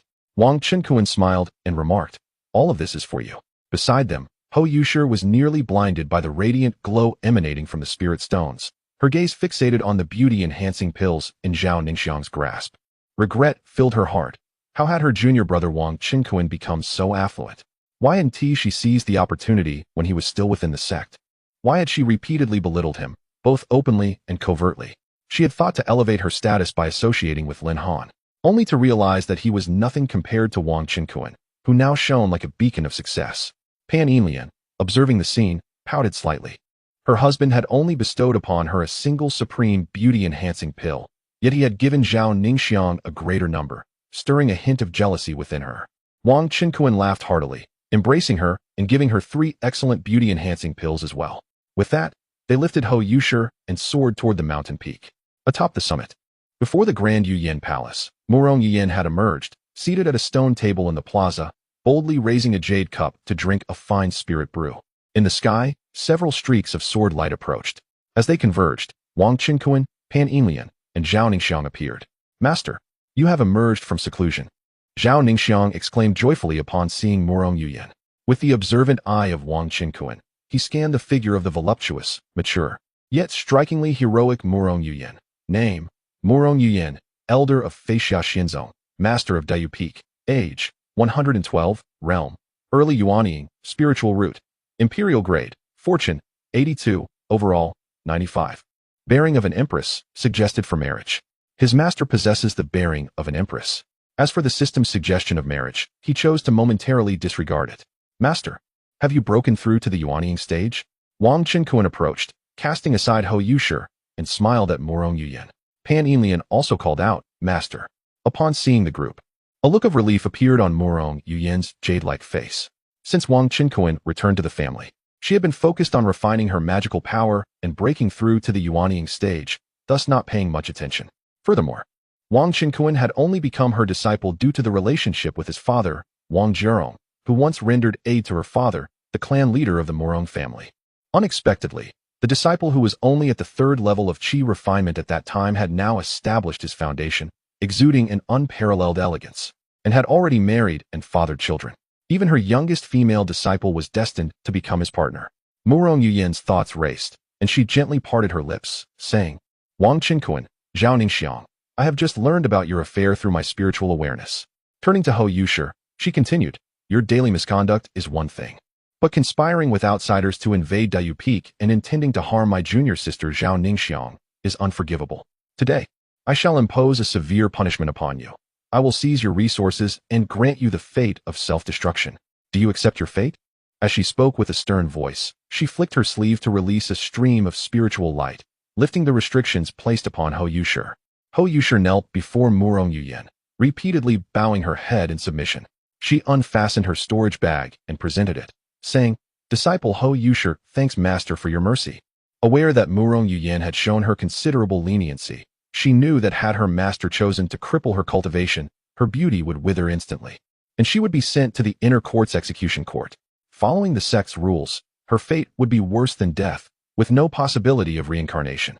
In the center of the square, Hou Yushi gritted her teeth and, with determination, struck her palm against her chest, unleashing her spiritual energy to shatter her heart pulse. She coughed up blood, life fading in an instant, her beautiful eyes brimming with tears as she collapsed, closing her eyes. Witnessing this, Murong Yuyan sighed, then cast a fireball technique, reducing her to ashes. With a flick of her sleeve, a stream of water carried the ashes away to the brook below, leaving no trace behind. Master, this wicked woman is not worth your sorrow. Zhao Ningxiang stepped forward, embracing Murong Yuyan's jade arm and playfully shaking it. Very well. It seems I misjudged her. Please, all of you sit down and we shall converse. Murong Yuyan quickly regained her composure and invited Wang Qinquan and the others. She has always been relatively casual with her disciples, showing little constraint. With a radiant smile directed at Wang Qinquan, she remarked, earlier, when my spiritual awareness enveloped the entirety of Dayu Peak, I noticed you seem to have gifted your junior sister quite a number of fine items. Wang Qinquan and Pan Yinlian also took their seats opposite Murong Yuyan. With a smile, Wang Qinquan remarked, it has been quite some time since I returned to Dayu Peak. And of course, I would not forget to bring a gift for my esteemed master. He understood that his master was aware of his family's recent success, which prompted such a statement. Previously, Murong Yuyan had never asked him for gifts. Moreover, she had generously provided him with ample resources for cultivation. Wang Qinquan produced a storage bag of the highest quality spirit artifact level and presented it to Murong Yuyan. With an enchanting smile, she opened the storage bag, only to find it contained an astonishing 20 million low-grade spirit stones. Additionally, there were numerous spirit-nourishing pills and a few youth-preserving pills, one of which was of exceptional quality. Murong Yin was momentarily taken aback, her delicate lips slightly parted in astonishment. Earlier, when she noticed Wang Qinkuan and the others lingering without ascending the mountain, she had employed her spiritual sense to investigate, but Zhao Ningxiang had already sealed the storage bag, preventing her from seeing what Wang Qinkuan had bestowed upon her junior sister. Now, the gift he presented was equivalent to the entire fortune of a nascent soul elder. The youth-preserving pills were particularly coveted treasures she had long desired. Murong Yin had often hesitated to purchase a youth-preserving pill in the two-star immortal city due to the exorbitant cost. After all, although the Murong family was powerful, hundreds of thousands to millions of spirit stones were not simply blown in by the wind. As for the Feixiao immortal sect, it was commendable that they could provide resources for cultivating a golden core peak master, but they would not offer an abundance of spirit stones for indulgence. Qinkuan, such a generous and precious gift you have presented to your master. Are you perhaps hoping for me to wed you? Murong Yin inquired, her strikingly beautiful face displaying a playful smile as she gazed at Wang Qinkuan. Chapter 57. The Feast at Dayu Peak. Murong Yin gazed at her disciple Wang Qinkuan, her thoughts swirling. Wang Qinkuan, once lacking in talent, had invested a considerable amount of spirit stones and only managed to reach the third layer of qi refinement. However, he was steadfast and reliable, and his strikingly handsome appearance endowed him with the grace of an extraordinary gentleman. Yet, he had a slight proclivity for flirtation. When Wang Qinkuan first entered the sect, he had only just come of age and joined Dayu Peak shortly after becoming her disciple. He had once inadvertently spied on her while she was bathing. At that time, it was Murong Yin's own carelessness. She had ventured alone to the Yufeng pool for a bath during the evening. After practicing an intricate spell, she was drenched in fragrant sweat, her spirit weary. Subconsciously, she believed that there were only a few female disciples on the mountain. Thus, she shed all her garments and immersed herself in the water. At that moment, Wang Qinkuan had stumbled upon her by chance. Consequently, Murong Yin did not reprimand him. It was rumored within the cultivation world that some individuals possessed spiritual roots that were difficult to assess accurately. Presently, her disciple was certainly not a waste, but rather, he possessed the potential of an extraordinary genius. In his 30s, he could defeat golden core cultivators in the foundation establishment stage, something that Murong Yin had never heard of before. Although she jested with her disciple, if he truly harbored such intentions towards her, she would indeed contemplate it seriously. After all, in the realm of cultivation, having a partner to support one could lead to greater achievements. Moreover, she found no other man worthy of her attention. Wang Qinkuan, gazing at his master's teasing expression, recalled that scene from over a decade ago, his heart ablaze with passion. "Master, are you serious?"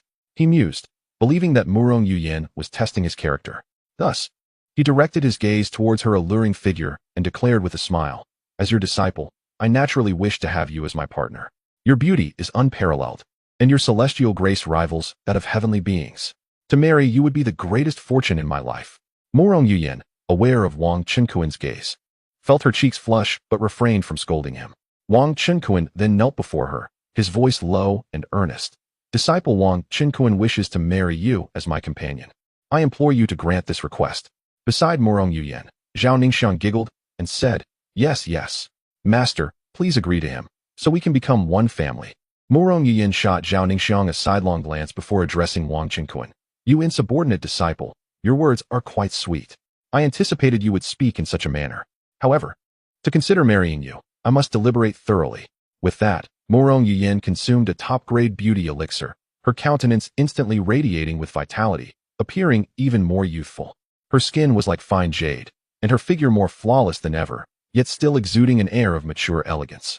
She then disregarded Wang Qinkuan, Pan Yinlian, and Zhao Ningxiang, seating herself upon a stone bench, closing her eyes in deep contemplation. After the passage of an incense stick's burn, Murong Yin remained in that position, akin to a venerable monk in meditation, neither affirming nor denying the proposal. However, the rosy hue that appeared on her face betrayed her. Pan Yinlian nudged Wang Qinkuan, subtly urging him to approach. Wang Qinkuan was taken aback. His master, who usually exuded an air of poise and elegance, also possessed a bashful side. He moved closer and sat beside Murong Yin, extending a large hand toward her slender waist. Wang Qinkuan embraced Murong Yin from the side. "Master, if you remain silent, I shall assume you consent." he whispered in her ear before leaning in for a kiss. Murong Yiyan's beautiful eyes widened in an instant as she forcefully pushed Wang Qinkuan away, scolding, "You rebellious disciple. I merely sought to test your audacity. You truly dare." Shortly thereafter, Murong Yiyan, accompanied only by Wang Qinkuan, soared on her sword to the sect's judicial court. The group of Yuanying elders and Jindan stewards were stunned upon hearing Murong Yiyan's report that the true disciple Lin Han and inner disciple Hou Yushi had violated sect rules, attempting to harm Zhao Ningxiang, and had been slain by her. They were momentarily speechless. After all, Zhao Ningxiang was a rare celestial root female cultivator. And due to the sect's spiritual root detection artifact, only those with celestial roots could be identified, making her an invaluable treasure for the sect. It was rumored that those with celestial roots possessed the potential for ascension. Lin Han and Hou Yushi's attempt to harm Zhao Ningxiang was indeed deserving of death. However, Lin Han, being the scion of a prominent family from Yixing Xianxing, could potentially cause some trouble if his family sought retribution. Murong Yiyan intended to take this matter upon herself for Wang Qinkuan. Unable to refuse her, he acquiesced. Moreover, the Yuanying elders and Jindan stewards remaining at the sect sensed that Murong Yiyan had broken through to the Yuanying stage, which filled them with delight. The Feixia Xianzong had gained another formidable Yuanying powerhouse.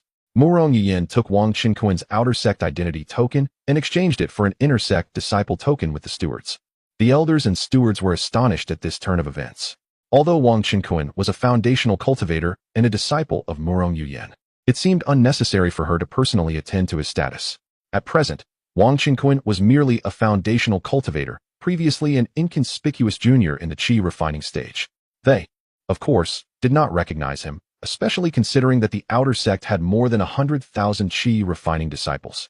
Furthermore, Murong Yiyan sent a message to the Jindan steward responsible for the outer sect, instructing her to assemble a team of nimble outer sect female disciples, along with some inner sect female disciples who remained at the sect, to host a banquet at Dayu Peak. The peak would provide them with spiritual stone rewards. The Jindan steward agreed. After completing these arrangements, Murong Yiyan's flying sword carried Wang Qinkuan toward Dayu Peak. Wang Qinkuan stood behind, embracing his master's delicate form. That evening, within the Yiyan Palace, a rather sumptuous feast was laid out, especially since Wang Qinkuan had provided over 100 pieces of Jindan-grade monster meat. Wang Qinkuan was to marry Murong Yiyan, and Zhao Ningxiang was to serve as a handmaiden for the occasion. Pan Yinlian volunteered to be the bridesmaid.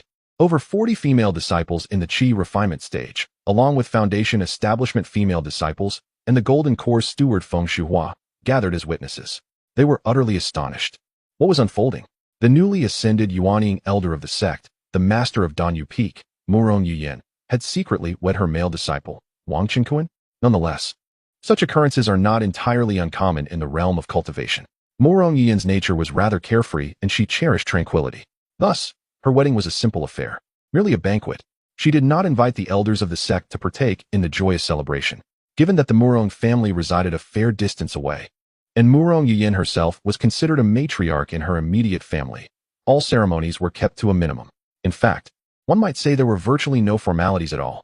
It was simply Wang Qinkuan and a few women seated at a table, enjoying food and drink, while the over 40 female disciples of the sect gathered at nearby tables, partaking in the feast.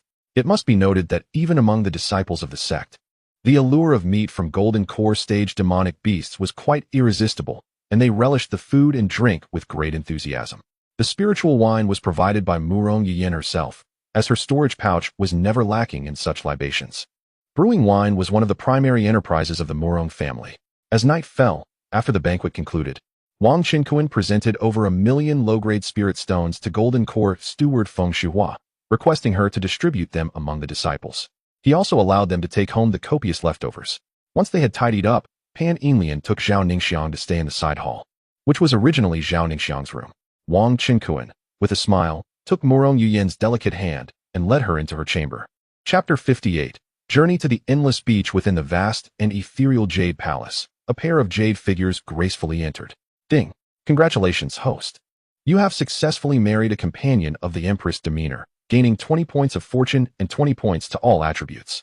The voice of the system resonated within Wang Qinkuan's mind, infusing his being with a surge of energy.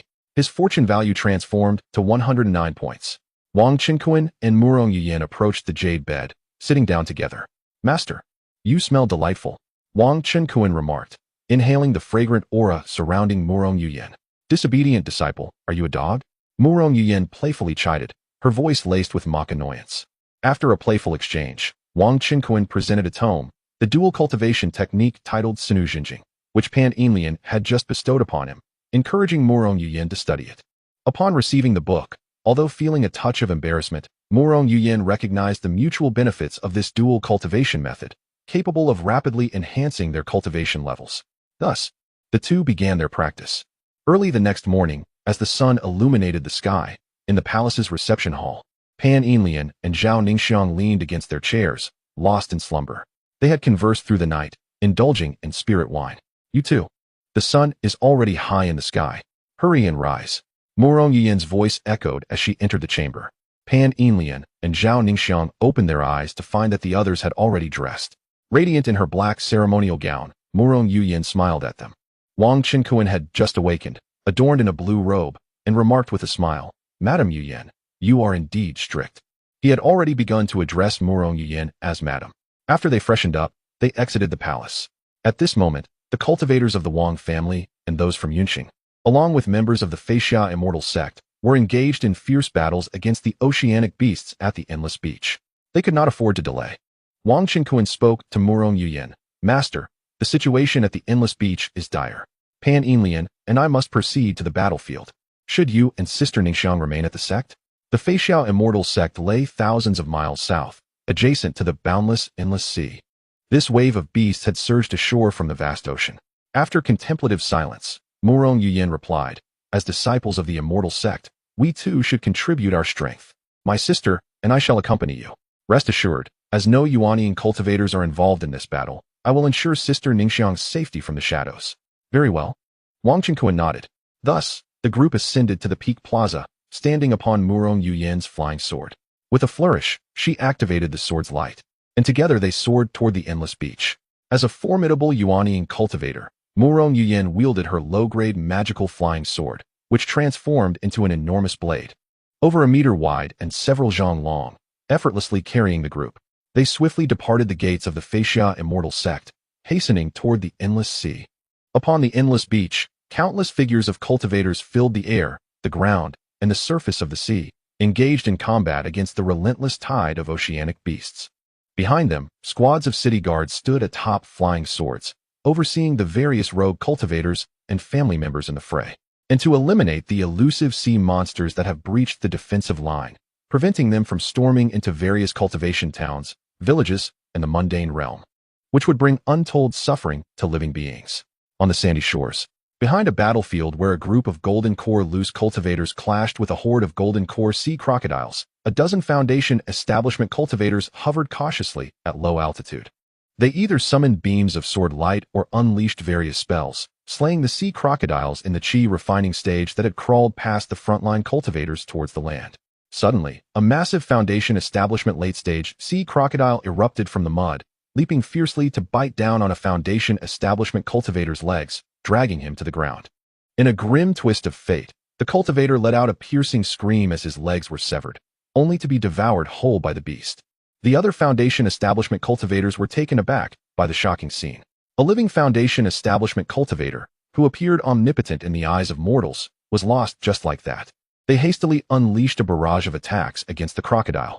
At that moment, more Foundation establishment sea crocodiles emerged from the sands or breached the defense line of the Golden Core cultivators, making their way ashore. Meanwhile, within the Wang family's cultivator camp, the formidable Wang Jianlin and Wang Jinjin led their kin in combat against a large group of Foundation establishment sea crabs, accompanied by several Golden Core sea crabs. Each Foundation establishment sea crab was larger than a grinding stone, and their numbers were overwhelming. The Golden Core sea crabs were even more colossal, surpassing the size of a water buffalo, their massive pincers gleaming with a metallic sheen, instilling fear in all who beheld them. Nonetheless, the Wang family members charged forward with fervor, unleashing an array of spells, sword techniques, and second-level spirit talismans upon the Foundation establishment sea crabs, rendering them utterly defenseless. The Golden Core sea crabs were particularly targeted by the Wang family's Golden Core cultivators, frequently besieged by several third-level spirit talismans, which were devastating. It is worth noting that the power of a third-level spirit talisman is equivalent to the full-strength attack of a Golden Core cultivator. One by one, the giant crab's pincers and limbs were shattered. In merely the time it takes for a stick of incense to burn, this wave of sea crab monsters was vanquished, eagerly collected by the Wong family members into their storage bags, awaiting their transformation into a sumptuous crab feast.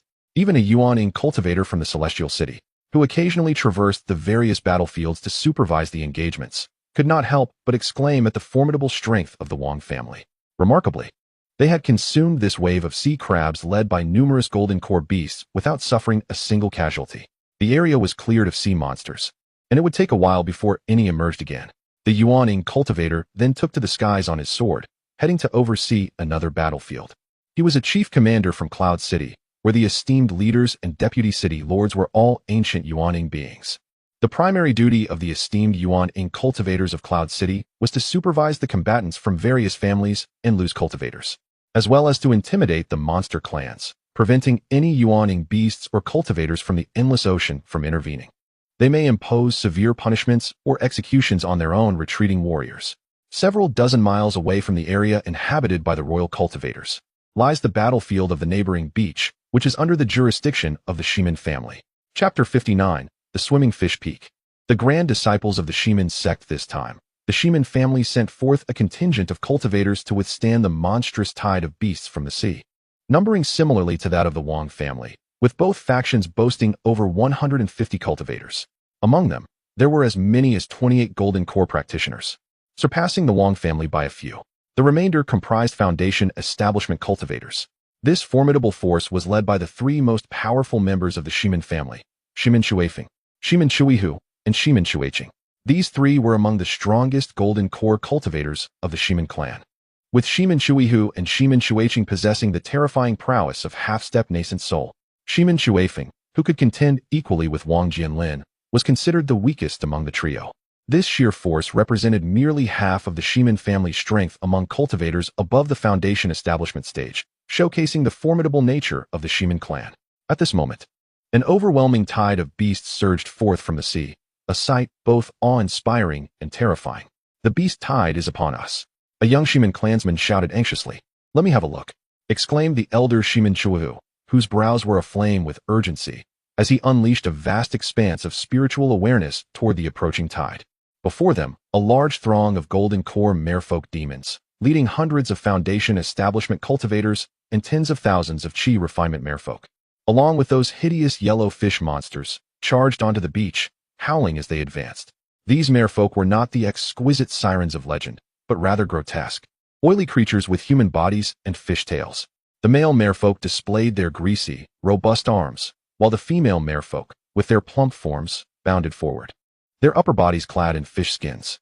The yellow fish monsters, vassals of the merfolk tribe in the boundless sea, bore a similar grotesque appearance.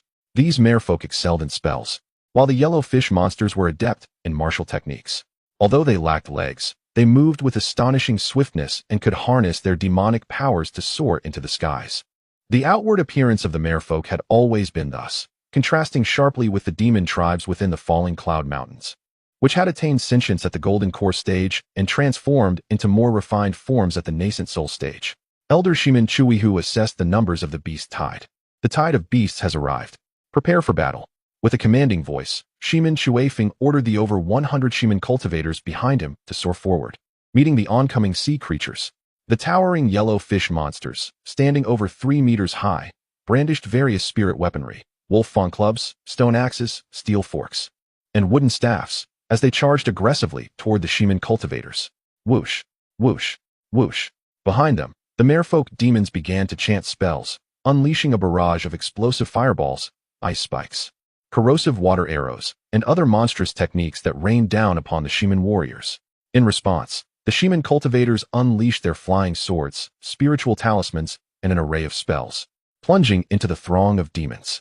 However, the merfolk, renowned in these endless seas alongside electric eels, sea witches, demon whales, and demon serpents, were not to be trifled with. However, the swordsmanship of Shimin Shui Feng was exceptionally fierce, while Shimin Shui's fire-based spells were explosively powerful. Shimin Shui Bing's ice-sealing divine abilities instilled a profound fear in both the fishfolk and the yellow fish monsters. Under the formidable suppression of these three masters, after 2 hours, all the golden core merfolk and yellow fish monsters were eradicated. The Shiman family paid a heavy price, with 3 foundational members slain and many more injured. Yet they managed to eliminate the majority of the foundational and higher-tier merfolk and yellow fish monsters from this beast tide. Unfortunately, a significant number of chi-refining monsters and a small fraction of foundational monsters managed to escape, scattering towards the land along the beach. Fortunately, behind their defensive line were numerous foundational and chi-refining cultivators from Yun City ready to quell these low-tier monsters. Additionally, the city guard was positioned to deal with any remaining threats. Upon witnessing the tragic state of his kin, Shiman Shui Feng was filled with rage, spitting blood and frustration.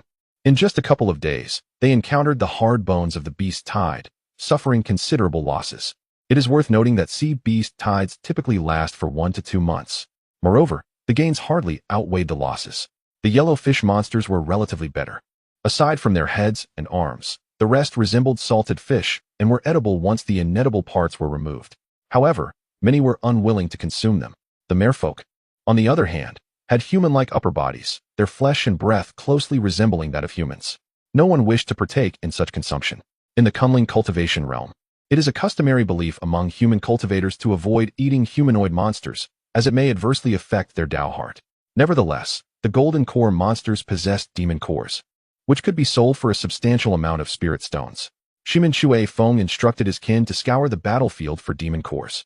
Before their departure, the clan leader, Shiman Tongfu, had covertly ordered them to wait for an opportune moment, such as when the supervising nascent soul cultivator departed or when the Wang family's strength diminished, to secretly target the formidable experts accompanying the Wang family. Wang Chenkuan was their primary objective. They carried a treasured artifact capable of sensing the aura of nearby nascent soul beings. However, they had previously dispatched a golden core adept skilled in concealing his presence to investigate the battlefield adjacent to the Wang family's area, only to discover that Wang Chenkuan was not among the group of Wang family members. Thus, they could only remain on standby for the time being. Meanwhile, Wang Chenkuan and the ladies, including Mu Rong Yuyan, finally arrived at the shores of the endless sea, deep within the human cultivator's rear. At a certain location by the sea, atop a mountain known as Yu Peak, there lay a vast platform at its summit. This served as the frontline base for several major factions, including Yun City, the Coastal Immortal City, Dan Immortal City, Feixia Immortal Sect, and Xiangui Sect, all of whom had come together to resist the beast tide from the sea.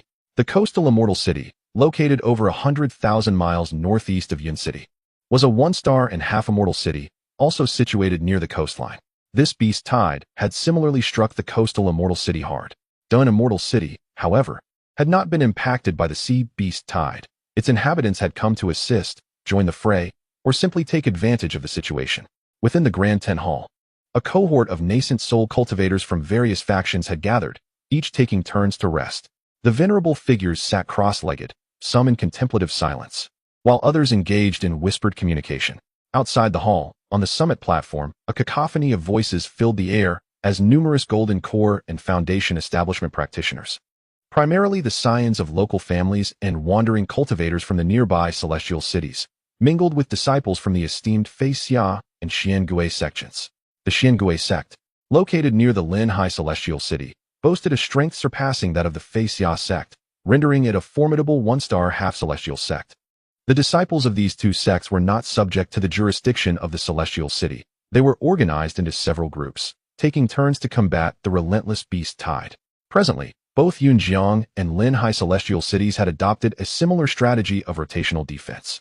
Families and wandering groups that completed their guarding duties could return for a 2-day respite, allowing the well-rested groups to take their place in battle. Suddenly, with a rush, Murong Yin descended upon the square, accompanied by Wang Chenkuan and a few others, retracting her flying sword as they landed, instantly garnering murmurs of intrigue from the onlookers. "Wow, these 3 enchanting ladies are truly breathtaking," exclaimed one. "The leading lady, with her voluptuous beauty, is simply stunning," hushed another, cautioning, "Lower your voices. That woman exudes the aura of a nascent soul. Are you courting death by speaking so freely about such esteemed figures?" Wang Chenkuan, a mere Foundation establishment cultivator, was overlooked amidst the excitement. A bald and unattractive man, surrounded by a throng of followers, approached with fervent interest in Murong Yin, Pan Yinlian, and Zhao Ningxiang. What a delightful surprise to encounter Fairy Murong here. The renowned first fairy of the Feixia sect indeed lives up to her reputation, he declared, introducing himself as Zhan Aguang. the true disciple of the Xiangui sect. Might I have the honor of inviting Fairy Murong and her companions for a drink? The Yu Peak Square bustled with activity, resembling a small marketplace. Many wandering cultivators and minor family members, as well as some sect disciples, seized the opportunity to conduct business and partake in food and drink stands. Zhan Aguang, possessing remarkable cultivation at the Golden Core Great Perfection stage and brimming with confidence as the foremost disciple of the Xiangui sect, was emboldened by a rumor from a fellow disciple who had visited the Faixia sect, which claimed that the extraordinary nascent sole female cultivator before him was none other than the revered leader of Faixia, Murong Yuyan. Thus, he believed that, as a prominent disciple of the Xiangui sect, he would easily win the favor of these beautiful fairies from the Faixia sect. Zhao Ningxiang clutched Wang Qinkuan's arm in silence, while Pan Yinlian giggled and remarked, "Oh, Bald Zhan Aguang, you certainly live up to your name. If you wish to befriend us, you must first seek our husband's approval, don't you think?" To which Murong Yuyan retorted sharply, "Begone." Chapter 60. Shimin Tao Tao, do you dare to address the bald man directly? As Murong Yuyan concluded her words, she embraced Wang Qinkuan and, accompanied by Zhao Ningxiang and Pan Yinlian, proceeded towards the camp. Surrounding the edges of the square, palatial structures and courtyards had been erected by the ancient Yuan Ing practitioners using earth and wood-based spells, serving as temporary lodgings for the various factions.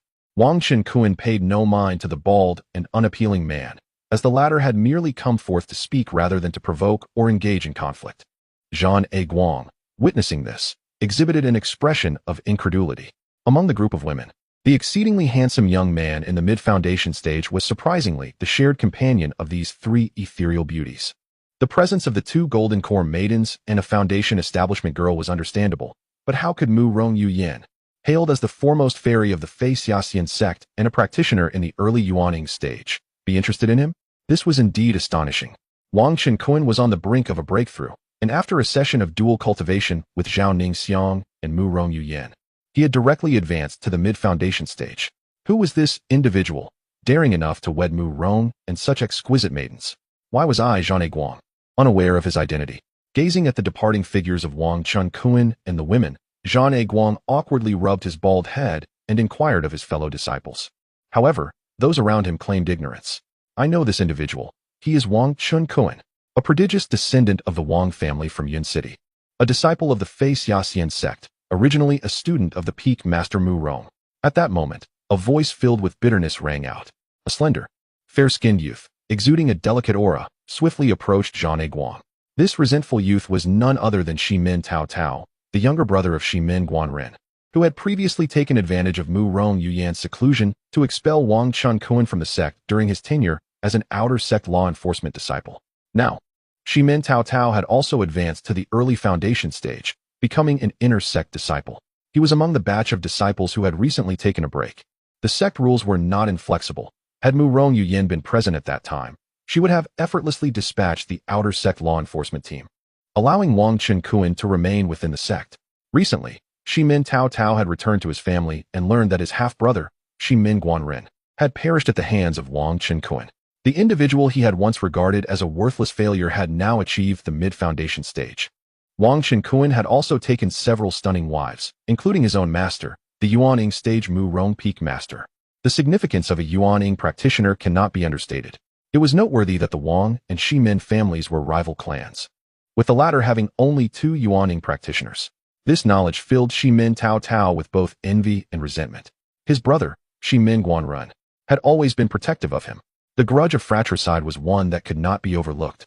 Yet he was acutely aware that he was no match for Wang Qinkuan at present. The covert tactics of the Shimin family were not to be underestimated. However, the true disciple of the Xiangui sect presented an opportunity. "Oh, you recognize him? Pray enlighten me," Zhan Aguang remarked, surveying the effeminate Shimin Tao Tao clad in the attire of the Faixia sect from head to toe. Thus, Shimin Tao Tao divulged the details of Wang Qinkuan to Zhan Aguang and Pan. Zhan Aguang, filled with excitement, slapped his thigh. It turned out that Wang Qinkuan had no profound background. He was merely a scion of a family from Yun City.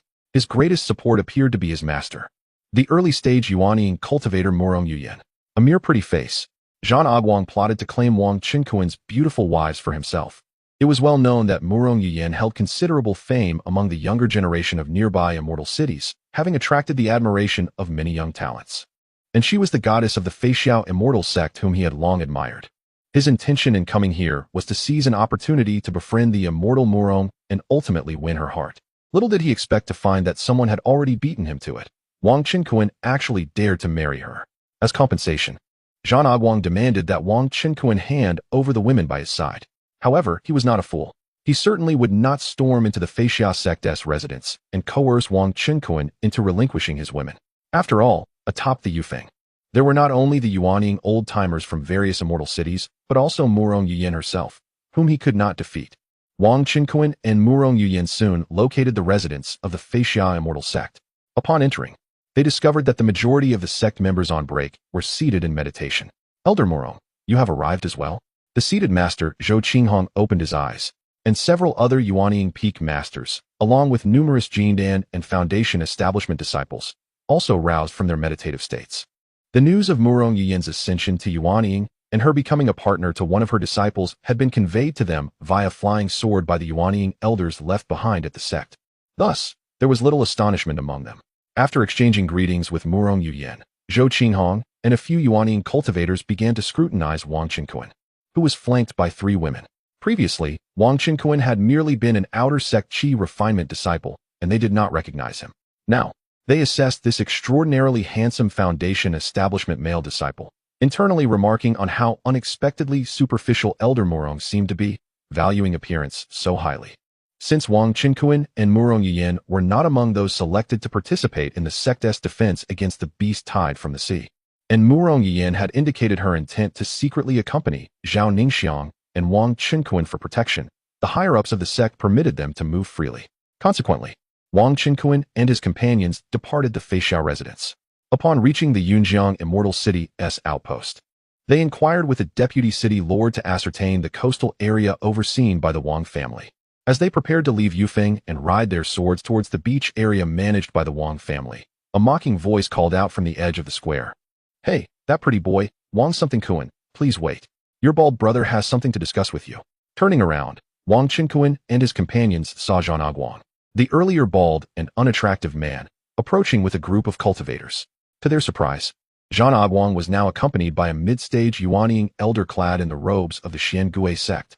Moreover, Wang Qinquan unexpectedly encountered a long-lost acquaintance, the resentful Shimin Tao Tao, whose gaze betrayed a hint of animosity.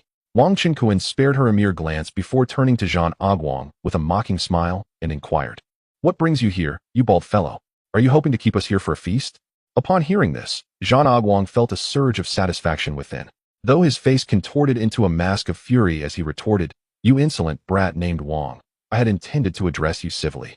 Yet you dare to publicly brand me as bald fellow? This moniker is a sensitive matter to me.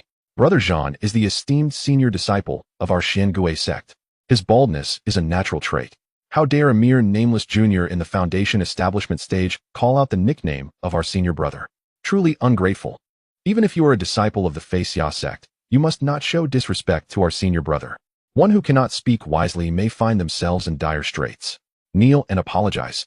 Surrounding Zhang Aguang, several Golden Core disciples of the Xiangui sect pointed their fingers at Wang Qinquan, loudly berating him. Chapter 61. The Persuasions of the Yuanying. The pursuit of the bald man. Why is it permissible for him to call out to Zhang Aguang in such a manner? Yet I am not allowed to address the bald man. Wang Qinquan, utterly unperturbed, replied with an air of calmness. Zhang Aguang was genuinely incensed. What sort of conversation was this? Murong Yuyan gathered her entire magical essence, not to strike, but to remain vigilant against the imminent threat posed by the several formidable Jindan practitioners and the Midyuanying elder. The Jindan disciples of the Xiangui sect were momentarily taken aback. How could the other party exhibit such fearlessness in the face of their imposing presence? It was well known that, under the auspices of being true disciples of the Xiangui sect, they had long been the dominant force across several major cities within a radius of hundreds of thousands of miles. What audacity! Zhang Aguang had anticipated that Wang Qinquan, a mere Foundation establishment junior from the Feixiao sect, would immediately kneel and beg for mercy under their intimidating aura, thus embarrassing himself in front of Murong Yuyan. He had envisioned showing a magnanimous side, sparing Wang Qinquan, and inviting him and his 3 wives for drinks to resolve the misunderstanding. He even planned to ostentatiously display his wealth through his treasured artifacts and spirit stones, perhaps gifting each of the 3 women a low-grade beauty-restoring elixir. Surely, Murong Yuyin would be disheartened by her partner's cowardice, leading to a favorable outcome for Zhang Aguang. However, to his surprise, this young man exhibited an unyielding spirit, showing no signs of fear whatsoever. With the situation escalated beyond words, it was time to engage in battle. Zhang Aguang communicated telepathically with the Midyuanying elder, instructing him to keep a watchful eye on Murong Yuyin. He then retrieved a long sword, radiating a resplendent glow as a low-grade treasured artifact from his storage pouch. Seeing this, the other disciples of the Xiangui sect promptly brandished their superior spiritual weapons. Without hesitation, Wang Qinkuan commanded Chun Gu to lend him a fraction of the Huangjin warriors' full cultivation from the system's spatial realm. Instantly, a tremendous surge of power enveloped him, elevating his own mid-foundation establishment prowess to that of an early Yuanying stage. The Huangjin warrior, produced by the system, differed from the puppets crafted within the world of cultivation. Its power could be summoned at any moment for the host. This was merely a temporary boost, akin to the passive ability of shared cultivation from a clone. Of course, Wang Qinkuan's physical capacity to withstand such magic was a consideration. Exceeding his limits could lead to catastrophic consequences. Wang Qinkuan and the women, Murong Yuyin and her companions, each brandished their weapons, standing resolutely against one another. Excellent. Let the battle commence. Shimen Tao Tao exclaimed from a distance, trembling with excitement, eager for the confrontation between the Xiangui sect and Wang Qinkuan to erupt. What was happening? The disciples of the Xiangui sect were now in a standoff with the members of the Feixia sect. It appeared that the Xiangui sect had intercepted Elder Murong and Wang Qinkuan from the Yun City Wang family. Surely, it was that bald man who had set his sights on the three stunning fairies. How brazen of the Xiangui sect. Caution is advised. In the midst of the square, several eminent celestial cities were represented by cultivators of vast experience who recognized the two opposing factions, engaging in animated discussions. It was the first time they had witnessed anyone daring to create a disturbance in this place. Cease at once. Fellow practitioners of the Xuangu faction and Feixia celestial sect, I implore you to halt. Given the current dire circumstances of the maritime conflict, why not direct your ire towards the oceanic demon tribes instead? A multitude of formidable nascent soul practitioners emerged from the grand assembly hall of the maritime defense, extending their spiritual senses to intervene. Among them were the lords of Yun City, Linhai Celestial City, and Dan Celestial City, as well as managers of the Lingyun branch of the three celestial cities, and several esteemed nascent soul elders from the vicinity. These ancient beings of the nascent soul stage possessed the ability to scan vast distances, and upon recognizing that the two factions were composed of members from two major celestial sects, they deemed it unnecessary to intervene directly. Had the instigators been members of ordinary families or rogue cultivators, they would have summoned the ancient nascent soul practitioners to apprehend and punish them, possibly even execute them. Meanwhile, within the strongholds of the Feixia sect and the Xuangu faction, the senior nascent soul practitioners reached out through their spiritual senses to inquire about the cause of the conflict. On the Feixia sect side, sect leader Zhou Qinghong personally sought to understand the situation from Murong Yuyin. Upon learning that the true disciple of the Xuangu faction, Zhang Aguang, had harassed her and two other women, he was incensed. The Xuangu faction is utterly intolerable. However, given that the Xuangu faction was a formidable half-star celestial sect with a significant number of transformation stage ancestors, they were not a rival that the Feixia sect could easily confront. Thus, he found himself powerless to hold them accountable and could only send reassuring messages to Murong Yuyin and Wang Qinkuan. Zhang Aguang, too, received a communication from the senior members of the Xuangu faction, who advised him to downplay the incident. After all, their disciple had instigated the disturbance, and with the ongoing battle against the sea demons, maintaining morale was paramount. Faced with the inability to subdue Wang Qinkuan and his companions, Zhang Aguang retracted his low-grade treasure and, with a courteous gesture towards Wang Qinkuan and Murong Yuyin, said, "Haha, Wang Shidi, you truly embody the youthful brilliance of the Feixia sect. Your courage is commendable. And as for you, senior sister Murong, I apologize for my earlier rudeness. I shall certainly visit your sect in the future to make amends." Having exchanged pleasantries, Zhang Aguang and his companions retreated from the square, seeking solace in a nearby food stall for some refreshments. Wang Qinkuan watched their departing figures and glanced at the visibly disappointed Shimen Tao Tao, a flicker of murderous intent flashing in his eyes, before addressing Murong Yuyin and the others. "Do not concern yourselves with these flies. Let us depart." The group soared towards the coastline, their sword lights illuminating the path. Meanwhile, Shimen Tao Tao hesitated momentarily before making her way towards Zhang Aguang. Wang Qinkuan and his companions traveled thousands of miles to the edge of the Wang family's territory, near the Manhwa Bay. The distance was not too great from their kin. However, given the potential encounters with the oceanic beast tides, nascent soul practitioners were prohibited from engaging directly with the hordes. As a nascent soul adept, Murong Yuyan could only discreetly trail behind Wang Qinkuan and the others, concealing herself from view. Wang Qinkuan, Zhao Ningxiang, and Pan Yinlian soared gracefully through the skies on their flying swords, moving at a leisurely pace. Suddenly, a piercing sound of sword light echoed from behind. Wang Qinkuan turned to see several golden core disciples from the Xiangui sect, led by the bald man, Zhan Aguang, swiftly pursuing them on their flying swords. Among them stood Shimin Tao Tao, wearing a cold smile, atop the sword of a late-stage golden core disciple. Notably, the mid-stage nascent soul elder from the Xiangui sect was absent, presumably occupied with stalling Murong Yuan from advancing. With a fierce glint in his eyes, Zhan Aguang directed his gaze at Wang Qinkuan and sneered, "You are truly naive. Did you genuinely believe that I would spare you after the council of the old monsters from various factions?" He continued with a menacing tone, "Wang Qinkuan, kneel and admit your wrongs now, and offer me your few wives while there is still time." He regarded Wang Qinkuan as though he were already a corpse. "Humph. Old man, what are you even worth? It seems you remain trapped in a delusion," Wang Qinkuan retorted darkly, anger flooding his features at the audacity of those who dared covet his beloved companions. Chapter 62. Annihilation. A cruel smile played upon the lips of Zhan Aguang as he remarked, "It seems you still believe I lack the courage to kill you? I am the true disciple of the Xiangui sect. Even if I were to slay you, the worst that would befall me would be a year or so of confinement as punishment. What can your backing, the Feixia sect, do in response?" He spoke thusly to relish the fear etched upon Wang Qinkuan's face. However, he was destined for disappointment. Wang Qinkuan narrowed his eyes slightly. "Is the Xiangui sect truly formidable?" "Of course it is. Since that is the case, I shall have the pleasure of experiencing the might of the Xiangui sect today." A trace of coldness emerged on Wang Qinkuan's visage. "Very well, since you are so obstinate, I shall grant your wish.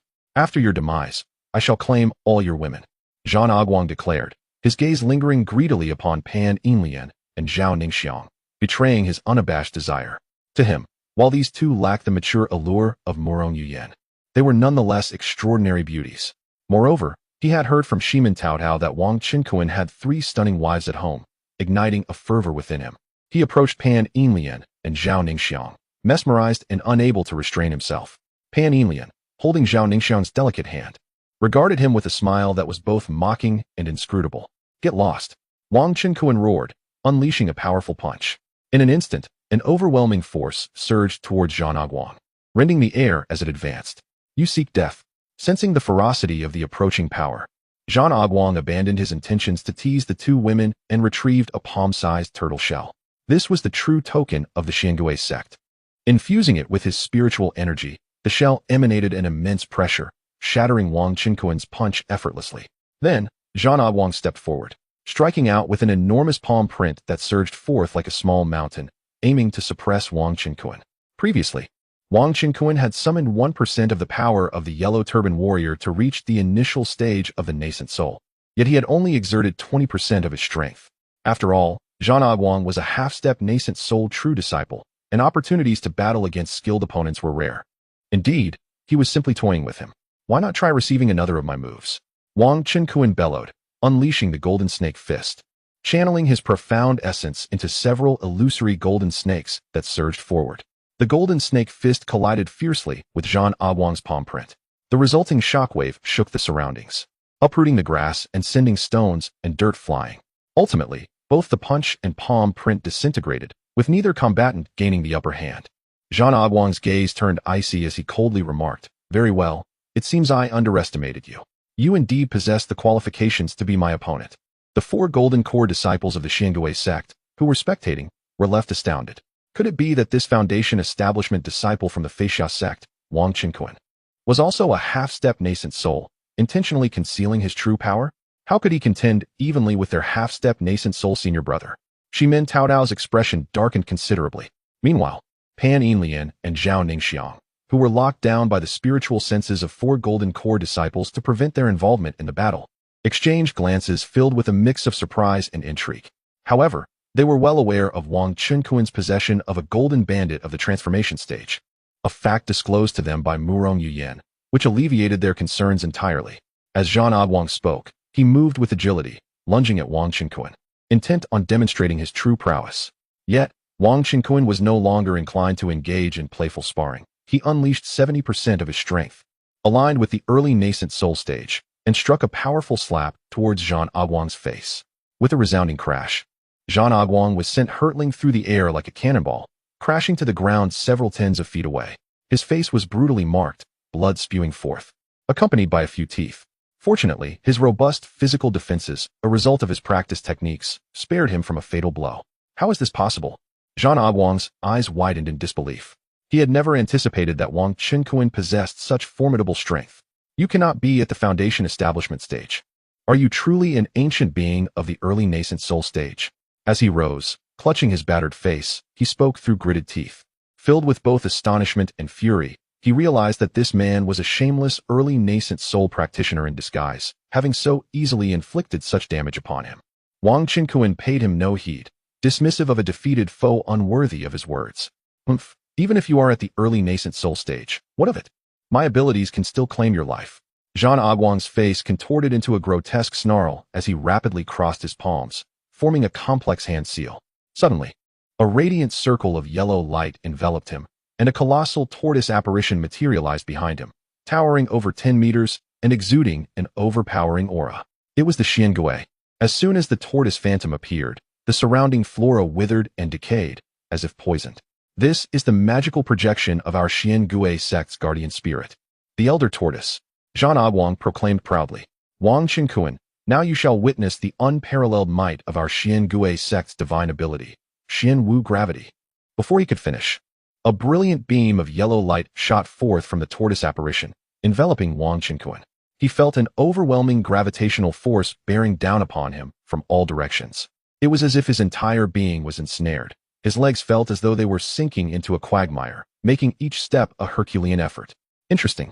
Wang Qinkuan chuckled lightly, channeling his full magical energy to break free from the confinement.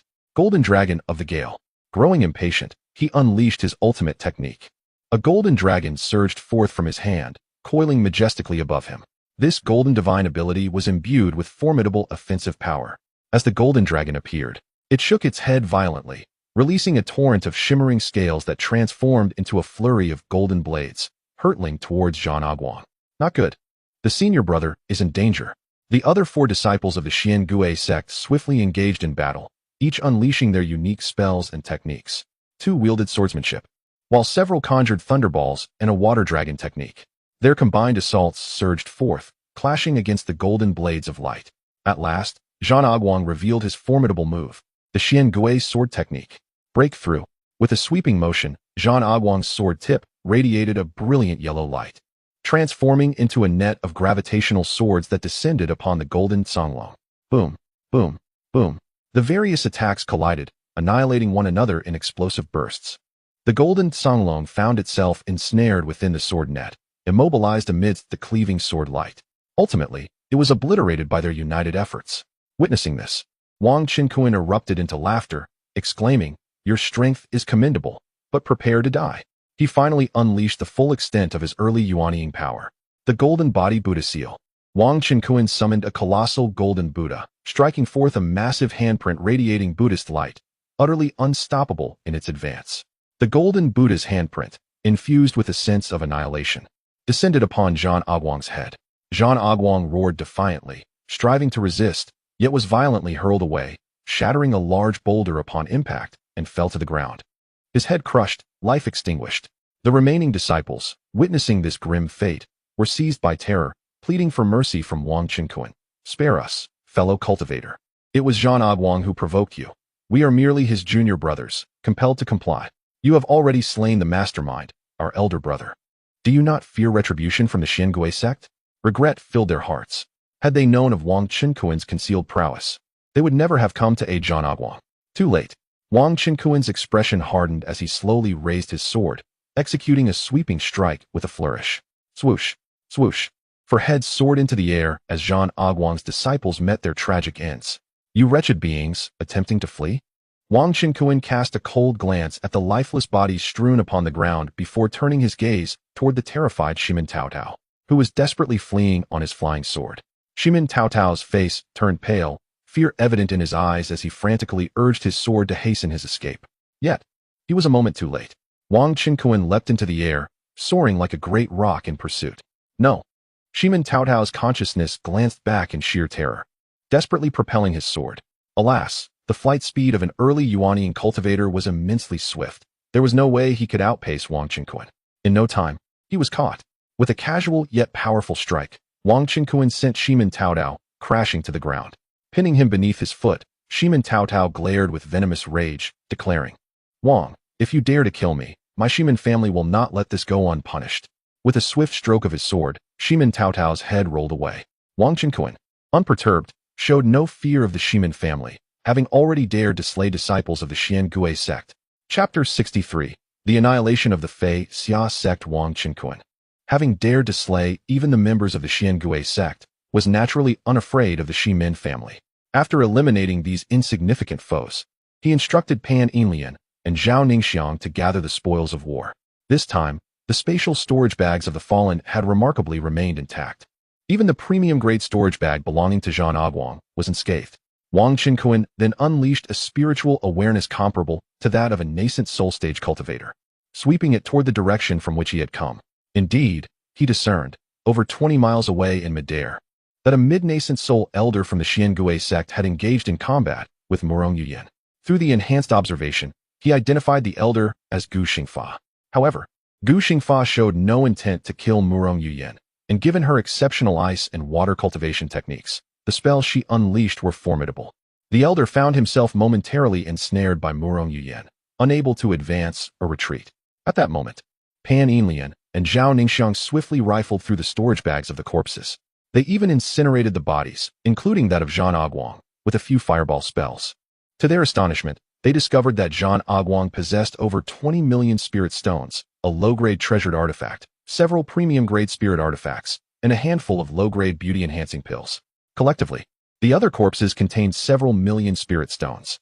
The two women were elated, recognizing this as a substantial windfall, acquired without arduous toil. Wang Qinkuan chuckled. "You may divide these treasures with your master later. I must hasten to assist my master in vanquishing that old nascent soul cultivator with the surname Gu." With that, he swiftly took to the skies on his sword. Meanwhile, amidst the fray, Gu Xingfa noted the prolonged silence ahead. After parrying an attack from Murong Yuyan, he hastily projected his spiritual awareness forward. What he beheld chilled him to the core. Pan Yinlian and Zhao Ningxiang were incinerating Zhan Aguang and the other fallen golden core disciples of his sect. Zhan Aguang was the most gifted genius among this generation of disciples, a prized asset of the Xiangui sect and a beacon of hope for its future. Gu Xingfa, entrusted with his protection, could hardly fathom that Zhan Aguang would perish at the hands of disciples from the Fei Xia sect. He was utterly oblivious to the repercussions he would face upon returning to the sect. In a fit of rage, he glared at Murong Yuyan, who was preparing to unleash another spell, and bellowed, "Murong Yuyan, how dare you and your Fei Xia sect truly slay 5 of my Xiangui sect's true disciples? Do you not fear our retribution?" Murong Yuyan, noting his frantic demeanor, scanned her surroundings with her spiritual awareness and detected Wang Qinkuan's arrival. A smirk of derision curled at the corners of her exquisite lips as she replied, "Those who seek to kill will invariably be killed. Your Xiangui sect's so-called true disciples, relying on their might to bully others, must be prepared for the consequences of their actions against my sect and my partner." Gu Xingfa glared at her, gritting his teeth in fury, and spat venomously, "Vile wretch. Wait for me. I shall report to the higher-ups of the Xiangui sect upon my return, ensuring your demise without a trace."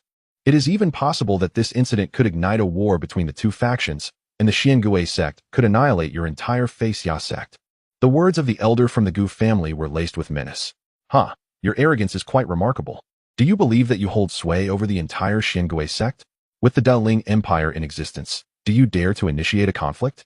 Murong Yuyan scoffed, resolute in her decision to prevent his return. After all, if his words held any truth, it would indeed spell trouble. She had to concede that the strength of the Fei Xia sect was, without doubt, far superior to that of the Xiangui sect. A chilling frost enveloped Murong Yuyan, transforming into a flurry of snowflakes that cascaded down. These snowflakes coalesced into a colossal blue lotus of ice, several feet in diameter. This was the signature technique of the Faixia sect, the 6th level skill, the Ice Blue Lotus art. The blue lotus floated in the air, emanating a piercing cold, as if it could freeze the very heavens and earth. With a flick of her sleeve, the blue lotus spun rapidly, hurtling towards Gu Xingfa with lethal intent. Seeking death, Gu Xingfa bellowed, summoning an ancient bronze cauldron. The cauldron swelled in size, expanding to that of a millstone. Its surface etched with runes that glimmered with a faint yellow light, positioned before Gu Xingfa. Simultaneously, he exerted all his strength to propel the bronze cauldron against the ice blue lotus. Crack! Crack!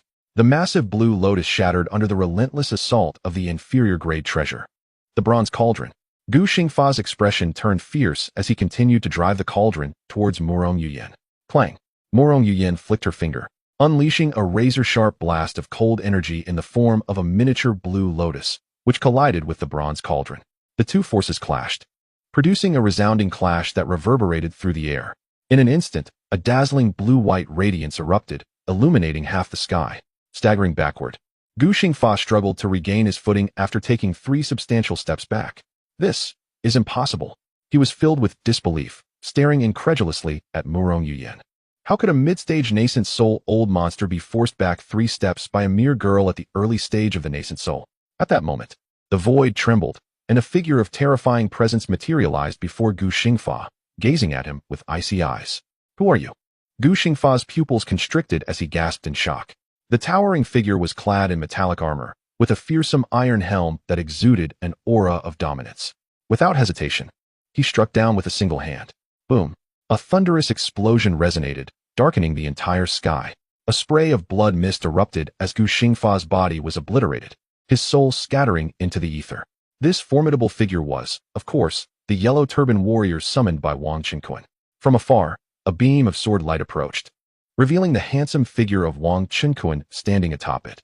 He retracted the yellow turban warrior and smiled affectionately at Murong Yuyan. You arrived rather late. I nearly allowed that old thief Gu to escape, Murong Yuyan chided.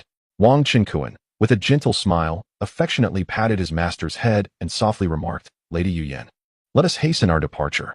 Murong Yuyan then embraced Wang Qinquan and bestowed a kiss upon him, playfully chiding, I still wish to remain concealed.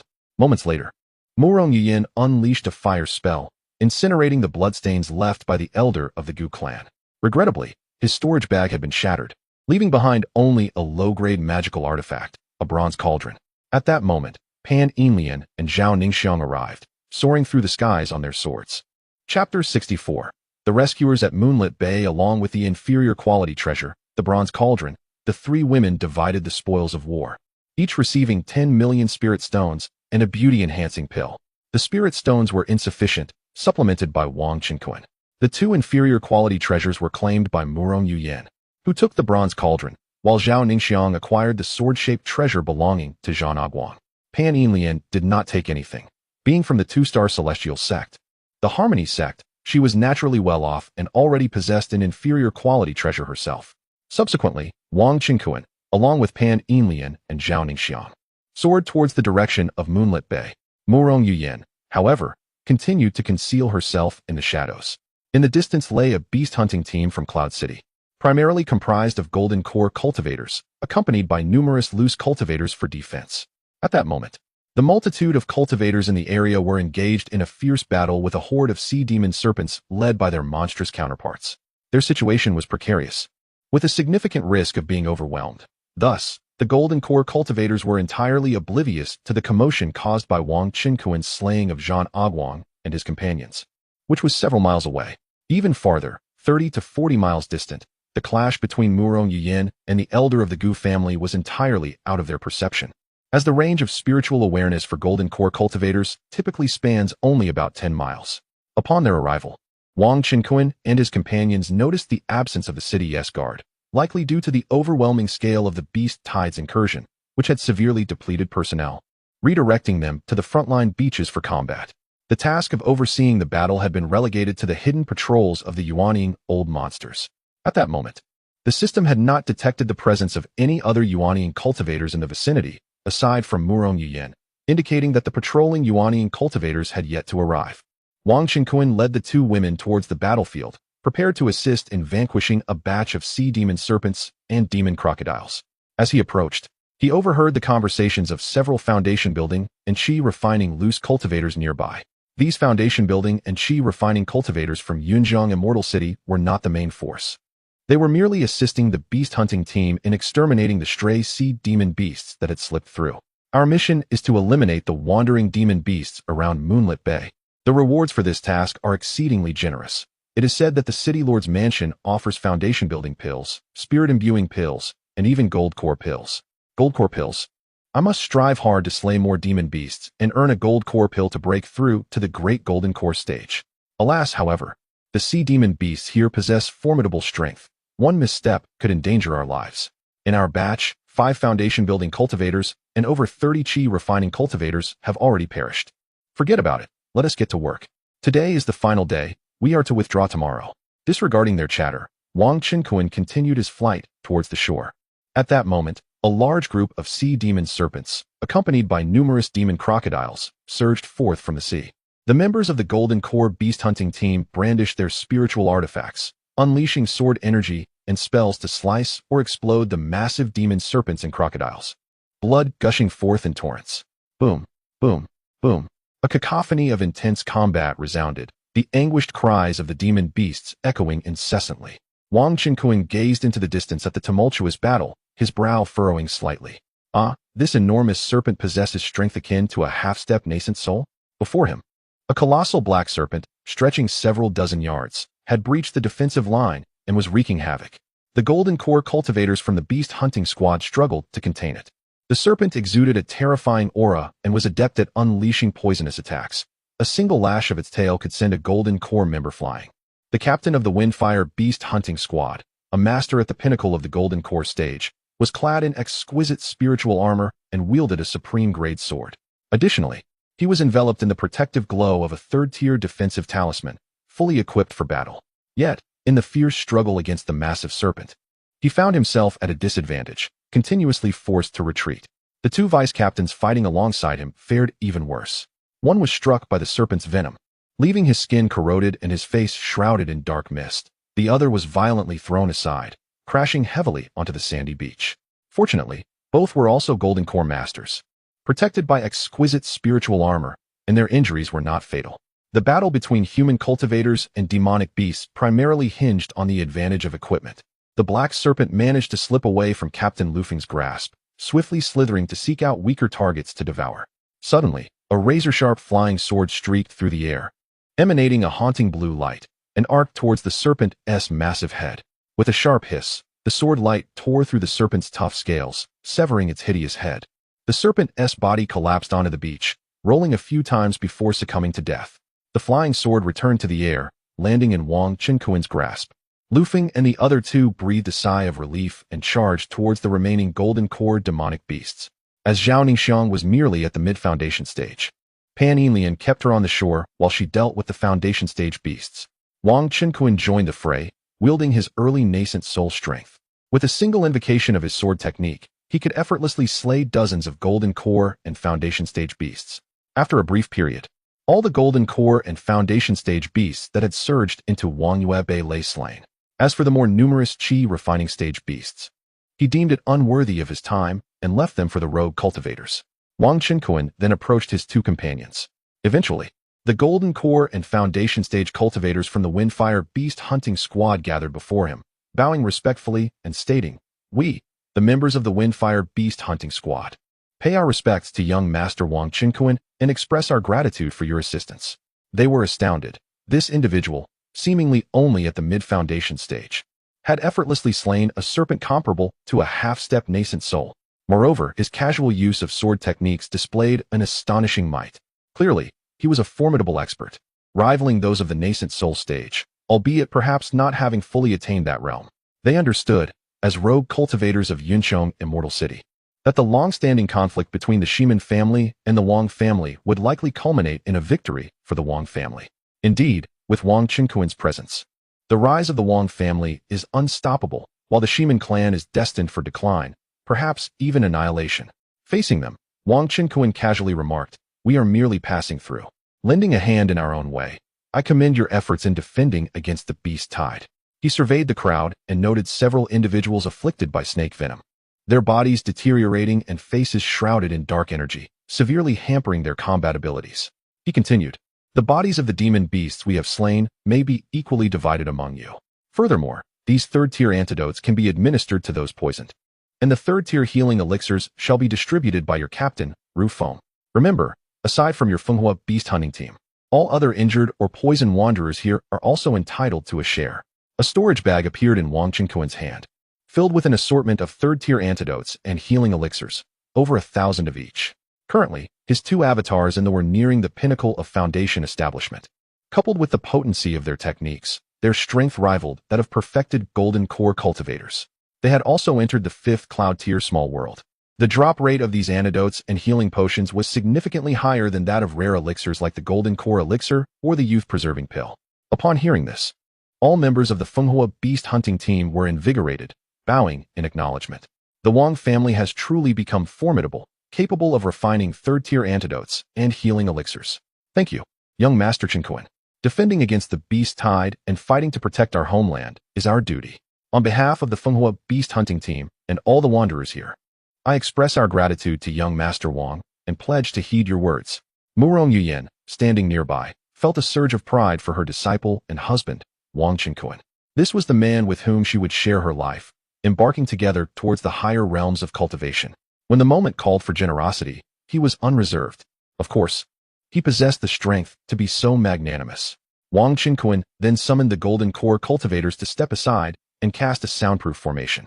He inquired, "Did you notice any unusual activity several miles offshore just now?" They all replied that they were engaged in battle with the demon beasts and had not paid attention to distant noises. However, Captain Rufeng mentioned, "I did hear sounds of combat in that direction, but my spiritual sense could not penetrate, and given the pressing conflict here, I did not investigate further." Upon hearing this, Wang Chenkuan observed that they seemed genuine. They had not witnessed him slaying Zhan Aguang and his companions, which alleviated his concerns. After all, it would be against his principles to harm the local cultivators. Moreover, within the realm of cultivation, methods of tracing the perpetrator always existed. Even if no one witnessed the act, divination techniques could be employed to uncover the assailants. Witnessing or not was not of paramount importance. It merely served to delay the discovery by the opposing forces. Nevertheless, as long as no formidable adversaries beyond the transformation stage came seeking retribution, he harbored no fear. Moreover, he still retained a considerable amount of fortune value that had yet to be utilized. When the time was ripe, a stroke of luck in the lottery might yield even more formidable assistance. Wang Chenkuan did not dwell on this thought for long. He departed from the place with Pan Yinlian and Zhao Ningxiang, soaring on his sword towards the sandy shoals where the Wang family resided. Chapter 65. Assistance from the Yun family. 100 million spirit stones traveling southwest from Wangyue Bay. The path is predominantly occupied by the scattered cultivator forces of Yun City and various families, all vigilantly guarding the coastal defense line. Along the way, Wang Chenkuan and his companions continuously intervened, aiding the local cultivators in vanquishing demonic beasts. In areas of need, they generously provided antidote pills and healing elixirs. During their journey, they encountered several deputy city lords and commanders at the nascent soul stage, who were patrolling from the heights. Their expressions were filled with astonishment and delight as they gazed upon Wang Chenkuan, as if meeting him for the first time. The graceful Murong Yuyan stepped forward to greet them, inquiring about the ongoing battles. They learned that members of the Wang family were still steadfastly holding their ground. Wang Chenkuan and his companions also came across several squads of the city S-Guard, accompanied by some scattered cultivators who had not allied with any particular faction, engaged in combat. It must be noted that the overall strength of the city guard, comprised of golden core and foundation establishment cultivators, was significantly superior to that of the scattered cultivators and the forces of smaller families. Each member of the guard was battle-hardened, meticulously trained, and well-equipped, proficient in various tactics. Often, a single concentrated attack would leave a plethora of slain sea monsters in their wake. Trailing behind them, numerous low-ranking scattered cultivators grinned widely, their faces contorted in joy. The city guards, however, tended to ignore the corpses of low-tier demonic beasts, focusing instead on those of the golden core level. Nonetheless, the remains of these low-tier beasts represented a substantial resource, finding their way into the storage bags of the scattered cultivators. This was, in fact, a deliberate strategy by the City Lord-S faction to cultivate and strengthen the local scattered cultivator forces, empowering them to stand shoulder to shoulder with the four great families, thus facilitating governance. Otherwise, the major cultivation families, with their growing influence, posed a risk of insubordination, complicating control. It is worth mentioning that scattered cultivators, while less ostentatious than the families, collectively outnumbered the 5 major clans, including the Yun family, in terms of golden core and foundation establishment cultivators. However, many scattered cultivators remained disunited. As Wang Qinquan and his party passed the coastal defense line managed by the Yun family and the cultivators from Yunhesian town, they noted that Yunhesian town was the largest immortal town under the jurisdiction of the immortal city. Due to the Yun family's fair dealings, the town also hosted a significant number of miscellaneous golden core, foundation establishment, and qi refining cultivators, rendering their collective strength comparable to the 2 lesser families among the 4 great families. At that moment, a massive tide of beasts surged from the sea, led by golden core level sea sharks and crabs. Wang Qinquan's father-in-law, Yun Hai, was at the forefront, leading the townsfolk in resisting the onslaught of demonic beasts. This was an extraordinarily vast and terrifying wave of creatures, numbering over 20,000, with each beast at least in the mid-qi refinement stage. The most formidable among them was a half-step nascent soul sea shark, accompanied by another half-step nascent soul sea crab. The ranks also included a multitude of golden core and foundation establishment demonic beasts. Although Yun Hai was a formidable half-step nascent soul cultivator, he was supported by 2 other fully realized golden core members of the Yun family. Yun Hai released a golden elixir-level beast-shaped puppet, yet it still struggled considerably against the 2 half-step nascent soul sea monsters. Suddenly, a blue figure streaked through the sky at an astonishing speed. With a swift motion, this blue figure unleashed 2 formidable sword lights, cleaving the 2 half-step nascent soul creatures, a colossal shark and a giant crab, in half. Blood from the beasts splattered everywhere. To their astonishment, Yun Hai and his companions witnessed the blue-robed youth wielding various potent divine abilities and sword techniques, forcefully repelling the overwhelming tide of beasts. The waves rolled back in retreat, as golden elixir and foundation-building beasts were relentlessly slain, their blood staining the beach and the sea. It soon became clear to them that this individual was none other than their son-in-law, Wang Qinquan, the husband of Yun Yun. At that moment, Wang Qinquan, clad in a blue robe and wielding a top-tier spirit sword, exuded an unparalleled and terrifying aura. Wherever he tread, ferocious sea monsters fell before him with ease.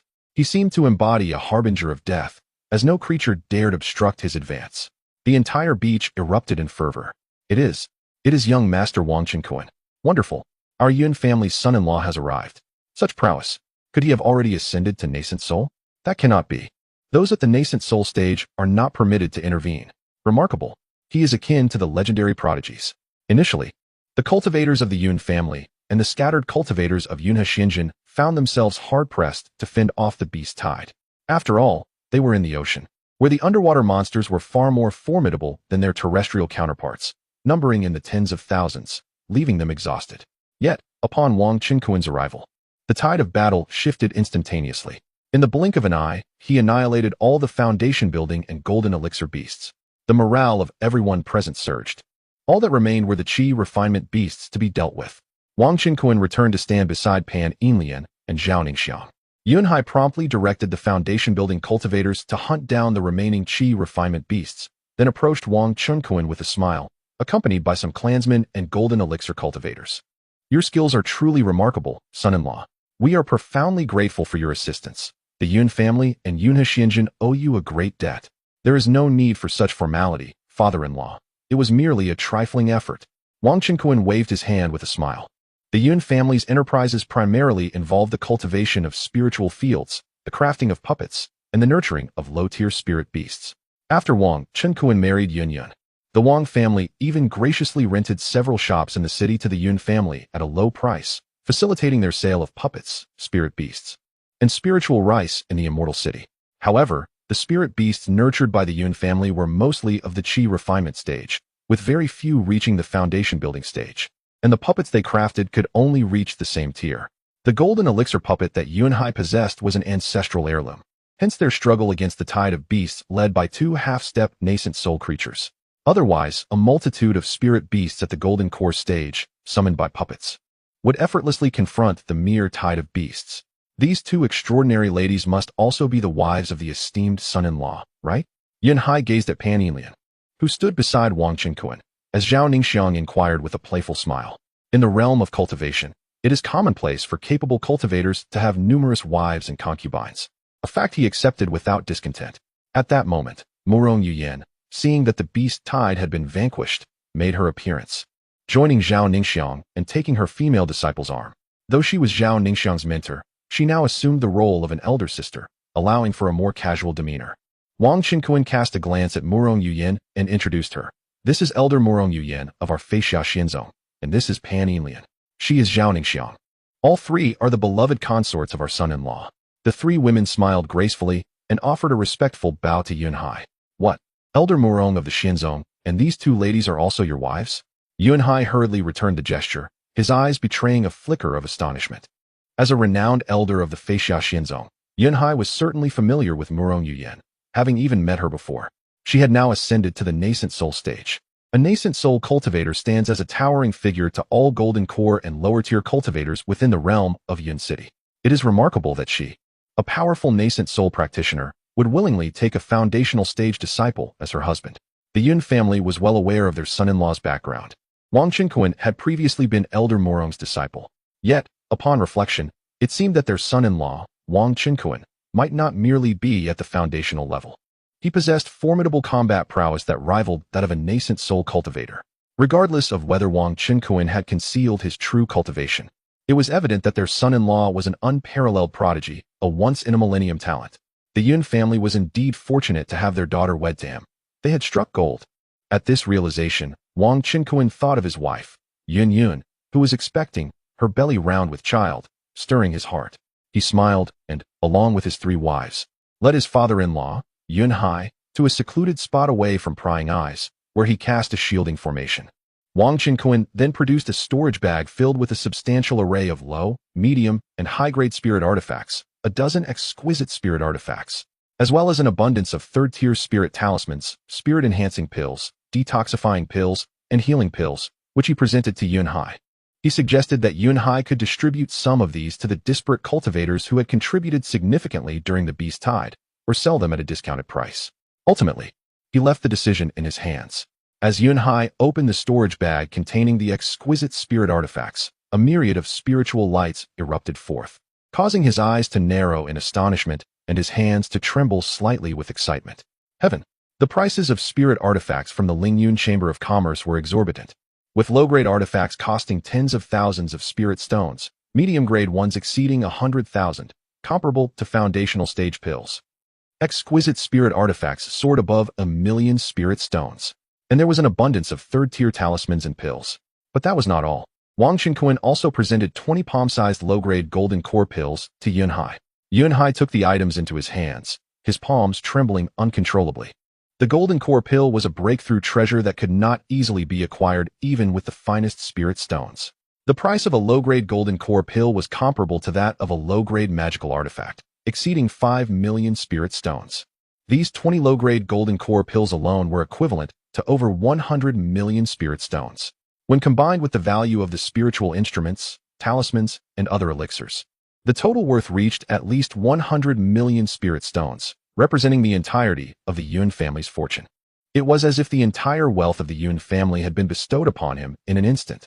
Chapter 66. The return of Uncle 18 at Mermaid Beach. The three women accompanying Wang Qinkuan, Murong Yuyan, Pan Yinlian, and Zhao Ningxiang, were utterly astonished.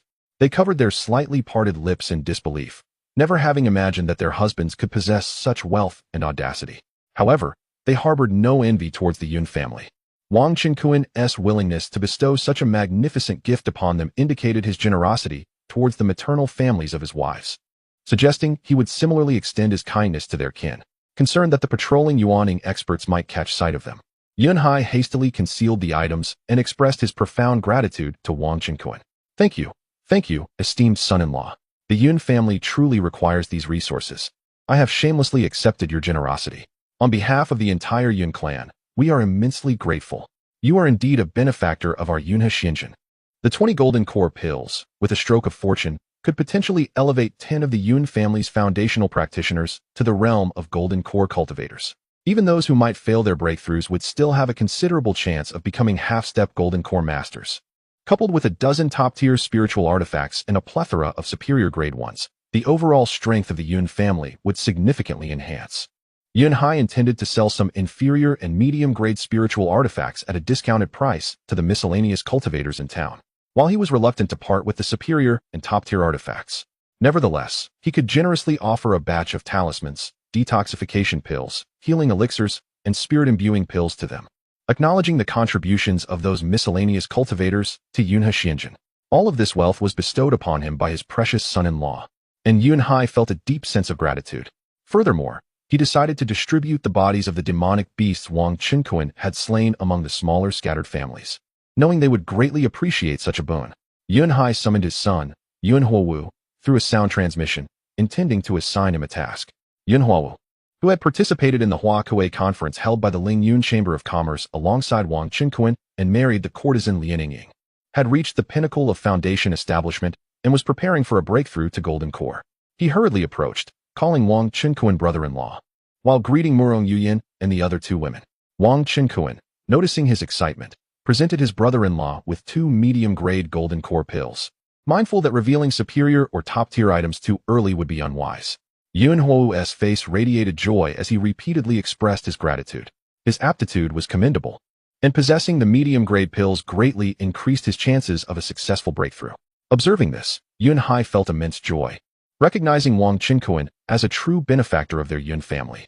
Ultimately, Wang Qinkuan bid farewell to the Yun family, and, alongside Pan Yinlian and the others, soared into the sky on their swords. Murong Yuyin continued to follow discreetly. Before long, after passing the coastal defenses of the Jiang and Mei families in Yun City, Wang Qinkuan and his companions arrived at the sandy shoal that marked the territory of the Wang family. This expansive beach, frequented by mermaid creatures, was part of the same coastal line defended by the neighboring Shiman family and was referred to as Mermaid Beach by the cultivators of Yun City. At this moment, the boundless ocean remained tumultuous, its surface strewn with countless corpses of low-tier monsters. Some of these creatures were deemed unsuitable for consumption, and the members of the Wang family, disinclined to squander time and effort on dissecting these beast materials, cast them into the sea. Occasionally, new waves of marine beasts surged ashore. However, such a tide of beasts posed little threat to the Wang family. The cultivators of the Wang clan were nearly armed to the teeth, each wielding spiritual weapons, and their array of spiritual talismans was overwhelmingly abundant and potent. At this juncture, another wave of beasts emerged. This particular onslaught consisted of dozens of Golden Core merfolk monsters, leading a massive horde. Compared to previous encounters, it was several times more ferocious, featuring hundreds of Foundation establishment monsters and over 30,000 chi refining beasts. Though the clan members dispatched by the Wang family were formidable, they were beginning to feel fatigued. Thunderous roars erupted. The merfolk were adept at spellcasting, their attacks intertwining and colliding in the air, unleashing towering waves and fierce hurricanes. The earth trembled, and dust flew. The Wang cultivators unleashed a barrage of spells, sword chi, and talismans, valiantly slaying wave after wave of monsters that surged onto the land. Among them, Wang Jianlin and Wang Jinjin, both pinnacle Golden Core experts, faced off against a half-step nascent soul merfolk monster, exhibiting no signs of weakness. Swish, swish, swish. Wang Qinkuan arrived on his flying sword. Tu hurried to greet the Wang clan members, releasing a flying sword that swiftly swept through the air, effortlessly dispatching the 2 half-step nascent soul merfolk monsters. Pan Yinlian and Zhao Ningxiang, who had not kept up, unleashed their own flying swords and spells above the merfolk beach, targeting the Foundation establishment monsters. They were not lacking in strength and specialized in hunting Foundation establishment beasts. Pan Yinlian, as a Golden Core cultivator, was particularly formidable, quickly slaying a multitude of Foundation establishment monsters. 18 Uncle and the others had returned. Wang Jianlin and Wang Jinjin were overjoyed at the sight, and the other members of the Wang family were equally invigorated. Especially notable was Wang Qinkuan's effortless slaughter of half-step nascent soul monsters, which left them astounded. At this moment, Wang Qinkuan, without uttering a word, had already slain over 10 mid to late Golden Core merfolk monsters. This incited a profound sense of terror among the remaining Golden Core merfolk and yellow fish monsters, who emitted incomprehensible sounds among themselves. Both half-step nascent soul leaders had been vanquished. This human cultivator is extraordinarily powerful. We must flee. A Golden Core fully realized merfolk monster turned to escape, and the other merfolk and yellow fish monsters scattered in all directions. Thanks to the presence of the system, Wang Qinkuan could indeed comprehend their utterances. Haha, where do you think you're running? Monsters daring to invade the realm of Yun City's cultivators shall face no mercy. Wang Jianlin, Wang Jinjin, and the other elders and disciples of the Wang family roared in unison, soaring through the air in pursuit of the merfolk and yellow fish monsters. Wang Qinquan, meanwhile, wielded his flying sword to intercept the last remaining golden core fully realized merfolk monster. He wore a visage of indifference as a resplendent azure beam of light shot forth, swiftly vanquishing the mermaid demon. Subsequently, Wang Qinquan returned to the side of Pan Yinlian and Zhao Ningxiang. The members of the Wang family, those accomplished golden core cultivators, resolved their own predicaments and hastened to Wang Qinquan's side. Goodness, Uncle 18 is truly formidable, Wang Zhun exclaimed with admiration. Indeed, Wang Jianlin concurred, it is simply unbelievable. Were it not for witnessing it firsthand, Uncle 18's prowess is astonishing, rivaling that of an ancient nascent soul. At that moment, Murong Yuyan emerged from the shadows. Approaching Wang Qinquan, under the astonished gazes of the Wang family, she smiled and linked her arm with his. This is Murong Yuyan from the Feixia immortal sect. My esteemed master. This is my junior disciple, Zhao Ningxiang. They are both my companions. Wang Qinquan introduced them with a smile. Is this Elder Murong from the immortal sect? And this young lady Zhao, are they both our aunts? Wang Jianlin and Wang Zhun were utterly astonished. They, being renowned golden core cultivators of the Wang family, and considerably older than Murong Yuyan, were well acquainted with her status as Elder Murong of the Feixia immortal sect, the very master of Wang Qinquan. Moreover, sensing their aura, they recognized them as ancient nascent souls. As for Pan Yinlian, having already celebrated their wedding banquet within the Wang family, required no introduction. Other family members were equally astonished, promptly approaching to pay their respects to the three aunts. They mused to themselves how remarkably powerful their Uncle 18 was. Merely returning to the sect, he had secured both his master and junior disciple. Murong Yian hailed from the prominent cultivation family of Dan Immortal City, being the esteemed daughter of the Murong clan, suggesting that the Wang family should seek greater collaboration with the Murong family in the future. The remaining members of the Wang family began to excavate demon cores and tidy the battlefield. Eventually, they conducted a head count, discovering only a few injuries and not a single casualty. This revelation filled them with elation. Wang Qinquan continued, do you have enough spiritual talismans and medicinal pills? Chapter 67. He is merely a child in the foundation establishment stage. It should suffice. After just a few days of battle, there remain 7 portions of spiritual talismans. However, the antidotes and healing elixirs are somewhat inadequate, with only second-tier supplies available. The scion of the Wang family responded promptly. Wang Qinquan nodded slightly and said, very well. Wang Jianlin, please distribute these items. Wang Qinquan produced a storage bag filled with an abundance of third-tier spiritual talismans, antidotes, and healing elixirs, handing it over to Wang Jianlin, who received it with delight. Wang Jinjin chimed in. 18th uncle is indeed generous. The Wang family members joyfully divided the talismans and elixirs.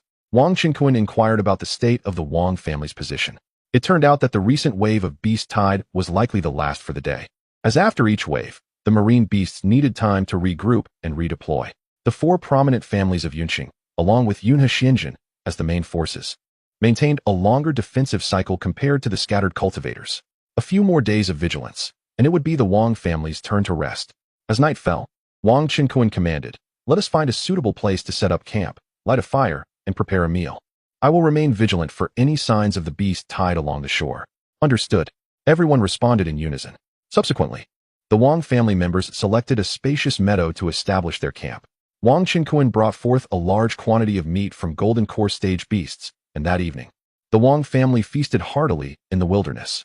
Beside Wang Qinquan sat Murong Yuyan, Pan Yinlian, and Zhao Ningxiang, and together they indulged in merriment with food and drink. After dinner, Wang Qinquan and his companions retired to the largest tent. Murong Yuyan possessed a voluptuous figure, tall and statuesque at nearly 180 centimeters, surpassing Pan Yinlian and the others, akin to Yun Yun. Within her storage bag, she carried a large bed, allowing them to avoid sleeping on the ground. Wang Qinquan set up a shielding formation and began cultivating alongside his 3 companions, while some family members took turns patrolling the camp. Meanwhile, on the other side, Shimin Shui Feng, Shimin Shui Hua, and Shimin Shui Bing led their family members in withstanding a daytime wave of demonic beasts. As night approached, they dispatched a late golden core elder skilled in stealth to investigate the situation of the neighboring Wang family. Upon returning, the elder reported that Wang Qinquan had indeed returned and was feasting and drinking with the Wang family members. He had overlooked the presence of Pan Yinlian and her companion. Wang Qinquan and Murong Yuyan, however, were well aware of the Shimin family's Golden Core members lurking nearby, but Wang Qinquan preferred to avoid alarming them. Before the intruder approached the camp, he had already instructed Murong Yuyan to take cover momentarily. Moreover, having cultivated the ice blue lotus technique, she could conceal her nascent soul aura, making it difficult for cultivators of lower cultivation to discern her true realm. Hence, the Shimin clan members did not spot Murong Yuyan. Even if they had, they would assume she was merely at the peak of the Golden Core stage. They were overjoyed, finally having the opportunity to eliminate Wang Qinquan, the greatest threat to the Shimin clan in the future. Shimin Shuifeng, Shimin Shuihu, and Shimin Shuibing were preparing to set off towards the Wang family's coastal encampment, intending to eradicate the looming danger of Wang Qinquan amidst this splendid moment. Suddenly, a surging wave of spiritual awareness swept through the sky, locking onto their location. Instantly, the three brothers trembled in fear. However, that spiritual awareness was quickly retracted. Was it the awareness of a Yuanying-level elder? It seemed to carry the aura of Deputy City Lord Yu. It turned out that Deputy City Lord Yu was patrolling. Was he there to warn them against recklessness? The three brothers of the Shimin clan were taken aback. Deputy City Lord Yu Kaiji, a formidable figure at the peak of the Yuanying stage, possessed strength comparable to that of City Lord Tong. They dared not act recklessly. It appeared they had no choice but to wait until Yu Kaiji departed. Unbeknownst to them, this was a salvation. Members of the Shimin clan began to prepare meals, replenishing their strength. By dawn the next day, when their Yuanying detection artifact could no longer sense Yu Kaiji's presence, the three brothers breathed a sigh of relief. However, their expressions soon turned ashen. In the distance, another powerful wave of spiritual awareness surged forth, indicating the arrival of yet another Yuanying elder. This was a late-stage Yuanying commander from the city, who promptly warned them against any rash actions. At that moment, a medium-sized beast tide surged forth from the sea. The Shimin clan had no choice but to temporarily abandon their assassination plan and focus on fending off the beast tide. Meanwhile, at the edge of Wanhua Bay, several miles away, a large group of Yuanying elders and Jindan disciples from the Xiangui sect were observing the remnants of the battle involving Wang Qinquan and Zhan Aguang with grim expressions. These individuals had been dispatched by the Xiangui sect to assist in coastal defense. Across from them stood several Yuanying and Jindan cultivators from the Feixiaxian zone. The two sides were embroiled in heated debate, with the leading Yuanying elder from the Xiangui sect, Elder Luo, vehemently asserting, "Our Yuanying mid-stage elder Gu Xingfa, along with the true disciple Zhan Aguang and 4 Jindan true disciples, were undoubtedly slain by your Feixia sect's elder Murong and inner disciples, including Wang Qinquan." In response, Feixia sect master Zhou Qinghong scoffed, "Absurd. What are you talking about? Your Gu Xingfa is a mid-stage Yuanying elder, while our elder Murong has only just broken through to the Yuanying stage. And Wang Qinquan, he is merely a child at the foundation establishment stage." Elder Luo of the Xiangui sect sneered, "Do not think we are unaware. We have inquired with those at Wanhua Bay, and Wang Qinquan has indeed slain a Jindan peak stage beast." It turned out that the beast hunting team stationed at Wanhua Bay, along with other scattered cultivators, had been invigorated after Wang Qinquan provided them with a batch of detoxification and healing pills, thus deciding to continue their watch before returning to the Yufeng for rest. After all, the beast tide in the seas occurs only once in a century, presenting both a dire crisis and an immense feast for the cultivators of the Celestial City. They observed the members of the Xiangui sect approaching with an imposing demeanor, inquiring whether anyone had witnessed a battle in that direction, and seeking news of Wang Qinquan. Captain Nalu Feng and his fellow Golden Core companions, aware of the complexity of the situation, refrained from excessive concealment. However, the inhabitants of this city have always been inclined to unite. Having received favors from Wang Qinquan and disapproving of the aggressive stance of the Xiangui sect, they revealed that Wang Qinquan was present, assisting in the slaying of a fully realized Golden Core beast. They omitted any mention of the extermination of a half-step nascent soul beast, let alone his ability to annihilate one with a single strike. At that moment, the Deputy City Lord of Yun City arrived to intervene on behalf of the beast hunting team, causing the members of the Xiangui sect to hesitate in their inquiry. Chapter 68. The Return of the Xiangui Sect. The Shi Min family's discontent, despite the fact that the City Lord's mansion of Yunjiang in the Immortal City is not held in high regard by the Xiangui sect. It undeniably represents the official power of the Great Ling Empire. The Xiangui sect, a mere 1.5-star force, boasts numerous transformation experts within its ranks, exuding an air of authority. However, in the presence of one of the most formidable powers in the Kunling realm, the Great Ling Empire, they are but inconsequential. The city lords' mansions of Yunjiang, Dan, and Linhai, along with the more distant 1-star and 2-star immortal cities, are all in league with one another. Would the Xiangui sect dare to provoke the city lord's mansion of Yunjiang? Not only would the Great Ling Empire send formidable figures to annihilate them, but the combined assault of various immortal cities would be insurmountable. Oh, my sect's foundation-building prodigy can slay a consummate golden core? Zhou Qinghong expressed a mixture of astonishment and skepticism, stating, however, your sect's true disciple is no weakling. It is said that he has already reached the threshold of the half-step nascent soul realm and has even demonstrated remarkable prowess by battling your sect's elder in the early nascent soul stage to a standstill. With the addition of 2 consummate golden core disciples and 2 late-stage golden core disciples, the combined strength of these 5 true disciples from your sect would surely send even an early nascent soul elder fleeing. How could our disciple Wang Qinquan possibly slay them? It is utterly impossible. Zhou Qinghong's exaggeration was evident. The Xiangui elder who sparred with Zhan Aguang had indeed held back. In truth, Wang Qinquan, with a cultivation level at 1% of a yellow turban warrior, surpasses the average early nascent soul cultivator, having cultivated a 10th level technique of celestial caliber. Elder Luo and the other disciples of the Xiangui sect were left speechless. Indeed, they could not fathom it. Even if Murong Yuyan of Feixia sect could impede the mid-nascent soul Gu Xingfa, Wang Qinquan would be regarded as a consummate golden core or even a half-step nascent soul powerhouse. There was no conceivable way he could match the combined might of Zhan Aguang and his 4 true disciples, let alone kill them all, along with mid-nascent soul Gu Xingfa. They were acutely aware of Gu Xingfa's capabilities. He was a formidable presence among mid-nascent soul cultivators. Even 2 mid-nascent soul elders would likely expend considerable time to eliminate Gu Xingfa. It was inconceivable that, within the brief absence of the patrolling mid-nascent soul elder, Zhan Aguang and his companions could have slain both him and the 5 others. However, they were also aware of Zhan Aguang's character. He was clearly accompanied by his protector Gu Xingfa and 4 true disciples, stealthily seeking trouble with Wang Qinquan and his companions. Yet, Wang Qinquan and his group had indeed been in the vicinity. Could it be that the incident was not instigated by Wang Qinquan, Murong Yuyan, and the others from Feixia sect? Instead, did Zhan Aguang and his group inadvertently clash with the irritable mid-nascent soul experts while pursuing Wang Qinquan? Certainly. Such mid-nascent soul figures would be solitary, unanchored cultivators. Those with sects or families would lack the audacity to act in such a manner unless they hailed from a force even mightier than the Xiangui sect. Due to the need to endure the overwhelming wrath of the Xiangui sect, they nonetheless maintained their suspicions regarding Wang Qinquan and his companions. However, the members of their sect who emerged were all ancient beings of the nascent soul realm, lacking proficiency in divination. It appeared that they would have to return to their sect and consult their fellow disciples for a glimpse of the truth. Elder Luo let out a cold snort. Deciding to disregard the beast tide in the sea, for it posed little threat to the Xiangui sect, situated near the coastal immortal city.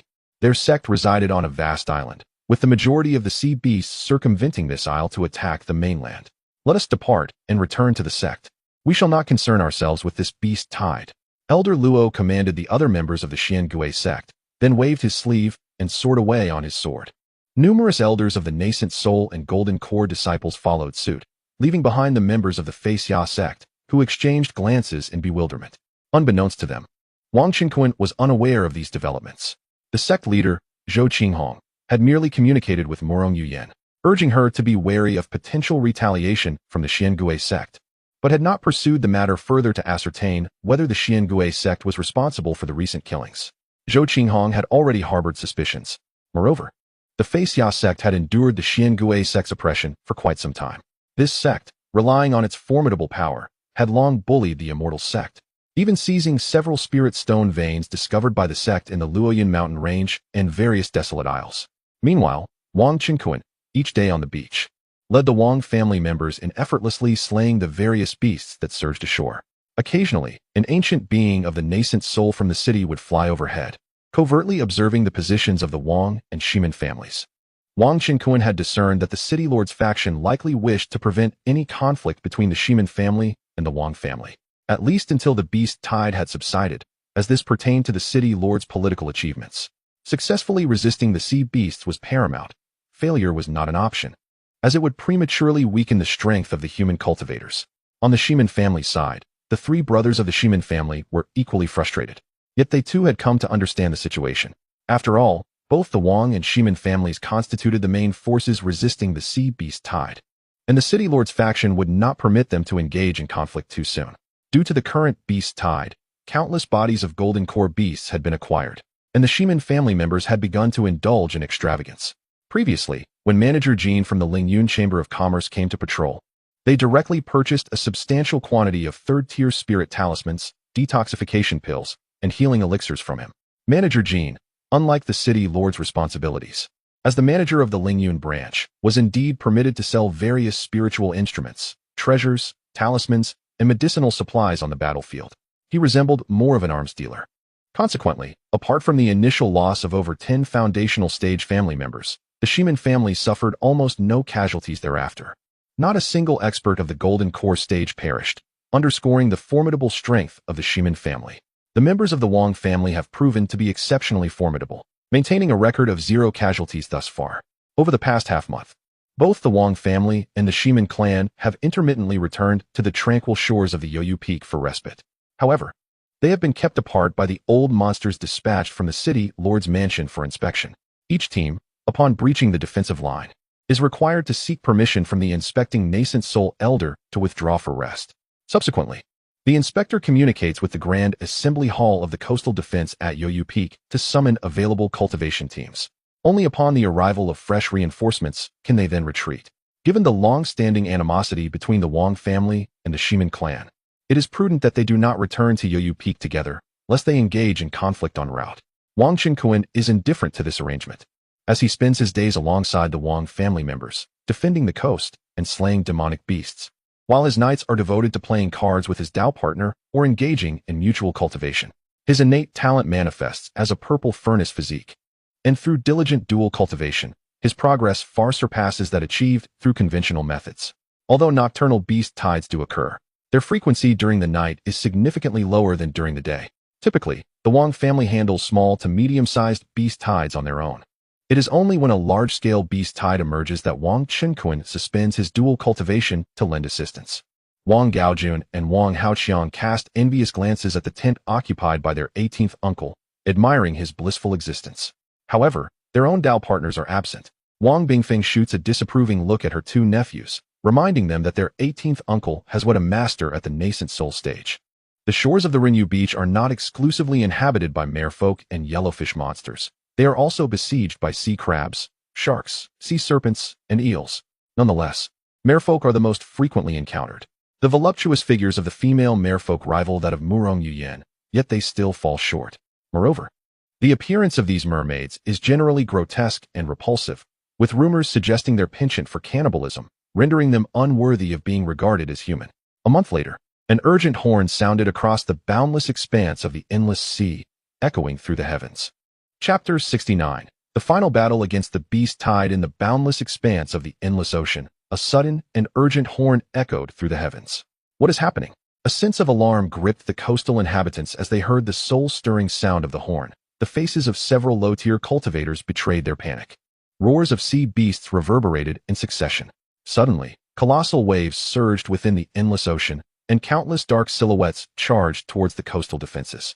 With a thunderous crash, a towering wall of water erupted, standing 100 feet high, directly obstructing the view of the onlookers. The horde of monstrous creatures from the endless sea had finally mobilized en masse. This is bad. The Sea Demon clan is about to launch a decisive assault. Within the coastal line, the countless stationed cultivators of Cloud City and the coastal Immortal City were thrown into disarray. However, the 20 or so city guard squads from the two great cities remained composed. Likewise, the 4 prominent families of Cloud City, along with the Yun family, bolstered by substantial resources from Wang Qinkuan, did not succumb to panic. Stay calm. We shall face this battle head-on, shouted a late-stage nascent soul cultivator from the city lord's mansion above the Mermaid Beach. Fellow members of the Wang and Shiman families, there is no need for alarm. These sea demons are not formidable. If we endure this day, the beast tide will come to an end. The authoritative voice of the late-stage nascent soul elder resonated for miles, reaching the positions of the Wang and Shiman families. Dressed in a brocade robe and bearing a token inscribed with the words commander of the city guards, he was Zhu Feizhong, a commander of the city guard army. Wang Qinquan utilized the observational eye of the system, unnoticed by the opposing forces. Murong Yuyan, a late-stage nascent soul elder of the Feixia immortal sect, temporarily left the Wang family camp. Upon greeting Zhu Feizhong, she also took her place to observe the unfolding battle. The commander of the city guards and the deputy city lord held comparable statuses, with commanders typically being leaders of the guard squads who were promoted to their rank after advancing to the nascent soul stage. Along other coastal defenses, late-stage nascent soul cultivators emerged to oversee the battle, with some locations even boasting 2 such elders supervising the fray. This was indeed a decisive clash against the beast tide of the ocean. The human cultivators from the Fishy Peak had fully mobilized. The colossal beast tide had already reached the waters ahead of the Wang family's defense. Pan Yinlian, as Wang Qinquan's partner, naturally did not need to charge into the fray. Her role was to protect Zhao Ningxiang, as the two of them eliminated stray foundational and qi refining beasts on the rear beach. Roars. The ocean erupted with the thunderous cries of countless sea beasts. Hundreds of golden core sea demons surged forth, accompanied by innumerable foundational and qi refining sea creatures, flooding towards the Wang family's coastal defenses like a tide. The battle between the two sides commenced with fervor. The attacks of the Wang family's swords, spells, and talismans descended upon the emerging beasts like a torrential rain. In retaliation, the numerous sea creatures unleashed a variety of monstrous techniques from afar, refusing to be outdone. In the midst of battle, various luminous rays illuminated the sky, accompanied by earth-shattering sounds. However, the sheer number of sea beasts proved overwhelming. Even though the Wang family possessed an infinite supply of spiritual talismans, their deployment required both time and spiritual energy. A multitude of sea beasts surged onto the beach. Yet, as long as the creatures did not reach the threshold of the half-step nascent soul level, they posed little threat to the members of the Wang family. Each individual radiated the brilliance of third-tier defensive talismans. Once a defensive shield was breached, another talisman was promptly affixed to their bodies. Suddenly, a colossal whale, measuring over 10 zhang in length and covered in massive scales, emerged. This enormous beast was a half-step nascent soul entity. Although it was merely a half-step nascent soul creature, it was exceptionally difficult to defeat, often requiring several golden core cultivators to concentrate their efforts for a considerable duration to vanquish it. However, at this moment, the members of the Wang family were preoccupied with battling other beasts and could not afford to divert their attention. Wang Qinquan stood resolutely in the air, his gaze cold and unwavering. In his hand appeared a low-grade treasured sword of azure hue. With a swift motion, he unleashed a piercing azure sword light that sliced the creature into several pieces. Blood from the whale gushed forth. Previously, when the esteemed manager Jean from the Lingyun Chamber of Commerce was on patrol, Wang Qinquan had spent 15 million low-grade spirit stones to procure 3 sword-shaped low-grade treasures from him, as those were the only items remaining in the manager's possession. Furthermore, it was anticipated that once Wang Qinquan's avatar entered the 6th cloud-tier miniature world, he would be able to slay beasts of half-step nascent soul level or higher, thus potentially acquiring more low-grade treasures. Consequently, he only purchased 3. The other 2 treasures were gifted to Wang Jianlin and Wang Xinjin to enhance their capabilities. Wang Qinquan continued to survey the powerful beasts above the sea and beneath the waves. A 20 zhang long ink dragon surfaced, coiling upward while emitting a dragon's roar. This too was a half-step nascent soul beast. It soared over the heads of the onlookers, murmuring incomprehensible syllables, and its dark aura illuminated the skies above the sea and beach, attempting to conjure a deluge of toxic rain. Wang Qinquan could not allow such a dark rain to fall. The azure sword in his hand transformed into a chilling beam of light, swiftly cleaving the creature into multiple segments. With a splash, a massive shark leapt from the water, its jaws agape as it unleashed a colossal water arrow aimed at the members of the Wang family. Thud! Wang Qinquan's body radiated golden light as he struck his palm, unleashing a golden Buddha hand seal that obliterated the giant water arrow upon impact, reducing it to nothingness. The golden body Buddha seal technique could be executed without summoning a physical statue. Countless sea monsters surged toward him. Wang Qinquan raised an eyebrow. A single punch sent a tempestuous force that sent the approaching beasts crashing into the ocean, where they quickly fell silent. This scene did not escape the keen observation of Commander Zhu Feizhong, who silently marveled at the prowess of this distinguished young member of the Wang family, recognizing him as no ordinary opponent. Moreover, within the coastal defense area overseen by Cloud City, the Wang family has seen a significant influx of semi-primitive Yuanying demonic beasts, with at least 30% seemingly converging towards this vicinity, presumably drawn by Wang Qinquan's presence. The various sea demon clans appear to harbor considerable interest in this individual, as he possesses the ability to access real-time updates on the battles occurring in other regions through the token of the City Lord's Mansion. At this moment, a colossal golden-scaled crocodile demon, brandishing a formidable hammer, erupted from the depths of the ocean, sending forth innumerable splashes as it surged towards its target with ferocious intent. Also possessing the prowess of a semi-primitive Yuanying. With a disdainful snort, Wang Qinkuan unleashed a chilling laugh. Radiance emanated from his right arm, resembling a blazing sun, as he delivered a powerful punch. With a resounding crash, the immense golden-scaled crocodile demon was sent soaring through the air, crashing into the sea and creating towering waves. It lay motionless, its demonic blood surging forth and staining the waters crimson. Chapter 70. Dragon Maiden in the midst of the battle. Morong Yiyin and Commander Zhu Feizhong were both cheering for Wang Qinkuan. With Wang Qinkuan present, the Wang family's stronghold stood firm as a rock. Suddenly, 3 enormous sea demons emerged from the ocean, including a formidable giant turtle at the threshold of the Yuanying realm. The giant turtle unleashed its demonic power through its limbs, propelling itself skyward with a deluge of seawater, descending fiercely upon Wang Qinkuan. With a powerful kick, Wang Qinkuan sent the giant turtle flying, causing torrents of seawater to cascade through the air. Thud! The giant turtle crashed onto the beach, creating a massive crater in the sand. The surrounding Wang family members swiftly retreated as water and sand erupted around them. The creature's insides had been shattered, and it spewed forth demon blood, rendering it lifeless. The assault from the sea demons grew increasingly frenzied, as they unleashed high-ranking monsters such as giant turtles, giant whales, mermaids, and demon serpents to storm the Wang family stronghold. This demonstrated the sea demons' immense interest in Wang Qinkuan. Nevertheless, the Wang family's defenses remained as steadfast as ever. 2,000 miles away, beneath the waves, lay a grand palace, an ephemeral headquarters for the higher echelons of the sea demon clans, known as the Hall of Tidal Council. Within the hall sat numerous figures. Among them was a towering figure shrouded in demonic energy, Elder Whale Wuyo of the Demon Whale clan, possessing a perfected Yuan-Ing cultivation. Opposite him sat Elder Hai Yongji of the Sea Serpent clan, tall and slender, his skin adorned with dark scales, and his triangular eyes gleaming with a chilling light. Also at the pinnacle of Yuan-Ing, across from them, a young man clad in vibrant, garish attire sat.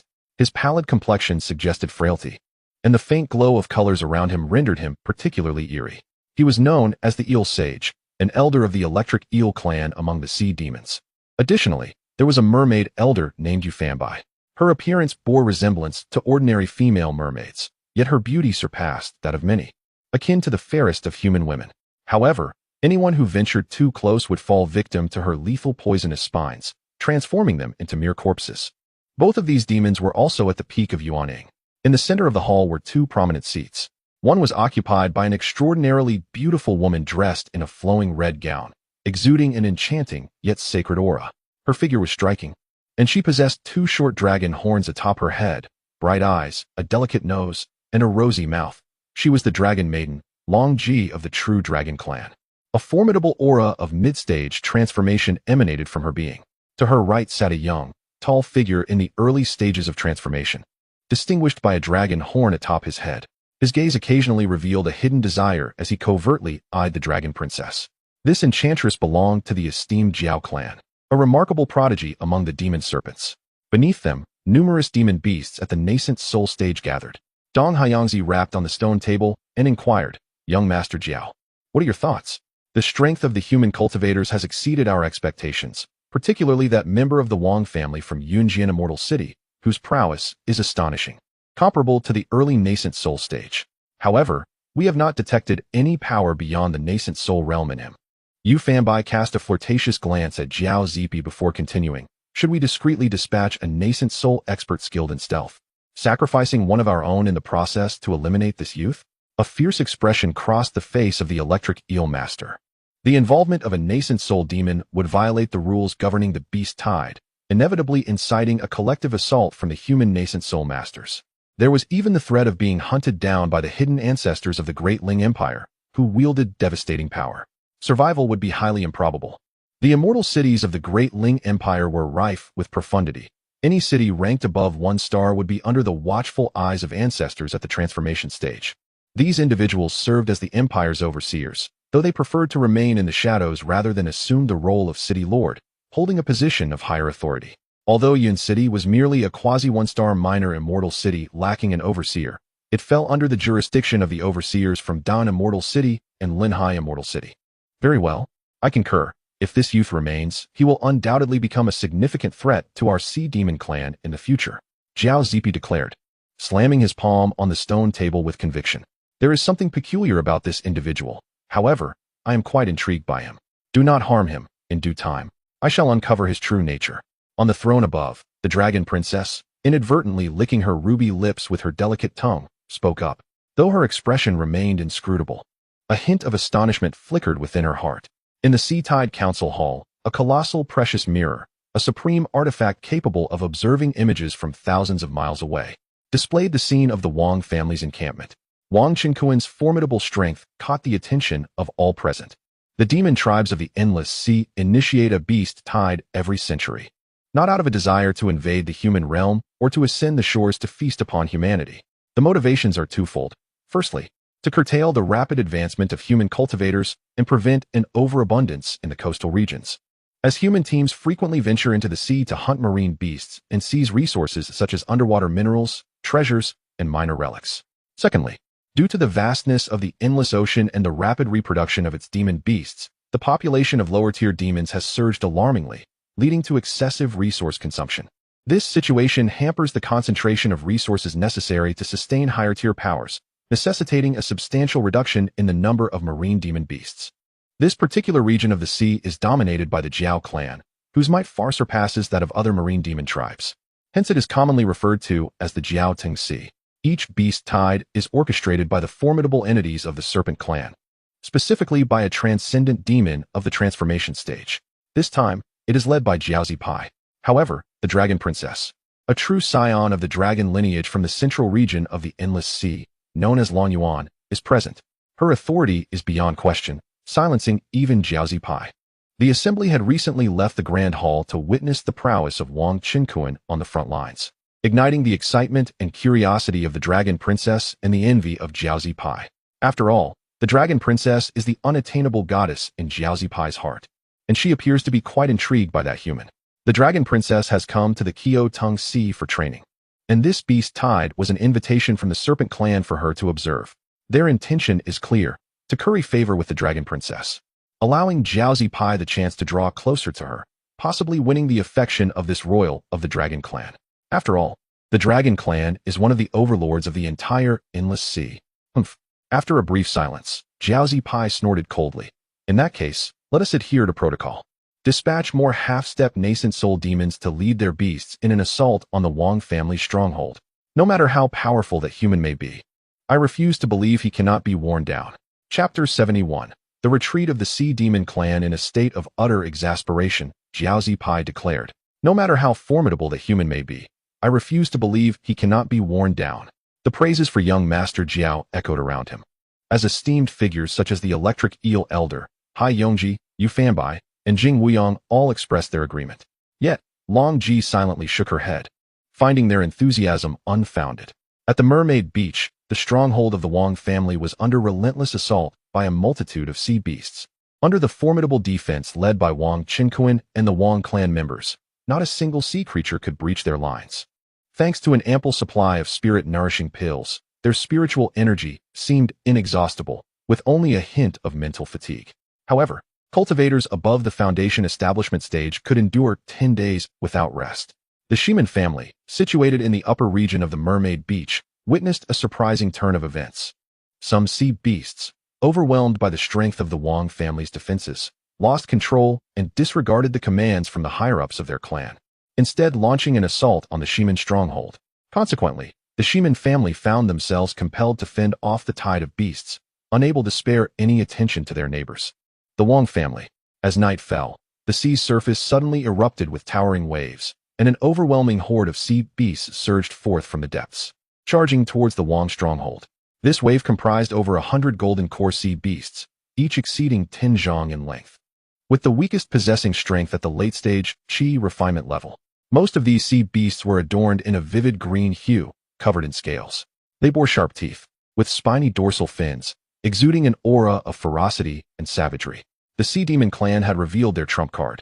These sea beasts were known as sea serpent sharks, a species that naturally thrived in packs, appearing in droves within the ocean. Innately difficult to transform, they seemed born for slaughter, thriving on tender flesh, especially drawn to the scent of fresh blood. Among them, a myriad of other monsters mingled within the ranks of the sea serpent sharks. This wave of beasts numbered as many as 30,000. It was a calamity. However, the Wong family members stood undaunted, having long accustomed themselves to the blood-soaked chaos of battle. Together, let us annihilate these cursed sea serpent sharks, roared Wang Jianlin, with a fierce cry. A gigantic sea serpent shark, measuring 15 or 16 zhang in length, leapt from the water, baring its vicious fangs and lunging at the Wang family members. This beast was a half-step to the nascent soul stage. Wang Qinkuan, towering and majestic, stood at the water's edge. With a gesture, a Buddha's hand seal materialized in his palm, radiating a dazzling golden light. Boom! A wave of terrifying energy surged forth, sweeping across the battlefield as the surrounding space seemed to warp and twist. Crack! Crack! The air filled with a cacophony of sharp sounds as dozens of sea serpent shark heads, both large and small, shattered into oblivion, including that of the half-step nascent soul beast. Bang! Bang! Bang! Wang Qinkuan's figure flickered as he deftly swung his hands, relentlessly obliterating the heads of the approaching sea serpent sharks. The sea snake sharks possess formidable defenses, yet they cannot withstand the might of Wang Qinkuan's strike, their skulls shattered. However, after clearing this batch of sea snake sharks and sea monsters, another wave of sea snake sharks surged forth. The battle persisted until dawn the following day. Once all the sea snake sharks and monsters were vanquished, and no new groups of sea beasts appeared, the Wang family members finally breathed a sigh of relief.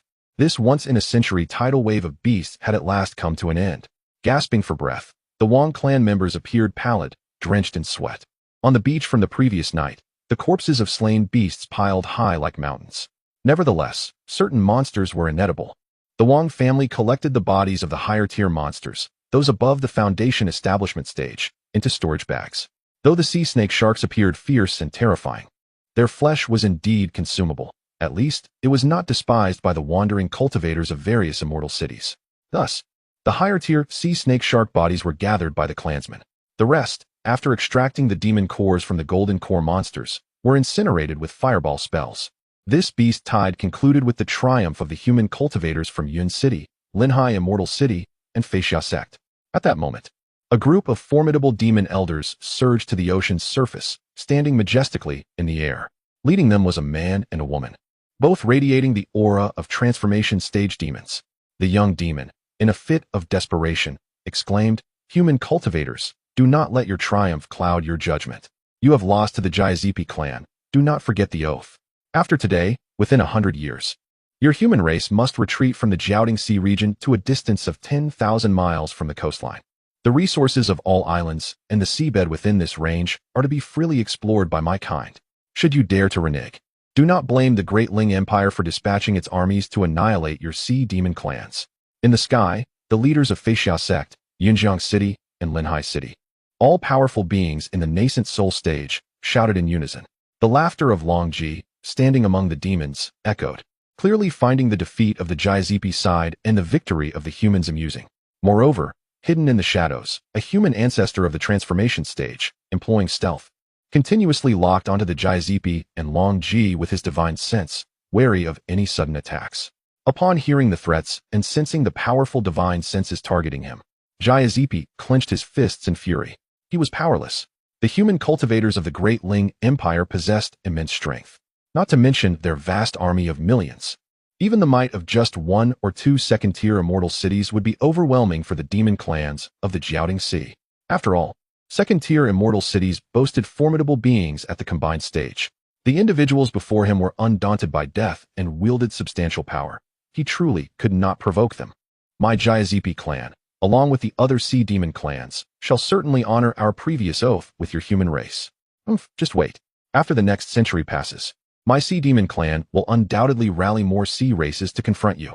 After casting aside superficial pleasantries, Zhao Zipai led the other high-ranking members of the demon clan to withdraw from the battlefield. Thus, the tumultuous beast tide came to a definitive close. Haha, what a relief.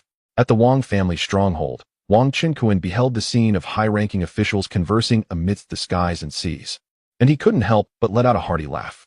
The three women, Murong Yuyan, Zhao Ningxiang, and Pan Yinlian, had already approached his side, smiling warmly at him.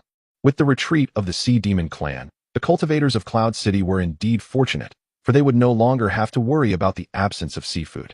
Indeed, it had been far too long since they had experienced such a thrilling battle. This victory was largely thanks to the leadership of Uncle 18. Uncle 18 is truly formidable. We can only look up to him in admiration. The members of the Wang family were also engaged in jubilant discussions. Meanwhile, the cultivators stationed at various coastal defenses were likewise reveling in animated conversations. Chapter 72. The Decapitation Strategy of the Shimin Family, Zhou Qinghong. The sect master of the Feixia Immortal Sect has commenced his return to the sect, accompanied by the elders and disciples. Notably absent from this group are Murong Yuyan, Zhao Ningxiang, and Wang Qinquan. In Yun City, Linhai Immortal City, and the allied Dan Immortal City, numerous Yuaning practitioners have also begun their retreat. The city guards of Yun City and Linhai Immortal City have withdrawn half of their forces, while leaving the other half to vigilantly monitor the coastline for any signs of the Sea Demon clan. Scattered cultivators from various cities have likewise set off to return, eager to claim their rewards at the city lord's mansion and to sell the bodies of the beasts they had slain. At the outskirts of the Mermaid Beach, the three brothers Shimin Shuifeng, Shimin Shuihu, and Shimin Shuiqing are in no rush. They have already led numerous members of the Shimin clan away from the battlefield, neglecting to clean up the site, and have concealed themselves amid the tall wild grass at a certain location. They observe the departing sword lights in the distance, as well as Wang Qinquan and his family members, who have just finished clearing the battlefield and are departing on their swords, wearing expressions of cold amusement. At this moment, Murong Yuyan has deliberately suppressed her Yuaning aura to the peak of the Golden Core stage. The three brothers are somewhat surprised to see the elder from the Feixia sect still among Wang's entourage. However, they assume Murong Yuyan has come to summon the sect disciple Zhao Ningxiang back to the sect, believing that the elder would not interfere in the matters of the Yun City families. Moreover, the Shimin family's forces had previously been besieged by a massive tide of beasts, resulting in significant casualties among their foundation establishment members. They did not send anyone to observe Wang Qinquan's prowess in battling the beasts. Furthermore, Wang Qinquan has the means to ascertain the presence of any Shimin clan members nearby. Should any Shimin clansman approach, he would naturally temper his powers, only needing to unleash spirit talismans for attack. Compounding this situation is the isolation of information. The Shimin family remains unaware that Murong Yuyan and Zhao Ningxiang have become companions of Wang Qinquan. They are also oblivious to the fact that Wang Qinquan and Murong Yuyan had previously slain members of the Xiangui sect. Only members of the Xiangui sect and the Feixia sect were present to investigate the scene of the deaths of Zhan Aguang and his companions. The Xiangui members hastily returned to their sect, while the elders and disciples of the Feixia sect were bound by a gag order from sect master Zhou Qinghong. Rush forward with all speed and annihilate the Wang family. Shimin Shuifeng commanded in a low voice. Yes, the members of the Shimin family responded in unison. After Shimin Shuifeng, known for his cunning, devised the ambush strategy, they soared into the air on their swords toward the rear of the Wang family. To ensure caution, 3 foundation establishment members of the Shimin family carried storage bags filled with the bodies of numerous beasts and jade tablets recording their accomplishments in slaying demons, taking a detour back to the city. In this manner, even if unforeseen circumstances arise during the pursuit, their family's achievements in repelling the beast tide would remain intact. Additionally, they would return to inform their clan that if their expedition ended in total loss, the culprit must undoubtedly be the Wang family.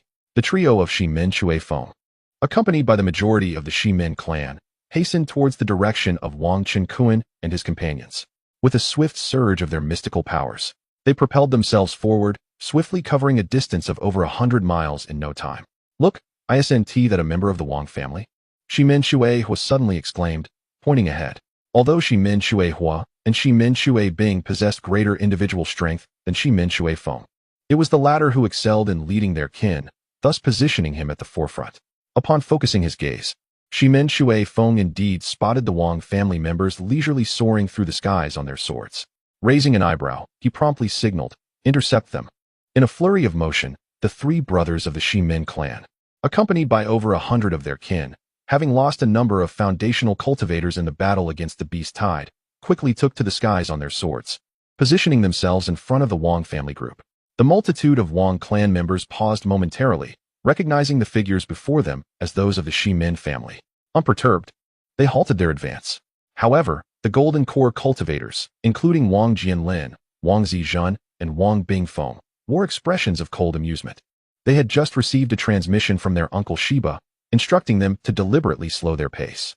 Ah, so it is the three brothers of the Shimin clan? What is your purpose in blocking our way? Wang Chenkuan taunted. Humph, not only are we here, but we also intend to take your lives. Shimin Shui Feng replied, his gaze icy. Take our lives? Ha ha ha. Wang Chenkuan laughed heartily. You think you can kill us with your meager numbers? What a far-fetched notion. Esteemed Elder Mu Rong of the Fei Xia Immortal Sect, we hope you will refrain from intervening in the grievances between our two families. Shimin Shui Feng addressed the elegant Mu Rong Yu Yin beside Wang Chenkuan with courtesy. The Fei Xia Immortal Sect upheld a principle of non-interference in the conflicts among various clans within the Immortal City. Nevertheless, given that Mu Rong Yu Yin was a consummate Golden Core master and an elder of the sect, Shimin Shui Feng chose to show her respect. Holding the hand of her disciple Zhao Ningxiang, Mu Rong Yu Yin couldn't help but smile inwardly. After all, Wang Chenkuan was her husband. Could she simply withdraw at his request? However, having already received instructions from him, she merely nodded coolly, choosing silence as she led Zhao Ningxiang to a distance, opting to observe the unfolding drama rather than engage with those she deemed doomed. Pan Yin Lian, with a playful chuckle, remarked, Elder Mu Rong, don't leave me behind. She joined Mu Rong Yu Yin, eager to watch the spectacle. Witnessing Wang Chenkuan's wife, Pan Yin Lian, abandon him, Shimin Shui Feng wore an expression of triumph, applauding with delight. The other members of the Shimin clan exchanged knowing glances, relishing the anticipated downfall of Wang Chenkuan and his associates. They believed that among the Wang family, only Wang Jianlin and Wang Zijun could be considered peak Golden Core experts. However, they boasted three pinnacle masters in Shimin Shui Feng, Shimin Shui Hua, and Shimin Shui Bing on their side. Moreover, the Shimin family possesses a greater number of Golden Core masters, outnumbering their opponents significantly. However, the Wang family boasts more foundation establishment cultivators, having sustained 0 casualties. Yet, they remain undaunted. For several foundation establishment practitioners are still no match for a single initial stage Golden Core cultivator. Furthermore, they have meticulously devised a strategy for decapitation, to capture the leader first. As the battle commences, the other Golden Core experts from the Shimin family, leveraging their numerical superiority, engage Wang family's strongest, Wang Jianlin and Wang Jinjin. Subsequently, the three pinnacle Golden Core masters from the Shimin family will strike with overwhelming force to eliminate Wang Chenkuan. Once they have successfully dispatched their primary target, Wang Chenkuan, they will turn their attention back to Wang Jianlin and Wang Jinjin. The success of their mission hinges on the demise of Wang Chenkuan, and any additional casualties among the Wang family are merely bonuses. Should the enemy resist fiercely, they will retreat. With that said, let me witness the true capabilities of your esteemed Shimin clan. Wang Chenkuan's face hardened, revealing a murderous intent. Whoosh, boom, swish, swish, swish. In the next instant, both sides unleashed their attacks almost simultaneously. Here, the Shimin trio had their sights set firmly on Wang Chenkuan. Shimin Shuifeng moved with the speed of lightning, appearing instantaneously before Wang Chenkuan. Meanwhile, the other two divided into two groups, one to the left and one to the right, effectively sealing off Wang Chenkuan's escape route, each unleashing their most formidable divine abilities. Chapter 73. Slaying the Shimin clan, the Dragon Princess departs with the Wind Shadow Sword technique. Shimin Shui Feng wielded his longsword, delivering a series of swift, formidable slashes that cast breathtaking sword lights cascading down upon Wang Chenkuan. Fire Serpent Devouring. Shimin Shui was summoned the spiritual energy from his dantian, unleashing a roaring inferno that soared into the skies, morphing into several fire serpents as thick as barrels, coiling menacingly towards Wang Chenkuan. Mountain of Ice pressing down. Shimin Shui Bing, adept in ice magic, formed a chilling, colossal shard of ice with a gesture, hurling it downward, aimed directly at Wang Chenkuan's head. The combined might of three pinnacle Golden Core cultivators was nothing short of astonishing. The trio wore expressions of triumph, seemingly envisioning Wang Chenkuan's imminent demise. However, Wang Chenkuan merely chuckled, unperturbed. Huh, do you think you can kill me with such trifling tactics? Pathetically weak. In the next instant, he stepped forward. A torrent of vast spiritual energy erupted from his being, coalescing into a protective golden aura enveloping him entirely. Boom. Their assaults collided with earth-shattering force, unleashing a tempest of energy that swept in all directions. Thud, thud, thud. The Shimin clan members before Wang Qinkuan, along with those from the Wang family surrounding him, were forced to retreat, their attacks momentarily interrupted. Impossible. They gasped in disbelief. He actually withstood the combined onslaught of the Shimin, three heroes. The Shimin clan members stood aghast, unable to fathom the reality before them, while the Wang family, numbering over 100, displayed expressions of pride, fully aware that Wang Qinkuan's prowess far exceeded that of the trifling Shimin trio. I shan't entertain you any longer. Wang Qinkuan smiled nonchalantly, having merely tested his defensive capabilities. Yet, the three Shimin brothers, misinterpreting his words, believed he intended to abandon his kin and flee. They hastily converged upon him, fearing he had merely activated a fourth-grade defensive talisman. Nowhere to run. The Shimin brothers bellowed in unison, each invoking their sword techniques and spells to assail Wang Qinkuan. Observing their approach, Wang Qinkuan scoffed, his profound true essence surging forth. Buzz, buzz, buzz. A radiant golden light erupted from his being, summoning a towering Buddha statue, 100 meters high, to manifest behind him, radiating an overwhelming and terrifying aura. Then, with a single arm raised, Wang Qinkuan unleashed a colossal golden palm, akin to the celestial light of the Buddha. Boom. The Shimin trio's attacks shattered instantaneously. Their bodies were struck by the immense palm, utterly obliterated, reduced to mere fragments, beyond the realm of life. Hiss. Is this the might of a nascent soul? Another nascent soul powerhouse has emerged from the Wang clan? This is impossible. Witnessing this scene, the Shimin clan members were left in utter shock, their expressions reflecting disbelief. An invincible nascent soul, flee. A voice cried out, prompting all Shimin clan members to snap back to reality, desperate to escape their opponents. Yet, how could they possibly evade? They had already been ensnared in a deadly struggle with the Wang family. Due to the efforts of the three distinguished members of the Shimin family against Wang Qinkuan, Wang Jianlin, and Wang Zhun, find themselves in dire need of numerous golden elixir cultivators from the Shimin clan to restrain the situation, leaving the remaining members of the Shimin family in an even more precarious position. At this moment, it is too late to flee, for Wang Qinkuan has struck once more. In but a brief moment, the Shimin clan members have all perished. After the bodies were thoroughly looted by the Wang family, they were piled together. Subsequently, Wang Zhun unleashed a barrage of fireballs, incinerating their remains. Meanwhile, within the grand hall of the Jiao Tengxi, Jiao Zipi was earnestly attempting to persuade the departing dragon princess to stay. Your Highness, please pause. Our Jiao clan is the foremost power in the Jiao Tengxi. Should you choose to visit us, you shall not be wronged, he said with a smile, while internally scheming various ideas. Once the dragon princess entered his domain, he believed he could devise a way to enlighten her about the treachery of the world. He chuckled inwardly, for it was rare for a dragon princess to stray far from the heart of the dragon clan. This particular dragon princess was an extraordinary beauty, a rare gem among the demon clan of the entire Kunling realm. It was said that her innate beauty was unparalleled, and despite being several times younger than Jiao Zipi, her cultivation surpassed his. That is unnecessary, the dragon princess retorted disdainfully. I have made up my mind to venture into the realm of the Daling human clan for training. Thus, your efforts are in vain. She was not a naive little dragon. She had heard tales of the outside world countless times from her mother and other female dragons. The lewd glint in Jiao Zipi's eyes was not lost on her, inciting her distaste. Though this Jiao Zipi was considered a genius in this sea, he was but ordinary compared to the dragon clan. Furthermore, when compared to the human known as Wang Qinkuan, he paled in comparison. She possessed the unique ability to discern Wang Qinkuan's true age. Despite his youth, he could wield the power of the nascent soul stage. Such a prodigy would undoubtedly grow formidable. This human was the one who truly piqued her interest. Jiao Zipi's expression darkened. Your Highness, the realm of humans is fraught with peril. What is there to seek there? Yet, the dragon princess had no desire to prolong the conversation with him and strode out of the grand hall, soaring towards the sea's surface. The numerous demons in the assembly exchanged glances, daunted by the prospect of obstructing the dragon princess. They lacked the strength to do so. Moreover, this matter held no relevance to them. Why should they intervene? Observing this, Jiao Zipi had no choice but to allow her departure. Damn it, that dragon princess must be interested in that human.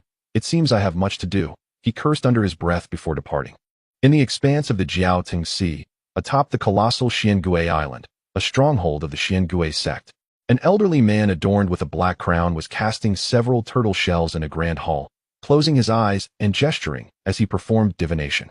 He sought to uncover who had slain Zhan Aguang and his companions. This elder, known as Gui Changsho, was the esteemed patriarch of the Xiangui sect, possessing cultivation at the mid-stage of the transformation realm. Suddenly, at that moment, Gui Changshu spat out a mouthful of fresh blood, his breath weak and feeble. He opened his eyes, a look of incredulity etched upon his face. The divination indicated that Zhang Aguang and his companions had indeed been annihilated by individuals from the direction of Yun City. Yet the identities and appearances of the specific assailants were obscured by the veils of fate, rendering them inscrutable. He found himself utterly incapable of discerning the true name and slightest semblance of destiny of the perpetrator. This was utterly terrifying. What manner of fiend could so adeptly shroud his calculations? Could it be? Gui Changshu murmured to himself. At that moment, a figure waiting outside promptly entered the grand hall upon hearing his words. This individual was none other than Zhang Dapeng, the deputy leader of the Zhuangguomai sect. Possessing the cultivation of half-step transformation, Zhang Dapeng, a balding man, was indeed the biological father of Zhang Aguang. Chapter 74. The Depths of Daling Water. Disguised dragon princess upon witnessing Gui Changshu abruptly cease his divination, Zhang Dapeng immediately inquired, "Elder, have you discerned any information regarding the perpetrator?" Gui Changshu shook his head, sighed deeply, and replied with resignation, "Vice Sect Master Zhang, this divination has proven unsuccessful. The fate of that individual is shrouded in profound obscurity and power, rendering even me incapable of unraveling it. All I can ascertain is that this person is located within the vicinity of Yun City." Upon hearing this, Zhang Dapeng's countenance darkened with concern. How is this possible? Since the return of the members sent by the Xiangui sect to combat the tidal wave of beasts from the sea, numerous adept diviners, all at the nascent soul stage, have attempted to divine the perpetrator's fate. Without exception, each divination has failed, yielding no clues, and all have suffered backlash, severely depleting their energy. In the end, it was only after summoning this long-secluded elder that we sought to divine once more. It is unexpected that even the transformation stage Gui Changshu has encountered failure. Yet at least he provided the location of the assailant. Since this perpetrator possesses such formidable fate, it stands to reason that they cannot be a rogue cultivator, correct? Zhang Dapeng furrowed his brow in inquiry. "I do not know," Gui Changshu replied, his expression betraying his disquiet.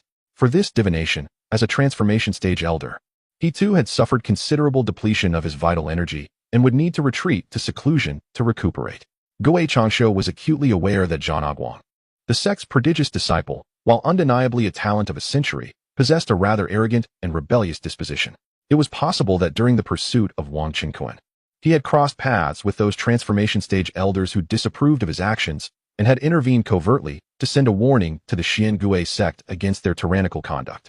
The individual who interceded must be extraordinary, perhaps endowed with significant fortune, which would explain the disturbances and backlash he experienced during the divination. Even a formidable void refinement expert would at least be able to divine a name.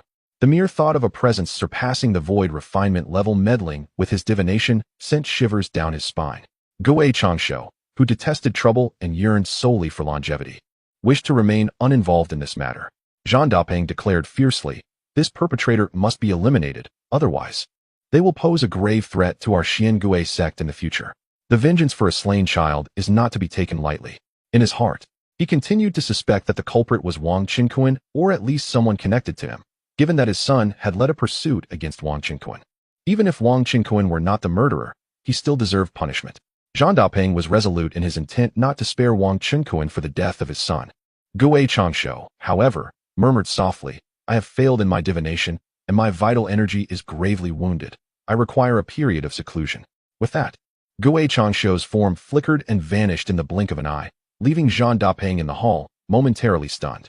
After handling the remains of the Shimin clansmen, Wang Qingquan and Murong Yuyan, accompanied by the members of the Wang family, continued their journey to Yun City, soaring through the skies on their swords. Wang Qingquan's recent expedition outside the city to fend off the tidal wave of beasts had been nothing short of exhilarating.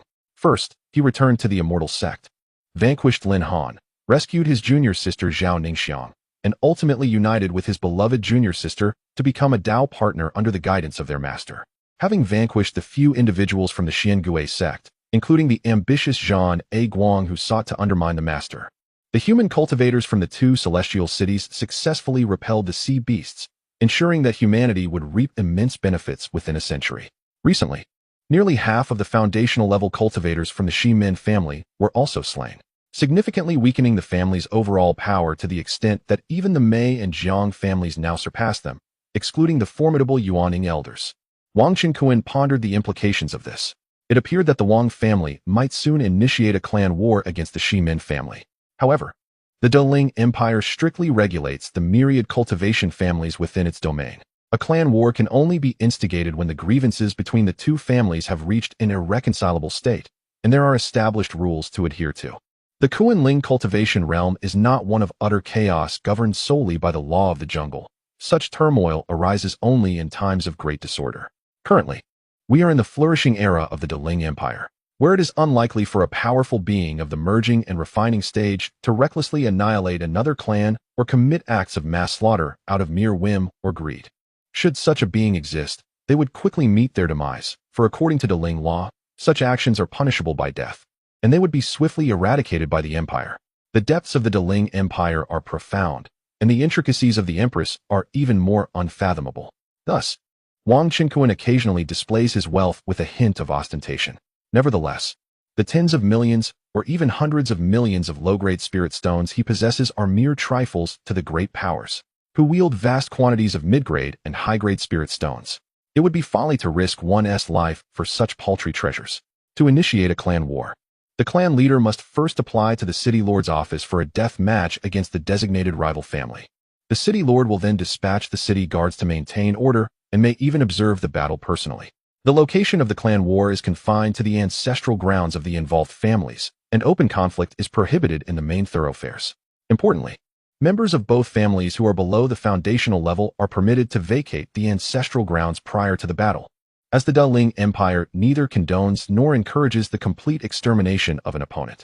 Arbitrary slaughter of lower-tier cultivators, or even mortals, is deemed as heinous as the actions of a demon and will not be tolerated by the empire. Should one become branded a demon and pursued by the empire, their fate is sealed.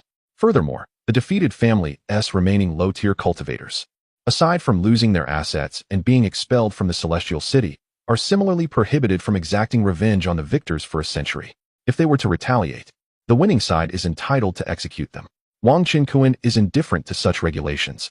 As long as he remains, the Wang family shall never decline, and the lowly Shimin family poses no genuine threat. At that moment, a voice echoed in his mind, indicating that Long Envy Long Ji was probing his consciousness. Wang Qinkuan utilized the observant eye of the system and noticed that the dragon lady was trailing their Wang family entourage from a distance of 80 miles. Gazing at him with curiosity. Name, Long Ji, Dragon Sea Region, Dragon Clan Dragon Maiden. Age, 200 years. Realm, Mid-Transformation, Spiritual Root, Celestial Grade. Fortune, 92. Overall, 96. Legendary Empress. Recommended for marriage. This dragon lady possessed a legendary empress demeanor that rivaled that of Pan Enlil, and her spiritual root was a tier higher than Pan Enlil's. Due to the longevity of the demon clan, their lifespan naturally surpasses that of the human race by several folds. Hence, under comparable qualifications, their cultivation speed does not match that of humans. For a dragon of 200 years, merely reaching the mid-transformation realm is astonishing. Even among human cultivators, few attain the transformation stage by the age of 200. Currently, this dragon lady appeared in male attire, adorned in a resplendent white robe, cinched at the waist with a golden silk belt, exuding an extraordinary air of heroism. Her phoenix eyes sparkled with brilliance, her noble nose stood straight. Her lips were crimson and teeth white, with a slight upward curve at the corners, crafting an enchanting allure. From her vantage point in the sky, she gazed at Wang Qinkuan, her jade-like face seemingly adorned with a hint of a smile. The dragon lady stood approximately 195 meters tall, surpassing Wang Qinkuan in height. Her pronounced chest muscles accentuated despite being bound, subtly rising and falling with her breath. This sight left Wang Qinkuan momentarily astounded. Chapter 75. Quite unfortunately, I am also fond of you, however. It seems that this dragon princess had repeatedly received alerts from the system regarding her clandestine observations of me while in the sea. It appears she has taken quite an interest in me. Meanwhile, the young scion of the serpent clan had also scanned Wang Qinkuan with a hint of hostility, seemingly envious of the dragon princess's actions. What a coincidence! Wang Qinkuan, for his part, was equally intrigued by this dragon princess. After all, she is a legendary dragon maiden. In the myths, novels, and films of the former Blue Star, dragon maidens were revered as celestial beings. Yet, this particular dragon maiden, Being a formidable figure at the transformation stage might prove to be a challenging conquest. Carrying the fluctuations of the observational eye's spiritual sense, Wang Qinquan's thoughts surged, which did not escape the keen perception of the dragon princess. She was astonished. This human's spiritual sense is astonishingly powerful. It is known that the maximum range of a nascent soul's spiritual sense is merely 50 to 60 miles. Despite her deliberate effort to maintain a distance of over 80 miles while employing her invisibility technique to covertly observe this human, she had been detected nonetheless. Could this human possess some extraordinary means? The dragon princess pondered, while Wang Qinquan grew increasingly enigmatic in her eyes. She continued her watch, only to be taken aback as she saw Wang Qinquan soaring towards her on his sword. Prior to this, Wang Qinquan had already conveyed to Murong Yiyan and the others to lead their companions to the entrance of the Flying Cloud Immortal sect and await his arrival. After all, this location was not far from the sect, and Murong Yiyan was a formidable expert comparable to a mid-nascent soul cultivator, so there should be no issues. Greetings, Your Highness the Dragon Princess. I am Wang Qinquan, a scion of the Wang family from Cloud City, he said, bowing respectfully before her with a smile. The dragon princess possessed a stunning mane of silvery gray hair, and two short dragon horns adorned her head, emanating a subtle aura of power, concealed by her supernatural abilities. These horns were invisible to those below the transformation stage, yet Wang Qinquan could see them thanks to the system. Humph. The dragon princess let out a light scoff, her gaze fixed upon him, her sparkling eyes shimmering with curiosity. So it is young Master Wang. May I inquire what brings you to seek me? The dragon maiden was indeed astute, instantly discerning his intentions. Given that the dragon maiden had broached the subject, Wang Qinquan decided to be forthright. Your Highness, I have been aware of your presence for some time and have followed you here. Might you disclose the reason for your pursuit of me? Could it be because you harbor feelings for me? Quite unfortunately, I too find myself attracted to you, Wang Qinquan said, blinking his clear eyes with sincerity as he dove straight into the matter. Uft. The dragon princess couldn't help but laugh, her enchanting visage capable of dispersing clouds. She reached out her delicate hand, pulling Wang Qinquan closer, and feigned maturity as she said, Do you truly believe I am a superficial girl? Moreover, the husband I seek must ascend to the immortal realm and achieve immortality. What makes you, a mere human child, worthy of me? Though Long Ji harbored a deep admiration for Wang Qinquan, recognizing his extraordinary talent that surpassed even that of her own dragon kin, she remained discerning in her choice of a partner as the princess of the dragon clan. Despite Wang Qinquan's remarkable prowess, which could only be likened to that of a nascent soul cultivator at his current foundation establishment stage, she resolved to observe this young human for some time, waiting until his strength could rival that of a transformation stage cultivator. His striking handsomeness was undeniable, eclipsing that of any male from both the dragon and demon races she had encountered. Yet, as a formidable transformation stage cultivator, she could not afford to express her infatuation openly, lest she diminish her own worth. Upon hearing her thoughts, Wang Qinquan paused, reflecting on the fact that at over 30 years of age, he appeared merely as a child in her presence, though she was still but newly of age herself. He felt no embarrassment, for as long as he maintained his composure, any awkwardness would belong to others. The alluring fragrance of the female dragon enveloped him, and with a continued smile, he said, I must have been presumptuous. Princess Longji, would you accompany me into the city? At my family's home, you shall feel warmly welcomed. Furthermore, ascending to the celestial realm is merely a trivial matter.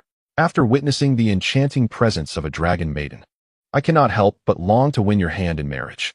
Longji, taken aback, found this intriguing. Did he dare to belittle the ascent to the celestial realm? She had never encountered anyone who would dare defy her will, as countless demon suitors had been driven away by her mere presence. Despite Wang Qinquan's evident strength, he could not compare to her. Yet, there was a mysterious allure about him that captivated her. What are you saying? Long Ji retracted her arm. Her curiosity piqued as she gazed intently at Wang Qinquan. He met her gaze, captivated by her flawless visage, and continued earnestly, between individuals, there must be a sense of fate. Our meeting here signifies a profound entanglement of destinies, suggesting a bond of soulmates.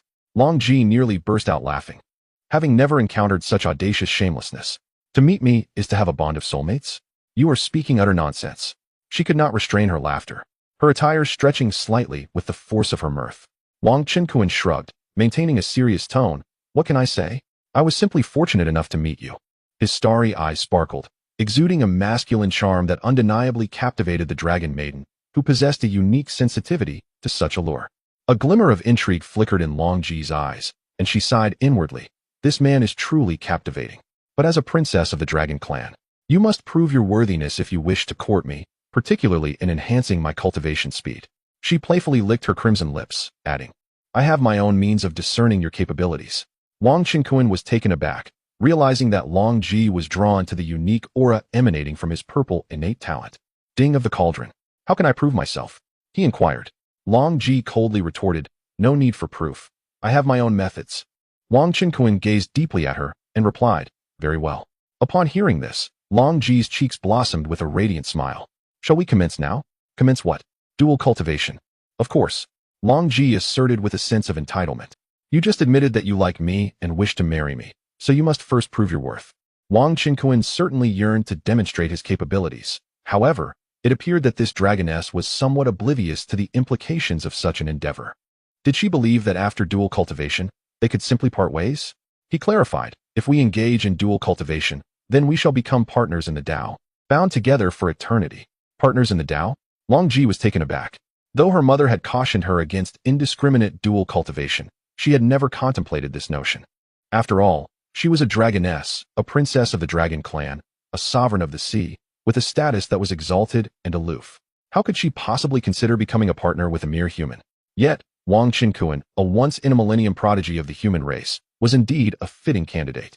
Especially given his physique, which emanated an allure that was intoxicating, filled with temptation. You need not worry. Though I am a formidable celestial being, a dragoness of the sea, I am a woman of my word. As long as you prove yourself worthy of marrying me as a partner in the Tao, I shall accept you. Long Ji declared with a smile. Agreed. It is settled. Wang Qinquan's eyes burned with intensity as he surveyed Long Ji's figure, which surpassed even Qin Zi's in height. Filled with a sense of aggression, he stepped forward, arms outstretched to embrace her. Wait. Long Ji suddenly used her magic to immobilize his hands. What I meant was, we can only try for now. Ah, very well. Wang Qinquan was somewhat taken aback. It turned out that her notion of proving herself meant merely attempting to see how it would go. Nevertheless, this was acceptable, as long as she made the attempt. She could not escape from his grasp. Observing the slight disappointment on Wang Qinquan's face, Long Ji found it amusing and smirked enticingly, teasing, moreover, I intend to wear this men's attire while we attempt. Wang Qinquan thought to himself that this was a trivial matter. Very well, let us begin. Chapter 76. The Divine Dragon Barrier. The Dragon Princess nodded with delight and instructed, stand still. As she spoke, her delicate fingers traced a circle in the air, and a flicker of magical energy coalesced into a radiant silver formation. At the edges of the formation, countless dragon-like symbols, resembling tadpoles, danced animatedly. Buzz. The space around Wang Qinquan trembled, and he noticed the formation shimmering and shifting.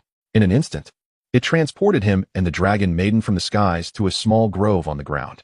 Is this the barrier formation? Wang Qinquan inquired in astonishment.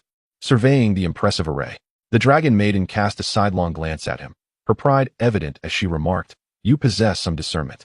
This divine dragon barrier, once set, ensures that as long as your cultivation does not surpass mine, escape is impossible. Hiss. Wang Qinquan drew in a sharp breath, clapping enthusiastically, impressive, truly impressive. The prowess of the dragon maiden was indeed formidable. Had it been anyone else, they would likely be in a state of panic. Now, remove your clothing. The dragon maiden ordered. Wang Qinquan was taken aback, gazing at her in disbelief. How can I cast a spell without undressing? The dragon maiden rolled her eyes and replied, do you expect me, a lady, to assist you in disrobing? Oh, he nodded in understanding. Swish. Complying, he shed his garments, revealing himself before the dragon maiden. Upon witnessing this, her breath quickened, and a glimmer of fascination danced in her eyes. The innate desires of the dragon race were notably intense. However, they possessed greater self-restraint compared to their serpent counterparts. Yet, it must be acknowledged that this young man was quite handsome. His skin was as pale as jade. His physique well-proportioned and robust, with a muscular chest and defined abs, each contour exuding an aesthetic allure. Wang Qinquan noticed the dragon maiden gazing at him with rapt attention, causing his cheeks to flush with embarrassment. Aren't you going to undress as well? I certainly will not, she retorted with a haughty demeanor. Wang Qinquan hesitated, managing a wry smile. Then, how do you propose we proceed? The dragon maiden's eyes sparkled with mischief as she suddenly grinned. Close your eyes. In a flash, she vanished from sight. Wang Qinquan opened his eyes, only to find her absence. At that moment, the world spun around him. and an enticing fragrance wafted into his nostrils. When he looked up, he was greeted by the enchanting visage of the dragon maiden, her delicate lips slightly curved upwards. Drawing nearer, igniting a heat within him. Unbeknownst to him, the dragon maiden had already approached, gently pushing him down onto the grass. Her form clad in masculine attire pressing against him. Not far from Mermaid Beach, amidst the clouds, the talented member of the Serpent Clan, Jaizipi, was utilizing invisibility techniques as he soared deeper into the land. Wait, Sea Tribe friend.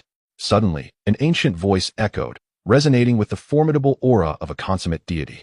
Jaizipi was taken aback, hastily glancing ahead. The ancestor of the Flying Cloud sect. What brings you here? Jaizipi furrowed his brow. Before him stood a man in white robes, his hair white, yet youthful, emanating an ethereal presence. Indeed, it was Tao Tianhe, the ancestor of the Flying Cloud sect. If I do not come, will I allow you, a sea demon, to invade the lands of my human kin? Tao Tianhe spoke calmly. For some time hence, the celestial sect's transformation masters, along with those from several major cities, had been taking turns patrolling the nearby shores. He then added, with an undertone of menace, Jaizipi, I advise you to return promptly. Otherwise, should I relay this news to the transformation masters of Daling, you may find it impossible to return. Jaizipi's complexion darkened as he retorted coldly, Tao Tianhe, do you dare to threaten me? Humph. Tao Tianhe snorted disdainfully. Jaizipi, considering we are both transformation masters, heed my warning. Return obediently, and do not set foot on land for a decade. My Flying Cloud sect can choose to overlook today's events. There exists a rule regarding the beast tide in the ocean. If the human side prevails, sea demons above the nascent soul stage are prohibited from landing for 10 years, while beasts below the nascent soul level are barred from initiating a beast tide for a century. As for the occasional low-tier beasts that venture ashore, they are dealt with by roaming hunters. Jaizipi's face turned ashen, and he begrudgingly inquired, then why is it that the Dragon Maiden can tread upon the Daling domain? The Dragon Maiden he referred to had indeed been allowed passage by Tao Tianhe. Initially, Jaizipi had contemplated covertly following her to seize an opportunity. Tao Tianhe replied indifferently. The Dragon Clan has not formed an alliance with Daling, yet they have never engaged in conflict. Thus, the Dragon Maiden's presence within our territory is of no concern. However, you, Jaizipi, are in a different position. Should you insist on entering human territory, do not blame us for taking action against you. After a moment of silence, Jaizipi ultimately relented, his countenance grim as he declared, very well. I shall return to the sea at once. I trust the human race will honor their word. I shall revisit a decade hence. With a reluctant glance at Tao Tianhe, Jaizipi took flight, soaring towards the distant ocean. Tao Tianhe did not impede him. After all, Jaizipi was a prodigy of the Jiao clan, and killing him carelessly would provoke the entire Jiao clan to retaliate fiercely. Tao Tianhe watched as Jaizipi submerged beneath the waves, disappearing from sight. He then turned his gaze toward the grove where the Flying Cloud sect disciple, Wang Qinkuan, was located, nodding slightly and stroking his beard, saying, this young man is indeed remarkable. Not only has he wed Mu Rong Yuyan, but he has also garnered the favor of the Dragon Maiden. The Dragon Maiden of the Kunling realm is typically born with an innate pride and discerning taste. Historically, there have been few instances of such unions with humans. As for Mu Rong Yuyan, she could barely be considered his half-disciple. Wang Qinkuan, a disciple of the Diu Peak lineage, would undoubtedly be an asset to the sect, benefiting the sect's higher echelons. 2 hours later, within the grove, Wang Qinkuan lay comfortably on the grass, fully attired, a blade of grass held between his teeth, his expression rejuvenated, and a look of contentment gleaming in his eyes. Long Ji said to give it a try, yet she did not truly allow him to attain anything. After a prolonged effort, she finally succeeded. Wang Qinkuan's true cultivation had remarkably advanced to the late foundation establishment stage within just 1 hour. This achievement occurred even without Long Ji's assistance. Of course, during his time at Mermaid Beach, through nightly exchanges and cultivation with Murong Yuyan and several others, he had already been nearing the late foundation establishment stage.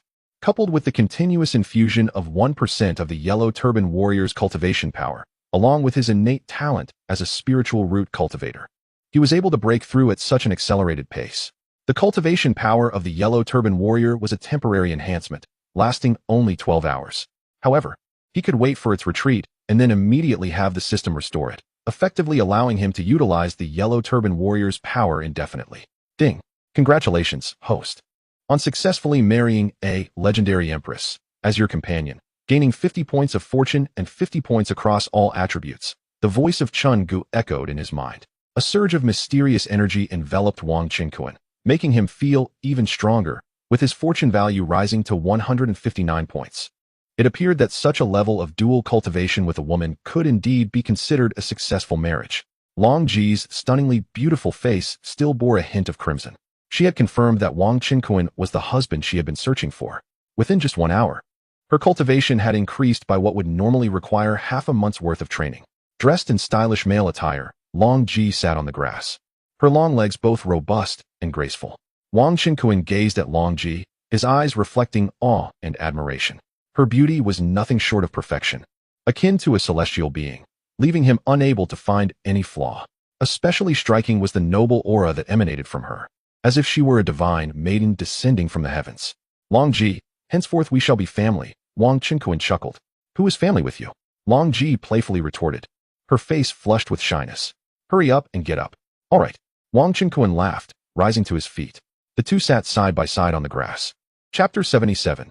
Homecoming and the double wedding. Wang Qinkuan produced a flask of wine and handed it to Long Ji, grinning as he said, My lady Long Ji, let us raise a toast. Congratulations on our fortuitous encounter as we embark on this journey together. Long Ji accepted the divine liquor and took a hearty sip before casting a playful glare at Wang Qinkuan, chiding, Who is your lady? Not yet, I dare say. Oh, shall I then call you my wife? Wang Qinkuan teased. Huh. Long Ji lightly stuck out her delicate tongue and playfully scolded, You shameless rogue. Seeing her adorably defiant demeanor, Wang Qinkuan's heart ignited with passion as he pulled her close, kissing her sweet lips and capturing her rosy tongue. Long Ji, undeterred, returned the kiss, leaving a trace of her essence on his face. After their playful frolic, the couple composed themselves and soared through the skies on their swords towards Yunjiang Xianqing. Upon arriving at the gates of the Feixia Xinzong, they spotted Morong Yuyan and several others, including Wang Jianlin, waiting for them in the plaza at the foot of Feixia Mountain. My dear, you finally decided to return. Pan Yinlian and Zhao Ningxiang approached, linking arms with Wang Qinkuan and playfully pouting, We've been waiting for you for half the day. Morong Yuyan smiled at him and Long Ji. My dear? Long Ji beamed at Morong Yuyan and inquired of Wang Qinkuan, Are these my sisters? Wang Qinkuan smiled and introduced them to each other. Morong Yuyan gazed at her disciple, her eyes filled with admiration, thinking to herself, This lad must be fated for romance, to have won the heart of the dragon maiden so swiftly. It is well known that the dragon maiden holds a position of unparalleled nobility and reverence within the realm of cultivation, a true rarity. Moreover, she is a formidable transformation deity. Approaching Long Ji, Morong Yuyan inquired with a smile, Sister? Or shall I call you younger sister? Either is fine. Long Ji looked at the mature and voluptuous beauty before her. Realizing this was Wang Qinkuan's master, she could not afford to be presumptuous. Pouting slightly, she replied, Then I shall call you Sister Yuyan and refer to them as younger sisters. Laughter erupted among the women as they cheered joyfully. Morong Yuyan took Long Ji's hand, warmly stating, Sister Long, from this day forth, we shall be family. Long Ji nodded in agreement. Meanwhile, Wang Jianlin, Wang Xinjin, Wang Bingfeng, and other members of the Wang clan watched in astonishment. They had previously known Long Ji as a leader of the Sea Demon tribe, but now realized she was the rumored princess of the Dragon clan, who had captured the heart of their uncle Wang. Such a formidable transformation deity becoming part of the Wang family filled their hearts with pride. At that moment, the sect leader of Feixia, Zhou Qinghong, along with several elders and disciples in the Yuanying and Jindan stages, emerged, preparing to attend the wedding banquet for Wang Qinkuan, Morong Yuyan, and Zhao Ningxiang. The presence of Long Ji astonished many within the sect. Wang Qinkuan stepped forward to greet the sect leader, exchanging pleasantries. It was then that Zhou Qinghong learned of Long Ji's intent to accompany Wang Qinkuan back to the Wang clan to unite as partners.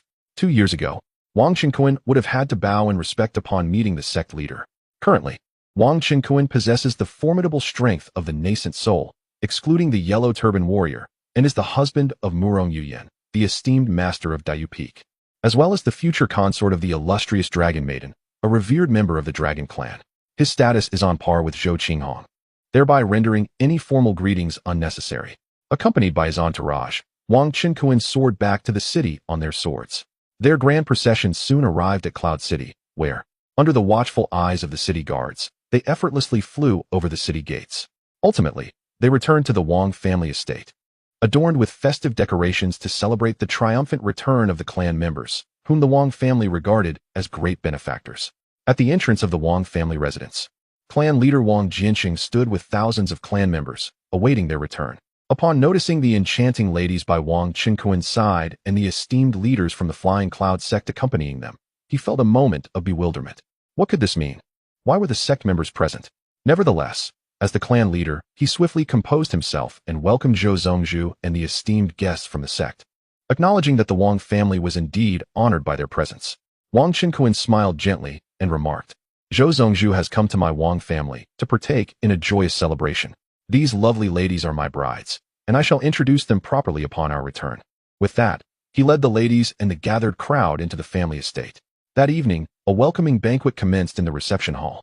The clan members who remained at home, including clan leader Wang Jianqing and even the esteemed elder Wang Yuanzhong, who had attained the mid-nascent soul stage, came forth to toast Wang Qinquan and his brides, as well as the returning warriors such as Wang Jianlen. They also raised their glasses in honor of the esteemed guests from the sect. Additionally, Wang Jiansheng had prepared accommodations for the members of the Flying Cloud sect, grateful that the expansive Wang family estate offered ample guest quarters.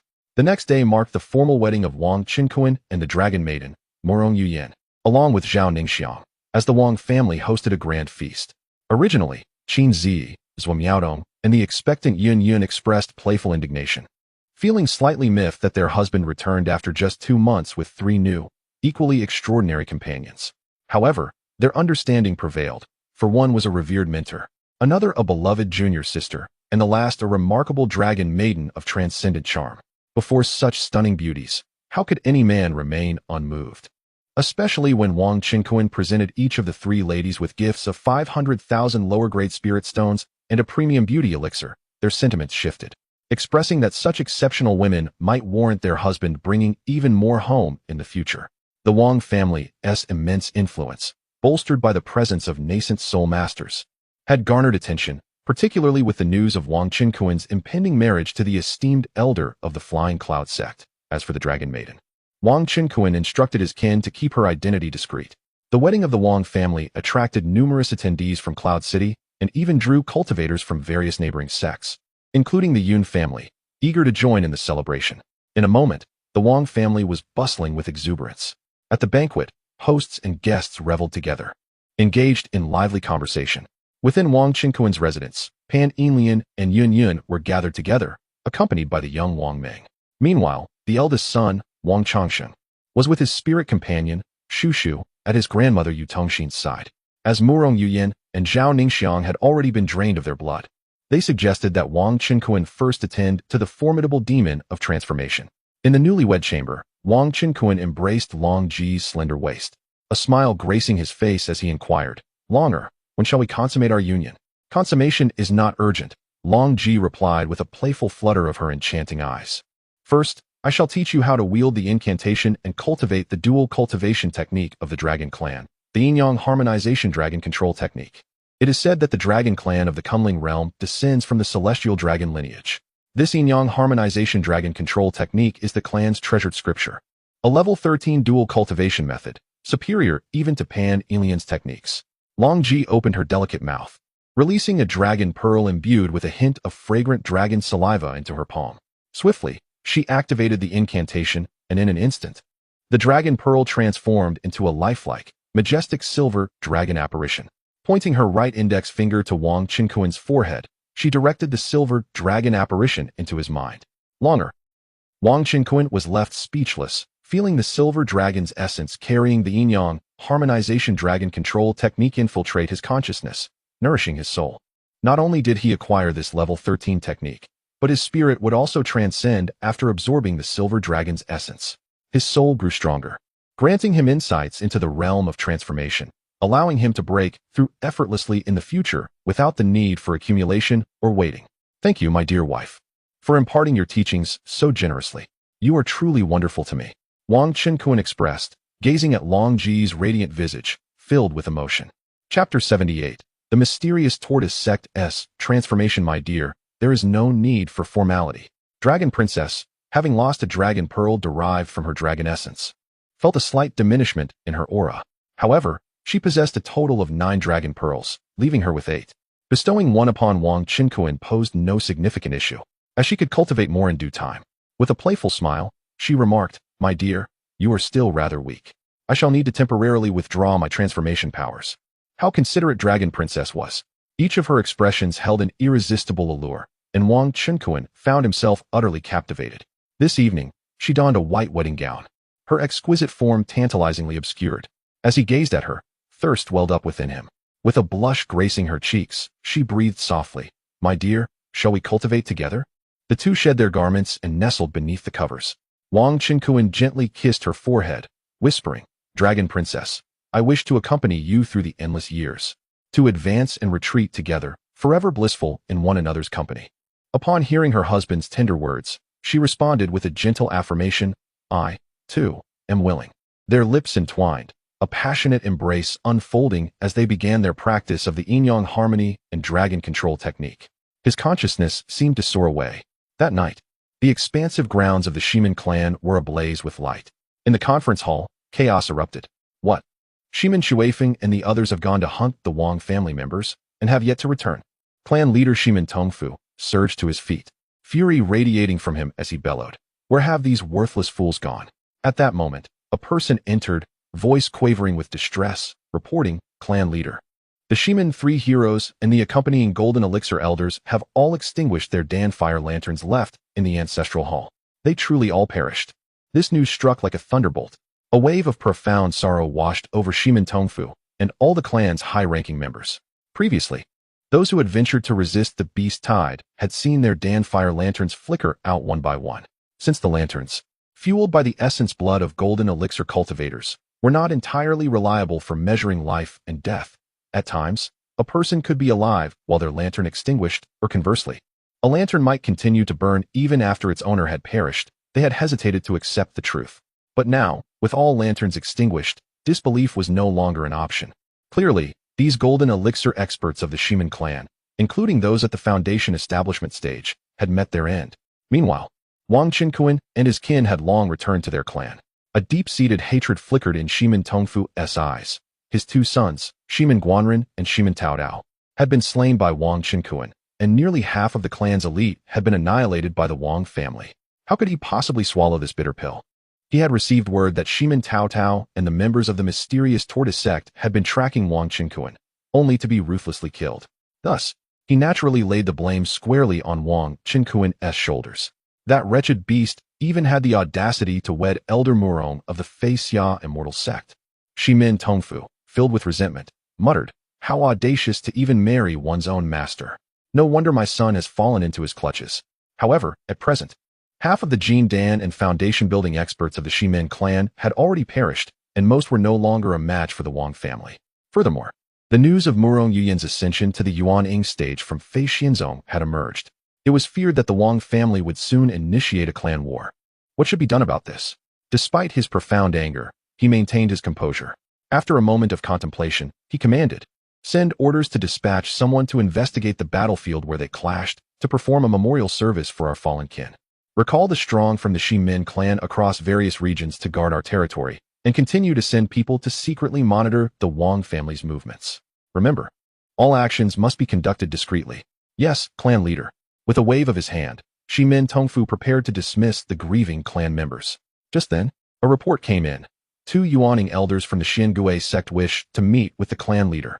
A member in the Qi refining stage rushed in to inform him. "Xiangui sect?" A flicker of surprise crossed Shimin Tongfu's face. "Please invite our esteemed guests to the reception hall. I shall arrive shortly." "Yes." Moments later, Shimin Tongfu departed, making his way directly to the reception hall. As he stepped out, an elderly woman clad in black robes followed closely beside him. This woman, possessing mid-Yuaning cultivation, was Shimin Wuxue, one of the two Yuaning elders of the Shimin clan and the aunt of Shimin Tongfu, with several years of lifespan remaining. She had been awakened to protect him during this tumultuous period for the Shimin clan. Upon entering the reception hall, they found two individuals in Xiangui sect robes already seated, awaiting their arrival. One of them was Zhang Dapeng, the bald deputy leader of the Xiangui sect, while the other, an elderly man bearing a slight resemblance to him, was a balding elder. Zhang Dapeng exuded a terrifying aura of half-step transformation, while the bald elder radiated an overwhelming and fearsome magical presence, indicating he was a late transformation stage being. It turned out that esteemed guests from the Xiangui sect had graced them with their presence. Zhang Dapeng coldly remarked, This esteemed elder is none other than my uncle, Zhang Jingyi. In his view, such a Yuan-Ing level cultivation family was merely a larger gathering of loose cultivators, hardly worth his attention. Shimin Tongfu and Shimin Wuxue hastily bowed to Zhang Jingyi. Patriarch Shimin, we are investigating the murderer of our esteemed disciple, my son Zhang Aguang, and have come to seek your guidance, Zhang Daping remarked coolly, his eyes glinting with a chilling light. Chapter 79, The Life and Death Clan Battle. Has the Wang family gone mad? Shimin Tongfu chuckled upon hearing the words, Vice Sect Leader Zhang, and Elder Zhang, I see you have come for this matter. Please, have some tea first.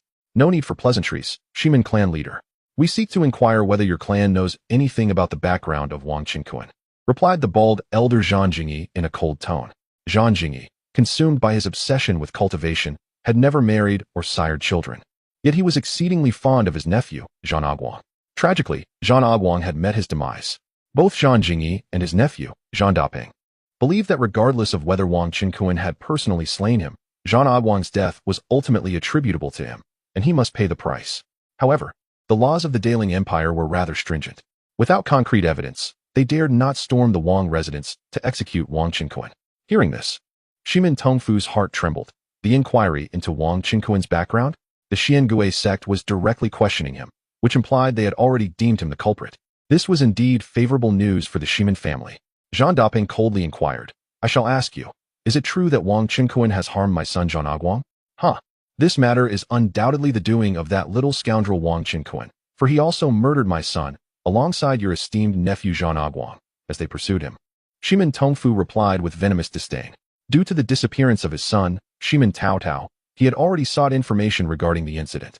At that time, Zhang Aguang, a disciple of the Xiangui sect, had clashed with Wang Qingquan at the Yoyu Peak. Shimin Taodao had been present during this encounter. Shimin Tongfu had even personally visited Yoyu Peak to beseech the sect leader of the Feixia Immortal sect, Zhou Qinghong, seeking justice and punishment for Wang Qingquan. To his dismay, Zhou Qinghong refused to see him and merely sent a Yuanying elder to inform him that Shimin Taodao had brought this upon himself. Colluding with disciples from outside the sect to conspire against a fellow disciple, thereby committing a capital offense. Even if he escaped death, he would still be executed by the sect. This left him with a lingering resentment towards the Feixia sect. Subsequently, Shimin Tongfu elaborated to the two aged masters of the Xiangui sect, embellishing the details of Wang Qingquan's character. Wang Qingquan is a vile individual, narrow-minded and intolerant of anyone who covets his partner. He possesses 1,000 reasons to slay Zhang Aguang, and he certainly has the capability to do so. He excels in ambush tactics and may have obtained treasures from ancient divine relics or the remnants of the ancient realm. Zhang Jingyi and Zhang Daping nodded frequently, their faces betraying a murderous intent. Indeed, it was as they suspected. Zhang Aguang had been sent to aid in repelling the beast tide, only to be stealthily slain by that rogue Wang Qingquan. They were convinced of this. Zhang Jingyi stated indifferently, however, as experts of our sect, if that Wang Qingquan remains hidden within his clan, it would be inappropriate for us to directly assault his home and eliminate the scoundrel. Zhang Daping concurred, Brother Shimin.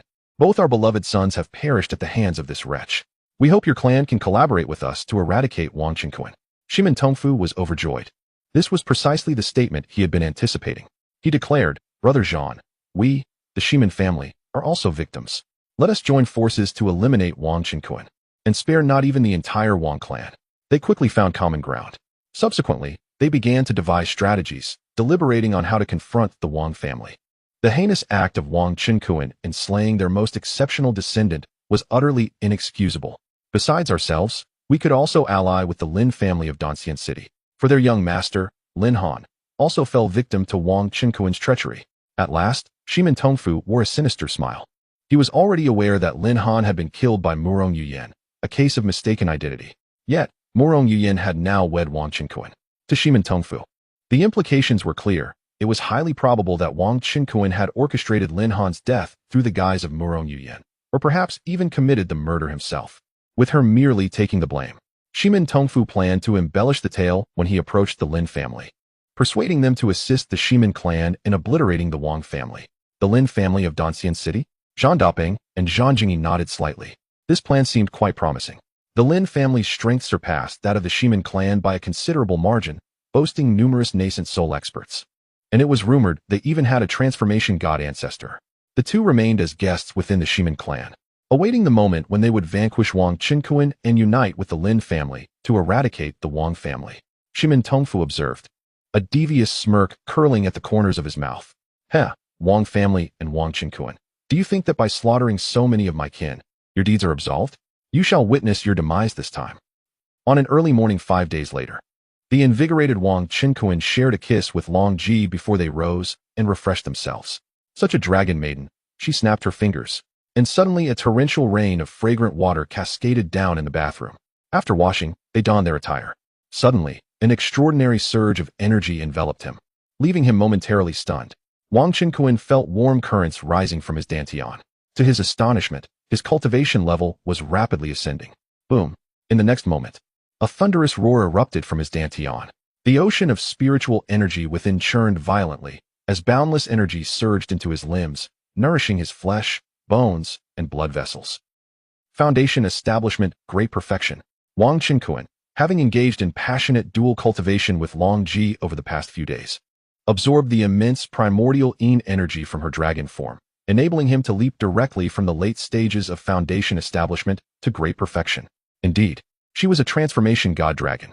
Of course, the dragon pearl given to him by Long Ji also played a significant role in facilitating such a swift breakthrough. The following day, a shocking piece of news swept through Yunjiangxian City. The Wang family had declared a life-and-death clan war against the Shimin family. The Shimin family accepted the challenge, and a date proposed by them was set for a month hence for the two clans to clash.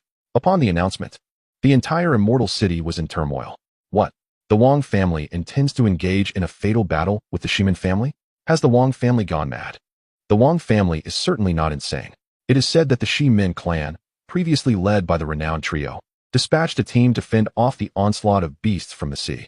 However, after the beast tide subsided, they never returned, likely having fallen victim to the Wang family's preemptive strike. Even so, the Shimin clan boasts 2 formidable Yuaning experts, whereas the Wang family has but 1. Your information is outdated. Wang Qinkuan of the Wang family has wed his master, the enchanting Murong fairy, who has reportedly transcended to the Yuaning stage. In such circumstances, does this not spell doom for the Shimin clan? After all, the Wang family currently possesses a greater number of Jindan and foundational cultivators than the Shimin. Yet, that may not be the case. The Lin family of Dainxian City has publicly accused Wang Qinkuan and Murong Yuyan of causing the demise of their young master, Lin Han. Recently, they have been in close association with the Shimin clan, indicating a strong likelihood of their involvement in assisting the Shimin family. If the Wang family finds itself in a two-front conflict, victory will be nearly impossible. The Wang family is doomed. The audacity of the Wang family's actions has instilled fear in everyone. No one anticipated that the Wang family would suddenly erupt into war against the Shimin clan, wagering their very existence in a life-and-death struggle. Should the Lin family of Dainxian City choose to intervene, the disparity in power would be staggering. It is rumored that the Lin family boasts a god transformation ancestor, with numerous Yuaning experts among them. The Wang family's actions are tantamount to courting death. Many are predicting that the Shimin clan and the Lin family will not spare the Wang family, leading to its imminent and total annihilation. Chapter 80. The Yun family comes to assist nonetheless. Many believe that the Wang family is far from ordinary, especially given their ability to nurture a prodigy like Wang Qinkuan. Presently, Wang Qinkuan's remarkable feat of slaying a half-step Yuaning sea monster has inevitably become the talk of the town in the immortal city. After all, one cannot conceal the truth indefinitely. Even though the members of the Fenghua beast hunting team at Wanghua Bay were notably tight-lipped, they occasionally let slip this impressive tale during their revelries. Additionally, some rogue cultivators, not belonging to the hunting team, have also witnessed the event and contributed to its dissemination. Thus, many remain convinced that the Wang family is destined for victory, for Wang Qinkuan is a legendary genius comparable to an elder of the Yuaning stage. Moreover, the Wang family enjoys the support of the formidable Feixia immortal sect. A few days later, within Wang Qinkuan's residence, he is engaged in light-hearted conversation over tea with several companions, creating a warm and jovial atmosphere. Master Murong, Sister Ningxiang, Qin Zi, Zuomiaodong, and Pan Yinlian have all gathered, sharing laughter and lively discourse. Wang Qinkuan presents Long Ji with 5 exquisite beauty-enhancing pills, marking the first gift he has ever bestowed upon her. Long Ji is overjoyed. Although the Dragon clan reigns as the sovereign power of the sea, acquiring such pills requires sending clan members to the land to procure them from human factions. Given the rarity of the ingredients and the exceedingly low success rate in alchemy, the dragon clan can only obtain inferior and medium-grade pills. Thus, receiving 5 top-tier ones from her husband deeply touches her heart, prompting her to embrace Wang Qinkuan and reward him with a tender kiss. Wang Qinkuan further gifts each of the ladies, including Murong Yuyan, a superior beauty-enhancing pill, and even presents one to his mother. Through this period of companionship with his partners, Wang Qinkuan's foundational cultivation has reached a solid peak, preparing him for a retreat to break through to the Golden Core stage. Before embarking on this journey, he visits the clan grounds. Currently, the Wang family is under tight security, with patrols of clan members exuding an air of vigilance. His spiritual sense envelopes the entire clan territory, summoning the elder Wang Yuanzhong and the clan leader Wang Jianqing. Wang Qinkuan inquires about the current state of the Wang family. 18th uncle, our family is united in purpose, and numerous clan members are bolstering their spirits, eager to eradicate the Shiman family. Recently, we received 30 golden core pills as a reward for repelling the beast tide from the city lord's mansion. Many of our members who have reached the peak of the foundation establishment stage are keen to acquire them. Wang Jiansheng responds with a smile. Wang Yuanzhong beams at Wang Qinkuan, marveling at the miracles his 18th uncle has achieved in recent times. Marrying a Yuanying master and a transformation god dragon has undoubtedly augmented the family's strength, with both a Yuanying and a transformation god. Of course, the identity of the dragon lady is known only to Wang Jiansheng, Wang Yuanzhong, and those from the family who have ventured to confront the sea beasts at the Golden Core stage. The dragon lady remains within Wang Qinkuan's residence, largely keeping a low profile, and when she does appear, she employs her clan's divine abilities to subtly alter her appearance and conceal her transformation god cultivation. To the other members of the Wang family, she is merely perceived as Wang Qinkuan's ordinary partner, despite her extraordinary beauty. Moreover, Wang Qinkuan himself has already attained the combat prowess of the nascent soul stage, and he is still in the foundation establishment realm. One can only wonder what would happen if he were to break through to the Golden Core stage. It is feared that his strength could rival that of a transformation god ancestor. Thus, upon learning that the Lin family from Dawn Immortal City would come to aid the Shiman family, they felt no alarm. For Wang Qinkuan is certain to create even more miracles. Does the family still require Golden Core elixirs? Wang Qinkuan, upon hearing this, tapped his head, realizing that amidst all the recent events, he had forgotten this matter. It is high time to enhance the overall strength of the clan. Wang Qinkuan directly retrieved 100 Golden Core elixirs from the system space, most of which were of medium to high quality, with several being of exceptional grade. He distributed them to the clan members in need of breakthroughs, stating, "I possess more Golden Core elixirs. Should the family require them in the future, feel free to ask me." 18 uncle, where did you procure so many Golden Core elixirs? Wang Jianqing exclaimed, overwhelmed with excitement. These elixirs were sufficient to elevate dozens of Foundation Establishment clan members to Golden Core cultivators. Wang Yuanzhong's face mirrored the shock. The elixirs were all of medium quality or above, each worth approximately over 10 million low-grade spirit stones, and there were 100 of them. They dared not calculate the total. How many billions would that amount to? Remarkably, the entire Wang family's liquid assets and fixed properties combined would not amount to such a sum. Wang Qinkuan smiled slightly, offering a casual explanation. I fortuitously acquired this batch of Golden Core elixirs from a secret realm. He continued, these elixirs can significantly elevate the realms of several Foundation Establishment clan members, so you must utilize them wisely. Thank you, 18 uncle. The two were filled with exhilaration, their respect for Wang Qinkuan deepening as they regarded him as an unfathomable figure. Report. The patriarch of the Yun family has arrived with his entourage. At that moment, a clan member hurried over from the entrance. Quickly, invite my father-in-law and the others in. Wang Qinkuan instructed hastily. A moment later, there is no need for formalities. My son-in-law. A hearty laughter resonated as Yun Haikua, the patriarch of the Yun family, strode in. Accompanying him was a tall, young man, Wang Qinkuan's brother-in-law, Yun Huowu, who had already broken through to the Golden Core stage. Behind them stood dozens of Yun family cultivators, most of whom were in the late Foundation Establishment stage or had achieved complete Foundation Establishment. Wang Qinkuan's face lit up with joy as he approached, exclaiming, "Father-in-law, you have arrived." Haha. Upon hearing the news, I rushed here without delay. Yunhai laughed heartily. Father-in-law, what brings you here? Wang Qinkuan inquired, astonished. Haha. Our Yun family is also joining the fray. The Shiman family has long been our old adversary, and we have been eager to settle the score. Yunhai chuckled joyously. Excellent. Wang Qinkuan responded, elated. In that case, we can join forces to eradicate the Shiman family. The fact that the Yun family would come to the Wang family's aid due to his influence deeply moved him. Although Wang Qinquan was the favored son-in-law of the Yun family, the Shiman family was indeed an old enemy of the Yun clan. However, it seemed the Yun family was also aware of the Lin family's intention to assist the Shiman family. In this situation, Yun Hai and his son were able to bring a multitude of members from the Yun family to assist him in Yun. It is likely that Yun Hai felt the pressure from certain high-ranking members of the Yun family regarding their doubts. Nodding slightly, Yun Hai addressed his kin behind him. You shall temporarily occupy the guest rooms of the Wang family. Recuperate and gather your strength until the moment of our decisive confrontation with the Shiman family arrives. Hold on, father-in-law, Wang Qinquan interjected, waving his hand amidst Yun Hai's puzzled gaze. He produced 50 round and gleaming golden core pills, all of inferior to mid-grade quality, and handed them to Yun Hai, saying, the decisive battle is still a ways off. These golden core pills should elevate the overall strength of the Yun family, enhancing our odds for victory. Of course, this was merely a pretext. In truth, Wang Qinquan possessed an unwavering confidence in their ultimate triumph. Otherwise, he would not have summoned Wang Jianxing to initiate a clan war. So many golden core pills. Yun Hai exclaimed with immense delight, his hands trembling slightly as he accepted the generous offering. He had not anticipated that Wang Qinquan would bestow such a substantial number of golden core pills upon the Yun family. Yun Huawu and the other members of the Yun family were equally astonished, their eyes wide with disbelief. Chapter 81. Breaking through to the golden core. The orange alchemy furnace, haha. Our Wang family has already prepared. Feel free to utilize it, declared Wang Qinquan with a majestic air. We are truly grateful, Qinquan.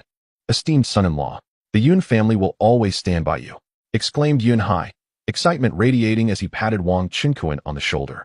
The other members of the Yun family grew increasingly in awe of Wang Qinquan. Although they were acutely aware that this battle could lead to unpredictable outcomes of life and death, they harbored no grievances. By the way, esteemed son-in-law, Yun Hai suddenly seemed to recall something. I've heard that the Lin family from Dain is preparing to assist the Shiman family. We must not underestimate them. The Lin family from Dain? Wang Qinquan's eyes flickered, and he scoffed. I am already aware of this. The strength of the Lin family is rather limited.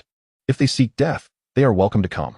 Wang Qinquan then discreetly conveyed to Yun Hai through a mental transmission. Rest assured, my father-in-law, my wife, Long Ji, belongs to the Divine Transformation Dragon clan, and I possess cards that are comparable to the great perfection of divine transformation.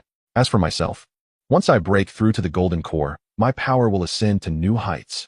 He naturally harbored no fear of the Lin family.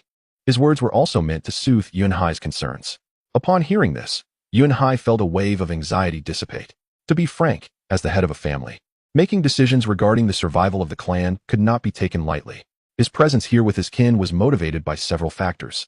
Most importantly, during Wang Qinquan's wedding to Long Ji, along with Murong Yuyin and Zhao Ningxiang, his daughter Yun Yun had discreetly communicated to him that Long Ji was indeed the Dragon Maiden.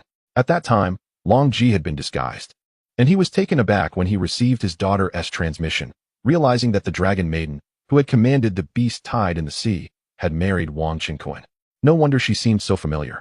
Knowing this, even upon hearing of the Lin family's support for the Shiman family, he withstood the pressure and led his clan to assist the Wang family. After all, with the Dragon Maiden on their side, victory was inevitable. Of course, even if Yun Hai had not known about the Dragon Maiden, he would have still brought a few golden core experts to support his daughter, as Yun Yun was his most cherished child. Should the Wang family face ruin, he would ensure their escape. Shortly thereafter, the members of the Wang family, who were at the Foundation Establishment Great Perfection stage and required the golden core for their breakthrough, had gathered at the training ground. The Foundation Establishment Great Perfection cultivators from the Yun family also stepped forward. Wang Qinquan, accompanied by the others, arrived at the clan's training site, preparing to enter seclusion and break through to the golden core stage. Outside, members of both the Wang and Yun families stood guard. Due to the inadequacy of training rooms, Wang Qinquan enjoyed one exclusively for himself, while others typically shared rooms with 2 or 3 individuals. To enhance the probability of their breakthroughs, Wang Qinquan generously distributed 10 top-grade spirit-nourishing pills to each person. Additionally, he invested tens of thousands of low-grade spirit stones into the spirit-gathering formations within each training room. In an instant, the air in each training room became thick with rich spiritual energy. Shiman family. In the conference hall, a clan member entered and reported. Respectfully reporting to the clan leader, we have just received news from the Lin family of Dun. Among the reinforcements they are dispatching, there is a Yuan-ing old monster, and they will arrive tomorrow. Ah, what a stroke of fortune, exclaimed Shimin Tongfu with great delight. During this period, he had analyzed various messages obtained through his clan members and was astounded to discover that Wang Qinkuan was no longer the same person he had once been. At just over 30, Wang Qinkuan possessed the combat prowess of the nascent soul. Wang Qinkuan exhibited the demeanor of a great emperor. The true threat of the Wang family lay not with Wang Yuanzhong, who was at the mid-nascent soul stage, nor with Wang Qinkuan's partner, Morong Yuyan, but with Wang Qinkuan himself. This revelation left him restless and anxious. Furthermore, with the Lin family coming to their aid, the Shimin family would bolster their insufficient forces, rendering the Wang family incapable of resistance. With the enmity that the Zhang clan and the Lin family harbored towards Wang Qinkuan, his demise was inevitable. In that moment, the Wang family, along with their ally, the Yun family, would undoubtedly be left leaderless, and the Shimin family, in alliance with the Lin family, would seize the opportunity to strike, ensuring the annihilation of the Wang family and a significant blow to the Yun family. Similarly, seated opposite Shimin Tongfu were Zhan Jingyi and Zhan Daping from the Xingui sect, both equally exhilarated. After all, as members of their sect, their involvement was primarily limited to slaying Wang Qinkuan during the clan battle and aiding the Shimin family in securing their territory. It would be rather inconvenient to launch a direct assault on the Wang family, as such actions would violate the regulations of the Deling. Thus, the prospect of others eliminating the Wang family filled them with enthusiasm. In the streets and alleys of Yunjiang Xiancheng, within tea houses and taverns, numerous wandering cultivators were gossiping, fervently discussing the impending life and death battle between the Shimin and Wang families. Have you heard? The decisive confrontation between the Shimin family and the Wang family is set to occur in just over 20 days, murmured one. The Yun family is also rallying to support their son-in-law, Wang Qinkuan. The Yun family? Their strength is still lacking. After all, they have no nascent soul master. A rumor circulated that the Lin family's nascent soul elder had already set off with a multitude of golden core cultivators. What a pity. This battle might lead to the disappearance of the Wang family. They have been the benefactors of this city, lamented another. How would we wandering cultivators in Yun City survive without the Wang family? Indeed, if the Wang family were to vanish, the prices of beast meat and elixirs would soar, sighed another. Oh, if only the Wang family could prevail, that would be splendid. I hope the Shimin family loses. I too wish for the Shimin family's defeat. They have done nothing but harm, maliciously inflating prices. Within a certain tea house, the wandering cultivators expressed their discontent. The Shimin family, relying on their overwhelming strength, had monopolized the market for beast meat and elixirs in Yun City, causing great suffering among many wandering cultivators. They all hoped for a Wang family victory, yet felt it was nearly impossible. Discussions across various locations echoed similar sentiments. More than 10 days later, at the Wang family's estate, in a cultivation chamber filled with swirling spiritual energy, the essence of a premium golden core elixir that Wang Qinkuan had previously ingested was rapidly being refined within his body. Boom! Accompanied by a thunderous explosion. The immense medicinal power within Wang Qinkuan completely dissolved. An overwhelming tide of spiritual energy surged through him, causing his body to emit crackling sounds akin to popping beans. The liquid spiritual energy in his dantian solidified continuously, ultimately transforming into a golden core. Bang! Wang Qinkuan's body resonated with a powerful tremor, as an unparalleled surge of spiritual energy erupted, shattering the constraints that bound him, propelling him into the initial stage of the golden core realm. A halo of golden light enveloped his form, rendering him akin to a deity descending from the heavens, exuding an overwhelming pressure that captivated the soul. Within his dantian, a brilliant golden core, seemingly crafted from gold and jade, lay still, yet the tumultuous energy contained within it provoked a sense of trepidation. A subtle smile graced Wang Qinkuan's lips. He was acutely aware that he had ascended to the initial stage of the golden core. At this moment, he was immensely stronger than before. His physical resilience had also significantly enhanced, now capable of withstanding the energy infusion equivalent to the initial stage of divine transformation bestowed upon him by the Yellow Turban Warrior. Ding! Congratulations, host, on breaking through to the golden core. Your talent, Phoenix form, has been upgraded to orange. The number of avatars you can create has increased by 1. A new item has appeared in the shop. You have earned a chance to draw a lottery. The voice of the system reverberated continuously in his mind. Chapter 82. The Twin Kings, Wang Tung and Wang Chong. Wang Qinkuan was not in a hurry to venture outside. Instead, he instructed the system to create a doppelganger. naming it Kunkin number 3. He then equipped it accordingly and had the system transport it to the illusory cloud stage's miniature realm. Previously, Kunkin number 1 and No. 2 had reached the pinnacle of foundational cultivation, equivalent to the full realization of the Golden Core stage. The doppelganger could not embody the prowess of the Yellow Turban Warrior.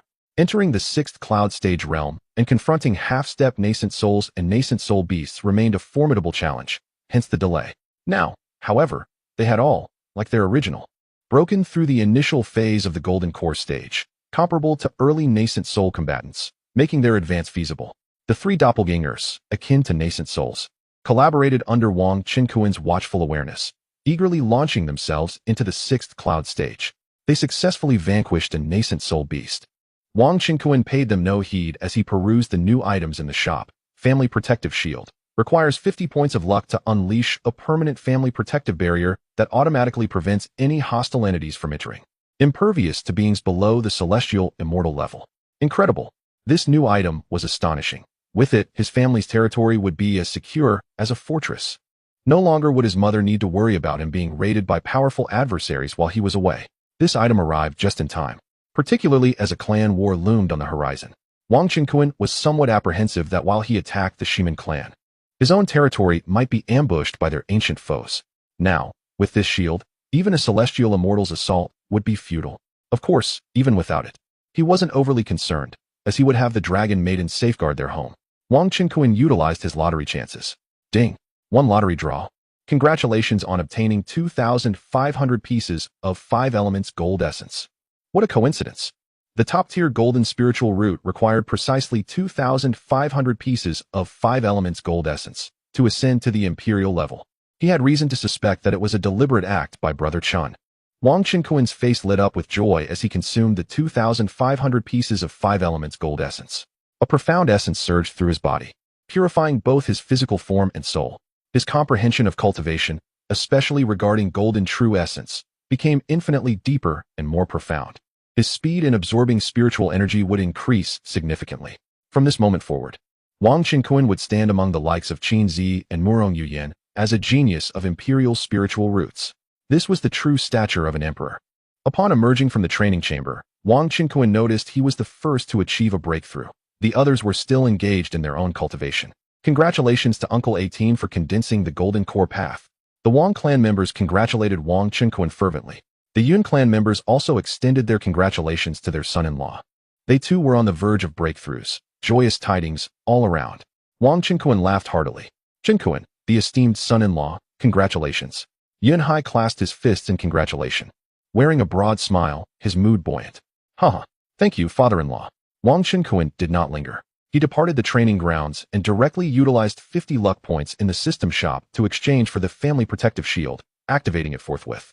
With a hum, the void trembled, and a colossal transparent dome, resembling an inverted pot lid, enveloped the entire Wang family estate, including the subterranean depths. The enhancement has been placed upon the original 3-tiered protective array of the clan. Henceforth, the entire clan territory stands resolute as a rock. Any adversaries harboring ill will towards the Wang family shall find no entrance. However, this does not impede the comings and goings of the clan members. The disturbance is subtle, perceptible only to those at the nascent soul stage and above. The transparent barrier, resembling the protective array, is visible solely to them. Observing the silhouette of Wang Qinkuan, they engaged in speculation. Wang Jiancheng, Wang Yuanzhong, Wang Zhen, and Yun Hai, among others, directly communicated through their spiritual senses, inquiring about the nature of this formation. Wang Qinkuan responded telepathically. This is a protective array of the refining void level. No cultivator below this stage can breach it. Upon hearing this, Wang Jianxing and Yun Hai were filled with immense joy. With such a formation, both the Wang and Yun families would occupy an invincible position in clan battles. In their eyes, Wang Qinkuan became increasingly enigmatic. They held unwavering faith in his words, for he had never boasted. Ignoring their curiosity, Wang Qinkuan hastened back to his abode to share the joy of breaking through to the Golden Core with his partners. He engaged in dual cultivation with Long Ji and Mu Rong Yuyan, enjoying tender moments together, aside from Yun Yun.